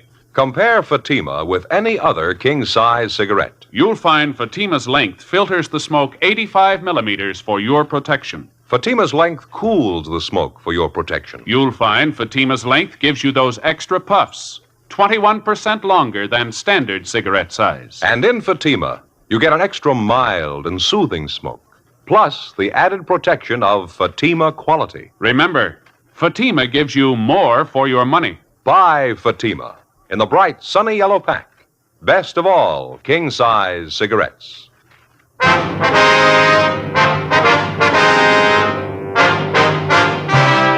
Dragnet, the documented drama of an actual crime. For the next 30 minutes, in cooperation with the Los Angeles Police Department, you will travel step by step on the side of the law through an actual case transcribed from official police files. From beginning to end, from crime to punishment, Dragnet is the story of your police force in action. It was Tuesday, December 9th. It was windy in Los Angeles. We were working the day watch out of Bunco detail. My partner's Ed Jacobs. The boss is Captain Steve. My name's Friday. I was on the way into the office, and it was 7:50 a.m. when I got to room 38. Bunco detail. Oh, morning, Joe. Hi, Charlie. How'd you make out yesterday? Nothing. No luck at all, huh? Nothing's going to help us much. Got the same description on the guy. Used the same name, same M.O. Didn't get anything we don't already know about him. How about you? Your luck any better? No, about the same. Checked out the building where the suspect rented office space. He moved out 3 days ago. No forwarding address. Checked a hotel he was supposed to be stopping at. Didn't pan out. Give him time. He'll stick his neck out again. Well, it doesn't guarantee we'll reach him. Too late to start when the complaints come in. We're going to have to dig up a faster way of getting to him. Hey, you got a match? Yeah, sure, Charlie. Here you are. Thanks. You bet. Oh, by the way, what's this I hear about your partner? What? Ed Jacobs understands you're losing him. Oh, yeah, temporarily anyway. What's the deal? Well, he's going on a loan out up at the academy. Going to be an instructor up there 2 months anyway, maybe more. When does this happen? Tomorrow, the 10th. Well, what are you going to do for a partner? You and Ken going to work together? No, the captain's bringing in a new man, young fella. He's been working in the business office. You mean the big Irish kid works the early morning? No, this boy's been working days. His name's Bill Lockwood. I asked for him as soon as I found out I was going to lose Ed. You know him? Well, a little bit, yeah. You remember Ben Romero? Yeah, sure. Well, Lockwood's a nephew of Ben's, sister's boy. Tall, red hair. Oh, yeah, I've seen him around. Seems to be a nice enough kid. A good record, is he? Well, the captain thinks so. Figures he ought to work in pretty well. Oh, by the way, have you seen Ben's wife lately? Yeah, I did, a couple of weeks ago. Seems to be doing all right. Still Mrs. Ben, of course. Yeah, I imagine. Her little boy's sure getting big. Looks a lot like his dad, too. Miss him quite a bit yourself, huh? Yeah, Charlie, I guess I do. Well, I better get on my horse. I got some checking to do. I hope the Lockwood boy works out for you. Well, I think he'll do all right. Can't say I'd be crazy about the idea myself. How do you mean? Breaking in a new man. No detective experience. When I go out to pick up a thief, I like to figure I've got some good backing. I mean, a partner I'm used to. Tough enough watching out for yourself, let alone a green youngster. Well, somebody had to do it for us. That's the way it goes. Yeah, I suppose. I remember when I first started. It didn't come much greener than me. Partner did all the work, took all the chances, helped me every foot of the way. He never mentioned it once. I never forgot that. He's a good cop. What was his name? Ben Romero.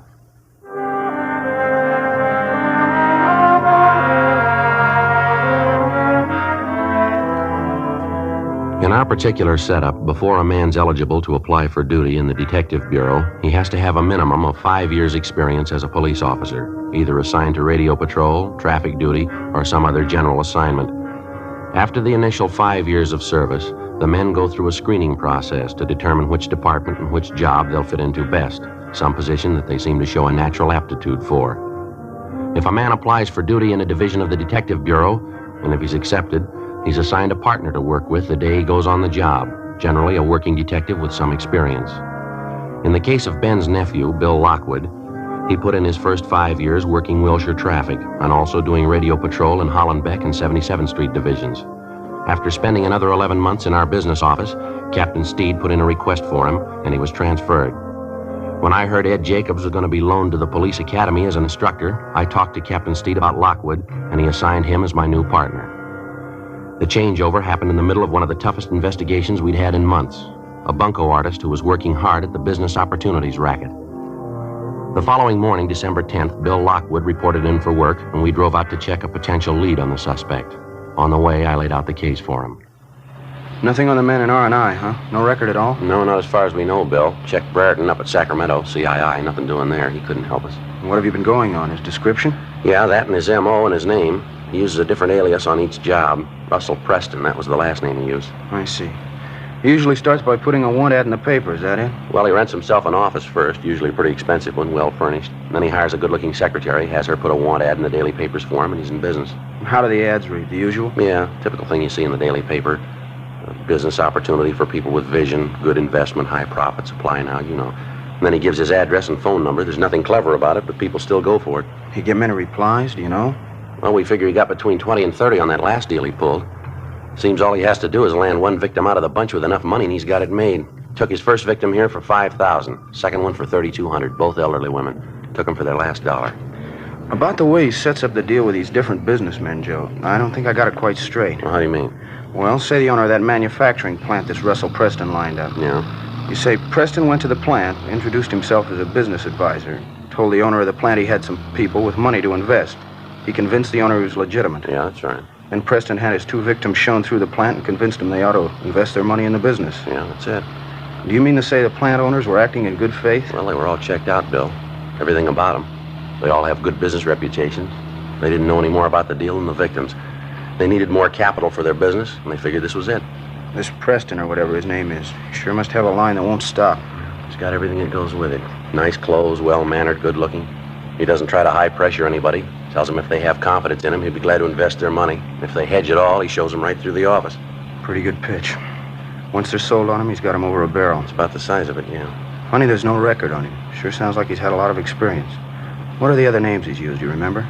Well, just two of them we know of. Russell R. Preston and George A. Fairchild. I guess the newspapers have been checked out, huh? The ones he ran the what ads in? Yeah, they've all been talked to. All their personnel have been notified to watch for ads of that type. Be one way to get a lead on him if he tries again. Well, what about the buildings where he rented office space? Couldn't the people there help any? Well, they confirmed his description. We picked up samples of his handwriting. That's about it. He only rented the offices long enough to cover his deal, about 2 weeks. Let's see, what 100 block is this, Bill? Can you see over there? Let's see. Yeah, 1700. Oh, we want the next one, 1811. Who's this woman we're going to talk to? Vivian Castle, that right? Yeah. I'm not sure if she's the right girl or not. Got the lead from an employment agency. Chance she might be the girl Preston hired to be a secretary. I don't know. Oh, good parking place up there ahead, huh? Yeah, that's good. You can pull up anywhere along here. It's fine.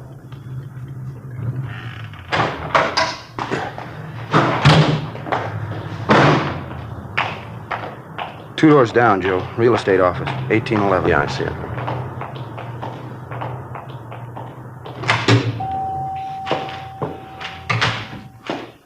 Good morning. Good morning. Can I help you? Police officers, ma'am. We'd like to talk to a Miss Castle, Vivian Castle. Oh, I'm Vivian Castle. Well, here's our identification. This is my partner, Officer Lockwood. My name's Friday. How do you do? How do you do? What is it you want, officers? We'd like to find out if you know a George Fairchild, ma'am. Fairchild? No, I don't know anyone by that name. How about a Russell Preston, miss? That mean anything to you? Well, I used to work for Mr. Preston, Russell Preston. About how long ago was that? A month and a half ago. Mm-hmm. Where does he have his offices? Well, he did have them on South Grand near 8th, the old Belmont Harris building. Why? Would you mind describing Mr. Preston for us, ma'am? Just a general description of him. He was about 40, 45 years old. Brown hair, a little gray. Nice build. Seemed to be a very nice man at first. Always dressed so nice. Always wore a dark blue suit. Seemed to be very nice. Checks out so far, Joe. Yeah. Would you mind telling me what it's about? We'd like to locate Mr. Preston, ma'am. You any idea where he is now? I wish I did. I'd call the State Labor Commission. He seemed like such a nice man. I've never been so disappointed in my life. How do you mean, Miss Castle? He owes me 2 weeks' pay, $65 a week. Hired me as a private secretary. Good jobs aren't hard to get now either. He can't say he was giving me a break when he hired me. Are you from the Labor Commission? No, ma'am, we're not. Could you tell us how long you worked for this Mr. Preston? Just the 3 weeks. He said I was going to get paid every Friday. Gave me the money for the first week, and that's all. Kept waiting for my pay, but he kept putting me off. Last week and a half, he didn't even show up at the office. I was there all alone, 8 hours a day. Finally, the building manager showed up and told me it was all over. Mr. Preston closed the office. Didn't even have the decency to come in and say thank you, goodbye. I just left. And you have no idea at all where Mr. Preston is now? No, sir, I wish I did. Were there any office files, mail files, any way to get a possible line on him? Not as far as I know. I didn't keep any files for him. Matter of fact, I didn't do any work at all. Just a showpiece. I guess that's all he kept me there for. There's no reason why he shouldn't pay me, though.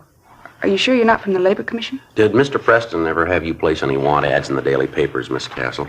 Yeah, he did a couple of times. Ads for business opportunities, you know. He was in the investment business, helped people invest their money. Would you happen to know anyone who invested money with him? I mean, would you know them by name? No, not by name. Quite a few people came through the office. I know a few of them made deals with Mr. Preston. I wouldn't remember their names, though. And you don't know any friends he might have had in town? Any of his business associates? No, sir, not a one. I didn't know he had any associates. How about where he was staying, Miss Castle? You must have known that. Now, the first week I was there, I did. It's the only week I got paid for. He was staying at a small hotel on South Flower. He moved the next week, though I don't know where he went after that. Neither does the hotel, I asked them. Well, during the time you worked for him, ma'am, did you ever have anything to do with Mr. Preston socially? I mean, was it part of your job to go out to dinner with him, things like that? I did once or twice when he asked me. I didn't think it was part of my job, though. Mr. Preston didn't mention it either. Once we went out to dinner, just the two of us. Another time we went out with my girlfriend, Norma. I had a terrible time. Mr. Preston was awful. And how do you mean, miss? Well, he drank too much and was throwing his weight around. You know, the boss. And he kept making a play for my girlfriend, Norma. I think he liked her quite a bit. Sure was embarrassing, though. Look, would you mind telling me what's the matter? Is Mr. Preston in trouble with the police? Yes, ma'am, I'm afraid so. He's cheated some people out of quite a bit of money. It's not the first time either. Well, what was it? What did he do? Confidence scheme. Selling interest in a company he had no connection with. If that isn't the limit. I guess it's my own fault. I should have known better. It's happened before. Ma'am? They hire you. They give you a beautiful office, nice soft chair to sit on. They never give you any work to do. You don't have to lift a finger. I finally got the drift. Yeah. Those are the kind you have to watch out for. Bill Lockwood and I continued questioning the former secretary of Russell Preston, alias George Fairchild, but she was unable to come up with any kind of a definite lead as to the suspect's whereabouts. We left our card with the girl, and she promised to contact us in the event she came across any information regarding Preston. For the rest of the day, we ran down 3 more possible leads. They came from an informant, a head waiter in a second-rate nightclub, a small-time grifter with an axe to grind. And they all figured they had the right answer, where to find Preston. We checked out the 3 locations they gave us, a motel out near Santa Monica, a rooming house in Hollywood, a cocktail lounge in Highland Park. Not one of the three paid off. Russell Preston, alias George Fairchild, wasn't known at any of the places, either by name, dress, or physical description. During the next 3 weeks, along with Sergeants Charlie Riblett and Ken Scarce of Bunco Detail, Bill Lockwood and I ran down every possible lead on the suspect. Hotels, the want-ad departments of the daily papers, managers of downtown office buildings, secretarial employment agencies, small businesses advertising stock for sale. They got us nothing. Despite all the precautions and all the legwork, on January 6th, we got a call from a Mrs. Marie Barrett in the Westlake Park area. She owned and managed a toy shop just off Wilshire Boulevard. Bill Lockwood and I drove out to talk to her. Yes, and they told me it was the opportunity of a lifetime, a big opportunity. I just can't believe it. Can't understand it. Why, he even took me out and showed me the factory. Him and the man who ran the place. They're making plastics. Showed me the whole plant. You say the plant was out in Glendale, ma'am. Whereabouts? It was right along San Fernando Road, maybe a mile or two before you get to the airport. They showed me through the whole plant. Who showed you through, Miss Barrett? Owner of the place in this, Mr. Fairchild. It's a big place, making plastics of all kinds. Can't say I wasn't impressed. What was Mr. Fairchild's first name? Do you remember? George Fairchild and Associates. That was the name on the door of the office when I went up to see him. Of course, I really didn't have a notion of investing any money when I first went up. It was a newspaper ad, you know, and I answered lots of them. Kind of a hobby with me. Yes, ma'am. So I went up to see him and we talked, and as I say, I wasn't thinking of investing any money, but Mr. Fairchild seemed like such a nice man. Seemed to have a good business head on his shoulders. Well, ended up with me putting my whole savings account into the plastics plant. $6,400, every penny of it. I haven't heard from Mr. Fairchild since. I just don't know what to think. I can't understand it. Do you have any idea where to contact this Fairchild now? Any address, telephone number? Well, I called his office. It's in the Oxford Exchange building. Mm-hmm. There's no answer, though. They say it's disconnected. I've been trying for a week to contact Mr. Fairchild. I mean, $6,400. I just don't know what to do. It's all my savings. I don't know what to do. Oh, well, you excuse me, please. Customer can't afford to miss a sale now. Yes, ma'am. You go right ahead. Ellen, will you help this lady, please? Looks like he scored again, huh? I wouldn't doubt it. She seems to do a fair business here, huh? I mean, after Christmas and all. Yeah, I suppose. Of course, the women go for it. You hang up a sale sign, you can't beat them off with a club. That's right. See this gadget here? Pretty clever, huh? Yeah. Miniature Sherman tank. What's it do? Watch. Yeah, well, how about that? Pretty cute, isn't it? Cannons on the side, sparks coming out. My nephew got one for Christmas. It got a lot of power. Treads will climb over just about anything. Uh-huh. Sorry to keep you waiting, officers. Customers have to be attended to. Surely we understand. Now, about this money you gave Fairchild and Miss Barrett, the $6,400, how'd you work that? I mean, did you give him a check or how'd you do it? Yes, I gave him a check. It was cashed the same day I gave it to him. I found that out from the bank. What was it you were supposed to get for your money, ma'am? Interest in the plastics company, 1/5 interest. Seemed like such a good idea at the time. Did you ever discuss the deal with the owners of the plastics company? I mean, when Mr. Fairchild wasn't around? No, I guess I never did. Mr. Fairchild didn't think it was a good idea. Said he wanted me to get the most for my money. Said he was afraid if the company owners talked to me alone, they might argue me into taking less profit. Didn't want me to talk to him at all if he wasn't around. And you weren't suspicious of him at all, huh? Mr. Fairchild? No. Very nice man. There are a few things he did that made me a little uncertain, but he always explained everything to me. He always had a good reason for everything he did. Nice man, clean-cut, well-dressed, beautiful manners. Never take him for anything but a gentleman. You'll see what I mean. Wait till you meet him. Yes, ma'am. Just a perfect gentleman. I don't know what to think. I can't call him a crook. He just isn't that kind. Well, he took your money, Miss Barrett. Yes. What else would you call him?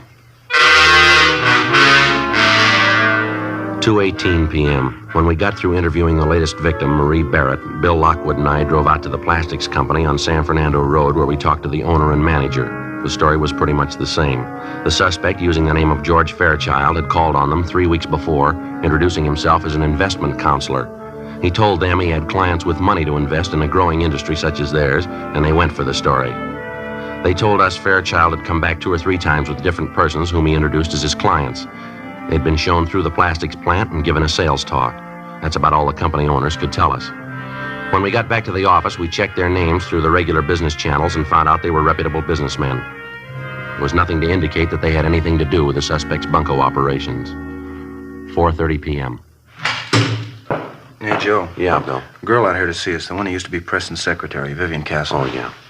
She say what she wanted? No, seems a little anxious. Officer, I'm glad I found you in. How are you, Miss Castle? I'm all right. I was going to phone you, but I couldn't remember your number. Lost the card you gave me, so I decided to come down. You remember talking to me, don't you, about Mr. Preston, my old boss? Yes, ma'am. Have you heard from him? Well, no, I haven't, but you remember me telling you about my girlfriend, Norma? Mm-hmm. I mean, the time Mr. Preston took me out, Norma and her boyfriend were with us? Yes, ma'am. And the way Mr. Preston kept making a play for Norma. Well, I saw Norma at lunchtime today, first time in weeks. Mm-hmm. She told me she got a call from Mr. Preston. I told her I'd tell you all about it. She's got a date with him. When? For dinner Friday night.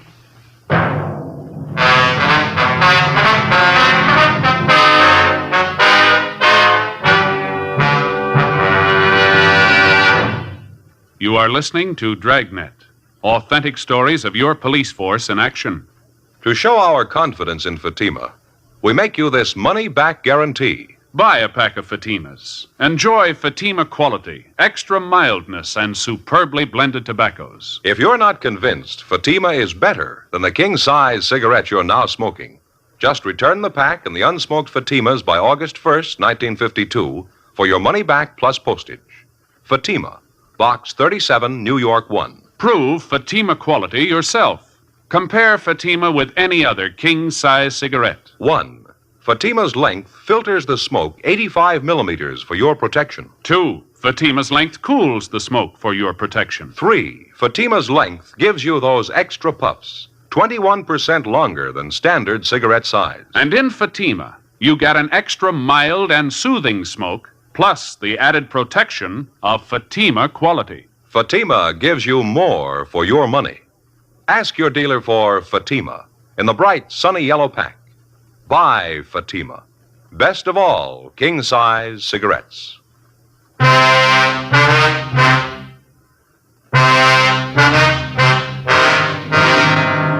Wednesday, January 6th, 4:50 p.m. We called Vivian Castle's girlfriend, Norma Cummings, and then we drove out to talk to her. The Cummings girl told us that Russell Preston had telephoned that morning and made the date with her for Friday night at 7:30. He said they were to have dinner at a nightclub out in the Wilshire district. He also mentioned to her that he was staying in a hotel, but she didn't know the name of the location. We made arrangements for a stakeout at Norma Cummings' apartment. The girl agreed to cooperate with us. Thursday, January 7th. We checked with the personnel at the different restaurants, bars, and nightclubs which Preston and the Cummings girl were to visit. Some of them remembered Preston, but as far as they knew, he hadn't been back. We left our cards with each one of them, and we asked him to contact us if he should return. Just after lunch on Friday, we got a phone call from Norma Cummings. When was that, miss? Uh-huh. Did you find out where he was? I see. Mm-hmm. Will you be there for the rest of the day? All right, fine. Yeah, we'll call you back. Goodbye. Yeah? Cummings girl. She's at work. She just had a phone call from Preston. She tried to find out where he was. No go. Well, what do you have to say? That dinner date he had with her tonight? Yeah. He called it off. Later that afternoon, we went out and talked to the Cummings girl. She told us Preston explained on the phone that he had to cancel a date that night because of some business deal that had come up. He told her he'd get in touch with her over the weekend. He didn't. By Thursday of the following week, she still hadn't heard from him. 2 days later, on a Saturday afternoon, we got a call from one of the cocktail lounges Preston had visited. The bartender remembered us being in there to inquire about the suspect, and he'd saved our card. He said Preston was there now with another man drinking at the bar. We asked the bartender to try and delay the suspect as long as possible. Then we got in the car and drove to the location. It was too late. The bartender explained that he tried to delay the man that he thought was Preston, but he didn't have much luck. The suspect had left a few minutes after the bartender had called us. He'd been drinking heavily. The man Preston had been with was still there. He was sitting at an old upright piano in the back of the place trying to pick out a tune with one finger. Bill and I went back and talked to him. He gave his name as Fred Sandell. Yeah, that's right. I was drinking with a fellow. Why? What's the matter, officer? Did you ever see the man before? Yeah, once or twice. In here? No, a place up the street, 780 Club. I had a couple of drinks with him in there. You know his name? Well, what's the angle? You want him for something? Oh, it's just a routine check. We'd like to talk to him. Well, I don't know. I might know his name. Yeah. Well, what's the angle on the thing? You want him for something big? We want to talk to him, that's all. Did he pull a heist? Something like that? Hey, he didn't look like that kind of guy. Oh, lousy thing. I never could get that right. How about it? You say you might know the man's name. What was it? Well, I don't know. I'm not sure if I'm the one that ought to tell you. How do you mean? Well, I don't want to get anybody in trouble. I want to give out names. What's the angle on him? You want him for something big or what? It's big enough, yeah. Oh. Well, his name's Preston, I think. That's the name he gave me, anyway. I see him around bars in the neighborhood every once in a while. How much do you know about him? Well, not much. I had a few drinks with him now and then, talked a little bit. That's about all. What did you say your name was, sir? Sandell, Fred Sandell. Well, what's the angle on this, Preston? We want to get in touch with him. You know where he lives? I don't know. I might. You want him for something big, isn't that right? Well, what's the difference? We want him. Well, it could be a lot of difference. I mean, what's the angle? If it's important to you and I helped you, well, you'd probably want to do the right thing, huh? I don't know if I got you right. Well, I mean, if you really want the guy, you know. If it's important to you and I helped you reach him, you'd want to make it square with me, wouldn't you? Huh? And not that I'm asking for payoff. You understand that? Yeah, we understand. Where's Preston live? Well, I didn't say I knew where the guy lives. I didn't say that. Do you know where he lives? Well, I'm not sure. I might. I don't know if I'll tell you, though. I don't know. All right, you want to stand by here, Bill? I better check in. Yeah, fine. Okay.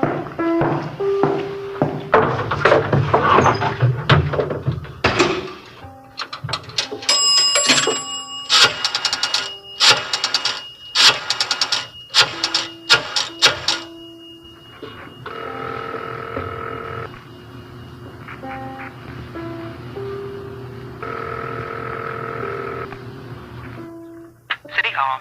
2625, please. 2625. Record Bureau, huh? Yeah, John, this is Joe Friday, Bunco. Yeah, Friday. I'd like to check on a suspect, John. He gives the name of Fred Sandell. He's a WMA, about 45, 5'10", 170 pounds, brown hair, brown eyes, ruddy complexion, small scar just below the left ear. Okay. Want me to call you back on that? Yeah, would you please? I'm at Dunkirk, 35016. Right, I'll call you. Thanks. Oh, say, John, could you switch me over to Bunco, please? I'm calling from outside. Yeah, sure. Hang on. Thank you. Yes? Would you switch? Switch this call over to Bunco detail, please? Bunco detail, surely.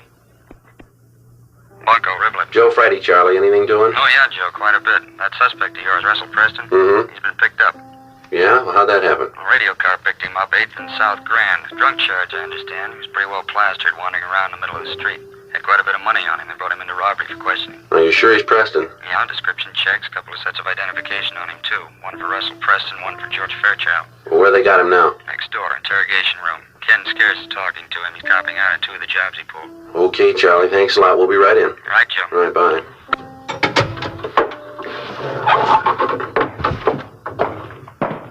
Bill, see you a minute. Yeah. We might as well check in. Preston's been picked up. Huh? When? Probably just after you left this bar. A radio car spotted him, pulled him in. How about that? Yeah. You work 2 months on a case, and just when we start to get close, somebody else picks the guy up. Yeah, that's right. It's not very exciting, is it? You know, I was just thinking, officers, I don't want to be a hardhead about this thing, you know. I mean, if you want this guy Preston, I'd be glad I'd help you find him. I don't want to be a hardhead. Excuse me a minute.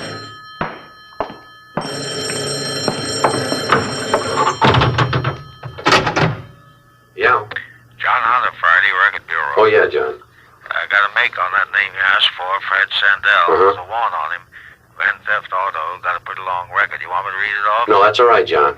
Right. Bye. Right, thank you.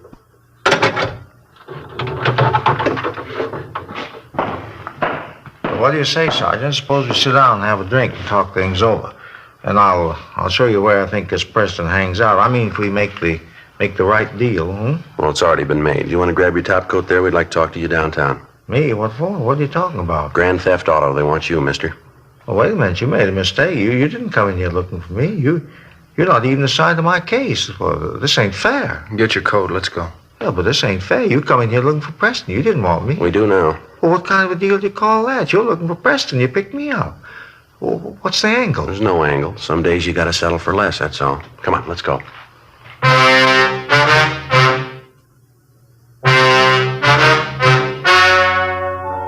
The story you have just heard was true. The names were changed to protect the innocent.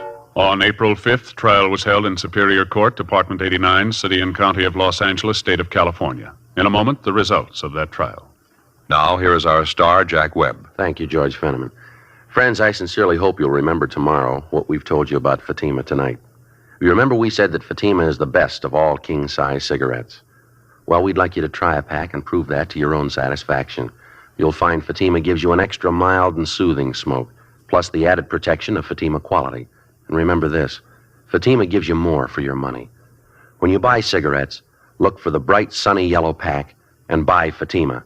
I know you'll like them.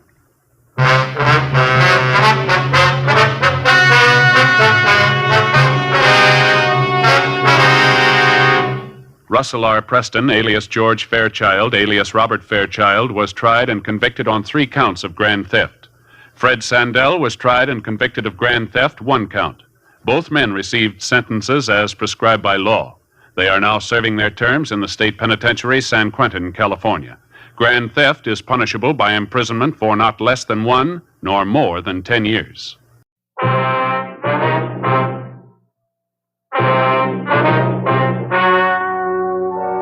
story you are about to hear is true. The names have been changed to protect the innocent. Fatima Cigarettes, best of all king-size cigarettes, brings you Dragnet on both radio and television.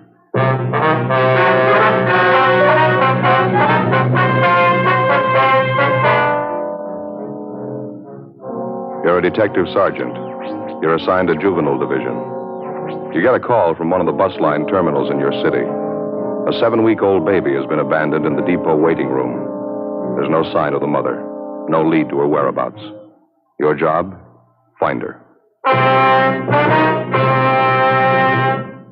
Compare Fatima with any other king-size cigarette. Prove Fatima quality yourself. You'll find Fatima's length filters the smoke 85 millimeters for your protection. Fatima's length cools the smoke for your protection. You'll find Fatima's length gives you those extra puffs, 21% longer than standard cigarette size. And in Fatima, you get an extra mild and soothing smoke, plus the added protection of Fatima quality. Definitely the best quality in its class, but the same price as the cigarette you're now smoking. Buy Fatima in the bright, sunny yellow pack. Best of all king-size cigarettes.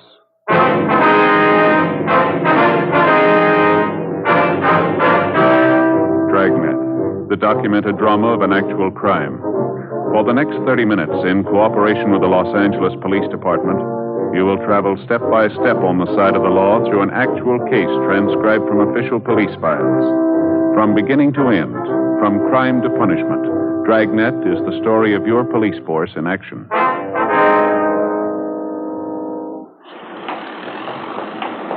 It was Wednesday, August 14th. It was hot in Los Angeles. We were working the day watch out of Juvenile Division. My partner's Ed Jacobs. The boss is Captain Stein, Commander, Juvenile Division. My name's Friday. We were on the way out from the office, and it was 11:05 a.m. when we got to the corner of 6th and Los Angeles streets, the bus depot. Excuse me, ma'am. You Mrs. Lewis? Yes, that's right. Are you the police? Yes, ma'am. This is my partner, Sergeant Jacobs. My name's Friday, Juvenile Division. Well, how do you do? I'm certainly glad you're here. I've been waiting around this depot for hours. I don't know what to do. Baby must be getting pretty heavy, ma'am. Like to sit down over here and tell us about it? All right, thank you.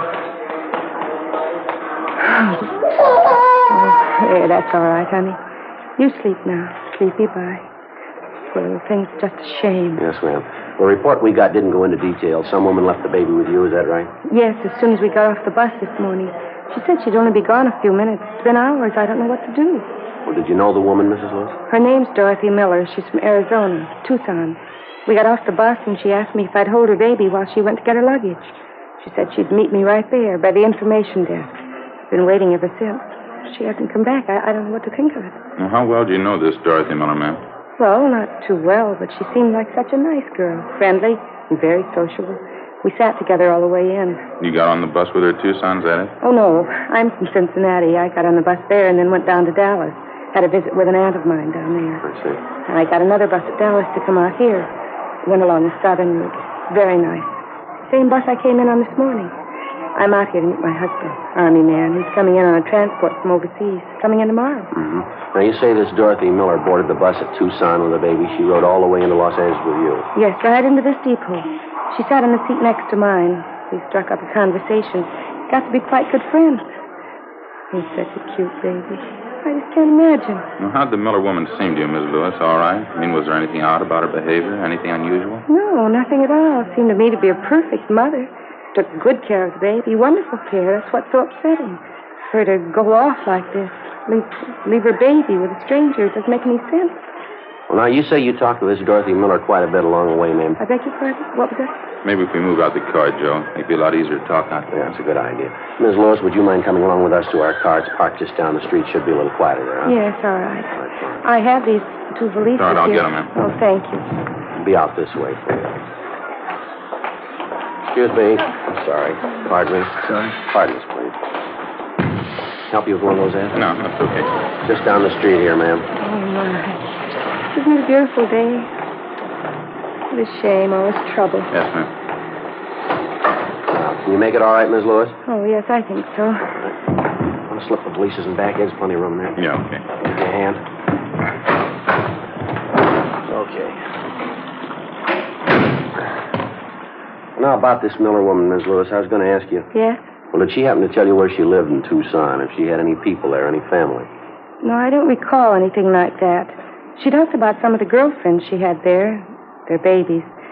She didn't mention any of them by name, though. How about her description, Ms. Lewis? Anything unusual there? No, I wouldn't say so. Small girl, 5'3" or 4", I'd say. 110 or 15 pounds, dark hair, shoulder length, dark eyes, nice complexion, very pretty eyes. About how old would you say? 20, that's what she told me anyway. She said she had a birthday in May. I remember we talked about that. She was born under the same sign I was, Taurus the Bull. Mm-hmm. And all the talk she had with this Miller girl, she never gave you any reason to think that anything was wrong with her? She didn't seem to be despondent, depressed about anything? Perfectly normal girl, as far as I could tell. I just can't get over it. I can't imagine her doing anything like this. Well, how'd she seem this morning when you got in on the bus? Pretty much the same? Yes, I think so. We got off the bus together. She had her hands full with the baby, so I helped her off with the hand valise she was carrying. When we got inside the waiting room, she mentioned that she had to go pick up some luggage from the check stand. She asked me if I'd mind very much holding her baby while she went after it. I said no, not at all. She went around the corner of the baggage stand, and that's the last I saw of her. You checked around the depot, did you? And you had her paid? I talked to everyone in the place. The porters, ticket clerks, information desk, traveler's aid. Not one of them could help. I tried everybody. Oh, dear. It's all right now. We'll find your mother. Yes. You try and sleep. Sleep some more now. Wonderful. He's adorable. It's a little boy. She said his name's Stephen. Yes, ma'am.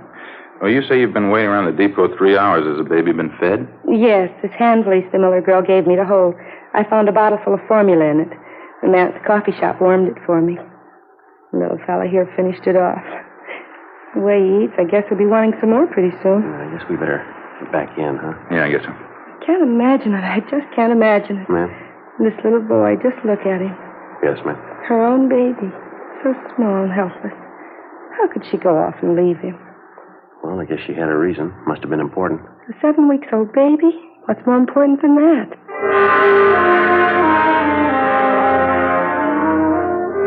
Before we left the bus depot, Ed contacted the clerk at the depot information desk and left our card with him. If anyone came in to make inquiries about the abandoned child, he was to advise them to get in touch with us. 11:48 a.m. The woman who'd been left with the baby, Mrs. Marjorie Lewis, agreed to return to the office with us and give us a complete report on everything she knew about the case. As soon as we got back, we briefed Captain Stein on what happened, and he assigned policewoman Betty Stone to come in and help out with the baby. A cursory examination seemed to indicate there was nothing abnormal about the baby, no apparent deformities. We checked the blanket and the baby's clothing, but we found no identifying marks of any use to us. Policewoman Stone made the baby comfortable for the time being, and then she began to check through the contents of the small valise which the baby's mother had left with Mrs. Lewis. It contained the usual assortment: baby oil, powder, dextrose, a few cans of milk, a couple of blankets, and a supply of diapers. Ed and I continued to interview Mrs. Lewis. Is this the Miller woman's first baby, do you know, or did she happen to mention it? Yes, it's her first. That's what she told me, anyway. Did you talk about the baby's health at all? Was there any trouble there, would you know? Well, she did say she had some trouble with the formula at first. It didn't seem to suit the baby. Wasn't anything serious, though. As a matter of fact, that does worry me a little bit, Sergeant. What's that? The baby's formula. Mrs. Miller did say it had to be fixed a special way. Some special medicine she put in it, too. Are you sure the baby's going to get good care? Yes, ma'am. There's no need to worry. He'll be moved to General Hospital. They'll look after him. But the special formula, the medicine she was giving him, will they know about that? Will they know how to feed him? Well, they've handled cases like this before, Ms. Lewis. They're pretty competent people. They'll know what to do. Well, I surely hope so. I don't know why I'm so concerned. I guess it's just the little fellow's so small, all alone, so helpless. Terrible shame. Yes, ma'am. About this special formula the baby has to have, what's the reason for that? Would you know? The baby been sick recently? No, I don't think so. Mrs. Miller did say he was a little sickly when he was born. Spent a little time in an incubator. I don't believe it was critical, though. At least I didn't gather that. Well, thank you very much, Ms. Lewis. Appreciate your cooperation, everything you've done on this. Not at all, Sergeant. I only wish I could be more help. You mind telling us where you'll be stopping in town, ma'am? Possible we might have to contact you again. Well, I don't have any reservations. I was thinking of staying at a hotel close to downtown. And there's a big convention in town. Most of the places are pretty crowded. We'd be glad to help you find a hotel space if you like. Oh, well, that's certainly very nice of you. Not at all. Sergeant Friday, could I see you a minute, please? Yes, all right. Would you excuse me, please? Surely. Yeah, Betty. For a policewoman, I'm not bad at checking diapers. How do you mean? Over here. The valise the mother left with Mrs. Lewis. Mm-hmm. Did you come up with anything? Didn't think so at first. Went over the valise, everything inside, nothing. And I started putting the things back in the bag. Found this in that stack of diapers there. Mm-hmm. Paid receipt for a hospital bill. Maternity ward. Santa Maria Hospital, Tucson. There's the patient's name right there at the top. Mm-hmm. Dorothy Miller. 12:30 p.m. A local broadcast at an APB was gotten out on Dorothy Miller.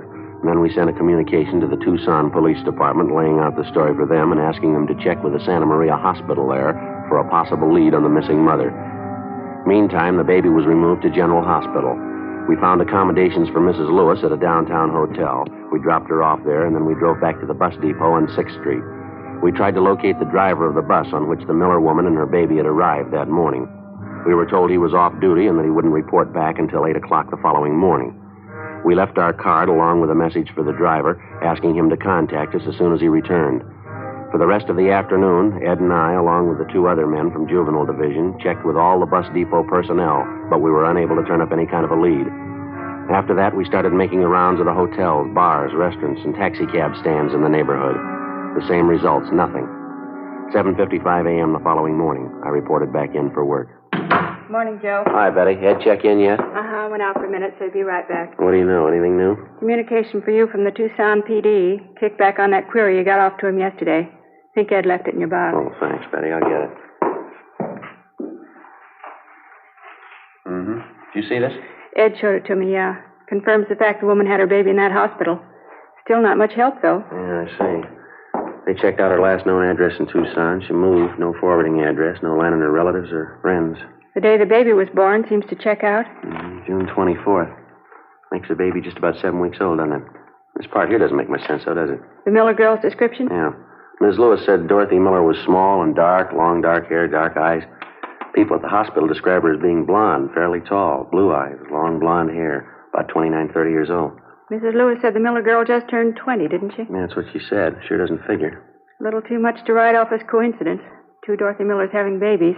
Same day, same hospital. No, I just happen to think this description of the Miller girl. Uh-huh. Fairly tall, long blonde hair. Ms. Lewis has long blonde hair, hasn't she? Benny? Oh, hi, Joe. Hi, what's doing? That bus driver we wanted to talk to, the one who drove the bus Dorothy Miller and the baby came in on yesterday? Yeah. That description Ms. Lewis gave us of Dorothy Miller? Mm-hmm. Driver doesn't remember anyone like that on his bus. He remembered Ms. Lewis, though. She didn't get on the bus at Dallas. She didn't sit next to a young girl with a baby either. Driver says he's sure of it. Oh, and what's the pitch? Ms. Lewis got on the bus at Tucson. She had a baby in her arms.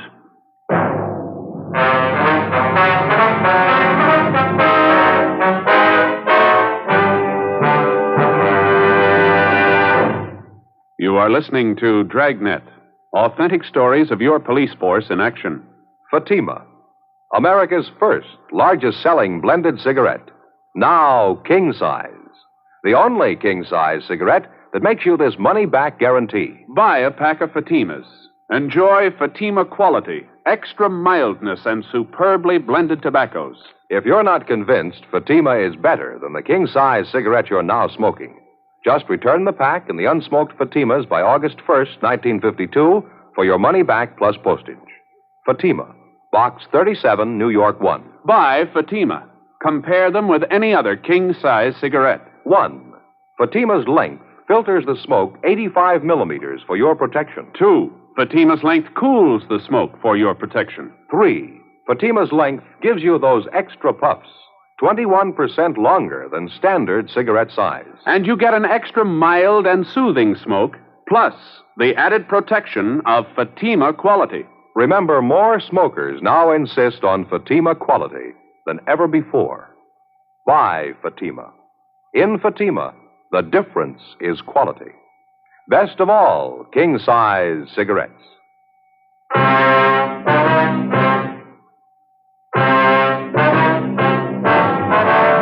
8:35 a.m. Ed Jacobs and I went into the adjoining room where we continued to interview the bus driver, the same man who'd been driving the bus on which Mrs. Lewis and the abandoned baby and his mother supposedly had arrived in Los Angeles the day before. The more we talked to the driver, the more he convinced us that the story we'd gotten from Mrs. Marjorie Lewis was a long way from the truth. He repeated that he was absolutely sure that Mrs. Lewis did not get on the bus at Dallas, that she boarded the bus at Tucson, and that at the time she got on, she was holding a baby in her arms. He was just as positive that Mrs. Lewis held the baby in her arms all the way to Los Angeles, and that she did not sit next to a young, dark-haired girl, but an elderly woman. He also told us that none of his passengers on that particular trip fitted the description of Dorothy Miller as given us by Mrs. Lewis. 8:50 a.m. Before the bus driver left, we got his address and a phone number where we could get in touch with him if necessary. 9:05 a.m. Ed and I got in the car, drove to the downtown hotel where Mrs. Lewis was staying, and called her room from the phone in the lobby. She told us that her husband, Army Captain Walter Lewis, had arrived in from overseas earlier that morning and checked in at the hotel. I asked her if her husband was with her, but she said no. He was downstairs at the hotel barber shop. Ed and I got in the elevator and went up to see her. Outside and down on the street, you could hear the sounds of a parade passing by. It was American Legion Convention Week, the traditional parade. Some parade, isn't it? Yeah, it's beautiful. Oh, good morning, officers. Come in, please. Thank you very much, ma'am. What happened? Did you find out anything? Well, a few things, ma'am. We've been checking around. 2 or 3 more questions we'd like to ask you, if you don't mind. Well, no, not at all. How's the baby? Are they taking care of him? Is he all right? Yes, ma'am. He's fine. We checked at the hospital. He's doing real well. Oh, I'm glad. And the Miller girl, Dorothy Miller, did you find out anything? We haven't been able to locate her. No trace of her at all. That's why we're here, Miss Lewis. A few things we'd like to have you straighten out for us. Well, I'll do anything I can to help. I think I already told you everything I could remember about the girl. Well, now, we're going to be honest with you, Miss Lewis. We don't think you're telling the truth. What? Well, I don't understand. We talked to the man who was driving the bus you came in on yesterday, the same bus you say Dorothy Miller and her baby were on.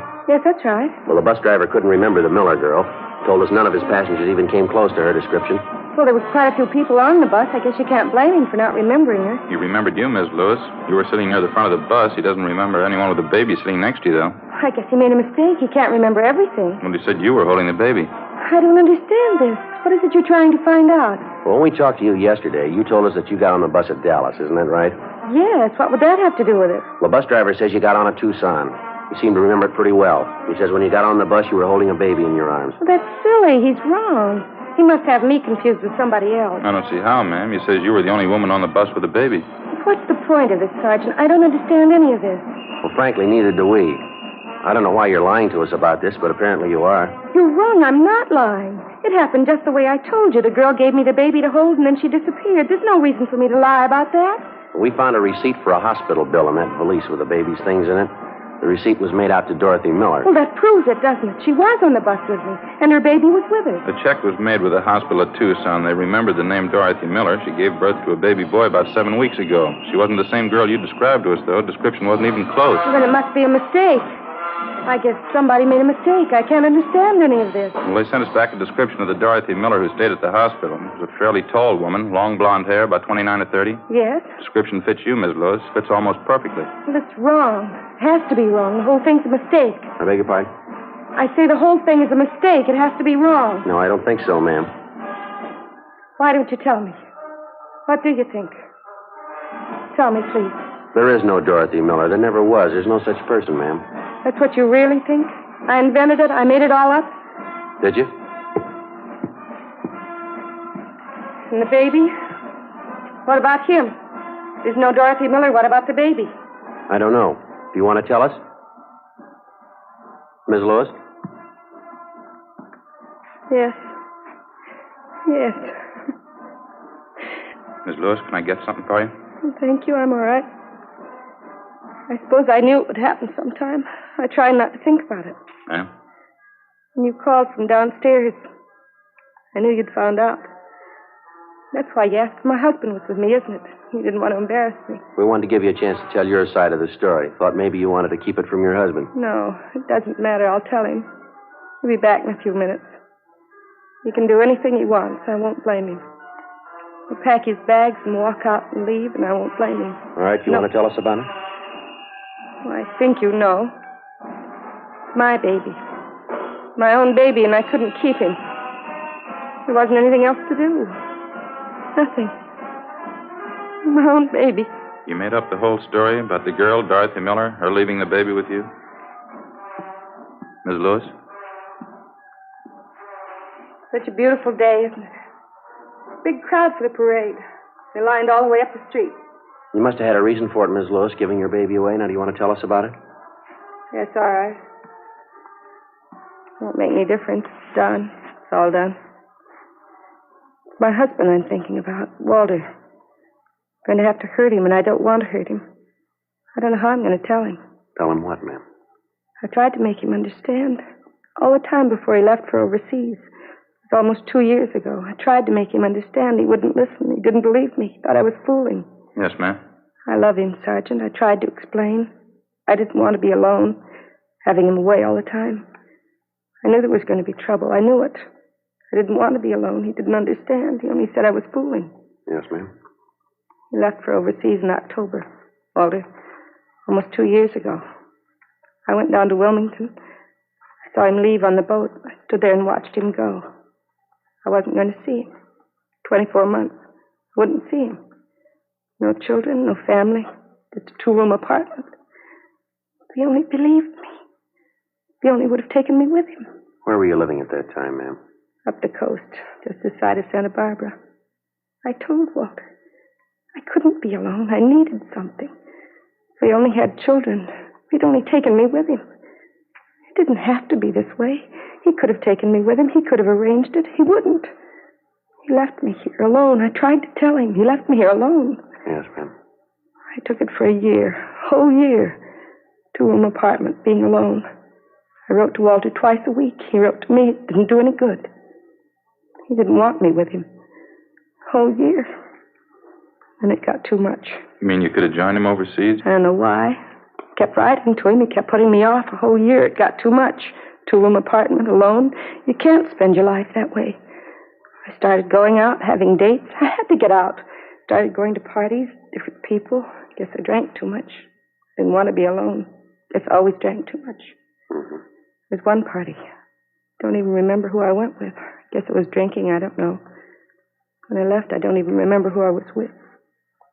It didn't have to be this way. It didn't have to happen like this. Are you all right, Ms. Lewis? Or something we can get you? No, I'm all right. I didn't know what to do when I found out. I saw the doctor. He didn't understand either. I mean, the way I felt. He said the baby would be born in June. I cried. He didn't understand. Yes, ma'am. When the time came, I went to Tucson, Arizona. Had my baby. At least I wasn't alone. Used a different name at the hospital. Dorothy Miller. Maybe it wasn't Walter's baby, but it was mine. It was mine. I thought at first it wouldn't make much difference, but it did, though. It did. Ma'am? I knew what it'd mean. I loved Walter. I still love him. But if he found out I knew what it would mean, I couldn't even think about it. I love Walter. I couldn't even think about telling him. So you figured on giving up the baby, huh? Giving him away, is that the idea? I can't tell you how many times I worked it out in my mind, day after day. I almost went crazy with it. Walter, the baby, which one? I finally decided Walter. Don't you think it's fair? Don't you? Well, I wouldn't know, ma'am. It's your decision. It's up to you. I don't know how to tell him. Won't you help me, please? Help me tell Walter. All right, if you like. It's such a terrible thing. I mean, to make a choice when you have to hurt somebody. To have to choose between the two of them. One of them has to be hurt. Ma'am? My husband or my baby. Which one? 10:38 a.m. At Mrs. Lewis' request, Ed and I stayed on at the hotel room until her husband, Army Captain Walter Lewis, returned. He was a tall, dark-haired man in his late 30s, dark eyes, tan complexion. Mrs. Lewis was waiting in the adjoining room. It wasn't easy, but as best we could, Ed and I briefed the husband on what had happened. His first reaction was fairly normal. He took it pretty hard. We kept on talking to him. After a while, he calmed down. We laid out the whole story for him again. She turned the baby over to the police, is that it? She gave the baby up? Yes, sir. She figured it was the only thing she could do. Kind of hard to believe, isn't it? What's the answer? What am I supposed to do? Well, sir, I know it's none of our business, Captain. I think you might try looking at it from your wife's point of view, maybe. What do you mean? Well, it's pretty obvious. She's still in love with you. I think she's shown you that. Yeah? Well, she was in a jam. It was a big choice for her to make. She knew she was wrong. She made a mistake. She was ready to pay for it. It was either you or the baby. She knew that. She decided to give up the baby. Baby's all right now? Somebody's taking care of her? Yes, sir. Baby boy. Where's Marge now, my wife? In the next room. I want to see her. Well, maybe you should wait just a little while. No, it's all right. Just want to tell her something. Aren't you?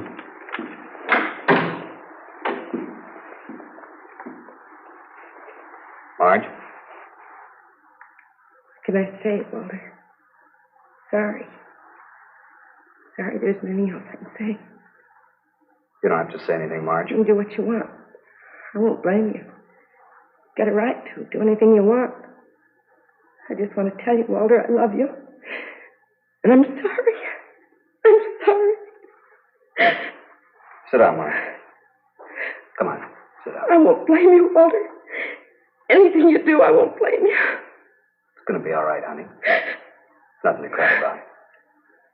Everything will be all right. Try and take it easy, dear. We got a little mistake here. I guess I made my share of it. It'll work out. Officer? Yes, sir.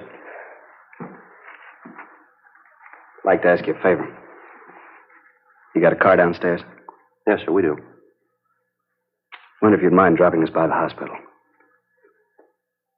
I'd like to see my son.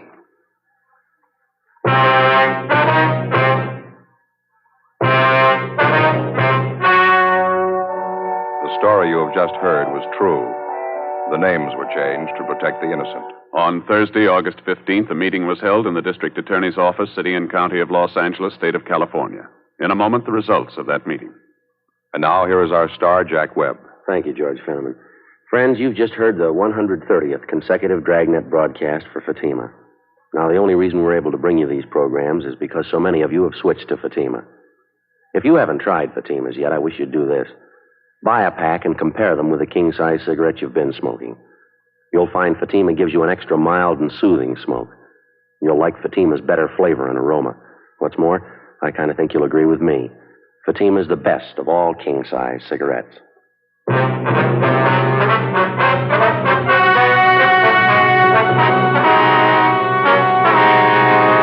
At the meeting in the district attorney's office, it was decided that in the interests of justice, no criminal complaint be filed against Mrs. Marjorie Lewis. The baby was released to the custody of her and her husband. You're a detective sergeant. You're assigned a homicide detail. A man is shot down in the street of a residential neighborhood. He's critically wounded. You don't know who the assailant is. You don't know where he is. Your job, get him. Compare Fatima with any other king-size cigarette. Prove Fatima quality yourself. You'll find Fatima's length filters the smoke 85 millimeters for your protection. Fatima's length cools the smoke for your protection. You'll find Fatima's length gives you those extra puffs, 21% longer than standard cigarette size. And in Fatima, you get an extra mild and soothing smoke. Plus, the added protection of Fatima quality. Definitely the best quality in its class, but the same price as the cigarette you're now smoking. Buy Fatima in the bright, sunny yellow pack. Best of all king-size cigarettes.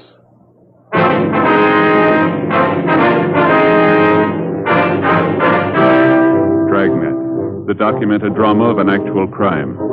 For the next 30 minutes, in cooperation with the Los Angeles Police Department, you will travel step by step on the side of the law through an actual case transcribed from official police files. From beginning to end, from crime to punishment, Dragnet is the story of your police force in action.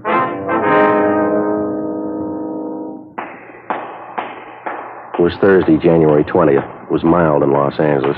We were working the night watch out of homicide detail. My partner's Ed Jacobs. The boss is Thad Brown, chief of detectives. My name's Friday. I was on the way back from dinner, and it was 9:57 p.m. when I got back to the city hall, room 42. Homicide detail. Hi, make it in time? No, they were closed up. Oh, that's too bad. Where'd you eat? Well, that cafeteria down the street was terrible. Nothing at all, huh? Well, I figured I'd be safe with a corned beef hash. Even that wasn't much. Soggy, you know. Probably standing all day. That's too bad. I asked Johnny if he'd stay open a couple of minutes late. Told him you were coming right over. The place was closed tight when I got there. Couldn't raise anybody. Tough luck. Short ribs were really good tonight. Some great pie, too. Boysenberry. Best I had anyway. Say, you got any of those bicarb pills in your locker? I could sure use one. I'm afraid not. Gave the last one to Gene Bechtel tonight. Oh. He ate at the cafeteria, too. Hiya. Oh, hi, Al. What do you say? Any phone calls for me yet? Muriel down at the staff's office called. That run you asked for, they got it ready. It was the only call, huh? Yeah. What is it, Al? Something wrong? No, why? You've been moping around like you lost your best friend. What's the matter? You mad at the world? No, just my in-laws. The wife had her father and mother over for lunch today. The old man's getting to be a real pain in the neck. Don't get along with him, huh? I keep trying to. Doesn't seem to do much good. All he can think of is money. It's all he can talk about. Why let it bother you? My in-laws have been talking about it for years. Forget it. He won't let you. The minute he puts his foot inside the front door, it's the first thing you hear. Crusty old guy. That pipe he smokes enough to knock you over. Why don't you duck out when they come over? Tell them you got a call. You have to go to work. Well, the wife's onto that one. She makes me hang around. Keeps telling me her father and mother like me. You never know it. The old guy's a real tyrant. See, the wife comes from a big family. Every time I see her old man, he has to make a point of telling me how smart his other sons-in-law are. How much dough they're making. Yeah, same routine every time. One of his daughters married a carpenter. He's making $20 a day. One of them married a hod carrier. He's making $25 a day. Always ends up asking me how much I'm making. Why don't you tell him it's none of his business? I did today. That's what started the argument. I walked out. Crusty old guy. Yes, well, I get it. Homicide, Friday. Yes, sir. Where? Would you repeat? Yes, sir, I have it. Fine, thank you. Yes, sir, right away. Shooting. Kirkman near Alpine. Let me grab my coat. No details? Man down on the sidewalk, apparently hurt bad. Neighbor said it was a family fight. Come on, we better hustle it out. Let's go. That's one good thing about this job. How do you mean? Trouble. You don't know what it is till you hear about other people's.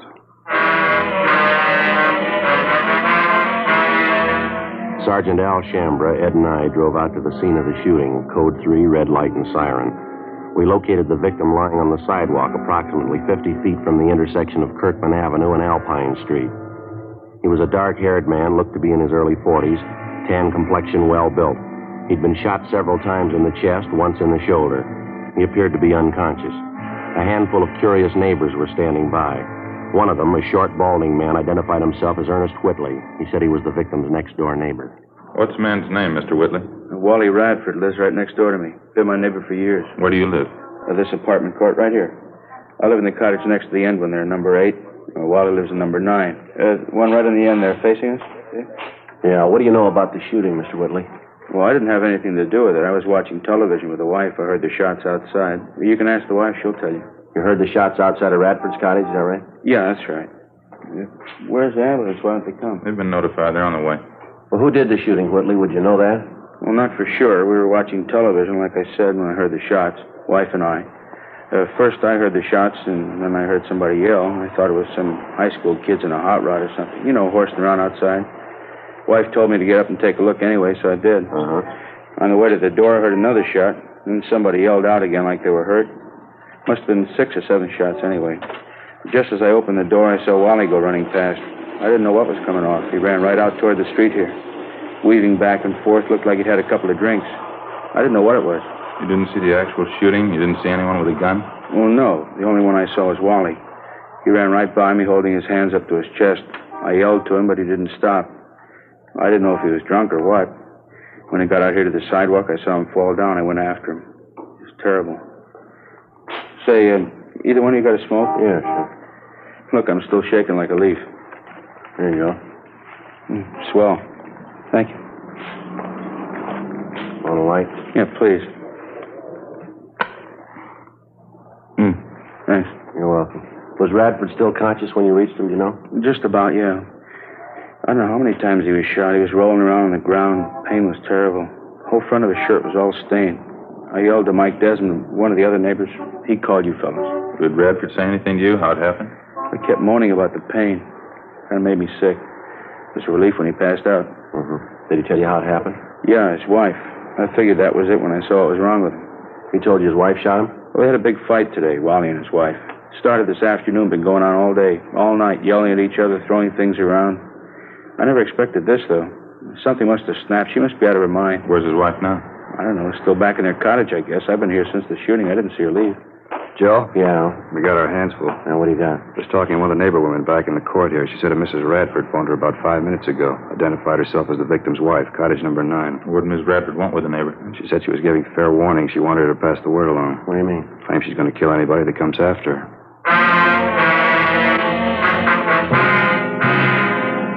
10:28 p.m. The ambulance arrived, and the attendants administered first aid to the victim of the shooting, Wallace Radford.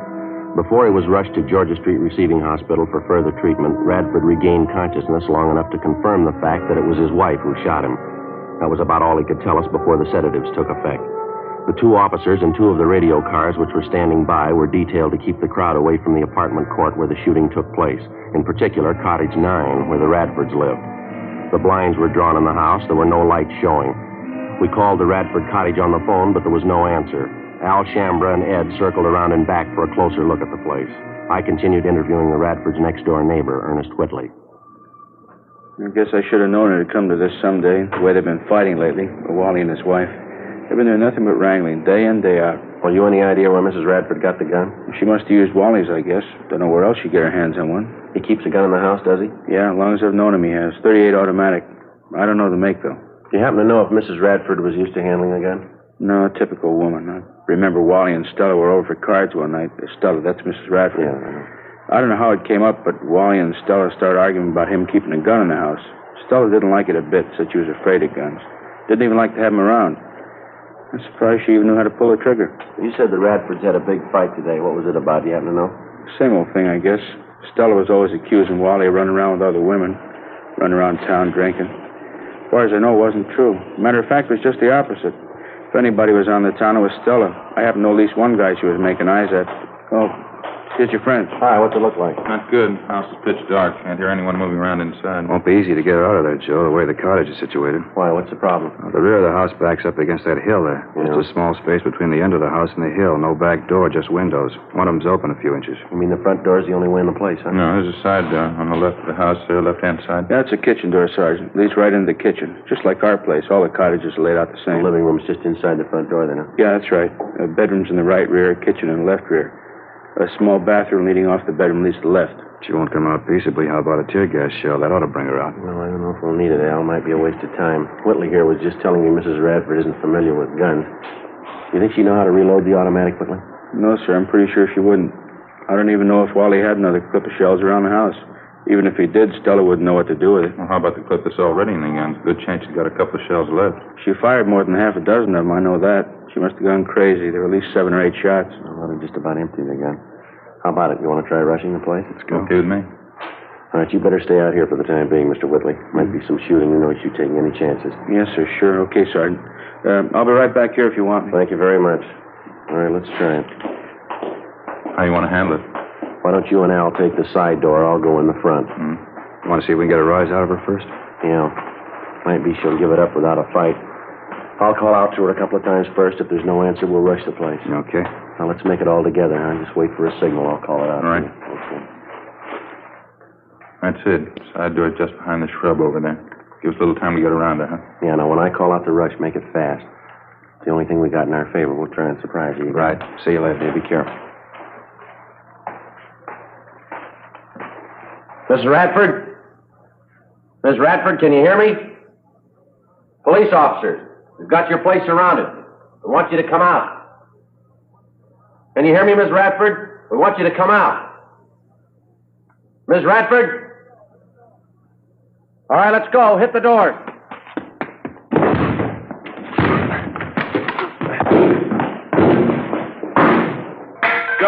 Joe, you all right? Yeah, what about you? In the kitchen. It's empty. Okay, just a minute.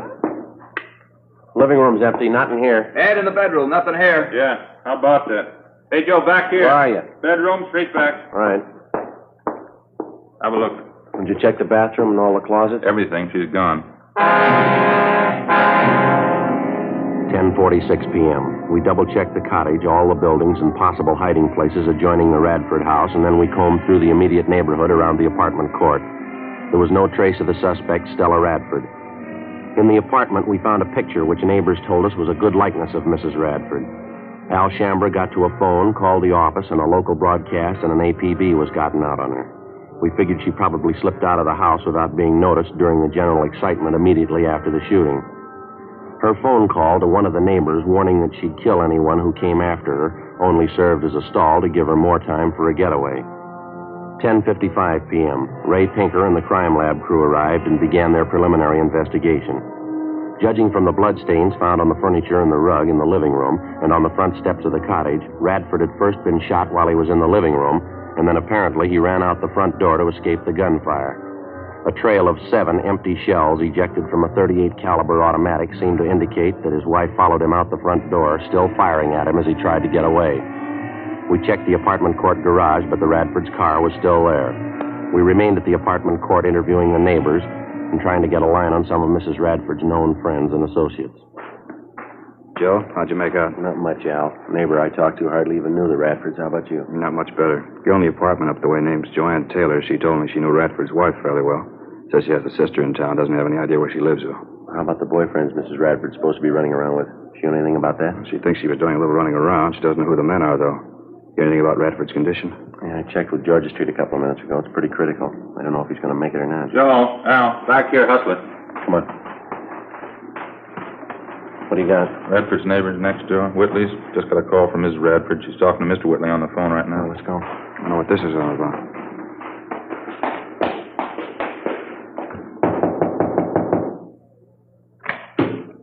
Oh, yeah, Sergeant. I was just going to run and get you. You have Mrs. Radford on the phone? I did, yeah. She hung up just before you came in. Wouldn't talk, though. Did she tell you where she is? No, she sure sounded funny. I think something snapped. She's a little crazy. What'd she say? Why'd she call you? Said she wanted to find out if her no-good husband was dead yet. That's all I could make out. The rest was just a lot of gibberish. She wouldn't give you any idea where she was? Where she was phoning from? No, I asked her, but she just laughed at me. Might still have a chance to find out, though. Yeah, how's that? She's going to call me back. While Ed and I waited with Mr. Whitley in his apartment, Al Shambra got to another phone in one of the adjoining apartments, called our business office, and gave them the number of the Whitleys' telephone. He asked them to make arrangements as soon as possible to have all incoming calls at the Whitleys traced to their origin. Meantime, Ed and I were briefing Ernest Whitley as to what he should say if and when the suspect, Stella Radford, called him back. There was no phone extension in his apartment, so the only way we'd be able to monitor the conversation would be for Whitley to share the receiver with one of us. We waited. 11:30 p.m., 11:45, midnight, 12:15 a.m. Sergeant? All right, try and keep the receiver tilted so we can listen. Yeah, sure. Hope I got it straight. Okay. Hello? Ernie, this is Stella. Did you find out what I told you to? Yeah, I called the hospital. Wally's a lot better. It's not as bad as they thought it was. What do you mean it's not bad? You trying to kid me? No, it's the truth, Stella. It's not half bad at all. Wally's going to be all right. Couldn't be. I shot him 4 or 5 times. How could he be all right? Look, I didn't say he was all right. I said he was going to be all right. Look, it's nothing serious. Not half as bad as they thought. You're lying. You know you're lying, Ernie. Look, come on, snap out of it, will you, Stella? It's going to be all right. Wally forgives you. Believe me, he does. Now, look, why don't you come home? We'll get the whole thing straightened out. There won't be any trouble. Why don't you stop trying to kid me? It's not going to be all right. I've seen the last of you and the last of Wally. Stella. I'm with my boyfriend now. We're getting out of town. Now, wait a minute, Stella. Use your head, huh? Don't go rushing in anything. You don't have to tell me. I know what I'm doing. I don't care if that dumb husband of mine lives or dies. But just tell him he'd better not try to follow us. Oh, Stella. My boyfriend's an ex-con. He's got a gun and he knows how to use it. Well, Stella, will you listen a minute? You can tell that to the cops, too, in case they're going to follow us. They try and stop us and they're going to have a fight in their Look, heads. you keep talking. Will you listen for just a minute? Where are you now? Let me come down and talk to you. Not a chance. Just be a waste of time. I'm leaving with my boyfriend in half an hour. You can tell Wally I hope he dies. Wait a minute, Stella. He gave me a message for you, honey. He left something with me. He wants you to have it. What? His wallet. He gave it to me just before he left for the hospital. Got $94 in it. Says he doesn't care what you think of him. He wants you to have the money. $94? Yeah. He didn't have that much money with him. Where'd he get it? Well, I don't know anything about that, but it's right here in his wallet, just the way he gave it to me. He wants you to have it. That's all I know. I don't get it. He didn't have that much money. Well, what do you want me to do? Take it back to him? Tell him you didn't want it? Look, give the guy a break, huh, Stella? It's the only way he's got to show you how he feels about you. Stella? Isn't that right? Well, how about it, Stell? You got the money with you? I told you, yeah. Pick it up any time you want. No. You bring it down here. I'll pay your cab fare, buy you a drink. You can meet my boyfriend. Yeah. Just a minute. Stell? Hello, Stell? Yeah? It's about 12:30 now. I'll be down here in half an hour, huh? Uh-huh. I'm in a bar right on the corner. You can't miss it. Where? What corner? 9th and Avalon. As soon as the suspect, Stella Radford, hung up, we went to the apartment cottage next door where Al Shambra was on the phone in constant communication with our business office. He told us that somehow there'd been a slip-up. They were unable to trace the call to its point of origin. 12:36 a.m.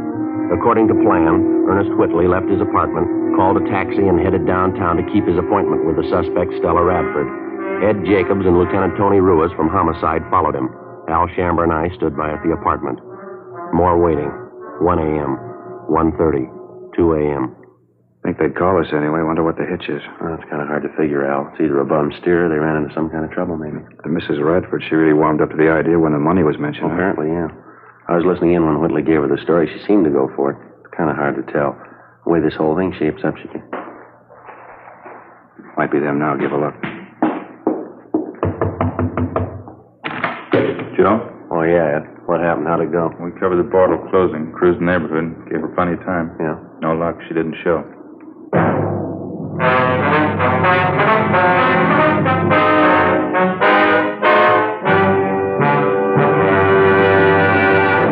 You are listening to Dragnet, authentic stories of your police force in action. Fatima, America's first, largest-selling blended cigarette. Now king-size. The only king-size cigarette that makes you this money-back guarantee. Buy a pack of Fatimas.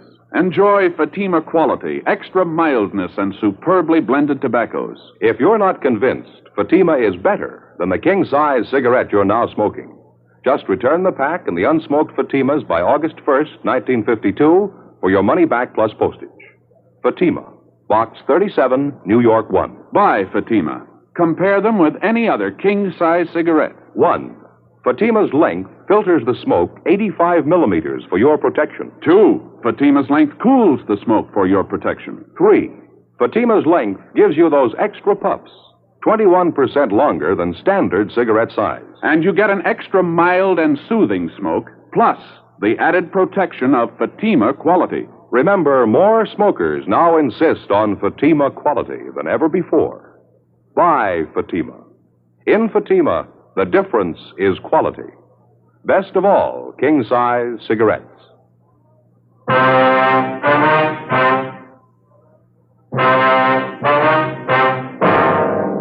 Friday, January 21st, 2:28 a.m. With the failure of the suspect, Stella Radford, to keep the date with her next-door neighbor, Ernest Whitley, at the Avalon Boulevard bar, we reached a temporary stalemate.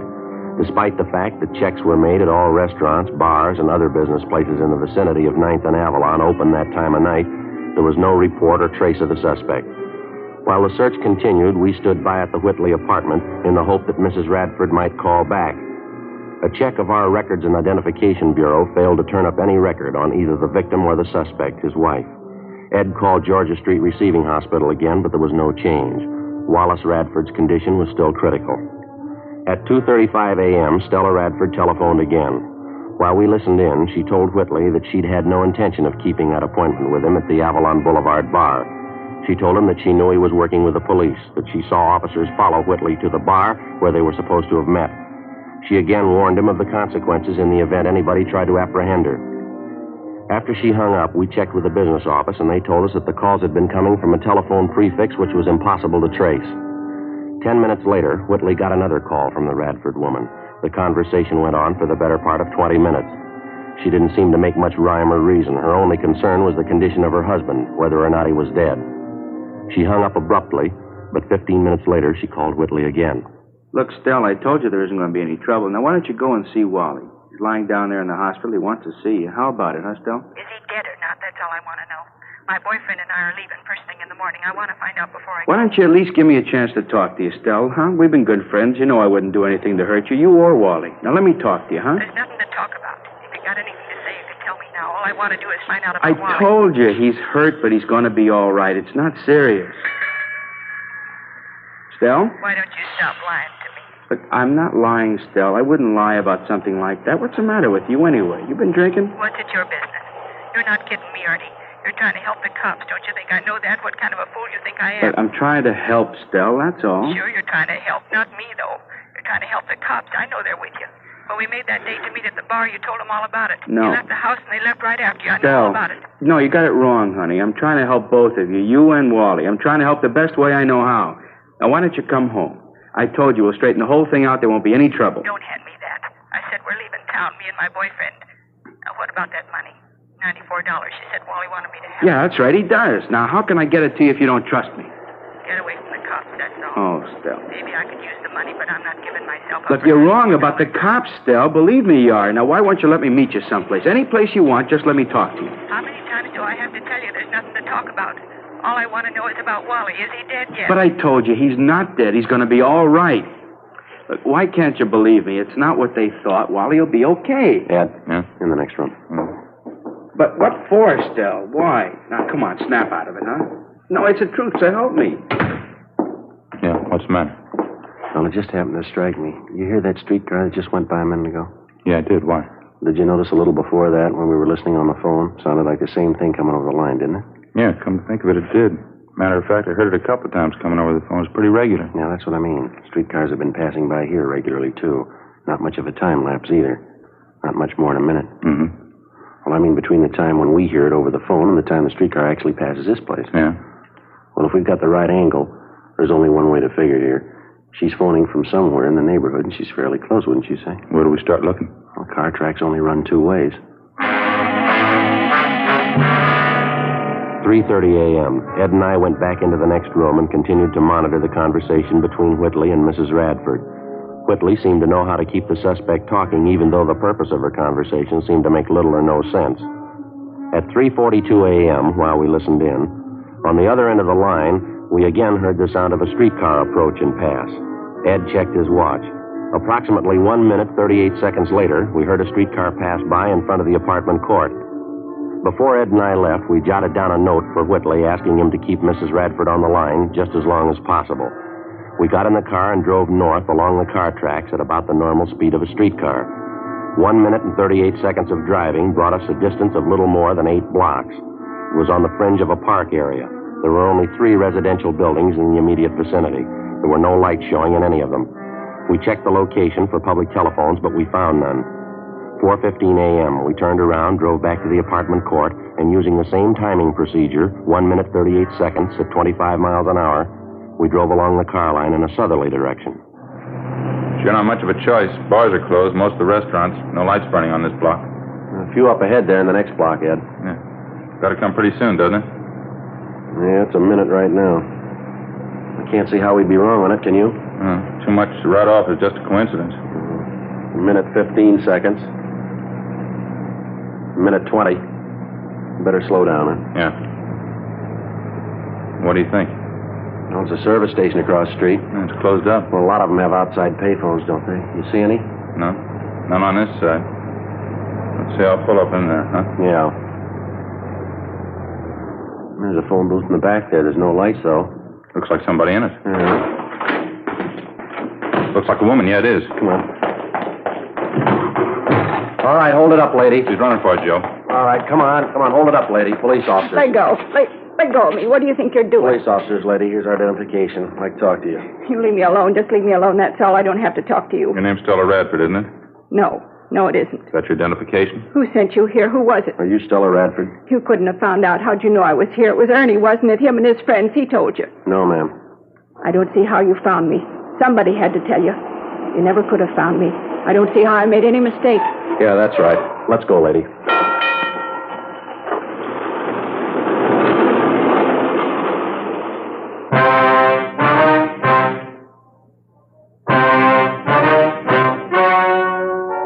The story you have just heard was true. The names were changed to protect the innocent. On April 16th, trial was held in Superior Court, Department 88, City and County of Los Angeles, State of California. In a moment, the results of that trial.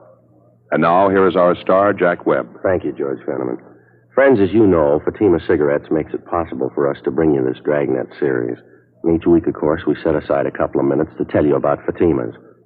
We've already told you why we believe Fatima is the best of all king-size cigarettes. The rest is up to you. I suggest you buy a pack of Fatimas and compare them yourself. Fatimas give you an extra mild and soothing smoke, plus the added protection of Fatima quality, something no other cigarette has. Look for that bright, sunny yellow pack tomorrow and try Fatima.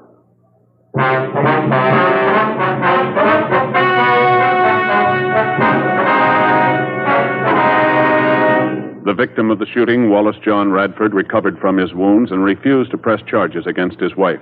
However, she was tried in Superior Court and found guilty of Section 245 PC, assault with a deadly weapon. She was sentenced to the term prescribed by law. Assault with a deadly weapon is punishable by imprisonment in the state penitentiary for a term not less than 1 nor more than 10 years.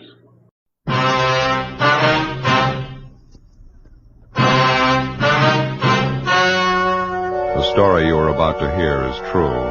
Only the names have been changed to protect the innocent.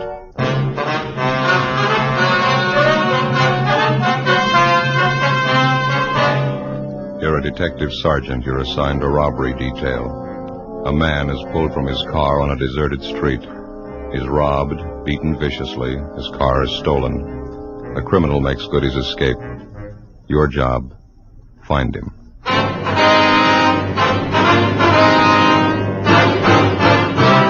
Dragnet, the documented drama of an actual crime. For the next 30 minutes, in cooperation with the Los Angeles Police Department, you will travel step by step on the side of the law through an actual case transcribed from official police files. From beginning to end, from crime to punishment, Dragnet is the story of your police force in action. It was Monday, July 9th. It was warm in Los Angeles. We were working the day watch out of robbery detail. My partner's Ben Romero. The boss is Thad Brown, chief of detectives. My name's Friday. It was 9:55 a.m. when we got to the Stacy Hollywood department store. Personnel department.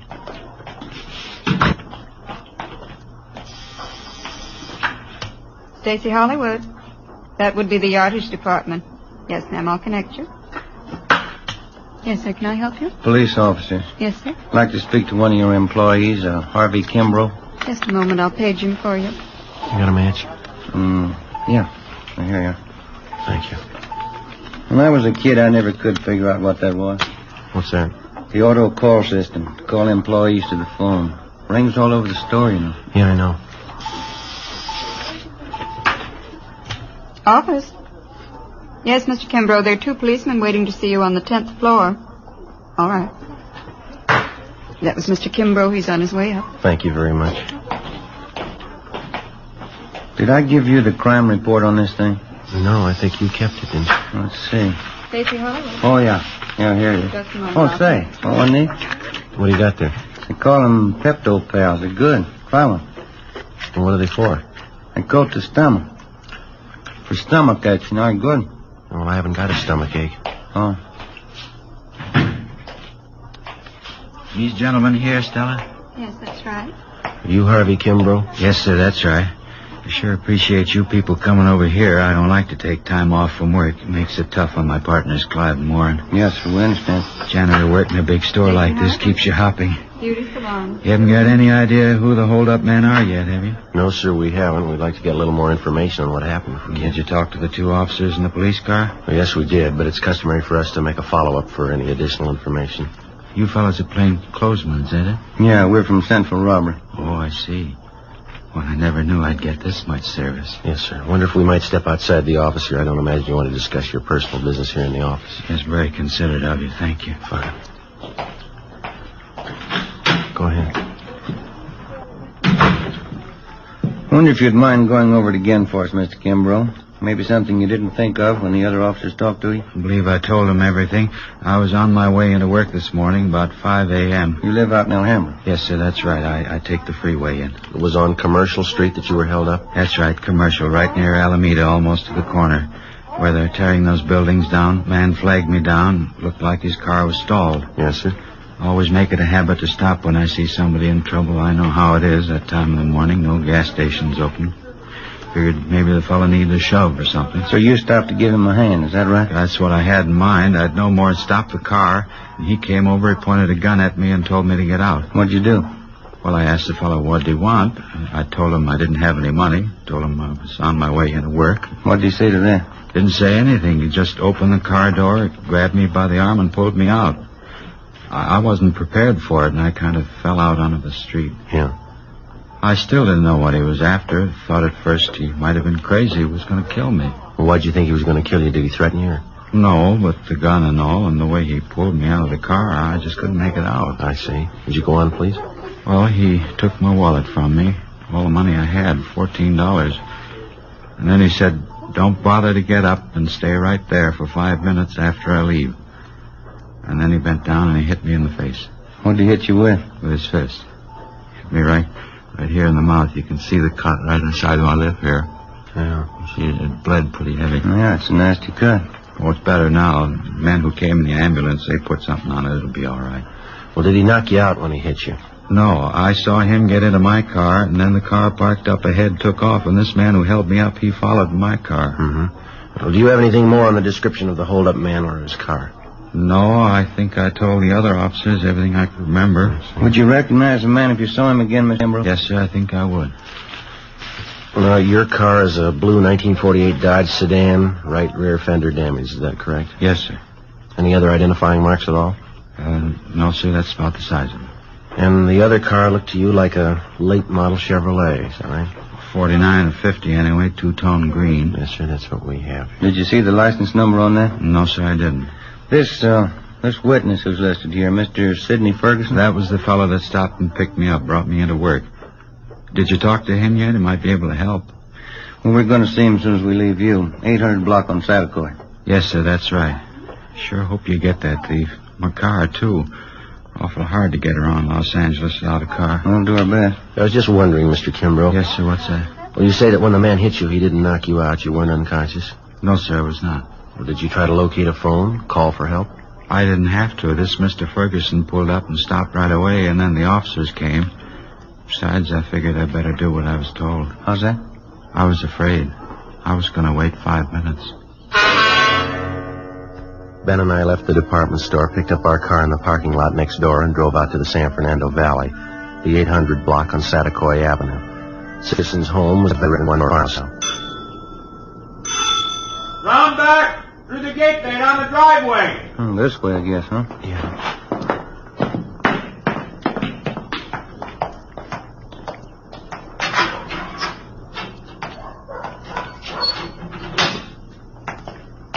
Hi there. This is the Ferguson house. Yes, sir. We're looking for Sidney Ferguson. Surely, I'm Sidney Ferguson. Police officers, Mr. Ferguson. Got that holdup this morning out on Commercial Street. Yes, sir, that's right. This is Sergeant Romero. My name's Friday. Happy to know you. Excuse my wet hand. Been cleaning out my tanks. Yes, sir. You fellas work out at City Hall? Yes, we do. Wouldn't happen to know a John O'Grady down there. Narcotics Division? Went to Highland. No, I don't believe I know him. Ben? O'Grady? Yeah. Tall fella, kind of blonde, wavy hair? Yeah, that's right. Good-looking fellow. Yeah, I think I've seen him around. Good friend of mine. Wasn't that a shame this morning, that Kimbrough guy? Yeah, it was a rough one. The reason we came out to see you is that we thought that maybe you could give us some additional information on it. Glad to give you all the help I can. I'd like to see you get that hold-up, man. Mind giving us a rundown on what happened this morning? Not at all. It's around 5 o'clock this morning. I'm not usually up that time in the morning, but I was on my way back from Monterey Park. Generally try to make it down there at least once or twice a month. Go down to see Jack Robinson and a chorus friend I have down there. We swap fish. Yes, sir. I was on my way back, coming down Commercial Street, when I saw this man sitting on the side of the curb. Looked like he was hurt to me. I see. Wouldn't have noticed it, probably. It was pretty dark, but those two cars pulled out, one right after the other. Seemed to be in a big hurry. You pulled up to give Kimbrough a hand? Yes, I did. Of course, when I got close enough, I could see the guy had been kicked in the teeth. Bleeding pretty bad. Offered to take him to a hospital, but he said he didn't want to be late for work. Mm-hmm. After the officers came and talked to him and the ambulance men treated him, I drove him up to Stacy's Hollywood, dropped him off there. That's where he works, you know. Yeah. Well, the report says here that you got the license number of the getaway car, but you couldn't find the paper that you'd written it on when the officers interviewed you, then? Yes, I did, and that doesn't beat them all. What's that? Well, I had the piece of paper a few minutes before the officers got there. Guess I was more rattled than the Kimbrough fella.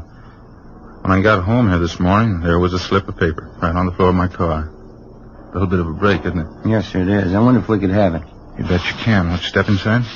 Fine, thank you. Don't mind the fish, officers. It's my hobby, tropical fish. Sure got a lot of them. Yeah. Let's see. Now, where did I put that piece of paper? I really wrote it down, believe me. I just misplaced it someplace here. I'm trying to get rid of some of the algae off the glass of the tanks. Joe, look at these. You ever seen anything prettier in your life? Yeah. Those are what they call clownfish. Saltwater fish. Mm-hmm. Do you keep all tropical fish in salt water? Oh, no. Most of them are freshwater. That is, ones that breed good in captivity. Where do you get all these fish? You catch them? Oh, no. A place called Aquarium Stock Company out on Beverly. Uh-huh. Look there, Joe. Down the corner. See him over there? Yeah. That's a seahorse, Joe. Yeah, that's right. They're also kept in salt water. Sure is interesting, huh, Joe? Yeah. How'd you fellas really like to see something you haven't seen before? What's that? Look in this tank here. Hoplochromos multicolor. That's a scientific name, commonly known as the Egyptian mouth breeder. Is that a fact? It's a little female, Ann. She's one of the most sacrificing mothers in aquarium history. One of the strangest, too. How's that? Well, she lays her eggs in a small depression in the sand down there at the bottom of the tank. Well, how many eggs would that be? Usually 80 to 90. Now, here's the strange part. As the eggs are fertilized, she scoops them up in her mouth. She eats them? Oh, no. They remain in her mouth while they hatch. Well, how long does that take? Over 14 days. Well, how does she eat? That's just it. She doesn't. She doesn't touch food in any form for this 2-week period. Seems to just waste away. And what happens then? Finally, the eggs hatch after 14 days, and the little fry comes swimming out of the mother's mouth. Yeah. And while the fry are growing up, first, you can hardly see them. They're so tiny. While they're growing up, if anything frightens them, quick as a flash, they're back in the mother's mouth. Well, that's certainly amazing. Joe? Yeah. Hoplochromos multicolor, commonly known as the Egyptian mouth breeder. That as big as they ever get? Yes, sir. 1 inch to 1.5 inches. It's hard to believe. The bedders are almost as strange. The male builds a bubble nest on the surface of the water. That's these in this tank. Oh, here's that paper. The one I wrote the license number on. Oh, that's fine. I wonder if I could see that, please. Here you are. Thank you. You pretty sure of this number, Mr. Ferguson? Yes, I am. I got a good look at it. Well, thank you much, sir. Yeah, thank you. Not at all. Wish you could come over and spend a little time. You seem kind of interested in tropical fish. Yeah, well, maybe I'll do that sometime. Bye. Bye. Sir. Thanks very much. That's a good break if this license number checks out, huh? Yeah. That Ferguson's a nice fellow. Yeah. Say, Sergeant Romero. Yes, sir? You almost forgot. I meant to ask you. What's that? About 5 weeks from now. Yeah? How'd you like a nice pair of baby Egyptian mouth breeders?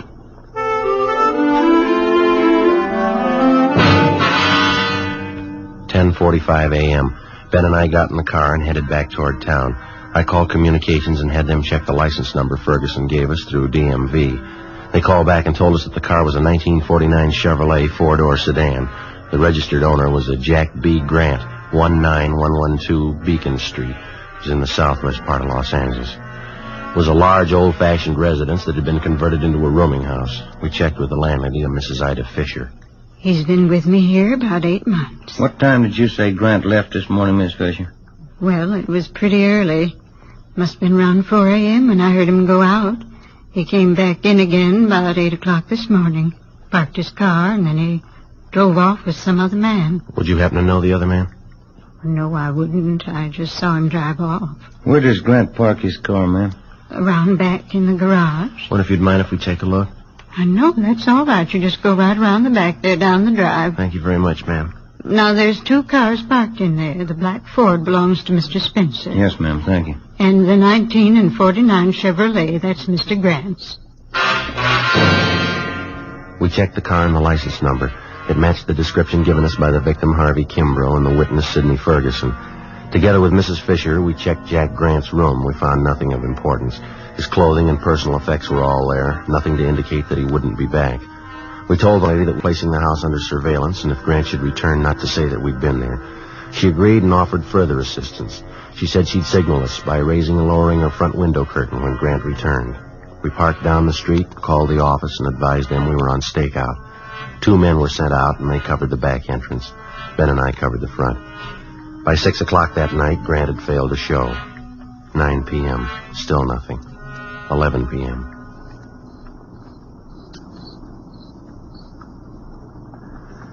What time did they say that relief team was coming out? Around 11 sometime. Chandler and Ricketts, huh? Yeah, I guess so. Oh, I sure am stiff. Feels like needles all over my body. Been about 12 hours, hasn't it? Yeah. It's like driving up to San Francisco. Wife always makes me drive all the way. When I climb out of that car, I'm as stiff as a board. Car pulling up down the street there. Yeah.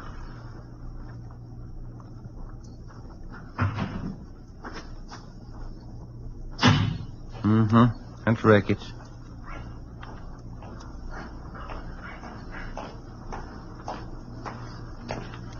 Hi, Jack. Friday? Who's that you got with you? Same guy that bought you your lunch yesterday. Stop bragging. That's the house right up there. Yeah, that's right, the green and white one there. No sign of him at all, huh? No, nothing. Well, you guys want to take off? Yeah, I guess you can make out, Ricketts. You got Chandler with you.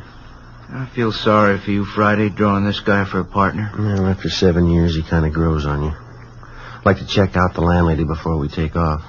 Her name's Ida Fisher, Jack. Right, Joe. Let's go, Jim. Yeah. See you later, Jack. Say hello to Chandler. Right, Ben. That Ricketts. Sure is a rib staker. Yeah. Front room lights are still on. Guess she's sweating it out with her. Yes? Who's it? Police officers, Miss Fisher. Who? Sergeant Friday. Oh, yes. Sorry to bother you again, ma'am. Oh, that's all right. I just couldn't see who it was, and the porch lights burned out. Yes, ma'am. Mr. Grant? I want to light up his room. I don't see why he hasn't come in. Look out, Mom! Mr. Grant, forward! Mr. Grant! Ricketts, it's Grant! I'm back! All right? Done. He made me hide him. Lady, will you call an ambulance? Hurry. Joe. He's not dead, is he? Lady, get the ambulance, please.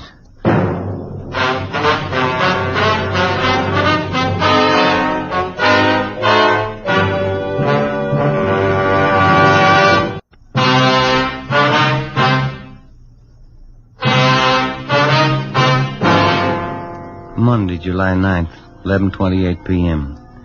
The ambulance arrived and Joe was taken to Georgia Street Receiving Hospital. His condition was critical. Despite the fact that the other men on stakeout at the house had closed in as quickly as possible, Jack Grant somehow succeeded in jumping out a side window and making good his escape through a maze of neighboring backyards. The men at the scene began a search of the immediate area. I called in and communications got out a broadcast on an APB. A special detail of men and cruiser cars was rushed to the scene and a blockade thrown up around the area. I stayed on and worked with Ricketts and Chandler. Under questioning, the landlady, Mrs. Fisher, broke down and admitted that Grant had given her $10 to keep his presence in the house a secret. He told us that when we'd searched the suspect's room earlier, he had hidden in the cellar. She was taken into custody. 1:30 a.m. I got a relief and I went downtown to the Georgia Street Receiving Hospital. P&F ward. We removed one slug from the upper thoracic region, another one from his right shoulder.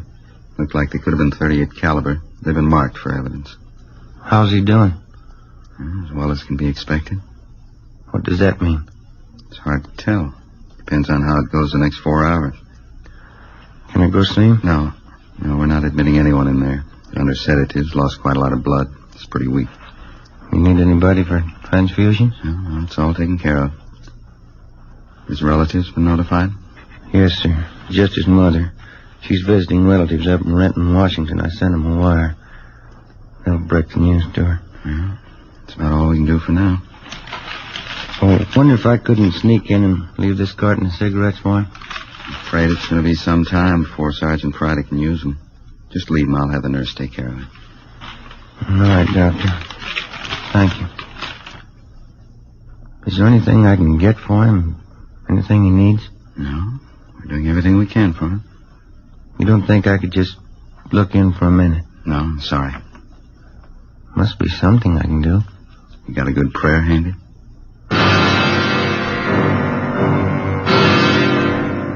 2 a.m. I left Georgia Street Receiving Hospital and drove back to the scene of the shooting. The search for the suspect, Jack Grant, was still going on.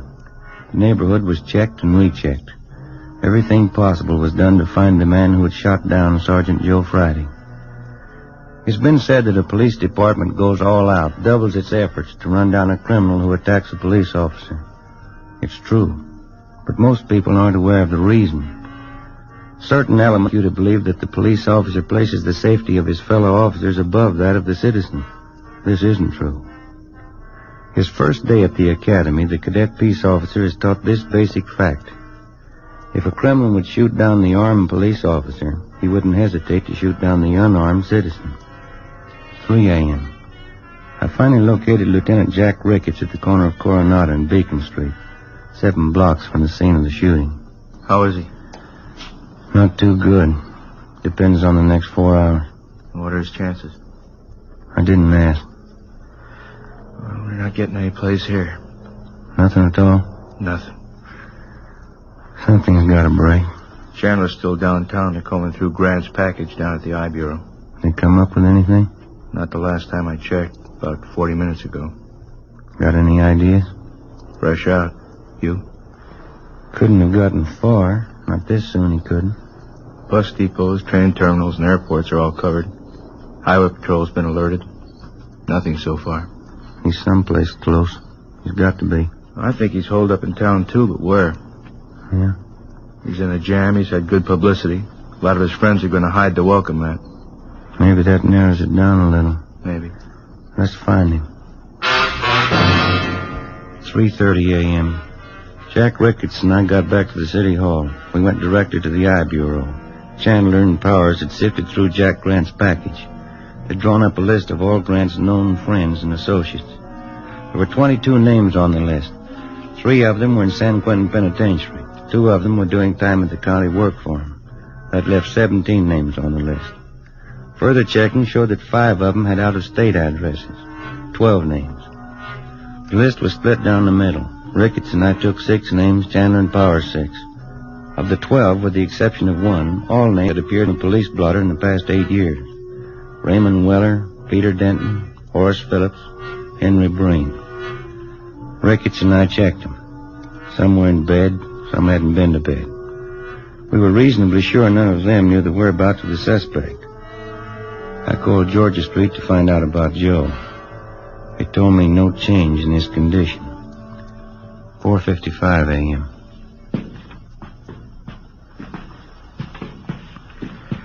After this one, we get a quick bite to eat, huh? You don't look so good. I'm not hungry. What's this one's name? Anthony Baxter, room 23. This is it.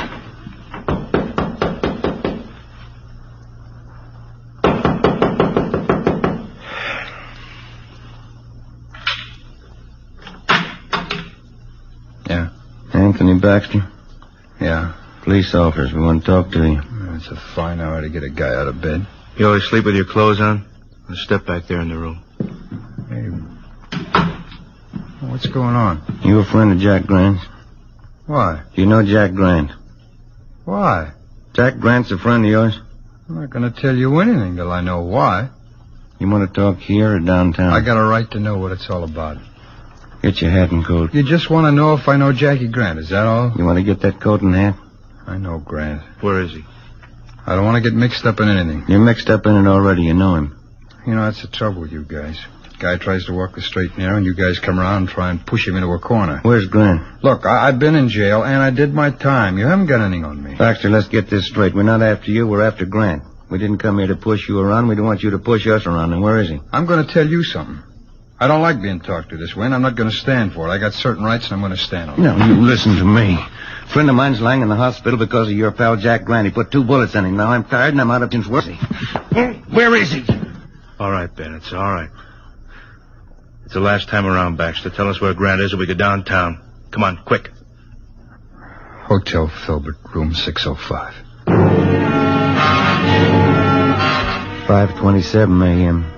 We located the Filbert Hotel on North Crocker Street. On the way over, we called in and told them what we'd found. Chandler and Powers met us outside the hotel. They took up their position. Ricketts and I checked with the desk clerk and confirmed that the suspect was in room 605. He was registered under an alias. We took the elevator to the 6th floor. Room 605 is directly across from the elevator.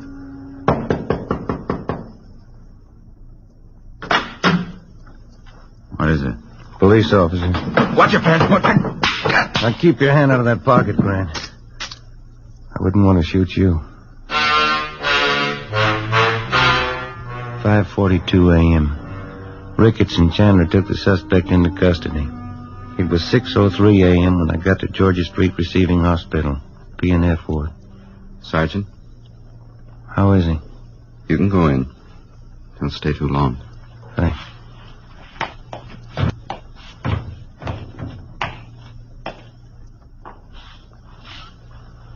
Hi, Joe.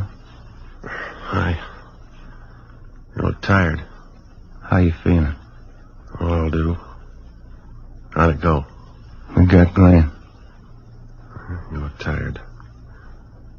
You been working straight through on it? Yeah. Anything I can get you? No. Guess I better hurry up and get out of here, huh? Why? Well, we still got that stolen car to find.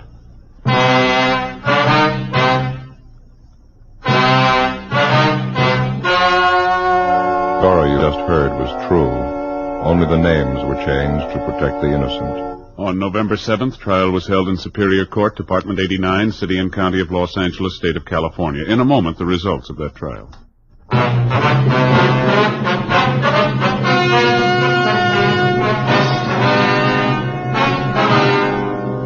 Jack Grant was tried and convicted on one count of assault to commit murder. He and his accomplice were convicted on several counts of first-degree robbery. Assault to commit murder is punishable by imprisonment for from 1 to 14 years. First-degree robbery by imprisonment from 5 years to life. The landlady, Ida Fisher, was placed on probation. The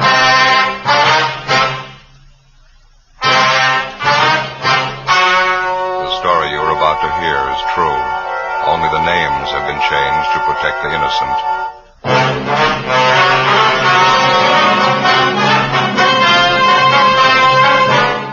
You're a detective sergeant. You're assigned to homicide detail. It's New Year's Eve in your city and you're on special duty. Thousands of people crowd downtown streets.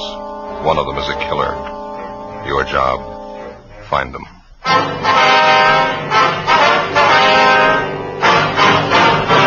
Dragnet, the documented drama of an actual crime. For the next 30 minutes, in cooperation with the Los Angeles Police Department, you will travel step by step on the side of the law through an actual case transcribed from official police files. From beginning to end, from crime to punishment, Dragnet is the story of your police force in action. It was New Year's Eve. It was cold in Los Angeles. We were working the night watch out of homicide, special duty. My partner's Ben Romero. The boss is Thad Brown, chief of detectives. My name's Friday. I was on the way back from dinner, and it was 8:35 p.m. when I got to room 42. Homicide. Joe? Hi, Barney. How is it outside? It's cold. Not keeping people at home, though. Did you check the crowds? Yeah. Been watching it from the window here. Seems bigger than last New Year's. Crazy. You're on with Ben and me tonight, is that right? Uh-huh. Thought I was going to have it off. Wife had a little house party planned and everything. Well, that's too bad. Maybe next time, huh? Yeah, that's what I said last New Year's. Nah, guess we better start moving. Yeah, where's Ben? He went down the hall a minute, said he'd be right back. I better take my top coat, huh? Yeah, I would if I were you. Nothing for us in the book, is there, Barney? I almost forgot Jack Conley called, having a little party out at his house. Wants you, Romero, to drop around when you get off. Said he'd call back. Oh. Hi, Joe. Hi. You about ready? Yeah, let me grab my overcoat. All right. I just tagged by communications. Switchboard's lit up like a Christmas tree during a mill bid. Just like last year, they're starting off strong. 415s, 507. Calls coming in with a dozen. I'd like to see it just once. People celebrating New Year's without tearing up half the town. I get it. Homicide Friday. Oh, yeah, Jack. Yeah, well, Barney just mentioned it. Well, we'll try and make it. You know how things are tonight. Yeah, we'll try, sure. Thanks a lot. There's Jack Conley, Ben, on his way home. He wants us to drop by his place if we get off early tonight. Not much chance of that. You ready? Yeah, I am. You, Barney? Let's go.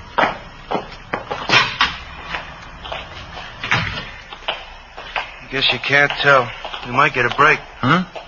The crowds are starting in pretty early. Good chance they'll break and go home right after midnight. That should get us off early. And that was the idea last year, wasn't it, Ben? Yeah. What time did you get off? 6 a.m. Together with Sergeant Barney Luchek, Ben and I left the city hall and started to cruise to the southern end of the central area. As any police officer can tell you, New Year's Eve for him is one of the hardest working nights in the year. This one was no different for us. Within an hour, we'd had more than a half a dozen calls to check out. Street fights, drunken driving, disturbing the peace. The usual complaints that you'd expect to get when a community of 3 million celebrates New Year's Eve. 9:43 p.m. We were cruising in the area of Alameda and Macy Street. Unit 72R at Wilshire in Geneva, 311. 311, KMA 367. Roger, 72R. Unit 112 at 83 Naylor Avenue. See the man, keep the peace. KMA 367. No stopping him, huh? Well, it's a big night. Smoke, Joe? No, thanks. Attention all units in the vicinity at East Main and Darwin. An officer needs help. That looks like we got one, huh? Yeah. All units in the vicinity at East Main and Darwin. An officer needs help. KMA 367. I guess we better handle it, huh? All right. Next one to the left, Ben. We can go out Darwin. Well, I better call in. 80K to Control 1. 80K to Control 1. What's the matter? Well, I guess they're busy. 80K to Control 1. 80K to Control 1. Stand by, 80K. Attention, all units. All units in the vicinity. The call to East Main and Darwin is now a shooting. I guess you better push it, Ben. Yep. Got it down to the floor. All units in the vicinity. The call to East Main and Darwin is now a shooting. The call is now code 3, KMA 367. That's it coming up, Ben. East Main. Yeah. There's a crowd there on the corner. I guess you better pull up here, huh? All right. Come on. Yeah. Over by the light pole, Ben. Joe, man lying on the sidewalk. You want to check the crowd, Barney? Yeah, okay. Let us through here, please. Can we get through? Excuse me? Look, will you please get back? Move back, please. All right, come on. I wonder if you just move along. Just move along, man. Move along. That's Give us a right. little room to work. Thank you. Ben? Yeah, Joe? Have a look here. Huh? No. That's Jack Connolly. That? He's dead. His full name was John Patrick Connolly, serial number 367. He was one of the veteran officers in Central Homicide. He lay face down on the pavement, one of his legs straddling the curbstone. He'd been shot twice at the base of his skull. There were 4 more bullet wounds in his back. Ben got to a phone, called Homicide, and told them what had happened. 24 cruiser cars and more than a half 100 men were immediately dispatched to the scene of the killing. They circled the area for a dozen blocks around and started a door-to-door search for the killer. Suspicious-looking pedestrians were stopped at every street corner and questioned. 10:30 p.m. The ambulance arrived and Jack Connolly's body was taken to the morgue. Along with Thaxter and Bryant from Homicide, Barney Luchek, Ben, and I continued checking in the immediate vicinity of the killing. We found no one who'd admit that they actually saw the shooting. Half a dozen people in the crowd told us that they heard the shots and they saw Connolly fall to the pavement. They'd also seen a man standing behind Connolly turn and run down the street right after the shooting. No one had followed him. The man was described as medium build, wearing a dark suit and a dark hat. That's all they could tell us. 11:25 p.m. Ben and I met Barney Luchek back at the car. Morning. Did you get anything? Checked out every store in the neighborhood that's open. Not much. How about you? No, it's the same. Pretty thin. Brian and Thaxter turned up a newsboy down the street. He told him he saw the guy in the dark suit running down the street. Yeah. Thought he saw the guy come out of this bar here. We heard that too, Barney. We talked to the bartender. He doesn't recall the man. Oh, say, I almost forgot. I checked with the office. Mrs. Connolly's been calling in. Wants to know where her husband is. Oh, yeah. I asked personnel to hold off notifying her. Thought maybe you fellas would want to tell her. You knew Connolly pretty well, didn't you? Yeah, a long time. Family man? 3 kids. If you fellas don't want to tell her, I'll call personnel back. They can do it. No, it's all right. We'll tell her.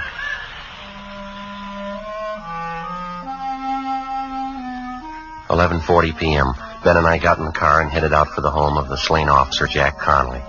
The house was on Ralston Avenue, just a few blocks from where Ben lived. We parked the car and started up the front walk. The lights were burning in the living room.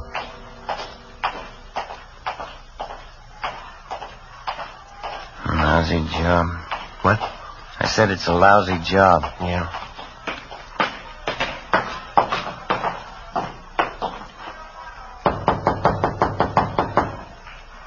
Better try it again, huh? I heard it. Somebody's coming. Oh.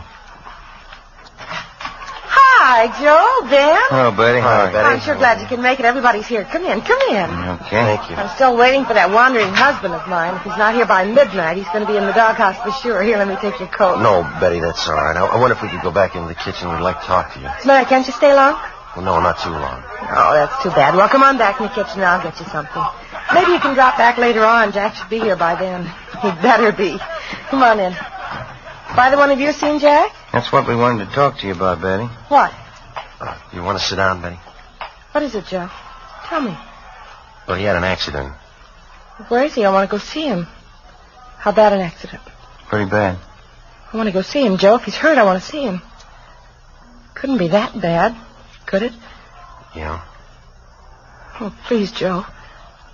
Please, not dead. Tell me, Joe, please. I'm sorry, Betty. Dear God. Oh, God. Want to give me a hand here, Joe? Yeah. Oh, she's white as a sheet. Be worse when she comes to. We better get a hold of the family doctor. No, we're going to have to wait. We'll never get through now. Huh? Phone lines are probably jammed. It's midnight. Oh, yeah. Happy New Year. 12:30 a.m. We finally got a hold of the Conley's family doctor, and he told us that he'd be over as quickly as possible. Some of Betty Conley's relatives at the party said that they'd look after things until the doctor arrived. Ben and I left the house and drove back to the scene of the murder. The house-to-house check of the entire area was still going on. There was no trace of the killer. 1:30 a.m. A low fog moved in over the city. Traffic began to thin out a little. The street crowds disappeared. 2 a.m. The search went on. A little before 2:30, a patrolman on foot located a taxicab driver in the neighborhood who claimed that he'd seen a man answering the killer's description just after the shooting. Ben and I went down the street to talk to the driver. He sat behind the wheel of his cab. It was especially equipped with shortwave radio to handle calls directly from the taxi company's dispatch office. Glad to pass it on for whatever it's worth, officer. It happened just a minute or two before I picked up my last fare. What time was that? Do you remember? Oh, remembering, too, and I got it right here on the waybill. Yeah, here we go. 9:48 p.m. I was parked just where I am now. Same old stand. I picked up a fare, drove them to North Main and Sotelo, and I came back here. My cab broke down. Lousy distributor. I've been waiting for the repair truck ever since. Well, just what was it that happened before you picked up that fare here? That was at 9:48, is that right? Yeah, 9:48, yeah. Well, I was going to say, it was just a minute or two before that. I was parked right here. This guy comes running down the street through the crowd. He was really running, too. Yeah, go ahead. He's almost past me when he stopped all of a sudden, turned around and looked at me. I thought he wanted a cab, so I opened the door for him. He just looked at me and said, "Never mind," or something like that, and then he took off down the street. Maybe he was just a little goofed up, I don't know. Can you remember what he looked like? Oh, about your build, I guess. Medium. He had a hat on, dark hat, dark suit. Did you get a look at his face? Yeah, he's about 28 or 30, dark complexion. Anything else you remember about it? No, not for sure. He looked like 100 other mooches down around this neighborhood. Just listen to those calls come in, huh? New Year's Eve and I draw a lame cab. Well, there's nothing else that you remember about this man that you think might help us, huh? No, you got it all, Sergeant. Just acted a little queer, that's all. Goofed up, probably. Did you see which way he went when he took off? Right down the street. That way. Mm-hmm. Lost himself in the crowd. I couldn't be bothered. Mm-hmm. How about when he came running down the street towards you? Did you happen to notice where he was coming from? Matter of fact, yeah, that was just after I heard those gunshots. Of course, I didn't know there were gunshots then. Yeah. Looked to me like he came out of that joint up there, right near where the cop was shot. Which joint was that? The 228, that bar up there. Well, it wasn't much, but it was the only lead we had to go on. 7 persons in the vicinity at the time of the shooting had volunteered the information that the killer had been a recent customer at the 228 Club, the neighborhood tavern. The owner and bartender of the club, a Ralph Stevens, had been questioned twice that night by different officers, and he twice denied that there was any possibility that the killer could have been a patron at his bar. Stevens' denial didn't make any more sense than the killing itself. We made arrangements to have the cab driver we interviewed come down to the city hall to check through our mug books for the suspect. By 10 a.m. the next morning, the body of the slain homicide officer, Jack Conley, had been posted. 4 bullets were taken from his back, 2 from the base of his skull. Russ Camp ran the slugs through ballistics, where they were identified as having been fired from a .38 caliber Colt Special revolver. 11 a.m. We drove back to the 228 Club, where we talked to some of the customers who'd been there the night before. 3 of them told us that they'd seen a man answering the general description of the killer in the bar shortly before the shooting. Ben and I went back to the stockroom at the rear of the bar and talked to the owner, Ralph Stevens. Look, how long does this thing have to go on anyway? I told you everything I knew last night. We know that, Stevens. Doesn't seem to jibe with what the rest of the witnesses saw, though. Then maybe you better take it up with them. I don't know anything about it. I got work to do, and you're in my way there. Excuse me. How come you're so sure that the man we want wasn't in your place last night? I'm not on trial here. You asked me what I know, and I told you. If you don't mind, I got work to do. You mind moving over there? All right, we'd appreciate it if you'd cooperate. All right, if you want to know the truth, you're not good for my business here. Cops never are. Coming around asking questions, customers don't like it. It's no good for business, no good at all. A cop was killed last night right outside your front door. Now, half a dozen people say that the guy who did it was in here drinking. I run this place. It's mine. I say the man wasn't in here. Still like to know how you're so sure.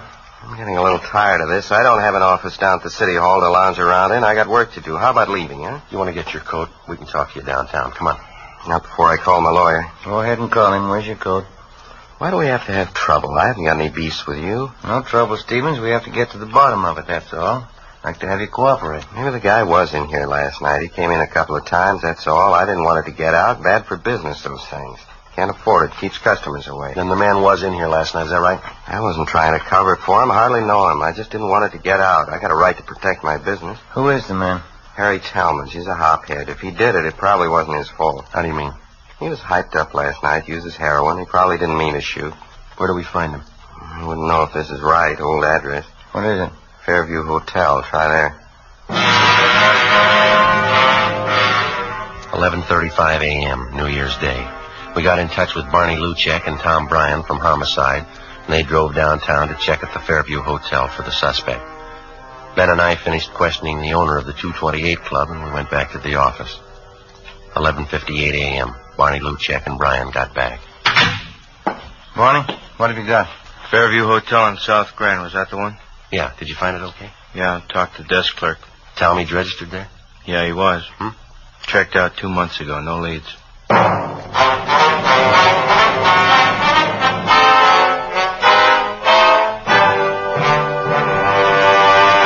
You are listening to Dragnet, a series of authentic case histories documented from official files.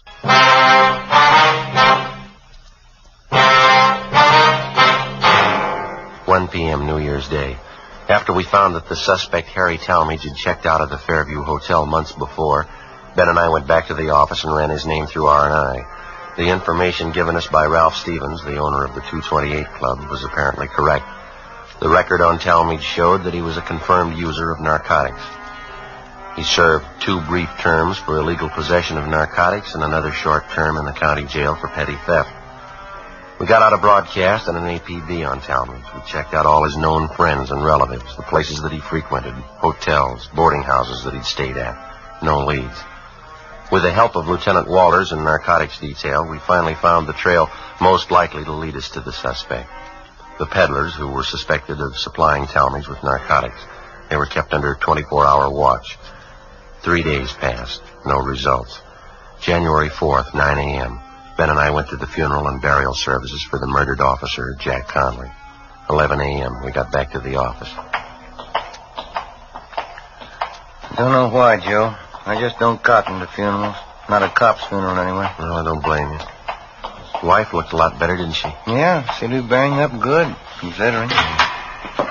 Well, Joe? Hi, Barney. What do you say, Barney? Yeah, young fella you told me about. He phoned you, Ben. Oh, is that right? Did you give him the information? Yeah, he wanted to know all about taking the police department examination. Now, who's that? One of my neighbor boys, a nice kid. Wants to get on the force. I told him to apply at room 5, City Hall, any weekday. You can make his application then.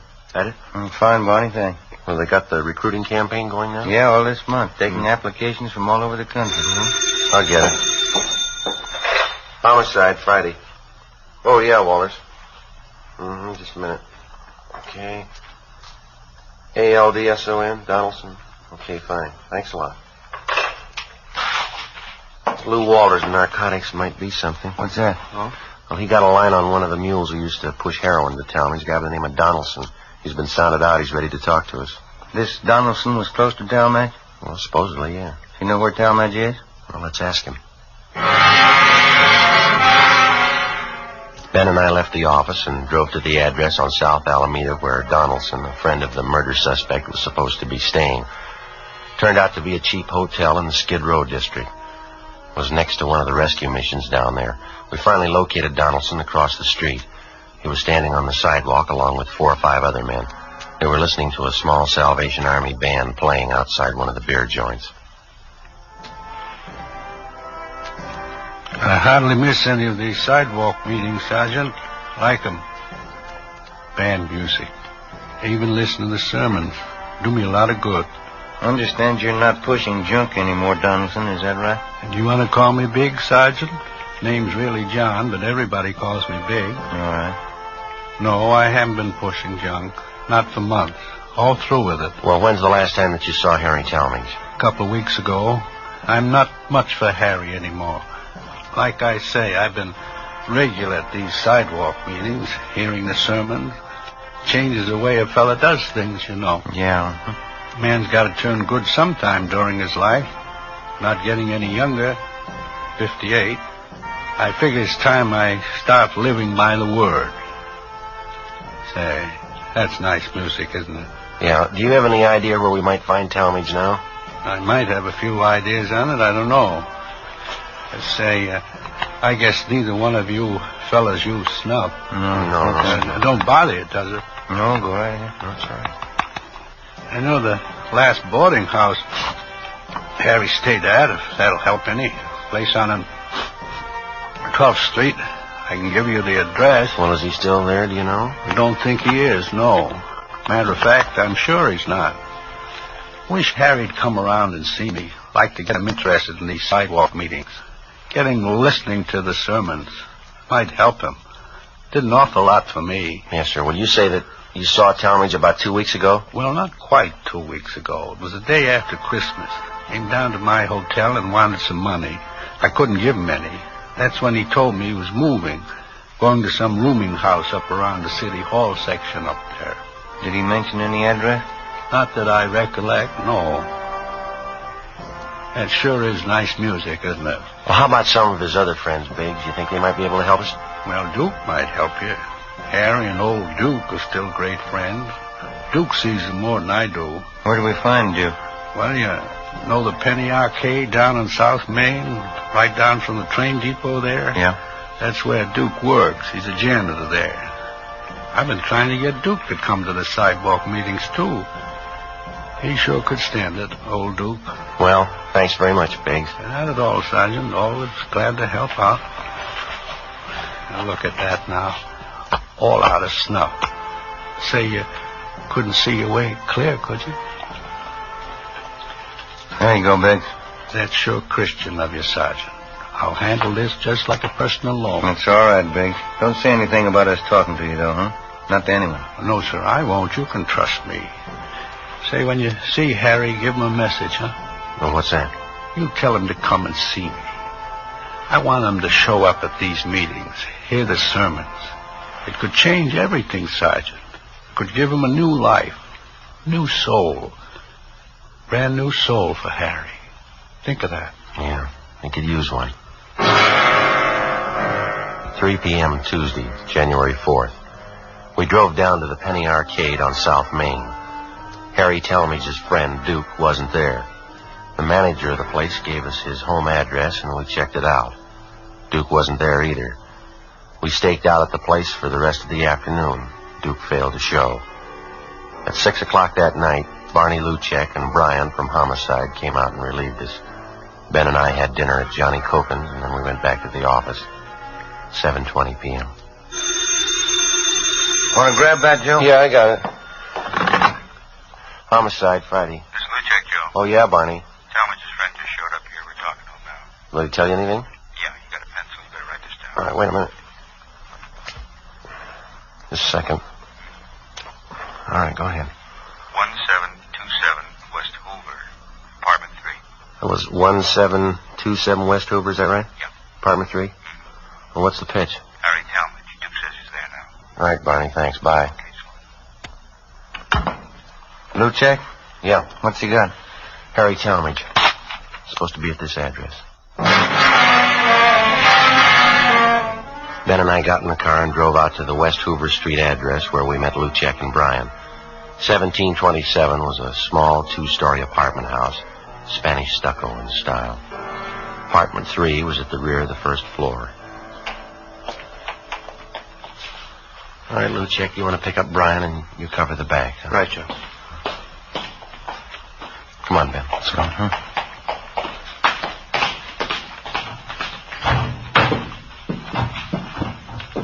Get us up the stairs, huh? Mm-hmm.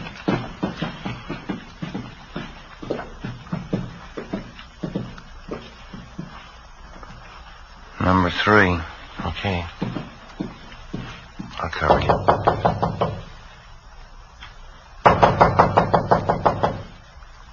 No sound inside.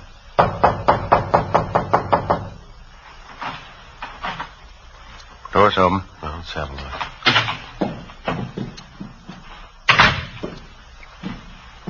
No, it's empty. You want to try the bedroom? I'll check the kitchen. Joe,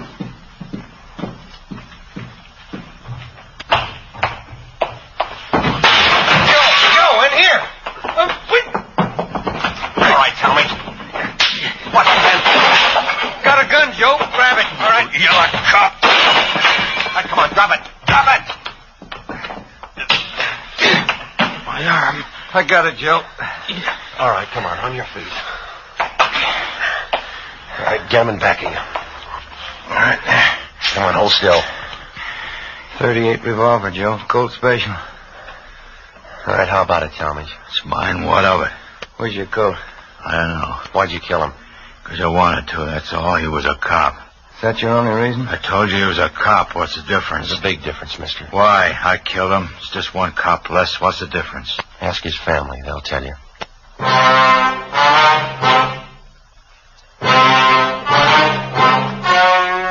The story you have just heard was true. Only the names were changed to protect the innocent. On March 26th, trial was held in Superior Court, Department 86, City and County of Los Angeles, State of California. In a moment, the results of that trial.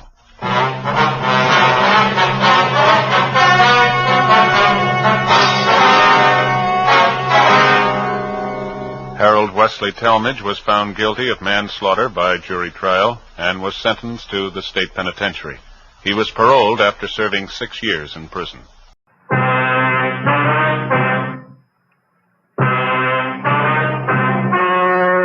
The story you are about to hear is true. Only the names have been changed to protect the innocent. Fatima Cigarettes, best of all long cigarettes, brings you Dragnet.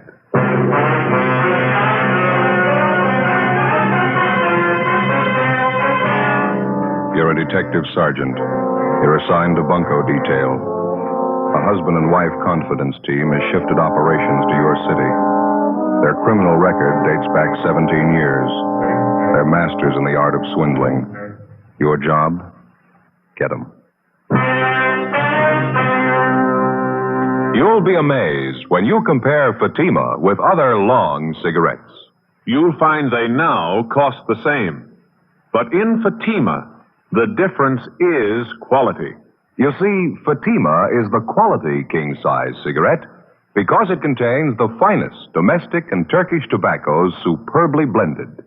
And Fatima is extra mild, with a much different, much better flavor and aroma than any other long cigarette. So compare Fatima yourself.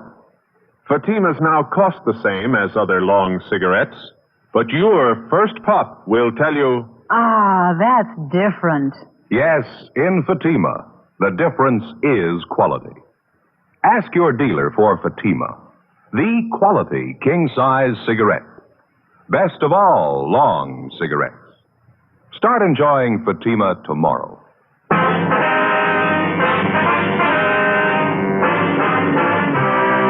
Dragnet, the documented drama of an actual crime.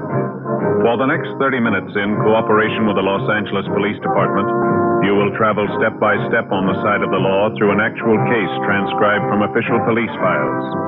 From beginning to end, from crime to punishment, Dragnet is the story of your police force in action. It was Monday, April 20th. It was windy in Los Angeles. We were working the day watch out of Bunco detail. My partner's Ben Romero. The boss is Captain McCauley. My name's Friday. We were on the way out from the office, and it was 10:35 a.m. when we got to the Holy Gospel Tabernacle, the pastor's house. Look at that palm tree. Yeah. Windstorm sure didn't do it any good. Well, it was really blowing last night. Woke me up a couple of times. Yeah, not me. I slept like a baby.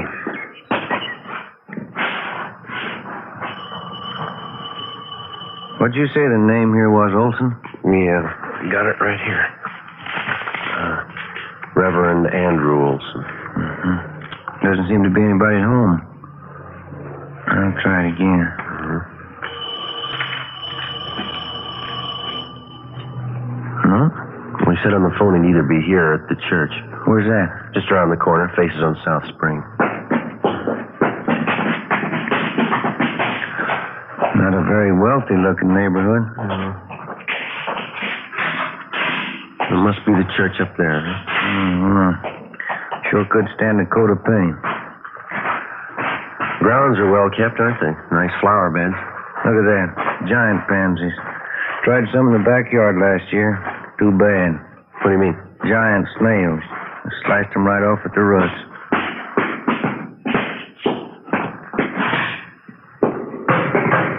Guess that must be him up at the front, huh? Better close the door, huh? Oh, yeah. Come on.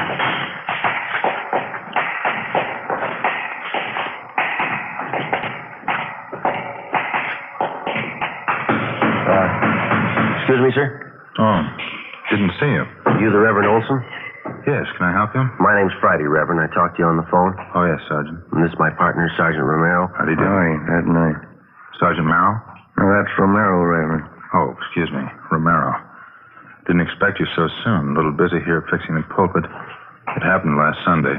What's that, Reverend? Guess I got carried away with my sermon.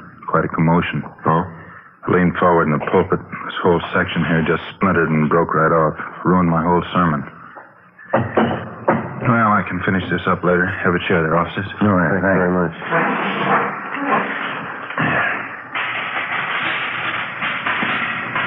Well, there it is, Sergeant. The names, descriptions. Mr. and Mrs. Tom Herbert. That's the name they used, anyway. Mm-hmm. Would you mind briefing us on how it happened, Reverend? When did you first meet this couple? They came to us a little over a month ago. Didn't have any reason to be suspicious. Mr. Herbert showed me some fine references. I didn't think it was necessary to check them. What kind of approach did they use? Could you tell us? Well, the first visit, Mrs. Herbert did most of the talking. She told me she and her husband wanted to write a history of our church. It was supposed to be part of an historical book on all the churches in the county. Naturally, I felt a little flattered about it. Mm-hmm. Did this Mr. and Ms. Herbert make any demands for money or to write about your church, I mean? Oh, no. There was no money involved at first. They said all they wanted was our cooperation in doing some of the research work. You know, looking up dates, names, things like that. Oh, I see. They seemed very sincere, both of them. Didn't drink, smoke. They worked very hard during the search and writing. I don't know why they had to change. It would have been nice having history written about our church. Yes, sir. When did they first bring up the idea of money? Well, Mr. Herbert came to me one day and showed me this letter. It was supposed to be from the people who were going to publish the history of our church. The letter said, well, because of certain business reasons, the whole thing was off. They couldn't publish the book. Mr. Herbert acted very sorry. Mm-hmm. Did he leave that letter with you, Reverend? No, he took it with him. Mm-hmm. I felt badly about the whole thing. They're doing all that work and then the book not being published. Mm-hmm. Well, did the Herberts broach the idea of you and the church putting up the money to print the book? Well, no, not exactly, but I guess they gave me the idea. How do you mean? They suggested that I talk it over with the church board, so I did. We all agreed it'd be a shame to give up the idea of the book after so much work had gone into it. Is that when you agreed to finance the book? Well, the board and I did, yes. It's all my fault, though. I helped to persuade them. And the money came out of church funds, is that it? As a matter of fact, it didn't. We only have a small operating fund, so you can see we're a small church. Congregation isn't wealthy. And where'd the money come from, sir? Well, for one thing, the ladies of the Altar Society put on a Sunday afternoon ham dinner. It made some money, and then the Herberts suggested we help sell advertising to pay part of the cost, so we did that, too. It still wasn't enough. Well, exactly how much did you turn over to the Herberts? $804.61. I had to borrow $350 from the bank to make it. It'll all have to be paid back. People who paid for their advertising, too. It'll all have to come out of our pocket. It's a terrible thing. Yes, sir, it is. Terrible. I don't know what I'm going to do. I hate to ask the congregation for it. Their offerings have always been so generous, and they're not wealthy either, just working people. When was the last time that you heard from this Mr. and Mrs. Herbert, Reverend? A week ago, I guess. Yes, it was last Monday. I got anxious and called them at their hotel. It's on South Grand. I can give you the address. They told me when the books would be ready. They said it would be on Tuesday. Mm-hmm. That's the last I heard of them. No forwarding address? No other place that you think we might find them? No, I'm sorry. Just don't have any idea. It's so hard to believe anyone would do such a thing to us. Yes, sir. Wonder if we could have the address of their hotel. Yes, all right. If you'll come with me, I have it over at the house. Did Mr. and Mrs. Herbert have a car, do you know, Reverend? I don't think so. If they did, I never saw it. I don't know what I'm going to tell the congregation. $800, that's a lot of money to our people. Yes, sir. Tell me, Sergeant. I don't mean to be uncharitable, but Mr. and Mrs. Herbert, do they have a criminal record? Have they done this sort of thing before? Well, their descriptions seem to fit a couple that we've been looking for. They've been working the churches in this area on and off for a couple of years now. Can't understand why they do such a thing. It's almost like robbing a poor box. Yes, sir, they've done that, too. 11:15 a.m. We went back to the city hall and pulled the package on the suspects, Mr. and Mrs. Tom Herbert. They were a veteran man and wife confidence team who'd worked the Los Angeles area and other large cities around the country. Their specialty seemed to be swindling churches and clergymen. Over a period of 17 years, they'd piled up a long record involving frauds and various bunco games, but they'd only been brought to trial once. The case had been dismissed for lack of sufficient evidence. 11:35 a.m., we took mug shots of Mr. and Mrs. Herbert out to the Reverend Olson, and he identified them. We checked the hotel on South Grand where they'd been staying. No leads. We got out a local broadcast and an APB on them.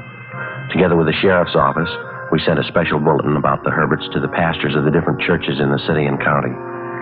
From the list of names on the Marmy sheet, we began checking out all the known friends and relatives of the suspects.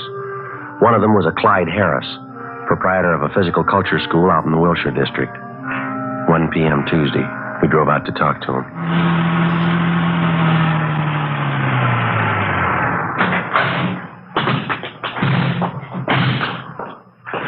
Which way, Joe?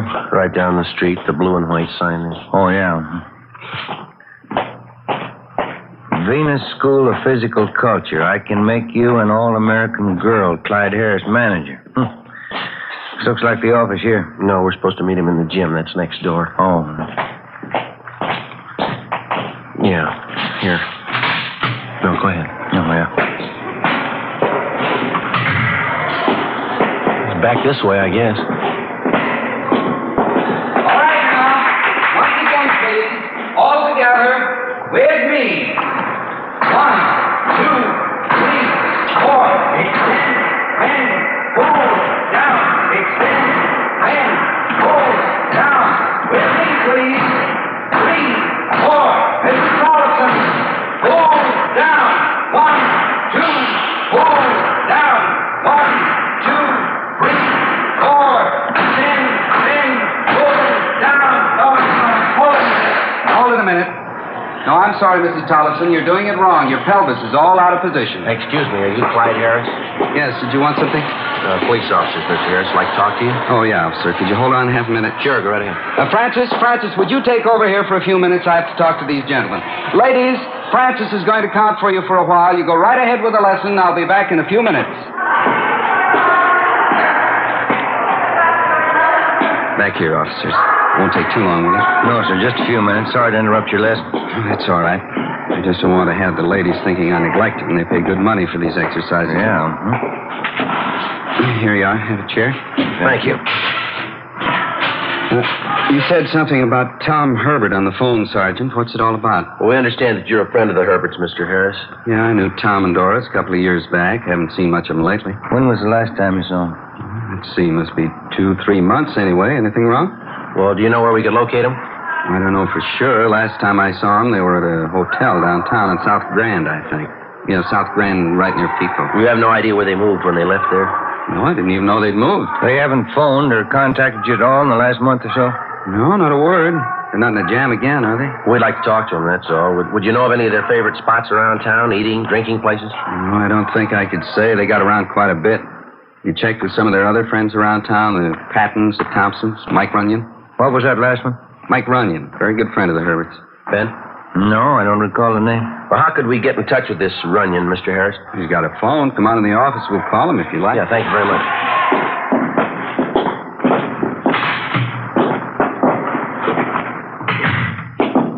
I'll get Mike on the line for you, introduce you.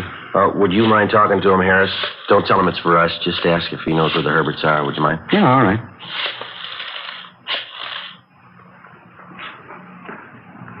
No answer. Maybe. Hello, Mike? Clyde Harris, Mike. Yeah, how are you? Fine. Fine? Yeah, long time. Say, Mike, you any idea where Tom and Doris Herbert are? Mm-hmm. Is that right? How about that, huh? No, you don't. No, that's okay. It's not important. Sure thing, Mike. Make it soon, huh? Right. Goodbye. Yeah? No, he doesn't know where the Herberts are staying. Saw him a week ago out in Hollywood, though. Says they're doing fine. How do you mean? Ran into him outside that big church on Hollywood Boulevard. They told Mike all about it. They really got religion. That's so? Yeah, they're even writing a book about the church. We called back Mike Runyon, a friend of the suspect, and he gave us the location of the church where he'd seen Mr. and Mrs. Herbert. Ben and I drove out there and talked to the pastor, Reverend John Kenworth. We showed him the Herberts' mugshots, and he identified them. They were going under the name of Williams, and supposedly they were writing a book about the history of the church. To cover publishing expenses and research, more than $1,000 from parish contributions had been placed in a separate account at a local bank. Reverend Kenworth told us that it was a special joint account, and the Herberts had access to it. Ben got on the phone and called the bank. How's that? Yes, sir. Uh-huh. Yeah, all right, thank you. What'd they say? The two of them were in the bank yesterday. They didn't draw out everything. How much did they leave? $3. Ben and I checked with the teller at the bank and showed him mugshots of Mr. and Ms. Herbert. He identified them as the couple who'd withdrawn the church funds. We went to the hotel address the suspects had given to Reverend Kenworth. They'd checked out 2 days before. The search went on. 2 weeks passed. We ran out of leads. No further reports on the couple. A month went by. Tuesday, May 23rd, we got an APB from San Francisco on a couple answering the Herberts' description. They were still working the church angle. During the next 6 weeks, we got reports on them from Washington, Oregon, Nevada, and Northern California. In Sacramento, they apparently changed their M.O. for the first time. They started selling phony health insurance policies. They promised everything, and they had a lot of takers. One of the big selling points was a clause which promised full protection if anybody in the family should come down with polio. From Sacramento, they headed south to Oakland and then to Fresno. On July 10th, the complaints started to come in, and we knew the Herberts had moved into Los Angeles with their health insurance racket. One of the first victims was a Carl Fogarty. He lived out in the Westlake area. There's a policy they gave me, Sergeant. Apex Health Insurance. Not worth the paper it's printed on. When did they sell you this, Mr. Fogarty? You remember? 3 weeks ago, I guess. Never would have known it was phony if my boy hadn't come down with polio. How's he getting along? Not too good. Right leg. He's got it bad there. It's not as if we don't have enough grief. We got to lose out on this bum insurance. You mind if I take a look at that policy, sir? No. Go ahead. Here you are. Thank you. Yeah, same outfit, Joe. Apex Health Insurance. Same phony address. Yeah. Would you remember the man who sold you this, do you think? I think I would, yeah. I wonder if you'd mind looking through these pictures, Mr. Fogarty? Mm-hmm. Not at all. Just look at them carefully, if you will. Mm-hmm. Mm-hmm. Yeah, this one. That's him. I remember. Who's he? His name's Herbert. When he came in to sell you this policy, was he alone? Yeah, he was. Had a real good sales talk. How much did you pay for the insurance? Let me see. $43 and some odd cents. I remember that because I cashed in my war bond, and then I took $5 out of the rent money. Outside of this policy here, you have no other papers that the man might have given you? No, nothing but this business card here. He gave me that. You see here, the same name, Apex Health Insurance. Yeah. Well, thank you very much, Mr. Fogarty. We hope your little boy pulls out of it all right. Yeah, thanks. Here's our card, sir. If there's anything we can do, give us a call. Sure, okay. About time we check the office, huh? I think so. Do you have a phone here, Mr. Fogarty? Oh, yeah, Sergeant.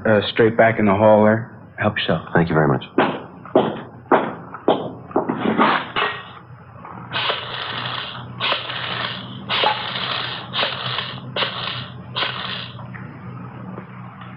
$2572. Yeah, that's right. Yeah, Fred. Joe Friday. Anything for us in the book? West 7th. Yeah, okay. Right. Thanks, Fred. Anything doing? It looks pretty good. Office got a call from a printing shop out on West 7th. The manager's got an order he's not too sure about. How do you mean? It's for a batch of letterhead stationery, business cards. Yeah? For who? Apex Health Insurance.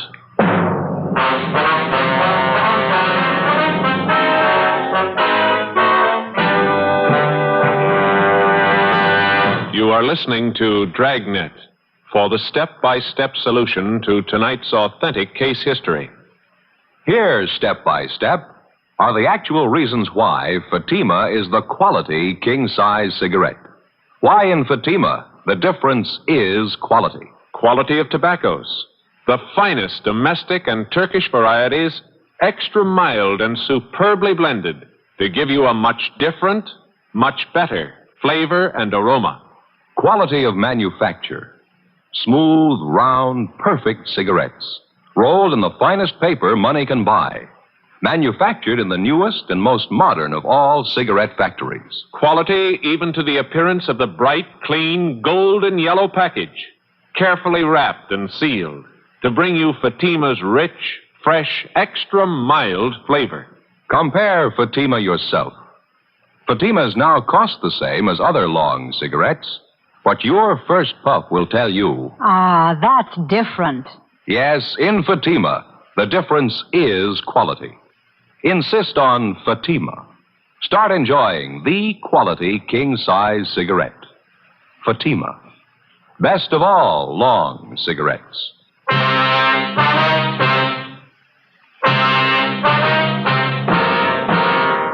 Wednesday, July 10th, 4 p.m.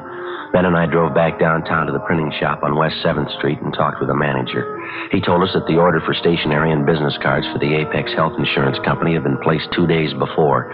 He said he'd become suspicious after reading a story in one of the newspapers about the polio insurance fraud. He also said that the customer who'd ordered the stuff was a woman. She told him that she would call and pick up the order on Friday. We showed the manager a handful of mug shots. He could give us only a partial identification of Mrs. Herbert's picture. We called the office, told them we were going on stakeout, and arranged for a relief. Ben and I spent the rest of Wednesday and all day Thursday and Friday in the rear of the print shop, where we could keep an eye on everyone entering the place. Friday, 6 p.m. No sign of the Herberts. Not a trace. Saturday, the same. No sign of either one of them. Monday, more waiting. The suspect stayed away. Tuesday, 3:30 p.m. I went out the rear door, went down the street and got some cigarettes, and then I headed back for the print shop.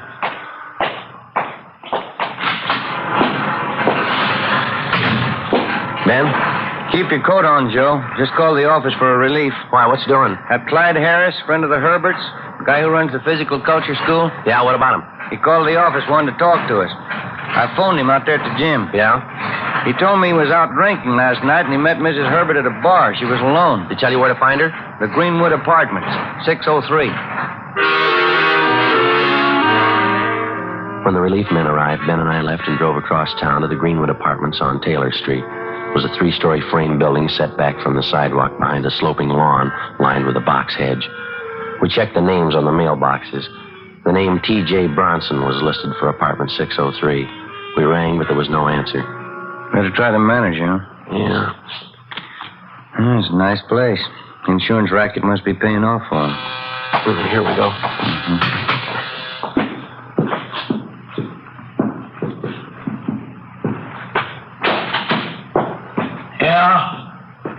help you? Yes, sir. You the manager here?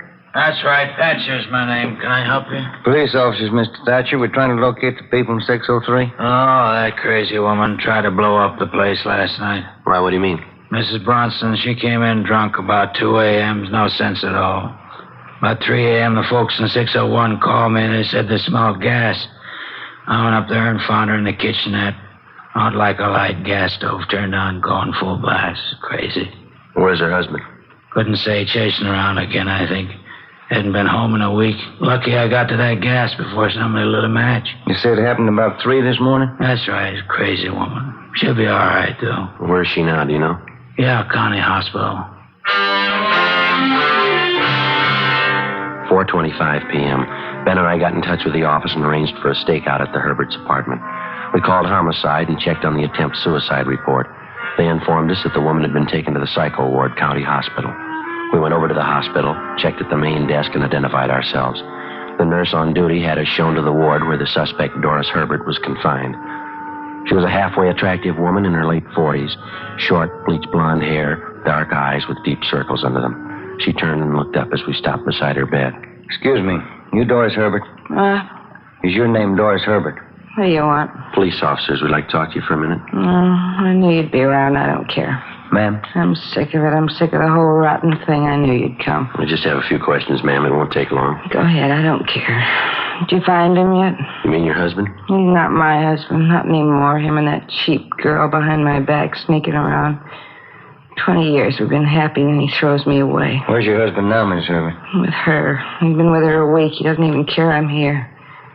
20 years ago, he cared. I found him and taught him something. I taught him everything he knows. This girl that your husband's with, where does she stay, do you know?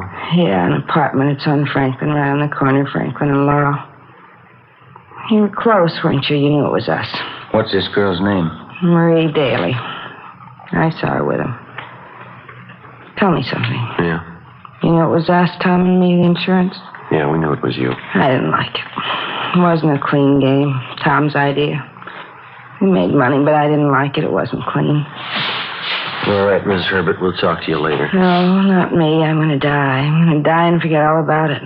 You just be sure and get him, won't you, Tom? I told him everything he knows. Get him. You're sure about the address? Yeah, I'm sure. Tell me something. Why do you have to do it to me? Throwing me away, lying, taking that cheap girl. Why'd you do it to me? Well, you ought to have an idea. Huh? You taught him everything he knows. Before we left the hospital, we made arrangements to have Doris Herbert transferred to the prison ward. 5 p.m., we drove out to the apartment house at Franklin and Laurel and checked with the landlady. She told us that Tom Herbert's girlfriend, Marie Daly, had checked out of her apartment the day before. She said the Daly girl had a middle-aged man with her. We showed the landlady Herbert's mugshot, and she identified him as that man. She had no forwarding address on her, but she did remember the name of the express truck that called to pick up the Daly girl's baggage. We checked with the express company and found that the trunks had been taken to the Lockheed Air Terminal. We started calling the airlines. 6:30 p.m. We finally got a report that a man answering Tom Herbert's description had booked passage for 2 on a flight to Mexico City. The plane was scheduled to leave at 8:35 that night. Ben and I drove out to the airport and went on stakeout. 8:15 p.m. We waited. 8:20. No sign of them. United Airlines mainliner flight 649 from Denver and intermediate cities. Now Getting a little late, huh? Yeah, it's 8:24. They're cutting it close. Going in the bar, Joe. Take a look. Yeah, that's them. Let's go. Not hard to spot. What's the matter with the girl? Looks pretty drunk. All right, come on. Bourbon and water, huh, Marie? Is that what you want? Bourbon and water, yeah. Haven't got much time. We don't want to miss that plane. We won't miss it. You Tom Herbert? Yes, what is it? Police officers like to talk to you downtown. Just a minute. This must be some kind of mistake. No mistake, Herbert. We talked to your wife. Let's go. What is it, Tom? What do they want? Nothing. It's a mistake. Now, look, officers, I don't know what this is all about, but we have to get a plane, the 8:35. I can't go downtown with you. Can't we talk it over here? I'm sure we can straighten this out. Your wife copped out, Herbert. Now, let's make it easy, huh? Come on, lady. What's he talking about, Tom? A wife? What does he mean? I told you it's a mistake. Now, be reasonable, huh, officer? All we want to do is take a trip. We've been planning on this. New clothes, new luggage. Here's your hat. Our car's outside. It's a mistake. You can't do this. We planned on it. We've been waiting a long time for this. Yes, sir, so have we. Come on, let's go.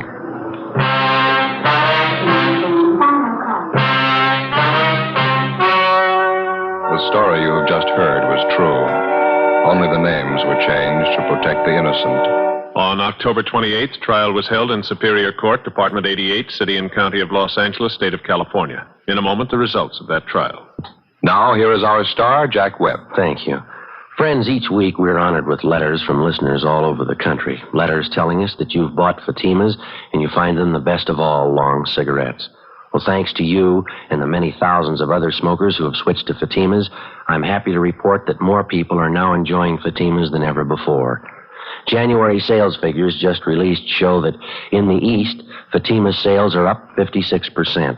In the Middle West, sales up 133%. And here on the coast, Fatima shows an increase of 68%. Well, that means Fatima sales are up nearly 70% all over the country. Now, if you haven't yet discovered Fatima's much different, much better flavor and aroma, I suggest that you buy a pack tomorrow. When you do, I'm convinced you'll agree with Fatima smokers everywhere. In Fatima, the difference is quality.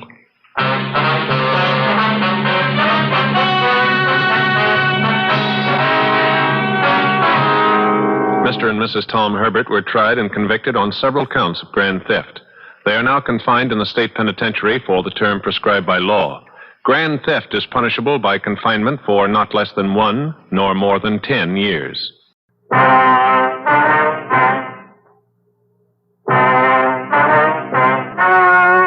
story you are about to hear is true. Only the names have been changed to protect the innocent. Fatima Cigarettes, best of all long cigarettes, brings you Dragnet.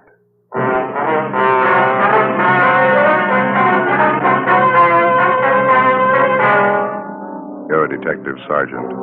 You're assigned to homicide detail. 12 men drop completely from sight over a short period of time. There's evidence of foul play. 4 months pass. You finally locate the leading suspect in the case. Your job? Pick him up. You'll be amazed when you compare Fatima with other long cigarettes. You'll find they now cost the same. But in Fatima, the difference is quality. You see, Fatima is the quality king-size cigarette because it contains the finest Turkish and domestic tobaccos superbly blended. And Fatima is extra mild, with a much different, much better flavor and aroma than any other long cigarette. So compare Fatima yourself.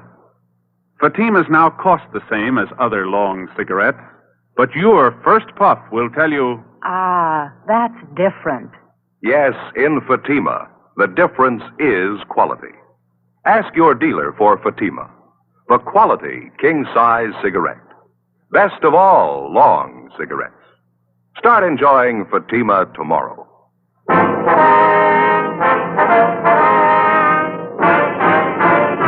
Dragnet, the documented drama of an actual crime.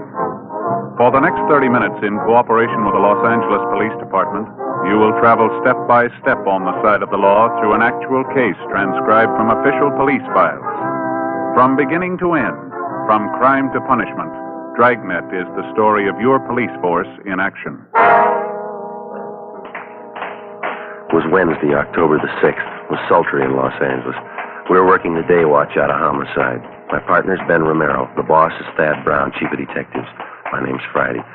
We were on the way out from the office, and it was 10:45 a.m. when we got to Ortega Street, number 1285. Second floor? Yeah, room 14.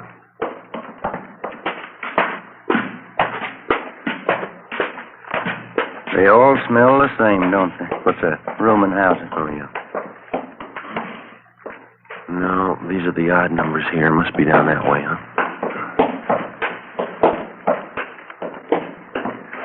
Yeah, here it is. 14. Yeah. Just a minute.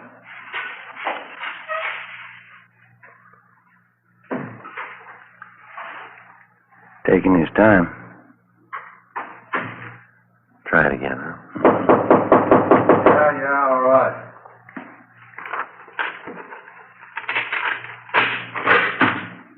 Yeah? Police officers. Your name Henry Ross? Get out of here. Get out. All right, come on.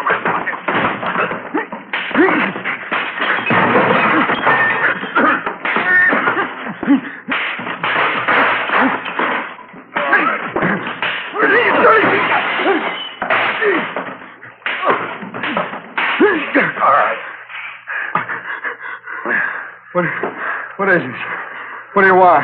Ben? Yeah. I got him. What is this? You guys really cops? All right, come on, get up. No fooling. No fooling. You really cops? I thought you were faking.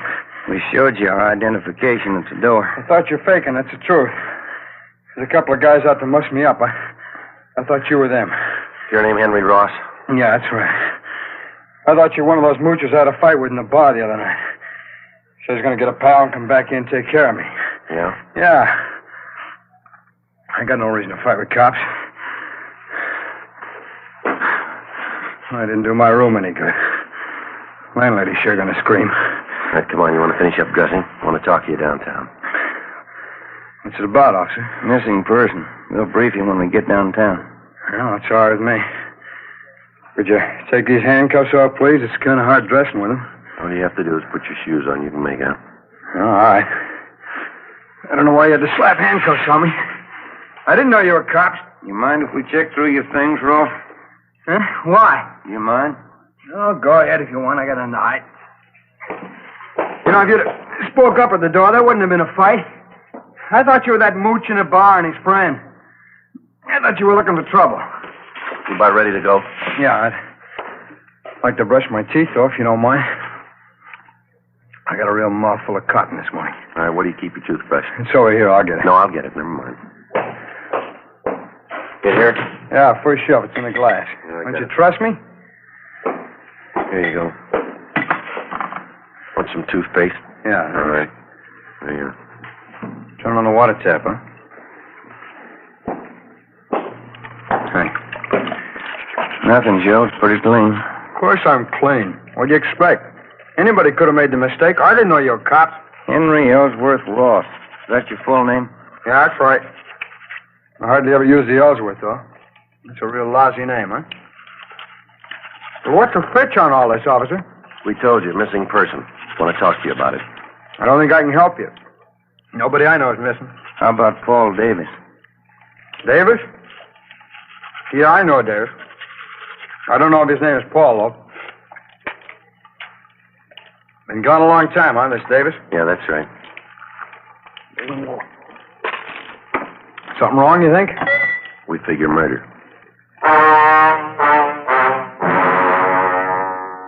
After going over his room thoroughly, we took Henry Ellsworth Ross back to the city hall to the interrogation room. He was a slightly built man, dark hair, brown eyes, swarthy complexion. He was a longshoreman by trade. Among his friends and acquaintances, he was known as a heavy drinker and a man with a violent temper. Ben and I questioned him for a half an hour and got nowhere. He sat across the table, relaxed, scraping at a thick callus on his hand with his fingernail. I'll tell you the truth. I just don't know what you're getting at. I think I know a guy named Davis, and that's about as far as it goes. Sure that's all you got to tell us? Of course I'm sure.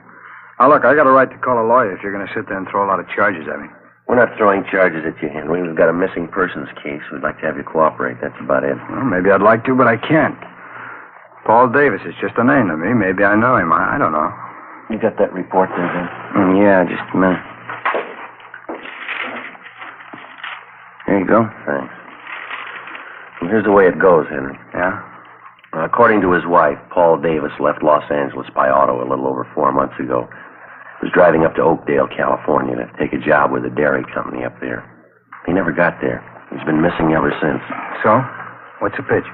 All we've been able to find is Davis's car, the 36 Ford Coupe, 7 Tom 792. It was sold a month ago up in Lodi, California. But Davis didn't sell it. A man by the name of Carter signed the pink slip at the time of the sale. Henry Carter. Sorry. Don't mean anything to me. Well, this Carter made it look like Paul Davis had signed the Ford over to him. We checked it out. Davis's signature was Ford's. That's so? It's supposed to have something to do with me? Did you ever use the name Henry Carter? Of course not. Ross. It's the only name I go by. Never had your name changed? No. Never used an alias. I told you, no. I wonder if you'd mind taking a look at this. Here you go, this here. What's this got to do with me? The pink slip to Paul Davis' car. See these signatures on the back here? Transfer of ownership. You recognize either one of them? Paul Davis. Henry H. Carter. No. Doesn't mean anything to me. Is it supposed to? It should, yeah. Why? The signatures are both in your handwriting. How about it, Henry? How about what? I don't even know what you're talking about. You're trying to give me the treatment? What's this all about? I'm trying to locate Paul Davis. I'm not even sure I know the guy. I think you better level, Henry. Our handwriting man checked both the signatures. It's your writing. Well, then maybe you better get a new handwriting man. I never saw that slip. I never wrote those signatures. Anybody can copy handwriting. Well, I've got something else for you, Ross. I'd like to have you check it over, see if you can identify it. What is it? It's a letter. Want to take a look here? That mean anything to you? No, nothing. I hope you're not going to tell me this is my handwriting. That's what the report said. Oh, it's crazy. I never wrote like that in my life. All the writing characteristics match up, same as the signatures on the pink slip. All right, maybe they are the same. I didn't write either one. I never wrote like that in my life. Here, let me show you how I write. That's all right, Henry. Ben, you want to pull the package tomorrow night? Yeah, okay. I don't savvy one bit of this, Sergeant. How about laying it out for me? You can see the name at the bottom of the letter. It's signed Henry Carter, same as the pink slip. Well, that doesn't mean anything to me. Well, this letter was sent to the wife of Paul Davis about 9 weeks ago, and it says here that Davis supposedly was too busy to write his wife, so he had this Henry Carter send a letter. He also writes in here that Davis sold his car to Carter. Somebody trying to cover up, huh? Yeah, we think so. We think it's Henry Carter. This Davis guy, he's been gone about 4 months? That's right. You said you thought Davis was murdered. How come? Just an idea. Oh. 8 men had disappeared from around here in the last 14 months, just like Davis. 6 more up in the San Joaquin Valley the same way. They took off alone on auto trips. Never seen again. Not a trace. Pretty funny. Here you go, Joe. Thank you. You've got your record here, Henry, from Baton Rouge. Sent to Sheriff Clemens for it. Huh? Look, do we have to drag all out again? It's past. Just one thing we had to check, Henry. You told us that you never use an alias, is that right? All right, I have. I didn't know what you're getting at. I didn't think there was any use dragging out dirty laundry again. I asked you if you ever used the name Henry Carter. Okay, I've used it. It's a common name. There's a lot of Henry Carters around. We only know one who fits your description. I'm clean. You know that. Want to smoke, Henry? No. Joe? Yeah, thanks. Well, let me have one, will you? Sure. Here you go. Thanks. You got a match here. You know, we rode this thing for 4 months. It's all over the state. Here. Thanks. I'll tell you what we got, Henry. We'll let you make up your own mind. It's not my writing. On June 4th, Paul Davis left Los Angeles in his car headed for Oakdale. Late in the afternoon, he stopped for gas at a service station just beyond San Fernando. The attendant says a man was with Davis. You fit that man's description, Henry. Yeah? Well, I've seen monks like that in court. They get on the stand and can't even remember their own name. A couple others. You and Davis stopped for a hamburger just outside of Gorman. There's a man there. He remembers you, too. You stopped again in Bakersfield. Picked up a quart of oil for the car. You and Davis had a Coke. The last time he was seen alive. That makes me a killer, huh? A month after that, the pink slip to Davis's car came through DMV up in Sacramento. That was for the transfer of ownership from Davis to Henry Carter, both in your handwriting. A couple of weeks later, Mrs. Davis got that letter. A month ago, Davis's car was sold to a dealer in Lodi. Yeah. We found the dealer, Ross. Showed him your mugshot. He says you sold him the car. That all? It's just the main part. There's more. We've been on the road a lot. We followed you from here to Sacramento and back, Henry. Every stop, every detour. It took us a long time. Yeah, I guess it did. What do you say, Ross? Nothing.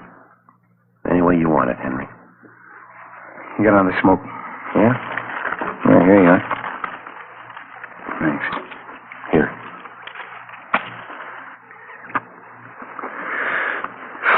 Yeah. I guess you worked hard on it, huh? All over the state. That's right. Must be pretty hot up in the valley summertime. Dusty, huh? We made out. I've never been up in the valley in summer. It's too hot for me. We got people who saw you there. What's it prove? 10 people and some writing samples. You can't build a case on that. You know it, don't you? We're going to try. You think I murdered Davis? You, Sergeant? Yeah? You think I murdered those other guys, too, huh? What was it, 10, 12 of them? We're asking about Davis. You think I killed him? Tell me the truth, do you? You think I murdered Davis? Yeah, I think you did. Uh-huh. Well, then you know as well as I do. There's only one way to prove it. Yeah. Find his body. 1:15 p.m. Ben and I took Henry Ross out and fed him some lunch. Then we took him back to the city hall to the interrogation room where we continued to question him. He was relaxed and he talked a great deal about everything but the disappearance of Paul Davis. He didn't seem anxious to get away, made no demands for an attorney to represent him. For a full hour, he did most of the talking. He told us about the different homicide cases he'd read up on. He asked us about the 12 men who disappeared in the past months in the same manner Paul Davis had. Was there any trace of him at all? Did we have any leads? How did we think we were going to find him? Well, we finally got around to asking him if he'd submit to a lie detector test. He seemed taken by the idea and agreed to it almost immediately. Ben called Sergeant Berger and made arrangements for the test. We made up a list of key questions. At 5 p.m., we took the suspect to the third floor of the old city jail where Sergeant Berger gave him the polygraph test. On the way back to the office, Ross complained he was hungry. We stopped and bought him coffee and donuts. We got back to the interrogation room a little after 6 p.m. The questioning continued. Ross didn't seem to mind at all. He kept talking. We let him talk. 8 p.m. He was still going strong. You remember the Wilson case back in 34, don't you, Sergeant? Woman killed her whole family. Big case, you remember. Yeah, it was pretty tragic. Is that a hobby of yours, Henry, collecting murder stories? No, I just read them, remember them. I guess I can remember every big murder case in the last 15 years. That's so? Yeah, it's about all of them. I guess it is kind of a hobby. I get a big kick out of it. I get it, Ben. Excuse me, Henry. Oh, sure. Interrogation room, Friday. Oh, yeah, Berger. No, how many? Yeah. Okay, thank you. You know, there's one thing I get a real big kick out of, those detective magazines. Mystery stories, the way they make out the murderer. How do you mean? You know, they always build it up into something big. Somebody's always killing somebody else for $1 million, or maybe over some woman, some beautiful woman. Same way with the movies. That's where they get it all mixed up. I don't think I follow you, Henry. Oh, sure you do. Every time some guy writes a murder story, he's got to build up a big reason for the killing. A lot of money, beautiful woman, revenge maybe. Always got to be a big reason. Motive, that's what they say. Yeah, well, it generally works out that way, doesn't it? Why? I bet you there's a 1,000 murder cases in your files without any reason at all. Some people kill, that's all. I've heard about lots of them. They just want to kill, and they go ahead and do it. Maybe for a few bucks, maybe for nothing. They just do it, that's all. That's all. Sure, you know that. Like this thing you've been talking about. 10, 12 guys disappear. They got a few bucks, maybe they got nothing. Somebody plows them under, and that's all. No big reason. They just do it. So 12 guys are gone. It doesn't mean anything. That's how you got it figured, Henry. Huh? The phone call a minute ago there was the man who gave you the lie detector test. Oh, that right? How'd it go? He just finished going over your graph. He got 16 positive reactions. Yeah, what's that mean? You lied, Henry, 16 times. That's right. You better tell him to get a new machine. I lied all the way through. Mind telling us why? No, I don't mind. I guess I knew you'd find out. Let's go get something to eat first, though. I'm hungry. Well, we better talk a little more, Henry. Oh, let's go. I'll tell you why we're eating. Bring a pencil with you. I'll draw you a map. Map of what? The canyon, where I buried it.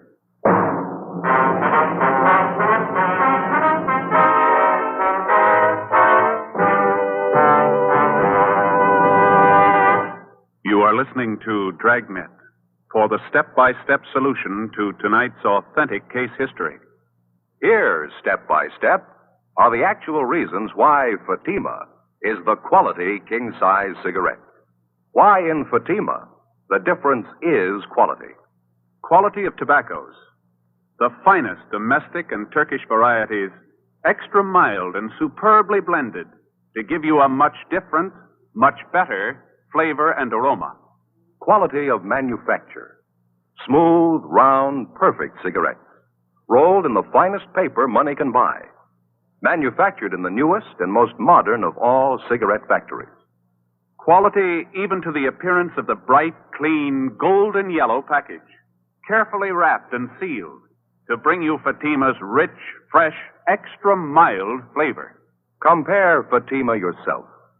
Fatimas now cost the same as other long cigarettes, but your first puff will tell you, Ah, that's different.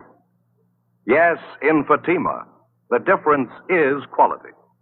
Insist on Fatima. Start enjoying the quality king-size cigarette. Fatima, best of all long cigarettes.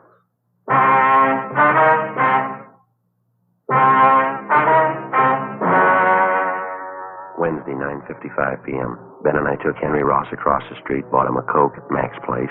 Then we took him next door to the Melbourne cafeteria. It was almost closing time.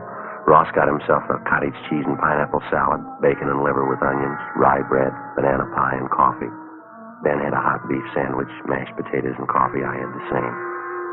At the back of the cafeteria, one of the bus boys was mopping the tile floor. It was a strong smell of disinfectant. How about that table over there, Sergeant? That all right with you? Yeah, it's okay. Doesn't make any difference. It's fine. Yeah.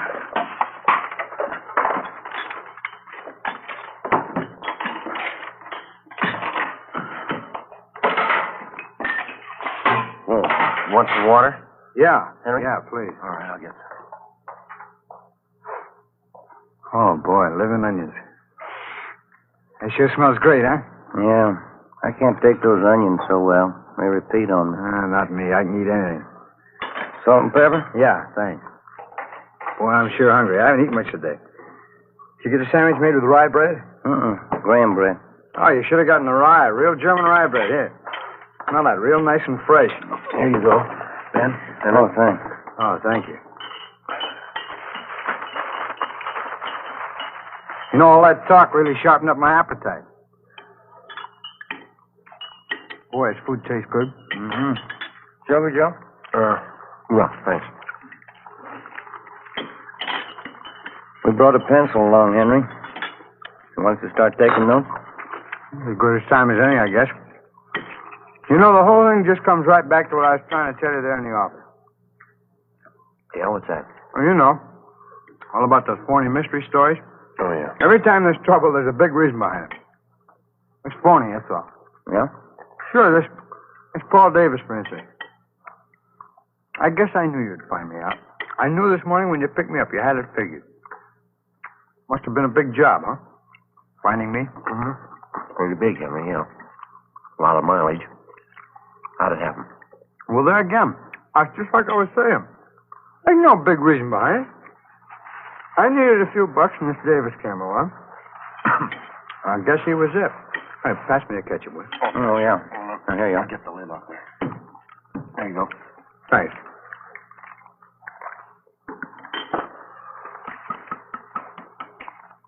Where'd you meet Davis, Henry? Oh, I was hitchhiking out in Ventura. Not a dime in my jeans. I was going up to Maricopa. I thought I had a job up there, and this Davis come along. Picked me up. Mm-hmm. You ever know him before that? No. Stranger. He says he's going to Oakdale. The guy give me a ride. Go ahead. Well, we stopped for gas at San Fernando, and I saw he had a few bucks in his wallet, and I guess that's when I got the idea. About what? Killing him. Now, maybe that gives you an idea what I was talking about. You don't need any big reason to kill somebody. Davis said, 18 bucks. Now, suppose I told that to a writer. Somebody killing the guy for 18 bucks. That wouldn't make much sense, huh? He'd tell you it'd never sell. You need $1 million, beautiful woman, good motive. Yeah. Where'd you kill him, Henry? Just outside of Bakersfield. A little canyon there. I got Davis to buy a fifth of sherry in Bakersfield. He drank some on the way. Hey, pass the salt, huh? Yeah. There you are. Thanks. Liver's no good without plenty of salt. How'd you kill Davis, Henry? Well, that's a funny thing. He drank some of the wine, got a little sleepy. I was just outside of Bakersfield. Dark by that time. I spotted this little canyon. I figured it's as good a place as any. Well? So I get him, pulled out to a side road and had a few more drinks. I spotted this little shack out there in the middle of nowhere. Exactly where was this, Henry? Well, I can show you. It's maybe 2 miles north of Bakersfield. We Got to the shack, finished the wine, went to sleep. Both of you? Mm-hmm. And that's where the funny part comes in. I guess I killed Davis, all right. But I didn't mean it. Oh, brother, get a whiff of that, huh? Why do these monks have to mop up while people are eating? They'll be through in a minute, Henry. Fine. How'd you mean, Henry, you didn't mean to kill him? You already told us you had the idea. Well, sure I had the idea. Let me explain, huh? We both went to sleep in the shack, Davis and me. Guess that must have been, about 9 o'clock at night. I don't know what it was. Maybe the wine, I guess, but I started having nightmares. Yeah, now maybe this part sounds like a story, but it's the truth. I had all these dreams. I woke up, but they're still there. What was that? Faces. Faces. That's all I could see. Air is full of faces. I guess I was really still asleep. Yeah, go ahead. Oh, I picked up a 2x4 and started swinging at them. Their faces. Funny thing, too. I knew every one of these faces. How do you mean? People I killed. There are only a dozen of them, really, but it seemed like there were 100 of them all around in the air. Well, I grabbed that 2x4 and I started swinging. I was cold and sweating all at the same time, and I kept on swinging. And I saw Davis's face, and I swung hard, kept swinging. Didn't even make a sound. His eyes closed, kept on swinging at his head. Well, I come to, there he was, lying on the floor. Seemed to take those other faces away. They didn't bother me after I killed Davis. What'd you do with him, Henry? Oh, pulled him outside the shack, dug a hole and buried him. Burned his clothes, took his car and money, and drove off. I'll show you if you like where I buried him, I mean. How about these other men, Ross? These faces you saw. Oh. What if I get a little more coffee? Huh? It's all gone. I'll get it. Joe? No, thanks. None for me. What about it, Ross? The other men? Well, I don't recall them too well. It's what you said in the office. 10 or 12 of them. A couple in Sacramento, the others down through the valley. Like I say, there was no big reason for killing them. It just happened that way, that's all. What'd you do with them, you remember? Generally, yeah. There's one of them that stands out. Guy by the name of Slattery, some kind of salesman, a real crybaby. Where'd this happen? Oh, I picked him up in his car outside of Chowchilla. It's nighttime. He must have been feeling pretty good. I made him stop on a side road. I hit him with a piece of angle iron. He cried like a baby. Buried him in a field there. He was one of the faces that I saw. That's funny, huh? It shows you how psychology works, huh? Yeah, what'd you do with his car, Slattery's, I mean? Drove it down to Mexico and sold it there. Guess that's what I should have done with Davis's gun. Oh, here you go. Oh, thanks. These killings of yours, you got any more you want to tell us about? Well, I told you already. 10 or 12 of them. They're pretty much the same. When was the first one? Oh, maybe 18 months, 2 years ago. The first one wasn't any harder than the last. It's just like I was telling you before. Yeah. Everybody builds up murder. It's supposed to be a big thing, hard to do, all those phony stories. I'd just hit a guy a couple of times or something. That'd be it. A real small thing. Didn't change me any. That's why I say it's all built up. You ever been treated for any mental sickness, Ross? No, why? You ever been examined by a psychiatrist? No. After you killed these men, did it bother you at all? I just had one dream. Time I was with Davis. That's about it. Sure, good meal, Sergeant. Thanks. Yeah, okay. You ready, Ben? Let's go. All right. We go back upstairs, huh? Yeah. You want to give us a statement? All right. I had an idea you'd find me. I guess I always knew that you'd find me. Well, let's go, Henry. Guess I proved my point anyway, huh? It's all built up. Huh? Murder. Killing somebody. Those phony stories. It's all built up. It's cheap. No, you got it wrong, Henry. Huh? Wait till they read you the bill.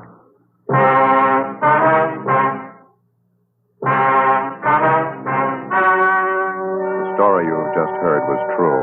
Only the names were changed to protect the innocent. On January 7th, trial was held in Superior Court, Department 86, City and County of Los Angeles, State of California. In a moment, the results of that trial. Now, here is our star, Jack Webb. Thank you. Friends, the makers of Fatima have done everything possible to produce the kind of cigarette you want, just as we on Dragnet try to bring you the kind of entertainment you want. In my honest opinion, Fatima is the best of all long cigarettes. But frankly, my opinion doesn't count because Fatimas must please you. That's why I suggest you buy a pack of Fatimas tomorrow, so you can prove to yourself that Fatimas are extra mild, with a rich, better flavor and aroma. You'll find Fatima now costs the same as other long cigarettes. And I'm convinced that you'll discover what I did. In Fatima, the difference is quality.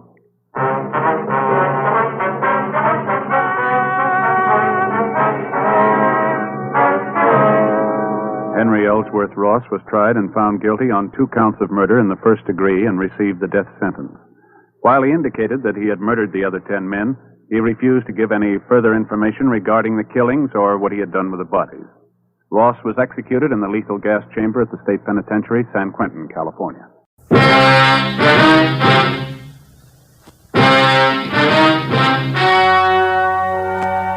The story you are about to hear is true.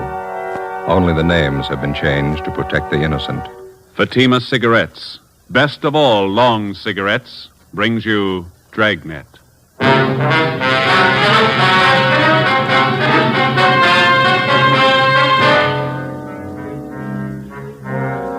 You're a detective sergeant. You're assigned to robbery detail. A store clerk has been murdered, shot to death in a robbery. The holdup man is described as tall, well-dressed. He escapes in a taxicab. Your job, get him.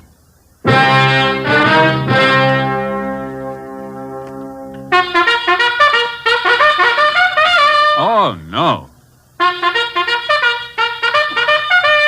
Ah, that's different. Yes, what a difference. In Fatima, the difference is quality. You see, Fatima is the quality king-size cigarette because it contains the finest Turkish and domestic tobaccos superbly blended.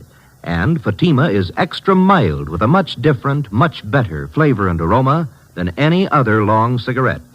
Because of its quality, its extra mildness, its better flavor and aroma, Fatima has more than doubled its smokers coast to coast. Fatimas cost the same as other long cigarettes, but your first puff will tell you... Ah, that's different. Yes, in Fatima, the difference is quality. Ask your dealer for Fatima, the quality king-size cigarette. Best of all long cigarettes. Start enjoying Fatima tomorrow.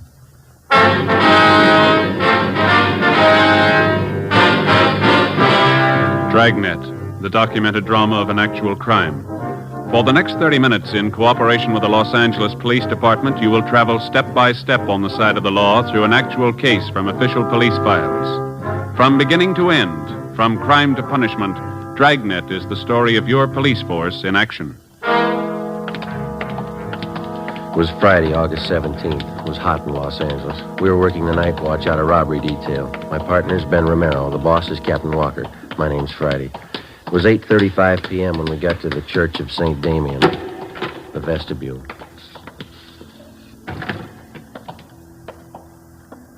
That must be her playing the organ.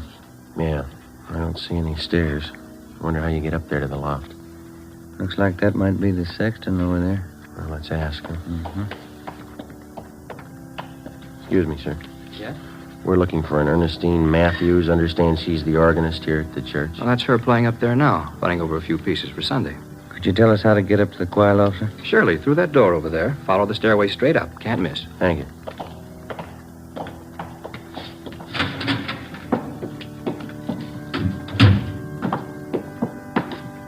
Sure has been a long time. Yeah, what's that? Climbing stairs to a choir loft. Sang a lot in church when I was a kid. Boy soprano. All right? They finally threw me out. Voice change. Yes, did you want something? Are you Mrs. Ernestine Matthews? Yes, did you come about the new choir books? No, ma'am. Police officers. Oh, can I help you? It's about your husband, Miss Matthews. Bert, what about him? Has Bert done something? He was hurt, ma'am. Well, I don't understand. Bert's working at the store. What do you mean he was hurt? There was a holdup. Dear God, my husband. Was he hurt bad? Yes, ma'am. Where is he? I've got to go to him. Is he in pain? No, ma'am. What are you trying to say? Dear God, tell me the truth. Which hospital is he in? They took him to Georgia Street. They helped him all they could. You're not trying to tell me Bert's dead? You're not trying to tell me that, are you? I'm sorry, ma'am. In the past 16 days, 7 armed robberies had been committed, apparently by the same man. The suspect was described by victims as tall, heavily built, and very nervous. He was armed. It's cold logic that every suspect who's armed in the commission of a robbery is a potential killer.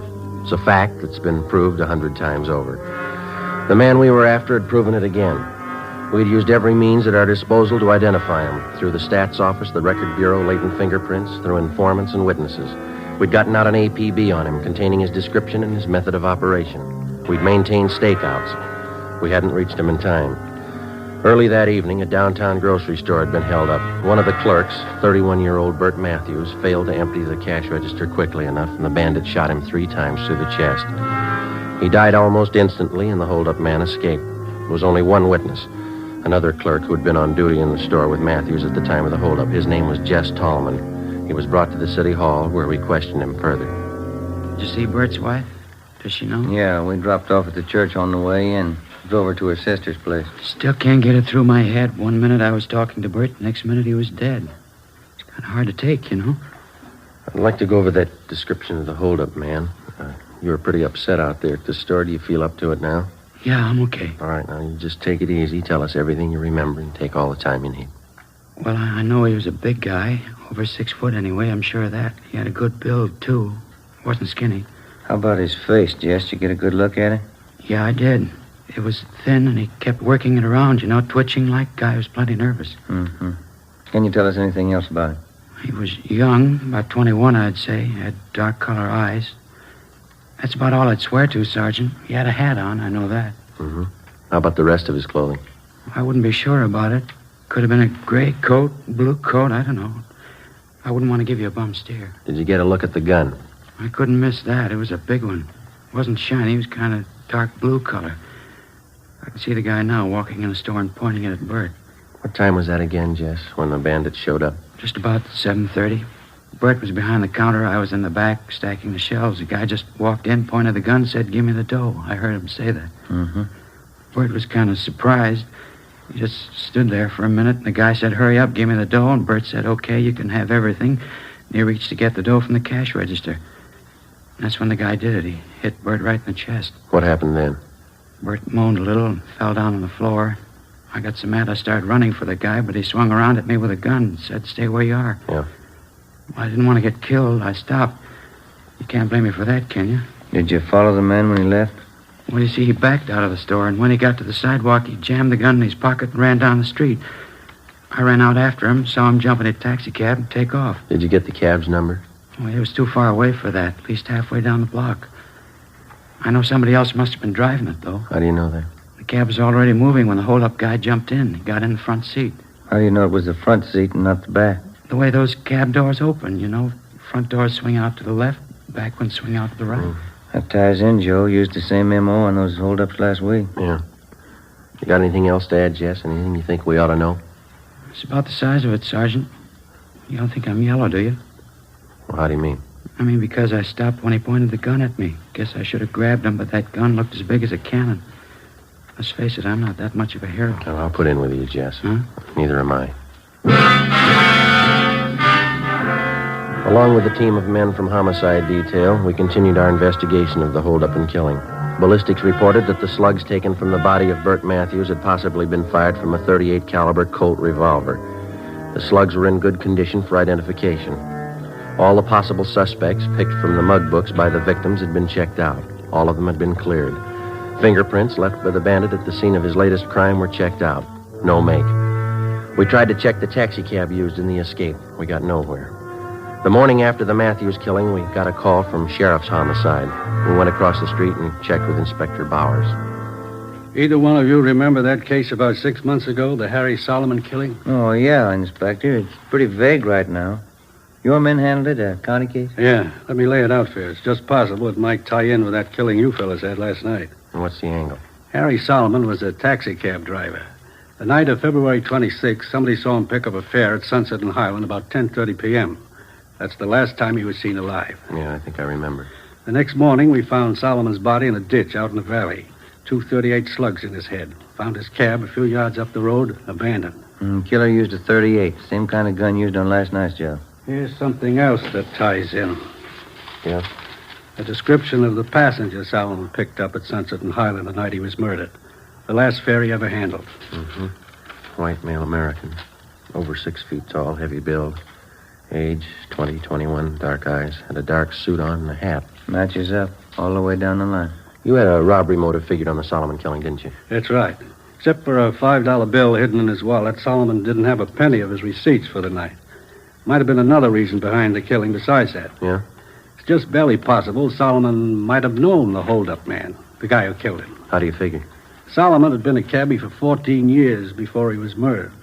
From this hold-up man's M.O., using cabs for a getaway car, it's possible he might have been a cab driver at some time or other. You mean if the killer got in the cab and thought Solomon recognized him, was suspicious That's of him? right.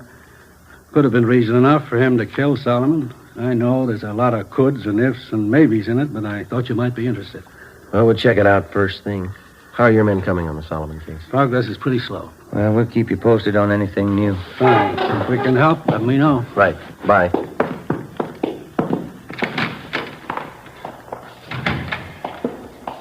Well, 2 sets of 38 slugs. What do you think? Let's ask the crime lab.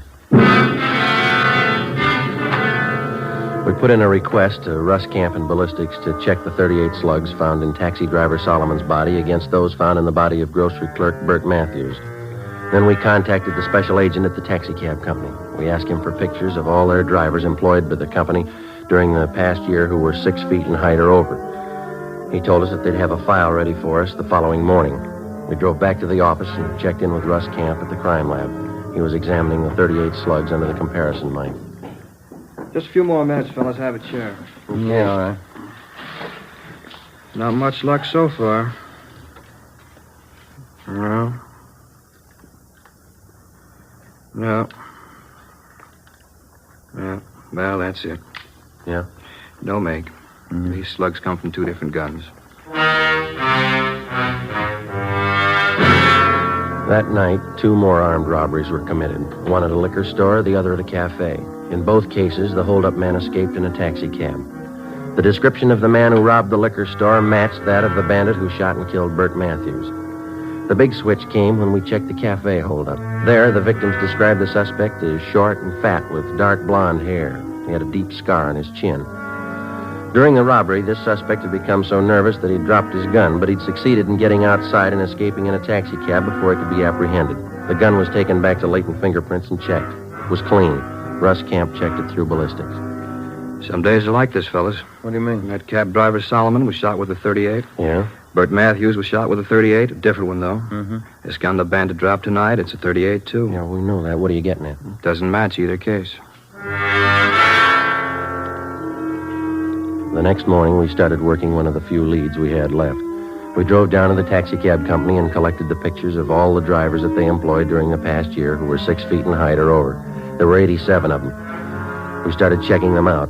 It's what the working detective calls legwork. It's slow and it's tedious, and you're not sure it's going to amount to anything even by the time you finish.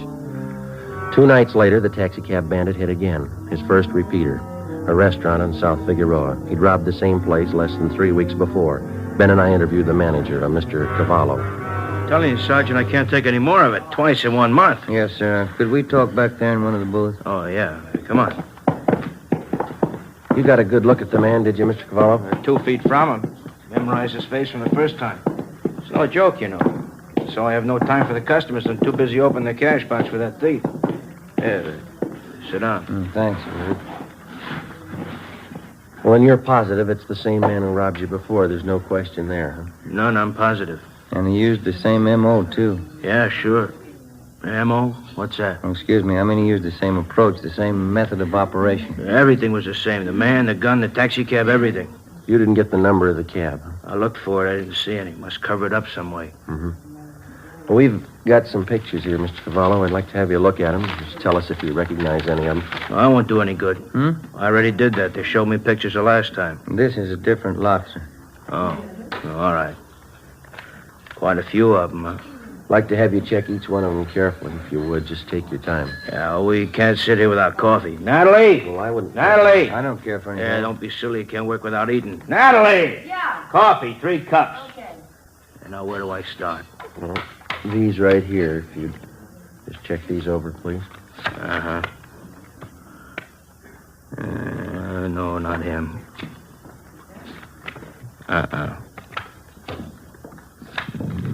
Not him either. Oh, thank you. Thank you. Yeah.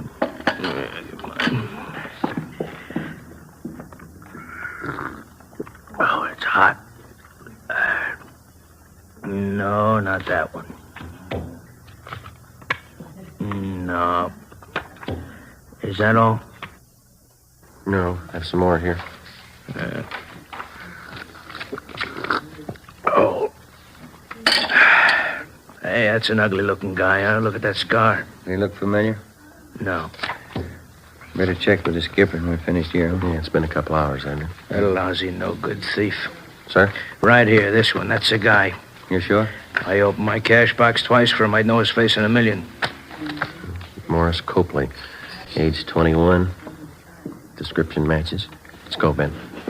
Thanks, Mr. Cavallo. It's only 40 minutes since the robbery. He's probably not even home yet. What can you do? We'll wait up. 10:30 p.m. We parked down the street from 527 Dayton Avenue, a two-story white stucco apartment house. We checked the names on the mailboxes. Morris Copley's wasn't on any of them. We rang for the manager. Copley? Morris Copley? No, he doesn't live here. Never heard of him. I wonder if you'd take a look at this, ma'am. This picture, ma'am. You ever seen this man before? Well, let me get over here in the light. Let me see now. No, he doesn't live here. And you've never seen him before? No, I didn't say that. I just said he doesn't live here. And you have seen him before? I believe I might have, yes. Matter of fact, I'm sure of it. He's a friend of Mr. Tobin's, apartment 5. Comes to visit Mr. Tobin every now and then. Is this Mr. Tobin in now, ma'am? We'd like to talk to him. No, I'm afraid not. He works nights, never comes home before 2 a.m. Oh. Yeah, he's a cab driver.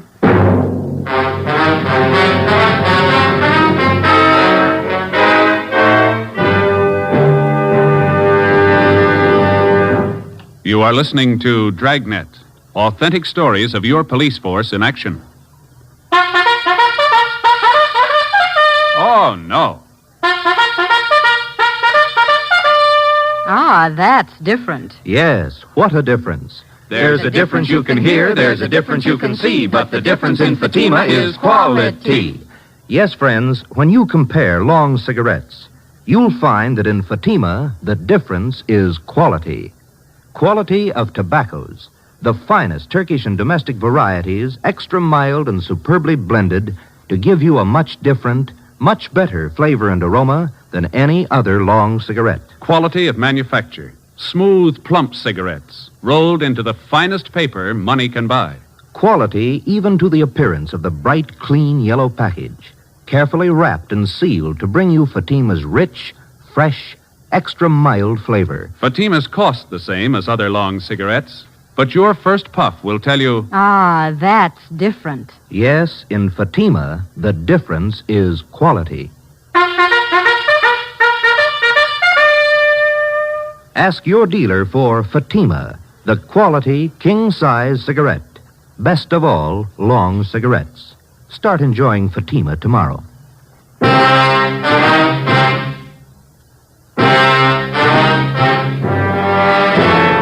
10:45 p.m.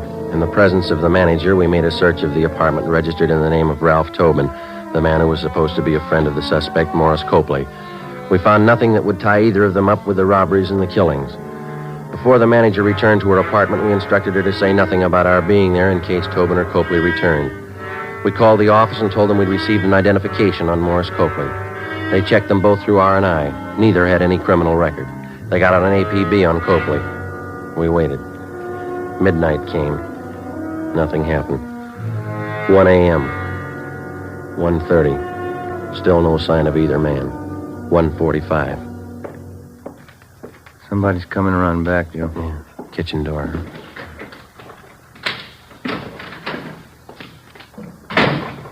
Maury, you back already? Hold it right there, mister. Police officers. Oh, Fanning. Who are you? Is this a stick-up? Police officers. He's clean, Joe. What's it all about? What do you want? You Ralph Tobin? That's right. This is my apartment. You know a Morris Copley? Copley? Yeah, I know him. You looking for him? He's not here. We know that. Where is he? Wish I knew. I'm looking for him, too. He owes me money. Copley's a pretty steady visitor here, is that right? He was till I lent him that $65. Haven't seen him since. He took off. When was that? When? About 2 weeks ago. Yeah, just about. Look, you mind if I sit down? I'm a little nervous. Go ahead. Kind of upsets you, you know. Why are you looking for Maury? I'd like to have you repeat what you said when you came in that door. What I said? I asked who you were, didn't I? No, I mean before that. Say, I don't think I know what you're getting at, officer. You said, Maury, you back already? Not what you said? Yeah, I guess I did. I guess I thought Maury came back to pay me the $65 he borrowed. You didn't make it sound like that, Tobin. I got the idea you were expecting. Expecting him? No, I haven't seen Maury in 2 weeks, maybe 3. He took me for $65. All right, that's enough small talk, mister. Now, Copley's in deep. You're going to match him if we don't get a straight story. Some cans of beer in the refrigerator. Let's have one around, Skip the beer. Where's Copley? I'll swear on the Bible if you want me to. I don't know. Look, if Maury pulled anything heavy, I'm not in on it. Ben, you want to check with the manager? Ask her when's the last time she saw Copley here. Yeah, right. Now, wait a minute, officers. I want to cooperate. If Maury's in deep, that's his fault, not mine. That's right, isn't it? That's right. Now, where is he? I don't know. That's the truth.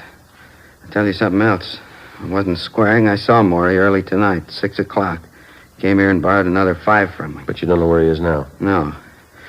Said, sure like a can of beer if you don't mind. All right, sit still. I'll get it for you.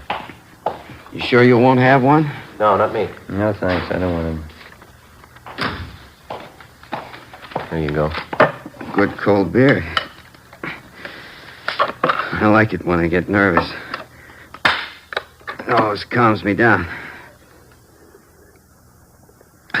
Say, Tobin. Yeah, officer? You haven't taken your hat off. Oh, I was nervous. I guess I forgot. There.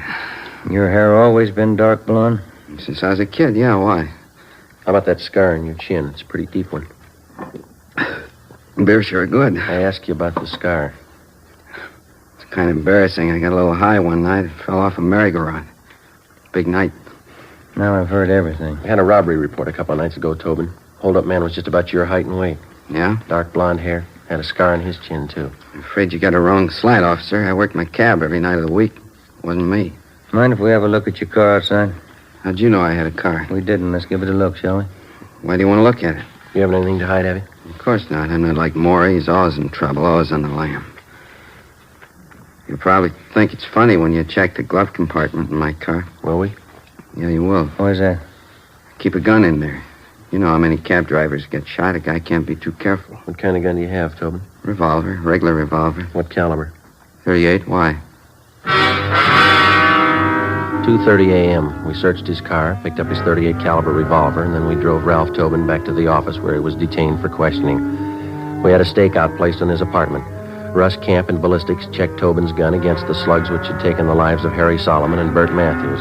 It was found beyond the question of a doubt that his gun had been used in the Solomon killing. We confronted Tobin with the evidence. He started talking. He told us that Copley was responsible for the murder of both Solomon and Matthews, that Copley had borrowed his gun for the Solomon job. In all the robberies except one, he described himself only as the accomplice. He drove the getaway taxi cab. The only occasion he tried to handle the actual holdup was at the cafe, where he became so nervous that he had dropped his gun. Before he was booked on suspicion of murder, Tobin told us that Morris Copley still had 2 .38 revolvers in his possession. He insisted he had no idea where Copley was. Ben handled the questioning while a stenographer took Tobin's statement. I contacted Inspector Bowers and informed him of our progress. 11 a.m. I got back to the squad room. All right, did you check back through that personnel record we got from the cab company? Yeah, I got half an idea, I think. Yeah? See here on Copley's application for the job? No, sure, we checked out all those references. They don't go anywhere. No, I mean this right here. Married, yes. Children, 1 daughter. Age 4 months. Well, this application's dated May 6th. That means his baby was born in February. Yeah, sure. Copley was working here then, so it's 10 to 1 the baby was born in a local hospital. That's what I mean. If we find the right hospital or the doctor, they could lead us to him. There's the phone book. Let's go. From noon until 4 p.m., we called every hospital, sanitarium, clinic, and rest home listed in the book. The answers were the same. No record of confinement for a Mrs. Morris Copley. Well, seemed like a good idea. Who are you calling now? Well, we've got one more, the county hospital. Well, this is Sergeant Friday, Police Department, Robbery Detail. Yes. I'd like to find out if you have any record of confinement for a Mrs. Morris Copley. No, that's Copley. C as in Charlie. Yes, thank you. He might have sent his wife out of town to have a baby. That's possible. Yeah. 1118. Thank you. 1118 Rochester, Copley's aunt. Let's go. 4:30 p.m., together with Olson and Thaxter from Homicide Detail, we drove out to 1118 Rochester Avenue in the Crenshaw district. The house was vacant. From a neighbor, we learned that Copley's aunt had moved 2 weeks before. We got her address from one of her friends in the neighborhood and finally located her at work in a beauty shop on Melrose Avenue. We posed as traffic investigators. The aunt told us she thought we could find her nephew Morris at home, an address on East 13th Street. 6 p.m. We located the house and parked the cars a half a block away. As we approached the house on foot, we saw a light burning in one of the windows on the left side of the house. Thaxter and Olson covered the back. At a given signal, they entered the back door. Ben and I went through the front. It's empty. Yeah. Thaxter! Nothing back here, Joe. Empty. That's great. Looks like somebody passed him a tip-off just in time. Look at the mess this place is in. We got out in a hurry, all right. Hey, what's going on here? What do you men think you're doing? Police officers, your name? Silvera, one of the neighbors. You looking for the Copleys? When'd they leave? 20 minutes ago, I guess, in an awful hurry. What's the trouble? You know where they were going? Well, no, but you might try Mr. Copley's aunt. She lives over in Rochester. They're not there. Well, have you tried his sister's house? 6:45 p.m. The neighbor, Silvera, directed us to the home of Morris Copley's sister, a small frame cottage on the edge of Beverly Hills. The lights were on in the living room, but the shades were drawn.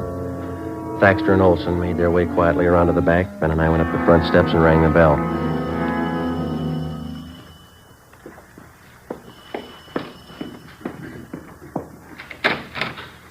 Yes? What do you want? You Miss Copley? Yes? What is it? Police officers, ma'am. I'm sorry. Oh, he isn't here. Maury isn't here. We know he's here. Living room's empty. Must be in the back, Joe. You can't. He's in the bedroom with the baby. He's got a gun. You can't go in there. Where's the bedroom? It's the end of the hall there, that door. He was sleeping. I think he's awake now. The baby close to him? In the same bed. She's propped up on pillows right next to him. He's got that gun with him. Don't go in, please. Where's the bed situated in the room? It's right inside the door to the left. Oh, please don't go in. He won't care what happens to the baby. Ben, I'll open the door. You hit the light switch and cover me. Watch the baby. You better stay here, Miss Copley. Your baby won't get hurt. Let's go.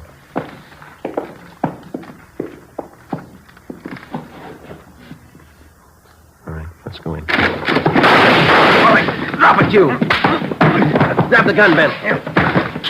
All right, come on. I got it, Joe. All right, Copley, get him up. Come on up. Joe? Yeah, I got him. Just a little frightened, ma'am. She's all right. I'll kill you, Mary. You tell him where to find us, didn't you? I'll kill you for that. Maury, I swear I didn't. I swear. Lousy dame. Nobody else knows she's the one who told you, isn't she? No. Then who did? Who told you? You're looking at her. What do you mean? Your baby.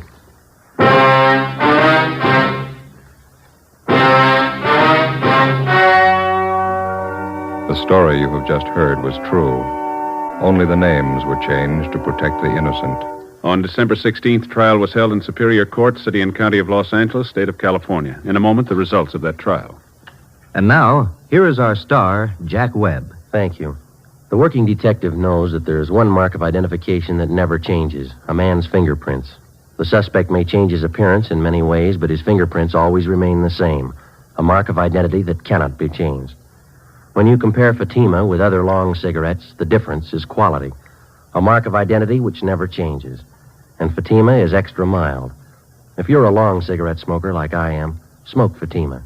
They cost the same, but in Fatima, the difference is quality. Smoke Fatima.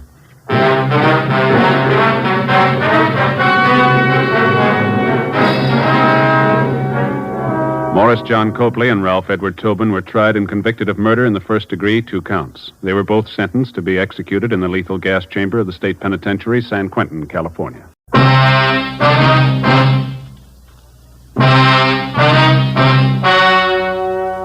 The story you are about to hear is true. Only the names have been changed to protect the innocent. Fatima Cigarettes, best of all long cigarettes, brings you Dragnet.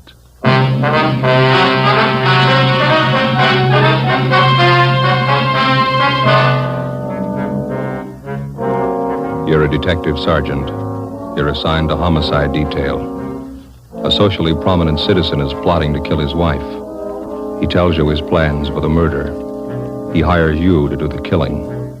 Your job, stop him. When you compare Fatima with other long cigarettes, the difference is quality. Yes, in Fatima, the difference is quality. If you want a long cigarette, smoke the best of all long cigarettes. Smoke extra mild Fatima. Fatima is the quality, king-size cigarette because it contains the finest Turkish and domestic tobaccos superbly blended. And Fatima is extra mild with a much different, much better flavor and aroma than any other long cigarette. Because of its quality, its extra mildness, its better flavor and aroma, Fatima has more than doubled its smokers coast to coast. So enjoy extra mild Fatima yourself. You'll find king-size Fatima different from other long cigarettes. They cost the same, but in Fatima, the difference is quality. Smoke Fatima, the quality king-size cigarette. Best of all long cigarettes.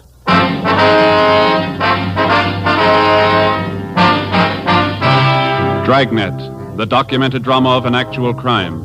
For the next 30 minutes, in cooperation with Los Angeles Police Department, you will travel step by step on the side of the law through an actual case from official police files. From beginning to end, from crime to punishment, Dragnet is the story of your police force in action. It was Monday, February 17th. It was raining in Los Angeles. We were working the day watch out of homicide detail. My partner's Ben Romero. The boss is Thad Brown, chief of detectives. My name's Friday. It was 4:18 p.m. when we got to room 26, chief of detectives' office. Come on in, man. Have a seat. Did you close the door, Friday? Yeah, sure.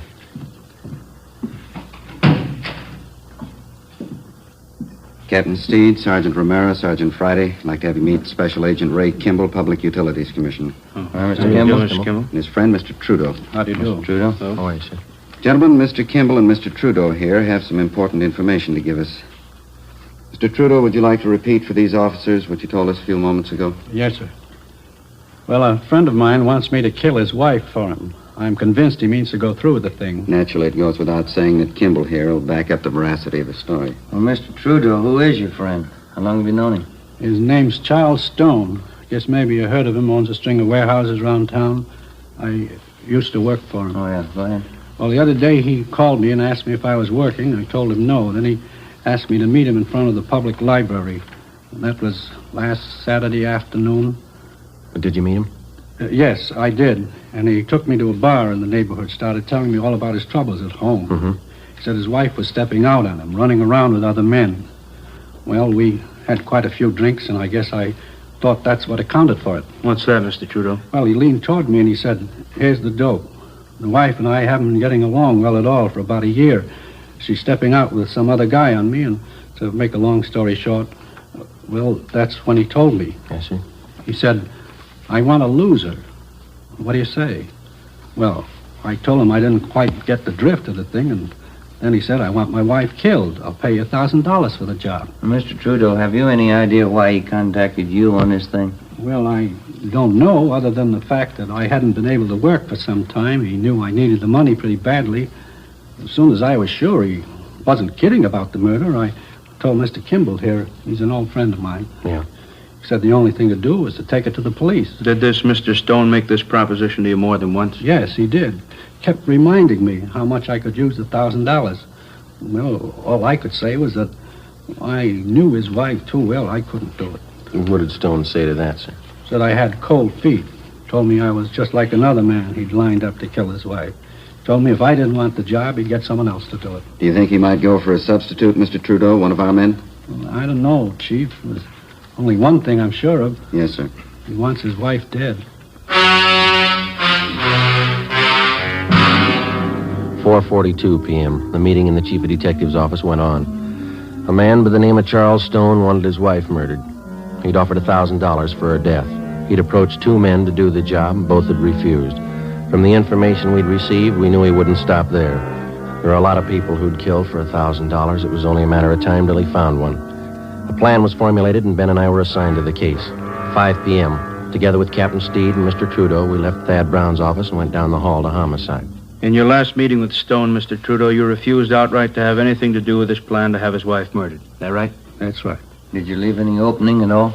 Well, just to get away from the guy, I told him if I heard of anybody that'd do the job, I'd let him know. You think that maybe he'd listen to you if you went back and suggested somebody? I don't know. He'd listen to me, but he's no dummy. You got to understand that. He's going to be careful. Well, which one of you is going to play the killer? I'd like to try it, Skipper. Who's going to fit the part best? Trudy here just told you that Charles Stone's no pushover. I don't know, Captain. This officer here... Me? Yeah, no offense, but I'd sure peg you for a cop. You would? Why's that? Well, I don't know. You just look like one, I guess. Well, Joe is a little closer to average height, weight. Yeah, that's what I mean, Captain. He doesn't look like a cop. All right. Now, Mr. Trudeau, you're willing to go along with us on this thing? Certainly, Captain. Anything I can do. You just tell me what you want. Well, just as soon as possible, we'd like to have you contact Mr. Stone. You'll know how to approach him so as not to make him suspicious. Yes, I think I can do that. Joe, how do you want to go about this? Well, I better use some kind of an alias. Let's see, Matson. Joe Matson. Mm-hmm. How about Kelly? Just plain Kelly? That's fine with me. Good. Now, how about your background? Better get that straight with Mr. Trudeau here. Well, suppose I tell him I'm from Phoenix, huh? Mm-hmm. I know that town pretty well. He might ask me some questions about it. Okay. And now, how'd you happen to know Trudeau, the Army? Did you ever serve in the Army, Mr. Trudeau? Yes, sir. 42 to 45. CBI theater. All right. Well, we served together in the Army, huh? Let's make it in China. Mm-hmm. Quartermaster Corps, all right? Mm-hmm. All right. And now, Mr. Trudeau, this is all you'll have to do. Set up a meeting with Stone as soon as possible. Introduce Friday as the man who's willing to do the job for him, an old Army friend. Then step out of the picture as quickly as you can. All right, Captain. I understand. It goes without saying, we certainly appreciate your cooperation. And not at all, sir. Only glad I'm in a position to help out. You'll probably save that woman's life. I wish I could be sure. How do you mean, Trudeau? The last time I saw Charlie Stone was 3 days ago. Maybe he's hired somebody else.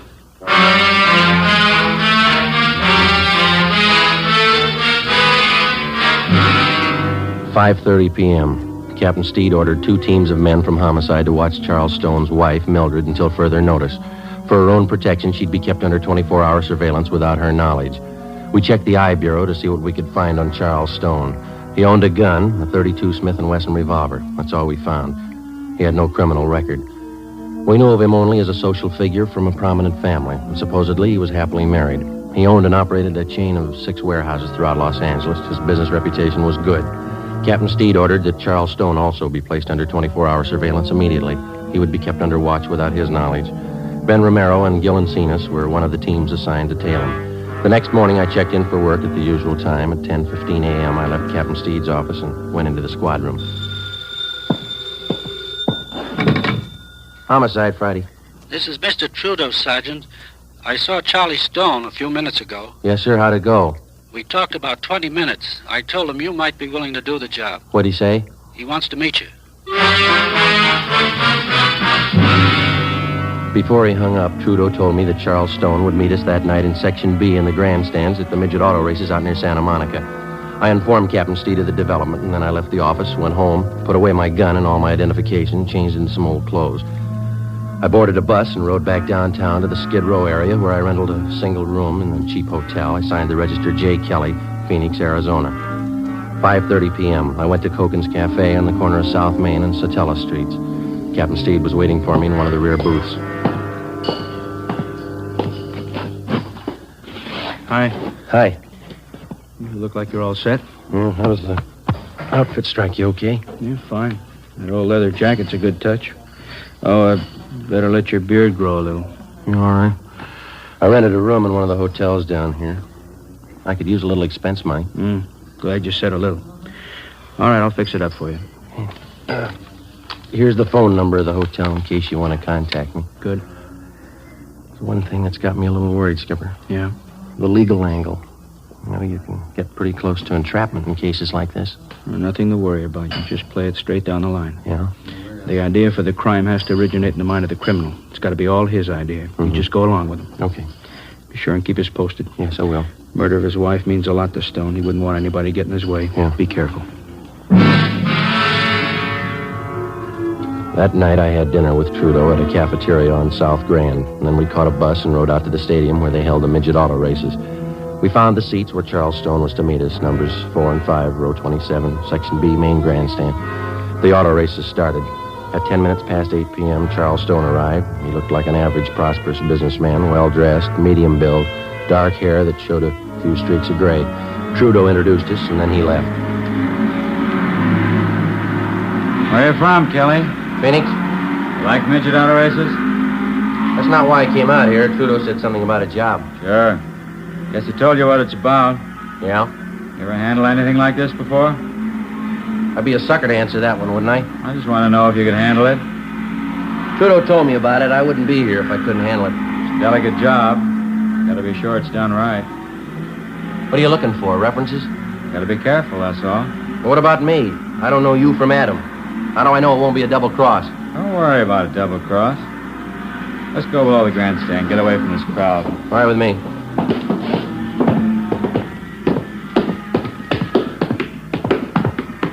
You haven't said anything about money yet. Plenty of time to talk money. Like to know. How much you want? Trudeau said 1,000. Yeah. When could you get it? When would you want it? Before. I'd be a dope to do the job without getting paid first. I'd be just as stupid to give it to you first. Say, can I buy you a hot dog, cold drink? Okay.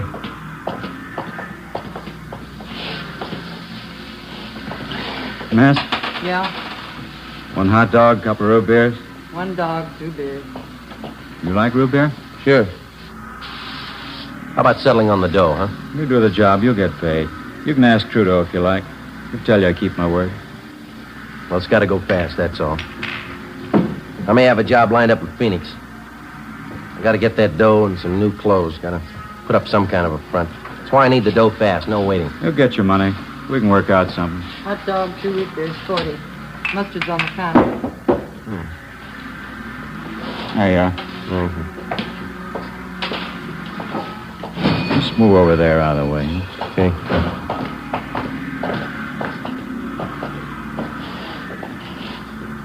But you haven't told me yet. What? How do you want it done?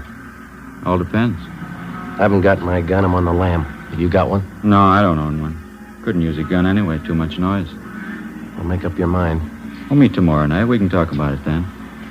Look, mister, you expect me to sit on this thing for a week? I'm not making a career out of just this one job. What are you worrying about? We'll set everything up tomorrow night. All right, how about $10 on the cuff? I gotta live. I'm flat. There's 5. See if that'll do. All right. Now, how about that payoff, the 1,000? How do we set that up? We can talk about that later.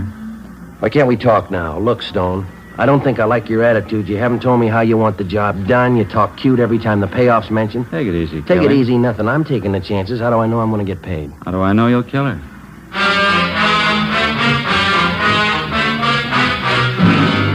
Before I left Charles Stone, we set up a meeting for the following night at 8 o'clock. I caught a bus and went back to the hotel room.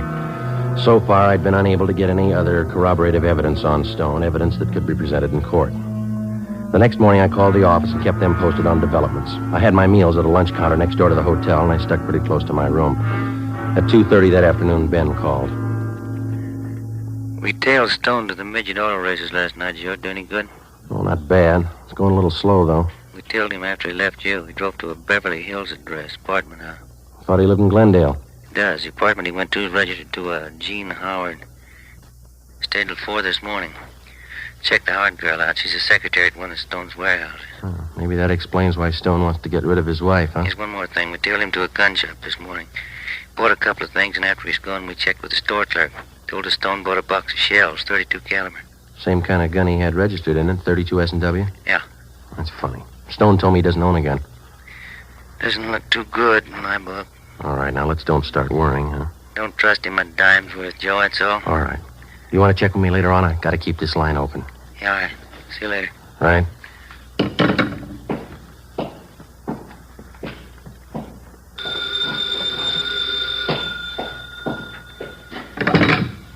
Yeah.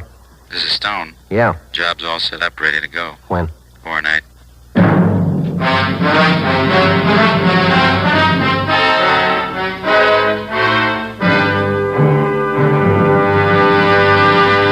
You are listening to Dragnet, the case history of a police investigation presented in the public interest by Fatima Cigarettes. If you smoke a long cigarette, it will be in your interest to listen to a typical case history of a Fatima smoker. It's the case of New York cover girl Rita Daigle. This is her actual signed statement. I find Fatima different from other long cigarettes. They cost the same, but in Fatima, the difference is quality. And they're extra mild. You see, Fatima is the quality king-size cigarette because it contains the finest Turkish and domestic tobaccos superbly blended. And Fatima is extra mild, with a much different, much better flavor and aroma than any other long cigarette. Because of its quality, its extra mildness, its better flavor and aroma, Fatima has more than doubled its smokers coast to coast. So enjoy king-size Fatima yourself. You will find king-size Fatima different from other long cigarettes. They cost the same, but in Fatima, the difference is quality. Yes, in Fatima, the difference is quality. Ask your dealer for Fatima, the quality king-size cigarette. Best of all, long cigarettes. Start enjoying Fatima tomorrow.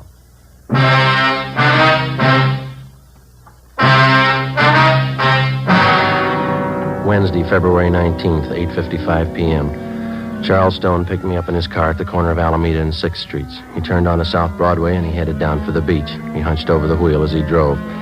I kept wondering how I was going to pin him down. We were less than 24 hours away from the scheduled murder of his wife, and I still didn't have a case against him that'd stand up in court. If he failed to produce sufficient evidence tonight, Stone had a good chance of going free, whether he succeeded in having his wife killed or not. I also had no idea what plans the suspect had made before he hired me to do the killing. There was a definite possibility that he might have arranged for somebody else to commit the actual murder and then set up a double cross with me as the victim. We knew he had a .32 S&W revolver registered in his name, but he denied to me that he even owned a gun. 9:03 p.m., we pulled up in front of Stone's beach house.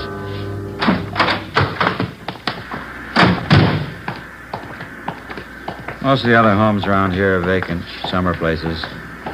People don't start moving in till 1st of May.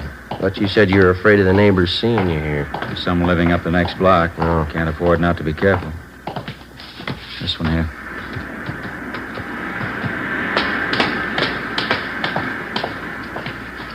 There's the front door key. See if you can work it. I know how it works. You go ahead and open it. All right.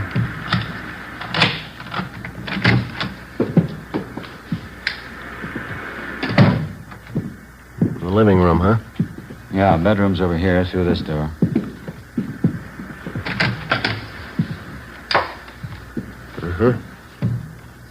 All right, what's the story? Where do I start? My wife should be here about 6 o'clock tomorrow night. She'll be coming down alone to get the house ready for a weekend party. When do you want me here? About 4 in the afternoon. Here. Here's the key to the front door. Better pick it up and hand it to me, huh? Okay, here you go. First thing you do when you get here is pull out all the drawers in the bedroom bureau, scatter things around, make it look as much like a burglary as you can. Yeah? Same here in the living room. Desk drawer, table, cupboards. Turn them inside out, throw things around. Leave my fingerprints all over everything? I've taken care of that.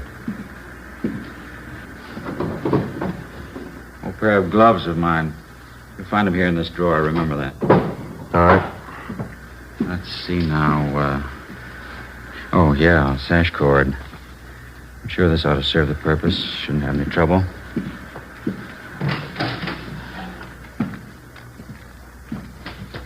Yeah.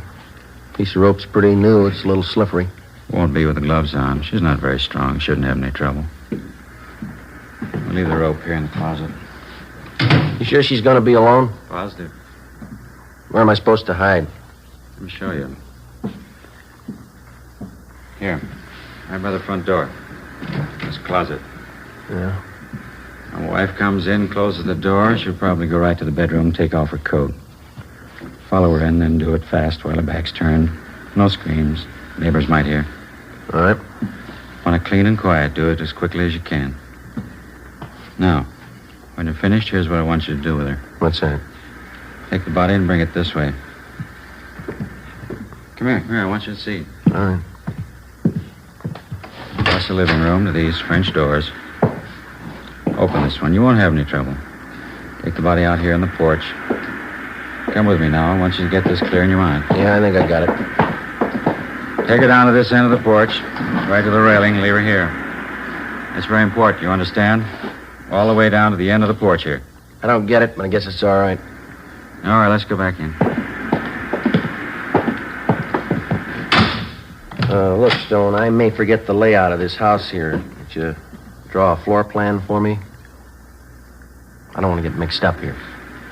No, there's paper on the desk there. You can draw it yourself before you leave tonight. What's the matter? Don't you trust me?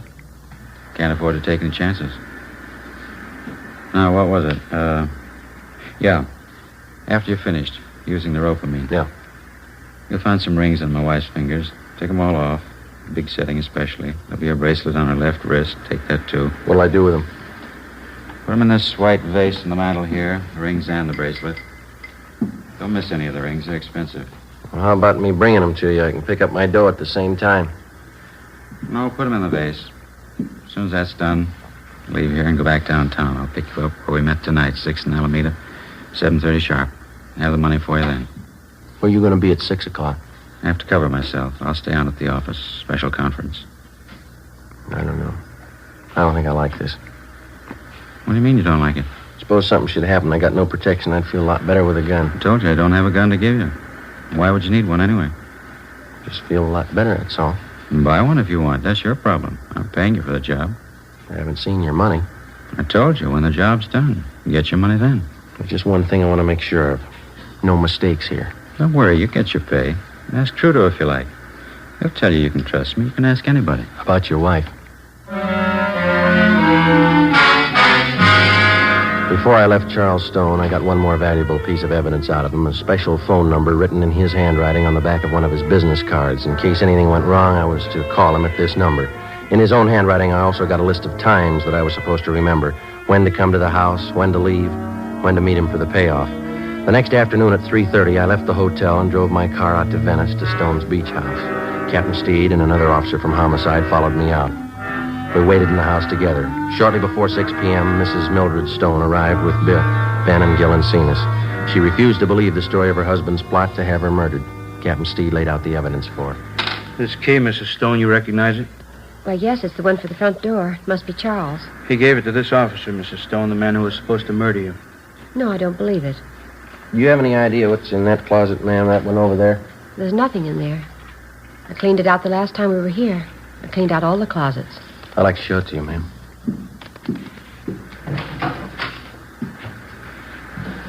Piece of rope? I never saw that there before. Mr. Stone gave it to me. It was supposed to be the murder weapon. Just one more point, ma'am. Over here, please. Do you know what's in this drawer here? It's empty. It has to be. We never keep anything in there. Only when we move down for the summer months. Joe? Right.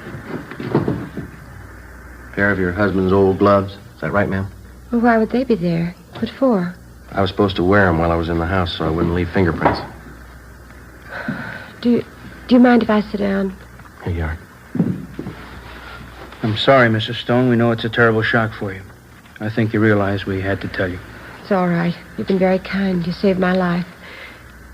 I'm sorry now that happened. It would have been better if he'd succeeded. Much better. Take it easy, Mrs. Stone. The shame. Terrible, terrible shame. Is there anything I can do for him? He wanted to have you murdered, ma'am. I know that. He wanted me dead. Yes, ma'am. There's only one thing. Yeah? He's my husband, Sergeant. I love him.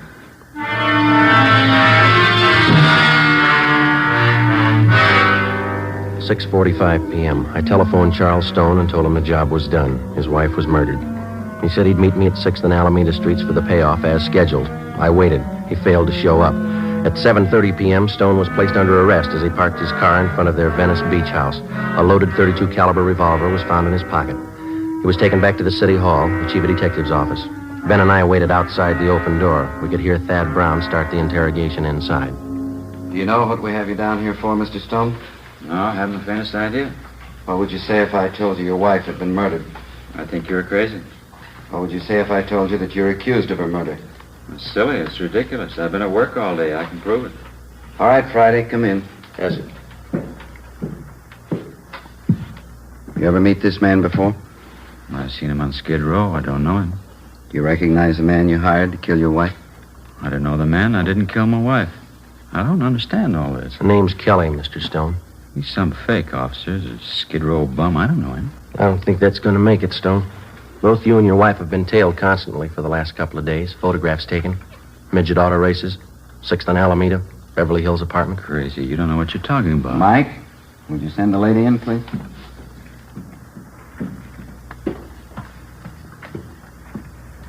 Mildred, You don't believe all these things you're saying about me, do you?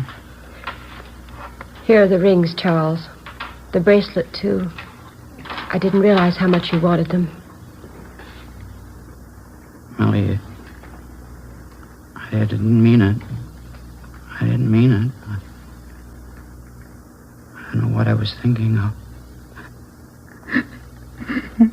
There, Charles. There, it's all right now. You'll feel better in a few minutes. Yes, ma'am. That's all, Friday. Frank.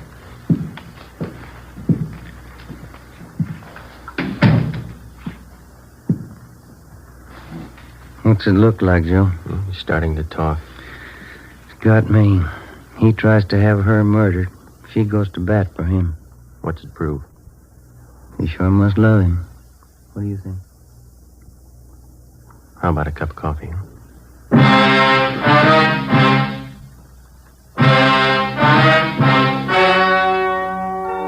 The story you have just heard was true. Only the names were changed to protect the innocent. On May 2nd, trial was held in Superior Court, Department 89, City and County of Los Angeles, State of California. In a moment, the results of that trial. And now, here is our star, Jack Webb. Thank you. To the working detective, the difference between guilt and innocence is proof, in the form of physical evidence, in the form of testimony gathered from reliable witnesses. In determining any suspect's guilt or innocence, the difference is actual proof. Now, when you compare Fatima with other long cigarettes, the difference is quality, and Fatima is extra mild. If you're a long cigarette smoker like I am, smoke Fatima. You'll find Fatima different from other long cigarettes. They cost the same, but in Fatima, the difference is quality. Start enjoying Fatima tomorrow.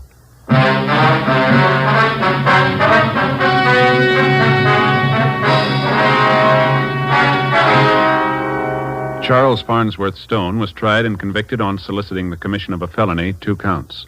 He received the sentence as prescribed by law. The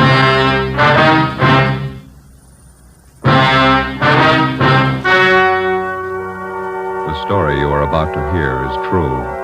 Only the names have been changed to protect the innocent. Fatima Cigarettes, best of all long cigarettes, brings you Dragnet.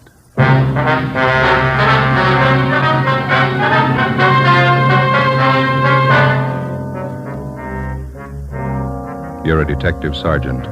You're assigned to burglary detail. Unidentified thieves start a campaign of burglaries in your city. Homes are broken into and stripped of their furnishings. There's no lead on the criminals. Your job, get them. When you compare Fatima with other long cigarettes, the difference is quality. Yes, in Fatima, the difference is quality. If you want a long cigarette, smoke that best of all long cigarettes. Smoke extra mild Fatima. Fatima is the quality king-size cigarette because it contains the finest Turkish and domestic tobaccos superbly blended. And Fatima is extra mild with a much different, much better flavor and aroma than any other long cigarette. Because of its quality, its extra mildness, its better flavor and aroma, Fatima has more than doubled its smokers coast to coast. Enjoy extra mild Fatima yourself. It's wise to smoke extra mild Fatima. Because in Fatima, the difference is quality. Yes, in Fatima, the difference is quality. Smoke Fatima, the quality king-size cigarette. Best of all long cigarettes.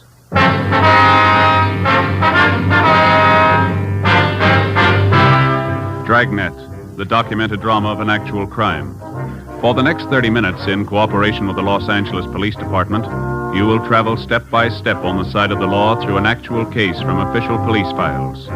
From beginning to end, from crime to punishment, Dragnet is the story of your police force in action. It was Monday, August 3rd. It was warm in Los Angeles. We were working the day watch out of burglary detail. My partner's Ben Romero. The boss is Thad Brown, chief of detectives. My name's Friday. I was on the way back from the business office, and it was 9:25 a.m. when I got to room 45, burglary detail. Did they get all the money together, Joe? Yeah, $1 from each man in the detail. We got to buy the gift. When's Austin going to get married? Next Sunday. We haven't got too much time. I don't know why we always have to pick out the gifts. Somebody has to do it. You got any ideas what we ought to get him? Talked to my wife over the weekend. She thinks it'd be nice if we get him something to start housekeeping with. Maybe some nice kitchenware, a table lamp. Yeah, I don't know if we have enough dough for a good lamp. But maybe they might like a bedspread. You can always use them. Or maybe a nice wool blanket, huh? I don't know. Got to be careful about those personal things. What do you mean? What's personal about a blanket? Well, we don't know much about the girl Austin's going to marry. She might not need any. Excuse me. Could you tell me something? What's that? I said, could you tell me something? Well, what do you want to know, little girl? Is this where you come to report about stolen things? Well, no, that all depends. Why don't you come on in and tell us all about it, huh? Thank you, I will. Like to sit down, little girl? I'm 12 years old. I'll stand if it's all right. All right. Now, would you like to tell us what's been stolen? Everything. Hmm? Everything's been stolen. We came back this morning and found it that way. Grandpa's awful mad. Mm-hmm. Maybe we better get the facts to start with. What's your name? Ruth Ann Marie Jeanette. Jeanette. Is that your last name? No, Snyder. Ruth Ann Marie Jeanette Snyder. Did you come down here alone, Ruth? Yes, Grandpa sent me. He's awful mad. Where do you live? With Grandpa. Where's that? Over on College Avenue. Grandpa's leg's bothering him. Arthritis. So he told me to come down and tell you about it. About what, man? Everything. We came back this morning on the train, and when we got home, we found everything was stolen. It's terrible. What do you mean by everything? I walked all the way over here to tell you. I'm thirsty. Is there a drinking fountain in the hall? Oh, we've got a cooler over here. Let me get you a cup, huh? Thank you.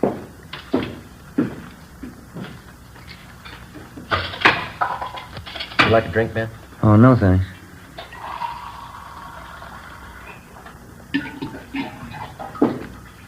All right, little lady. Here you are. Thank you very much. Now, would you like to tell us what it's all about? Grandpa and I got back to Los Angeles on the train this morning. We've been on a trip back to Indiana. Uh-huh. We took a taxi cab home from the station. When we got there, everything was gone. Everything but the rug in the dining room. Yeah? All the furniture, every single bit. The sofa, the chairs, my desk upstairs, the stove. Everything's been stolen. I want you to find it. Means someone broke in while you were gone and took all your furniture. Is that what you think? You know they did. The lock on the back door, it was broken. They took everything but the dining room rug. That's why Grandpa's home now. He thinks the crooks will be back. He's sitting on the rug because he says if they take that, they'll have to take him, too. We better hurry. Yeah? Grandpa's not very big.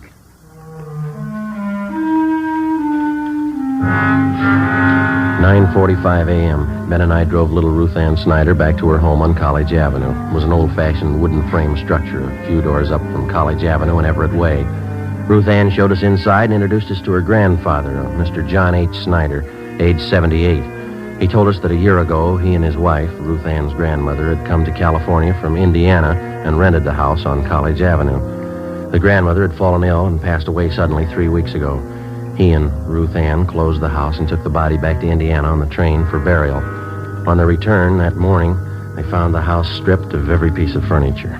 We checked room by room and listed the missing articles. We put in a call to latent fingerprints. Do you happen to know the serial numbers of your home appliances, Mr. Snyder? No, sir. I've lived with most of the furniture for 40 years. You get to know the things you own in 40 years. I know it was in my room, Sergeant. My desk, my table and chair, the bed, the curtains. I took everything.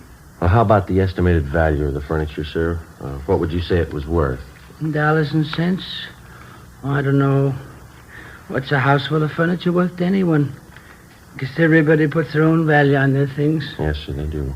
Solid walnut dining set. A wedding present. Mahogany front room table. A solid, too. It cost money in their day. All gone. Were there any liens against the furniture, sir? How's that? Did you owe anything on the furniture? I mean, there was no trouble with the finance company or anything like that. Oh, we didn't even know what a finance company was when the wife and I was married. It was a sad enough trip as it was. And Ruthie and me get here this morning, and everything's gone. All we own. Ruthie. Yes, Grandpa? Where the thieves broke in, would you show the officers, please? It's back this way. Okay. How are you and your grandfather going to make out here, Ruth? Well, Grandpa says we'll buy 2 cots for tonight, Army surplus. There's no stove to cook on. We'll have to eat out. Mm-hmm. Maybe we'll have to go back to Indiana. Grandpa doesn't have much money. He's on a pension. Here's the back door. You can see what they did to get in. Must have used a hammer and a crowbar. Smashed it clean through. You'll find the crooks, won't you, Sergeant? We're going to try, Ruth. Better have the crime lab check this, huh? Yeah. How about your neighbors, Ruth? You know any of them well? I know who they are. I don't know any of them good. They're not very friendly. We'd like to ask you and your grandfather a few more questions, Ruth. All right. I don't know what I'm going to do when school starts. They stole all my stuff, even my composition tablets. I'm going to have to take those. Which grade are you in, Ruthie? I was in A7. I'll be in the B8. Why would they take my school things? I don't know. You see how they got in back there? Yes, sir, we did. By any chance, did any of your neighbors know that you and Ruth here were going away? Why, I didn't mention it, no. Then no one kept an eye on your house while you were gone? No, I didn't think it was necessary. Might have helped. I just remembered, Grandpa. Mrs. Merton. I told her we were going away. Who's that, Ruth? She runs a store down at the corner, the bird store. Yeah. She sells canaries, other kinds of birds, too. Mrs. Merton's her name. Store's right down the corner. You figure she's the only one who knew you'd be gone from the house for some time. Must have been the only one. All right, Mr. Snyder, we'll be back to see you later on. And here's our card. We'll see if we can't do something to help you out here. Let's see here.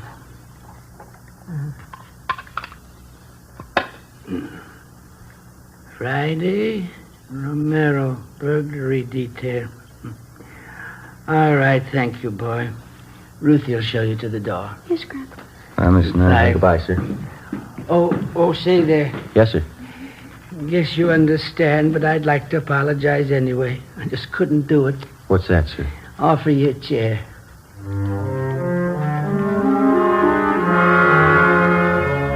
10:30 a.m. Ben and I called the Salvation Army and told them the Snyder situation. And then we went down the street to the store at the corner of Coolidge Avenue and Everett Way. The sign on the window said Mrs. Merton's Birdland, manager Agnes Merton. We tried the door. It was locked. A cardboard clock hanging on the glass door read, "Be back at 1 p.m." So we went back up to College Avenue and we started ringing doorbells. Some of the residents on the block didn't even know the Snyders. Of those that did, only 2 had noticed any activity at the house during the 3 weeks Mr. Snyder and his granddaughter had been away.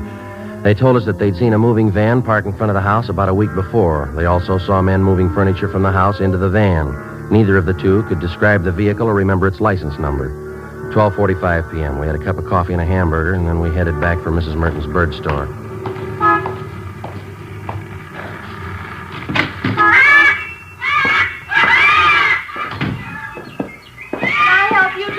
Yes, ma'am. Police officers. You have a few questions for you. Certainly. Something about birds? No, ma'am. About one of your neighbors. Oh. The Snyders? They live just up the street from me. Oh, yes, old couple. Poor Mr. Snyder passed away, you know, a few weeks ago. Yes, ma'am, we know. They have a wonderful granddaughter, Ruthie. She and I are getting to be great friends. The Snyders having some kind of trouble? We're investigating a burglary at their house. Oh, is that so? Now, you be quiet, Mary. You heard what I told Blackie. Just eat your food and be quiet.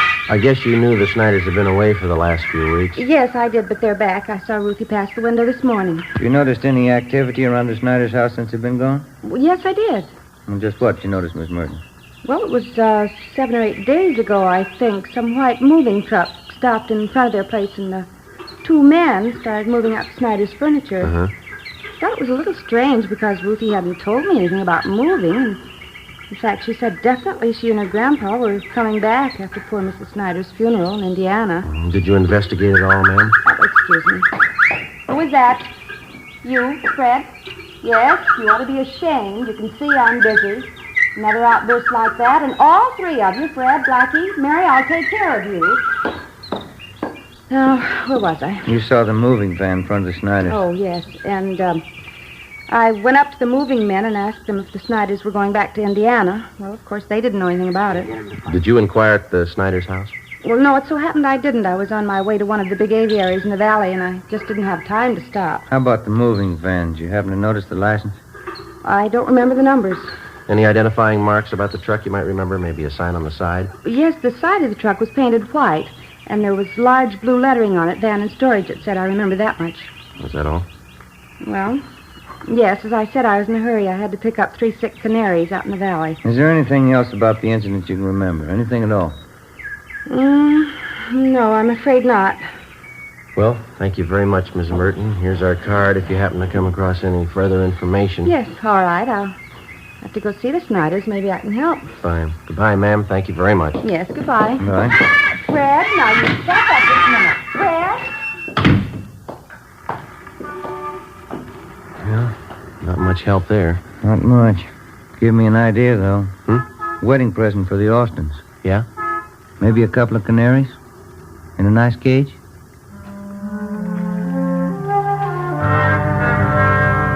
5 p.m. We went back to the office. Reports had come in from 2 more victims.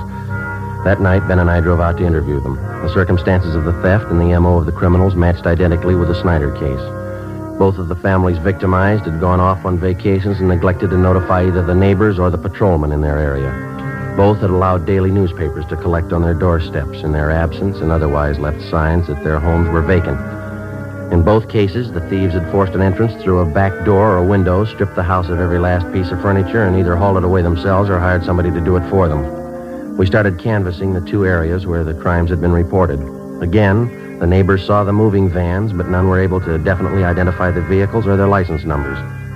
Captain Fulton called us into his office. You're going to have to try harder. I know they're hard to get, but get them fast. Done about everything we can so far, Skipper. Only one small lead. The thieves seemed to be using a different moving van on each job. We started to check the movers around town, the transfer companies. Leighton Prince come up with anything yet? No luck there. One of the lousiest rackets we've had since I came on this detail. Whole house full of furniture, everything a family owns. Yeah. Well, we'll stay on top of it. The stats office may come up with something. How about an outlet for all that stuff that's been stolen? Thieves can't be sitting on it. Pawn shop and second-hand details have been alerted. They're checking regular outlets, auction houses, second-hand places. Nothing yet. What about some kind of preventive idea? At least slow them down. Good dose of publicity on the whole thing would help. If only people wouldn't keep it a secret when they're going away. Neighbors aren't alerted. That's why a lot of them didn't think much of it when they saw the moving vans parked at those houses. And drawn blinds and the newspapers on the doorsteps didn't help much either. It's an open invitation. Well, I'll see what we can do on the publicity end. We've had one campaign on this already. No, excuse me. Burglary, Captain Fulton. What's the address? Okay, I got it. Thank you. Here you go, another one. 63R just called it in. Family back from vacation. Furniture all gone. Here's the address here. Thank you. Better get on it right away. Let's go. I'll have a little more help for you on this tomorrow. Crowley and Barnes will be free. They can work with you. Okay, Skipper. Check you later. Right.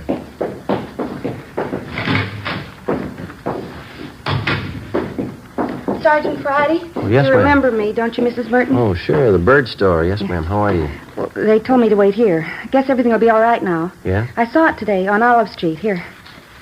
The truck that came to Snyder's house. That's the license number.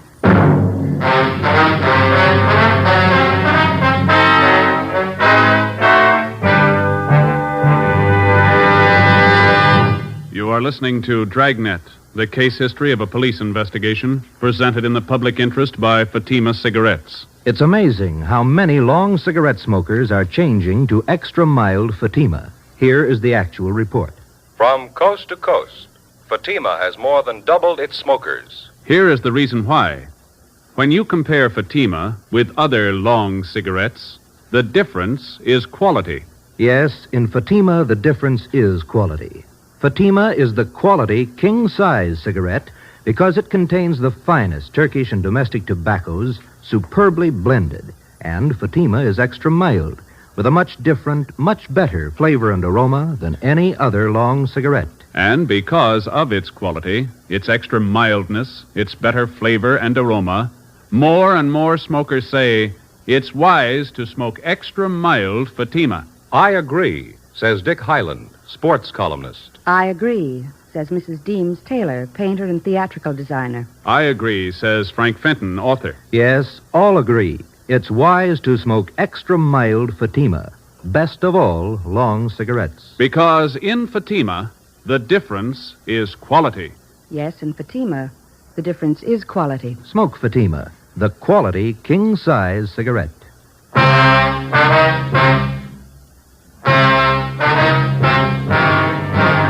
Tuesday, August 11th, 6 p.m. The license number, which Mrs. Merton had given us, was checked through DMV. We found that the truck was registered in the name of a local second-hand furniture dealer by the name of Ralph Grismore. We checked his name through the police commission and then the I Bureau. He had a good reputation, no criminal record. Early the next morning, we picked up Mr. Snyder and his granddaughter, Ruth, and we drove to Grismore's second-hand furniture store. We identified ourselves and asked to look at his buy book. Under the date of July 27th, Grismore had recorded the purchase of more than 3 dozen articles of furniture from a house on College Avenue. The address was that of the Snyders. The man and the woman, Sergeant, they said they'd sold their house and they were going east. Man said the company he worked for transferred him to Boston. Told me he had to get back to take over his new job. Would you recognize the people if you saw them again, Grismore? Sure, I think so. The woman was a great talker. She said they figured on selling the stuff piece by piece. They'd get more, but since they had to leave town the next day, she decided to sell the whole lot to a dealer. You got the furniture for a pretty low price, didn't you? Pretty good price, yeah. That's why I went along in the fast deal. Wasn't going to talk myself out of a bargain. They wanted to sell fast, so I wanted to buy. I didn't think anything was wrong. Sergeant. Yeah, Mrs. Snyder? Our walnut dining room set. That's it right over there. You sure, Mr. Snyder? Cigar burn on top, just above one of the legs. Know it anywhere. Seems to me that's our mahogany table. I'll look. Sergeant, my table and my desk, here they are right here. My school stuff, too. All right, Ruthie. Yeah, they sure stuck me all right. That's the last fast deal I ever make. How did they contact you, Grismore? What kind of approach did they use? Called me on the phone, and I came out and gave them an appraisal on the stuff. Nothing suspicious about either the man or the woman. That's so? She was in a house dress, bandana around her head. The guy was in old clothes, just as homey as you please. Looked like he was doing a little repair work around the house, you know. Mm-hmm. You notice if they had a car parked by the house? Well, no, as a matter of fact, I didn't. There wasn't any in the driveway. Mm-hmm. No argument over the price you offered them for the furniture? No. They seemed to hesitate a little, but they took my first offer. I thought I had a good deal. I don't know. How'd they react after you agreed on a price? In a hurry? Said they had to board the train that night for Boston. They asked me to get the furniture out right away. Mm-hmm. The woman said they had other business to wind up, so if they weren't at the house when I came back with the van, why, she'd leave the back door open for me. I guess you realized you were going to have to place a hold on this furniture that you bought. Yeah, I know. I got no one to blame but myself. And you gave this man and woman a check for the full amount of the sale. Is that right, Grismore? $550 down the drain. Do you have the canceled check? No, not yet. If you like, you can probably get it from the bank. Don't imagine those crooks would waste any time cashing it. Mm-hmm. We'd appreciate it if you'd run down to the bank with us now. Okay, sir. Sergeant, could I speak with Mr. Grismore? Sure, Mr. Snyder. Mr. Grismore. Yes, sir. I'm sorry about all this. I didn't know. Oh, I understand, sir. You buy furniture, don't you? Yes, sir.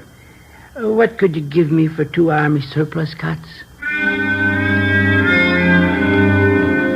Grismore made arrangements to round up Mr. Snyder's furniture and ship it back to his home. Then we took him down to his bank where he recovered the canceled check for $550. The endorsement read, Mr. Thomas Butterworth. According to the bank teller who waited on them, the suspects had cashed the check shortly after the sale of the Snyder's furniture. From the second-hand dealer and the clerk at the bank, we got a complete description of the man and woman known as Mr. and Mrs. Butterworth. We also had photostatic copies made of the check and specimens of the handwriting from the endorsement. From the descriptions, we checked the suspects through the stats office. We got nowhere. During the next 2 weeks, we found 6 more second-hand dealers who had been taken in on the same furniture deal. The description of the man and woman matched, and so did the handwriting and the endorsements on each check. There was only one variation. The couple went under a different name on each occasion. Wednesday, August 26th, 9 a.m. 12 cases like this today, is that right? That's it, Captain. Got the description, M.O. handwriting. Still can't reach him. Those thieves have been freewheeling for a month now. What's going to take to stop them? Well, Ben came up with a pretty good idea this morning. We'd like to talk it over with you. Oh, what's that? Kind of a system of decoy, Skipper. We were thinking it might be a good idea to contact all the division captains and have them ask their men if they have any neighbors going on vacation. Yeah, go ahead. Well, if we got a few dozen houses spotted around the city, we could plant a few things. Make them look obviously vacant. We'd keep the houses covered at all times. They ought to make pretty good bait for those thieves. Uh-huh. How would you set it up? We could make arrangements to get a key to each home, keep the milk and paper deliveries coming, let them pile up on the doorstep. We could reimburse the people for whatever it cost. We're not making any headway. We could run this for a couple of weeks, see what happens. Mm-hmm. What do you think? Try it. 9:30 a.m. We contacted all division commanders, requesting them to ask their men to contact burglary detail if they knew of any of their neighbors about to leave on a vacation. During the next 2 days, the response came in and the plan went into effect. 40 homes throughout the city were spotted as decoys. They were kept under surveillance at all times. In the week that followed, 2 more burglaries of the same type were reported, but the suspects failed to try any of the decoy homes. The men in the pawn shop and second-hand details continued to work right along with us. The stolen furniture kept turning up, but not the thieves. Again, the homes that had been broken into displayed all the usual signs that the occupants were away. Old circulars and newspapers scattered on the lawn, milk bottles lined up at the door, all the blinds drawn. The decoy plan continued. No results. August 31st, we had a report of another burglary involving the theft of furniture. We made our investigation. 2 p.m. We went back to the office to get out a list of stolen articles. Hi, Ben. Joe. Hi, Austin. When'd you get back from your honeymoon? Late last night. Say, Thelma, I'd sure like to thank all you fellas for that wedding present you sent us. Darn nice of you. Well, we're glad you liked it, Austin. Sure a beauty. I'd like to ask you a question about it, though. I hope you won't take it wrong. No, go ahead. Well, what is it? You've got an early American house, haven't you? Yeah, that's right. It's an antique. Yeah? It's an apple peeler. One of the first ever built. Oh, sure. Thanks a lot. I get it. Burglary Friday. Yeah? Where? Right away, thanks. One of the decoy houses. Yeah? We got a bite. Together with Sergeants Crowley and Austin, we drove out to the decoy house where an unidentified man and a woman had been seen forcing entry through a back door. They'd been spotted by a police officer's wife who lived next door and who had called in the report. We parked down the street from the decoy home and waited. 5 minutes passed. We saw a woman dressed in a housecoat come out onto the porch of the house, look up and down the street, and then go back inside. A few minutes after that, a gray Chevrolet sedan pulled up in front of the house. A man in a dark suit got out and entered through the front door. Ben called communications for a make on the car. 80K to Control 4. 80K to Control 4.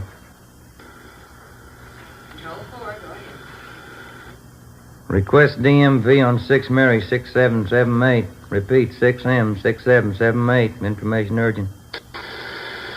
Roger, 80K. KMA 367. We waited. There were no signs of activity from the decoy house. 2 minutes after Ben put in the call, we got our make on the gray sedan. Control 4 to 80K. 80K, go ahead. 6 Mary 6778. 6M 6778 is registered to the Donahoe Furniture Company. Legal the same. 7811 Harvard Boulevard. It is a Chevrolet Deluxe two-door sedan, 1941 model.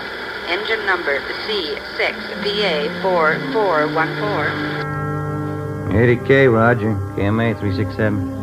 A few minutes after the call back, a moving van drove down the street and backed into the driveway of the decoy house. The sign on the side of the van read Donahoe Furniture Company. 2 men got out, went up to the front door, and were let in. They came out in a couple of minutes and loaded a sofa into the moving van. Okay, Joe. Crowley and Austin get the sign. Yeah, here they come. Well, let's go. Hey, you and Crowley want to cover the back, Austin? Right. Let's go, Crowley. Yeah. Come on, Ben. Mm-hmm.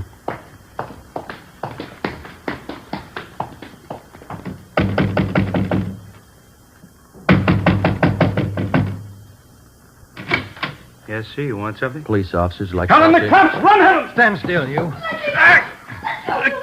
Austin and Crowley got her. All right, hold still, mister. Oh, Hold still. hey, what's this all about? You cops? That's right. You? Max Donahoe. I'm buying this lot of furniture. Something the matter? You're buying from the wrong people. They're not the owners. You better have your men move that stuff back in the house. Okay, if you say so. All right, lady, relax. Take it easy, Helen. There's no use fighting. They got us. Whose fault is it? I told you luck doesn't last forever. Okay, all right. Don't make it worse. All right, let's go. I'll take her, Austin. You better fix your shirt. Yeah. Come on, lady. Get your hands. Hey, what's the matter with your shirt, Austin? Look, it must have happened when she tried to get away. Yeah, lipstick all over the collar there. Doesn't look very good. No, it doesn't. What are you going to tell your new bride? I got nothing to hide. I'll tell her the truth. Yeah? She'll believe me. Won't she?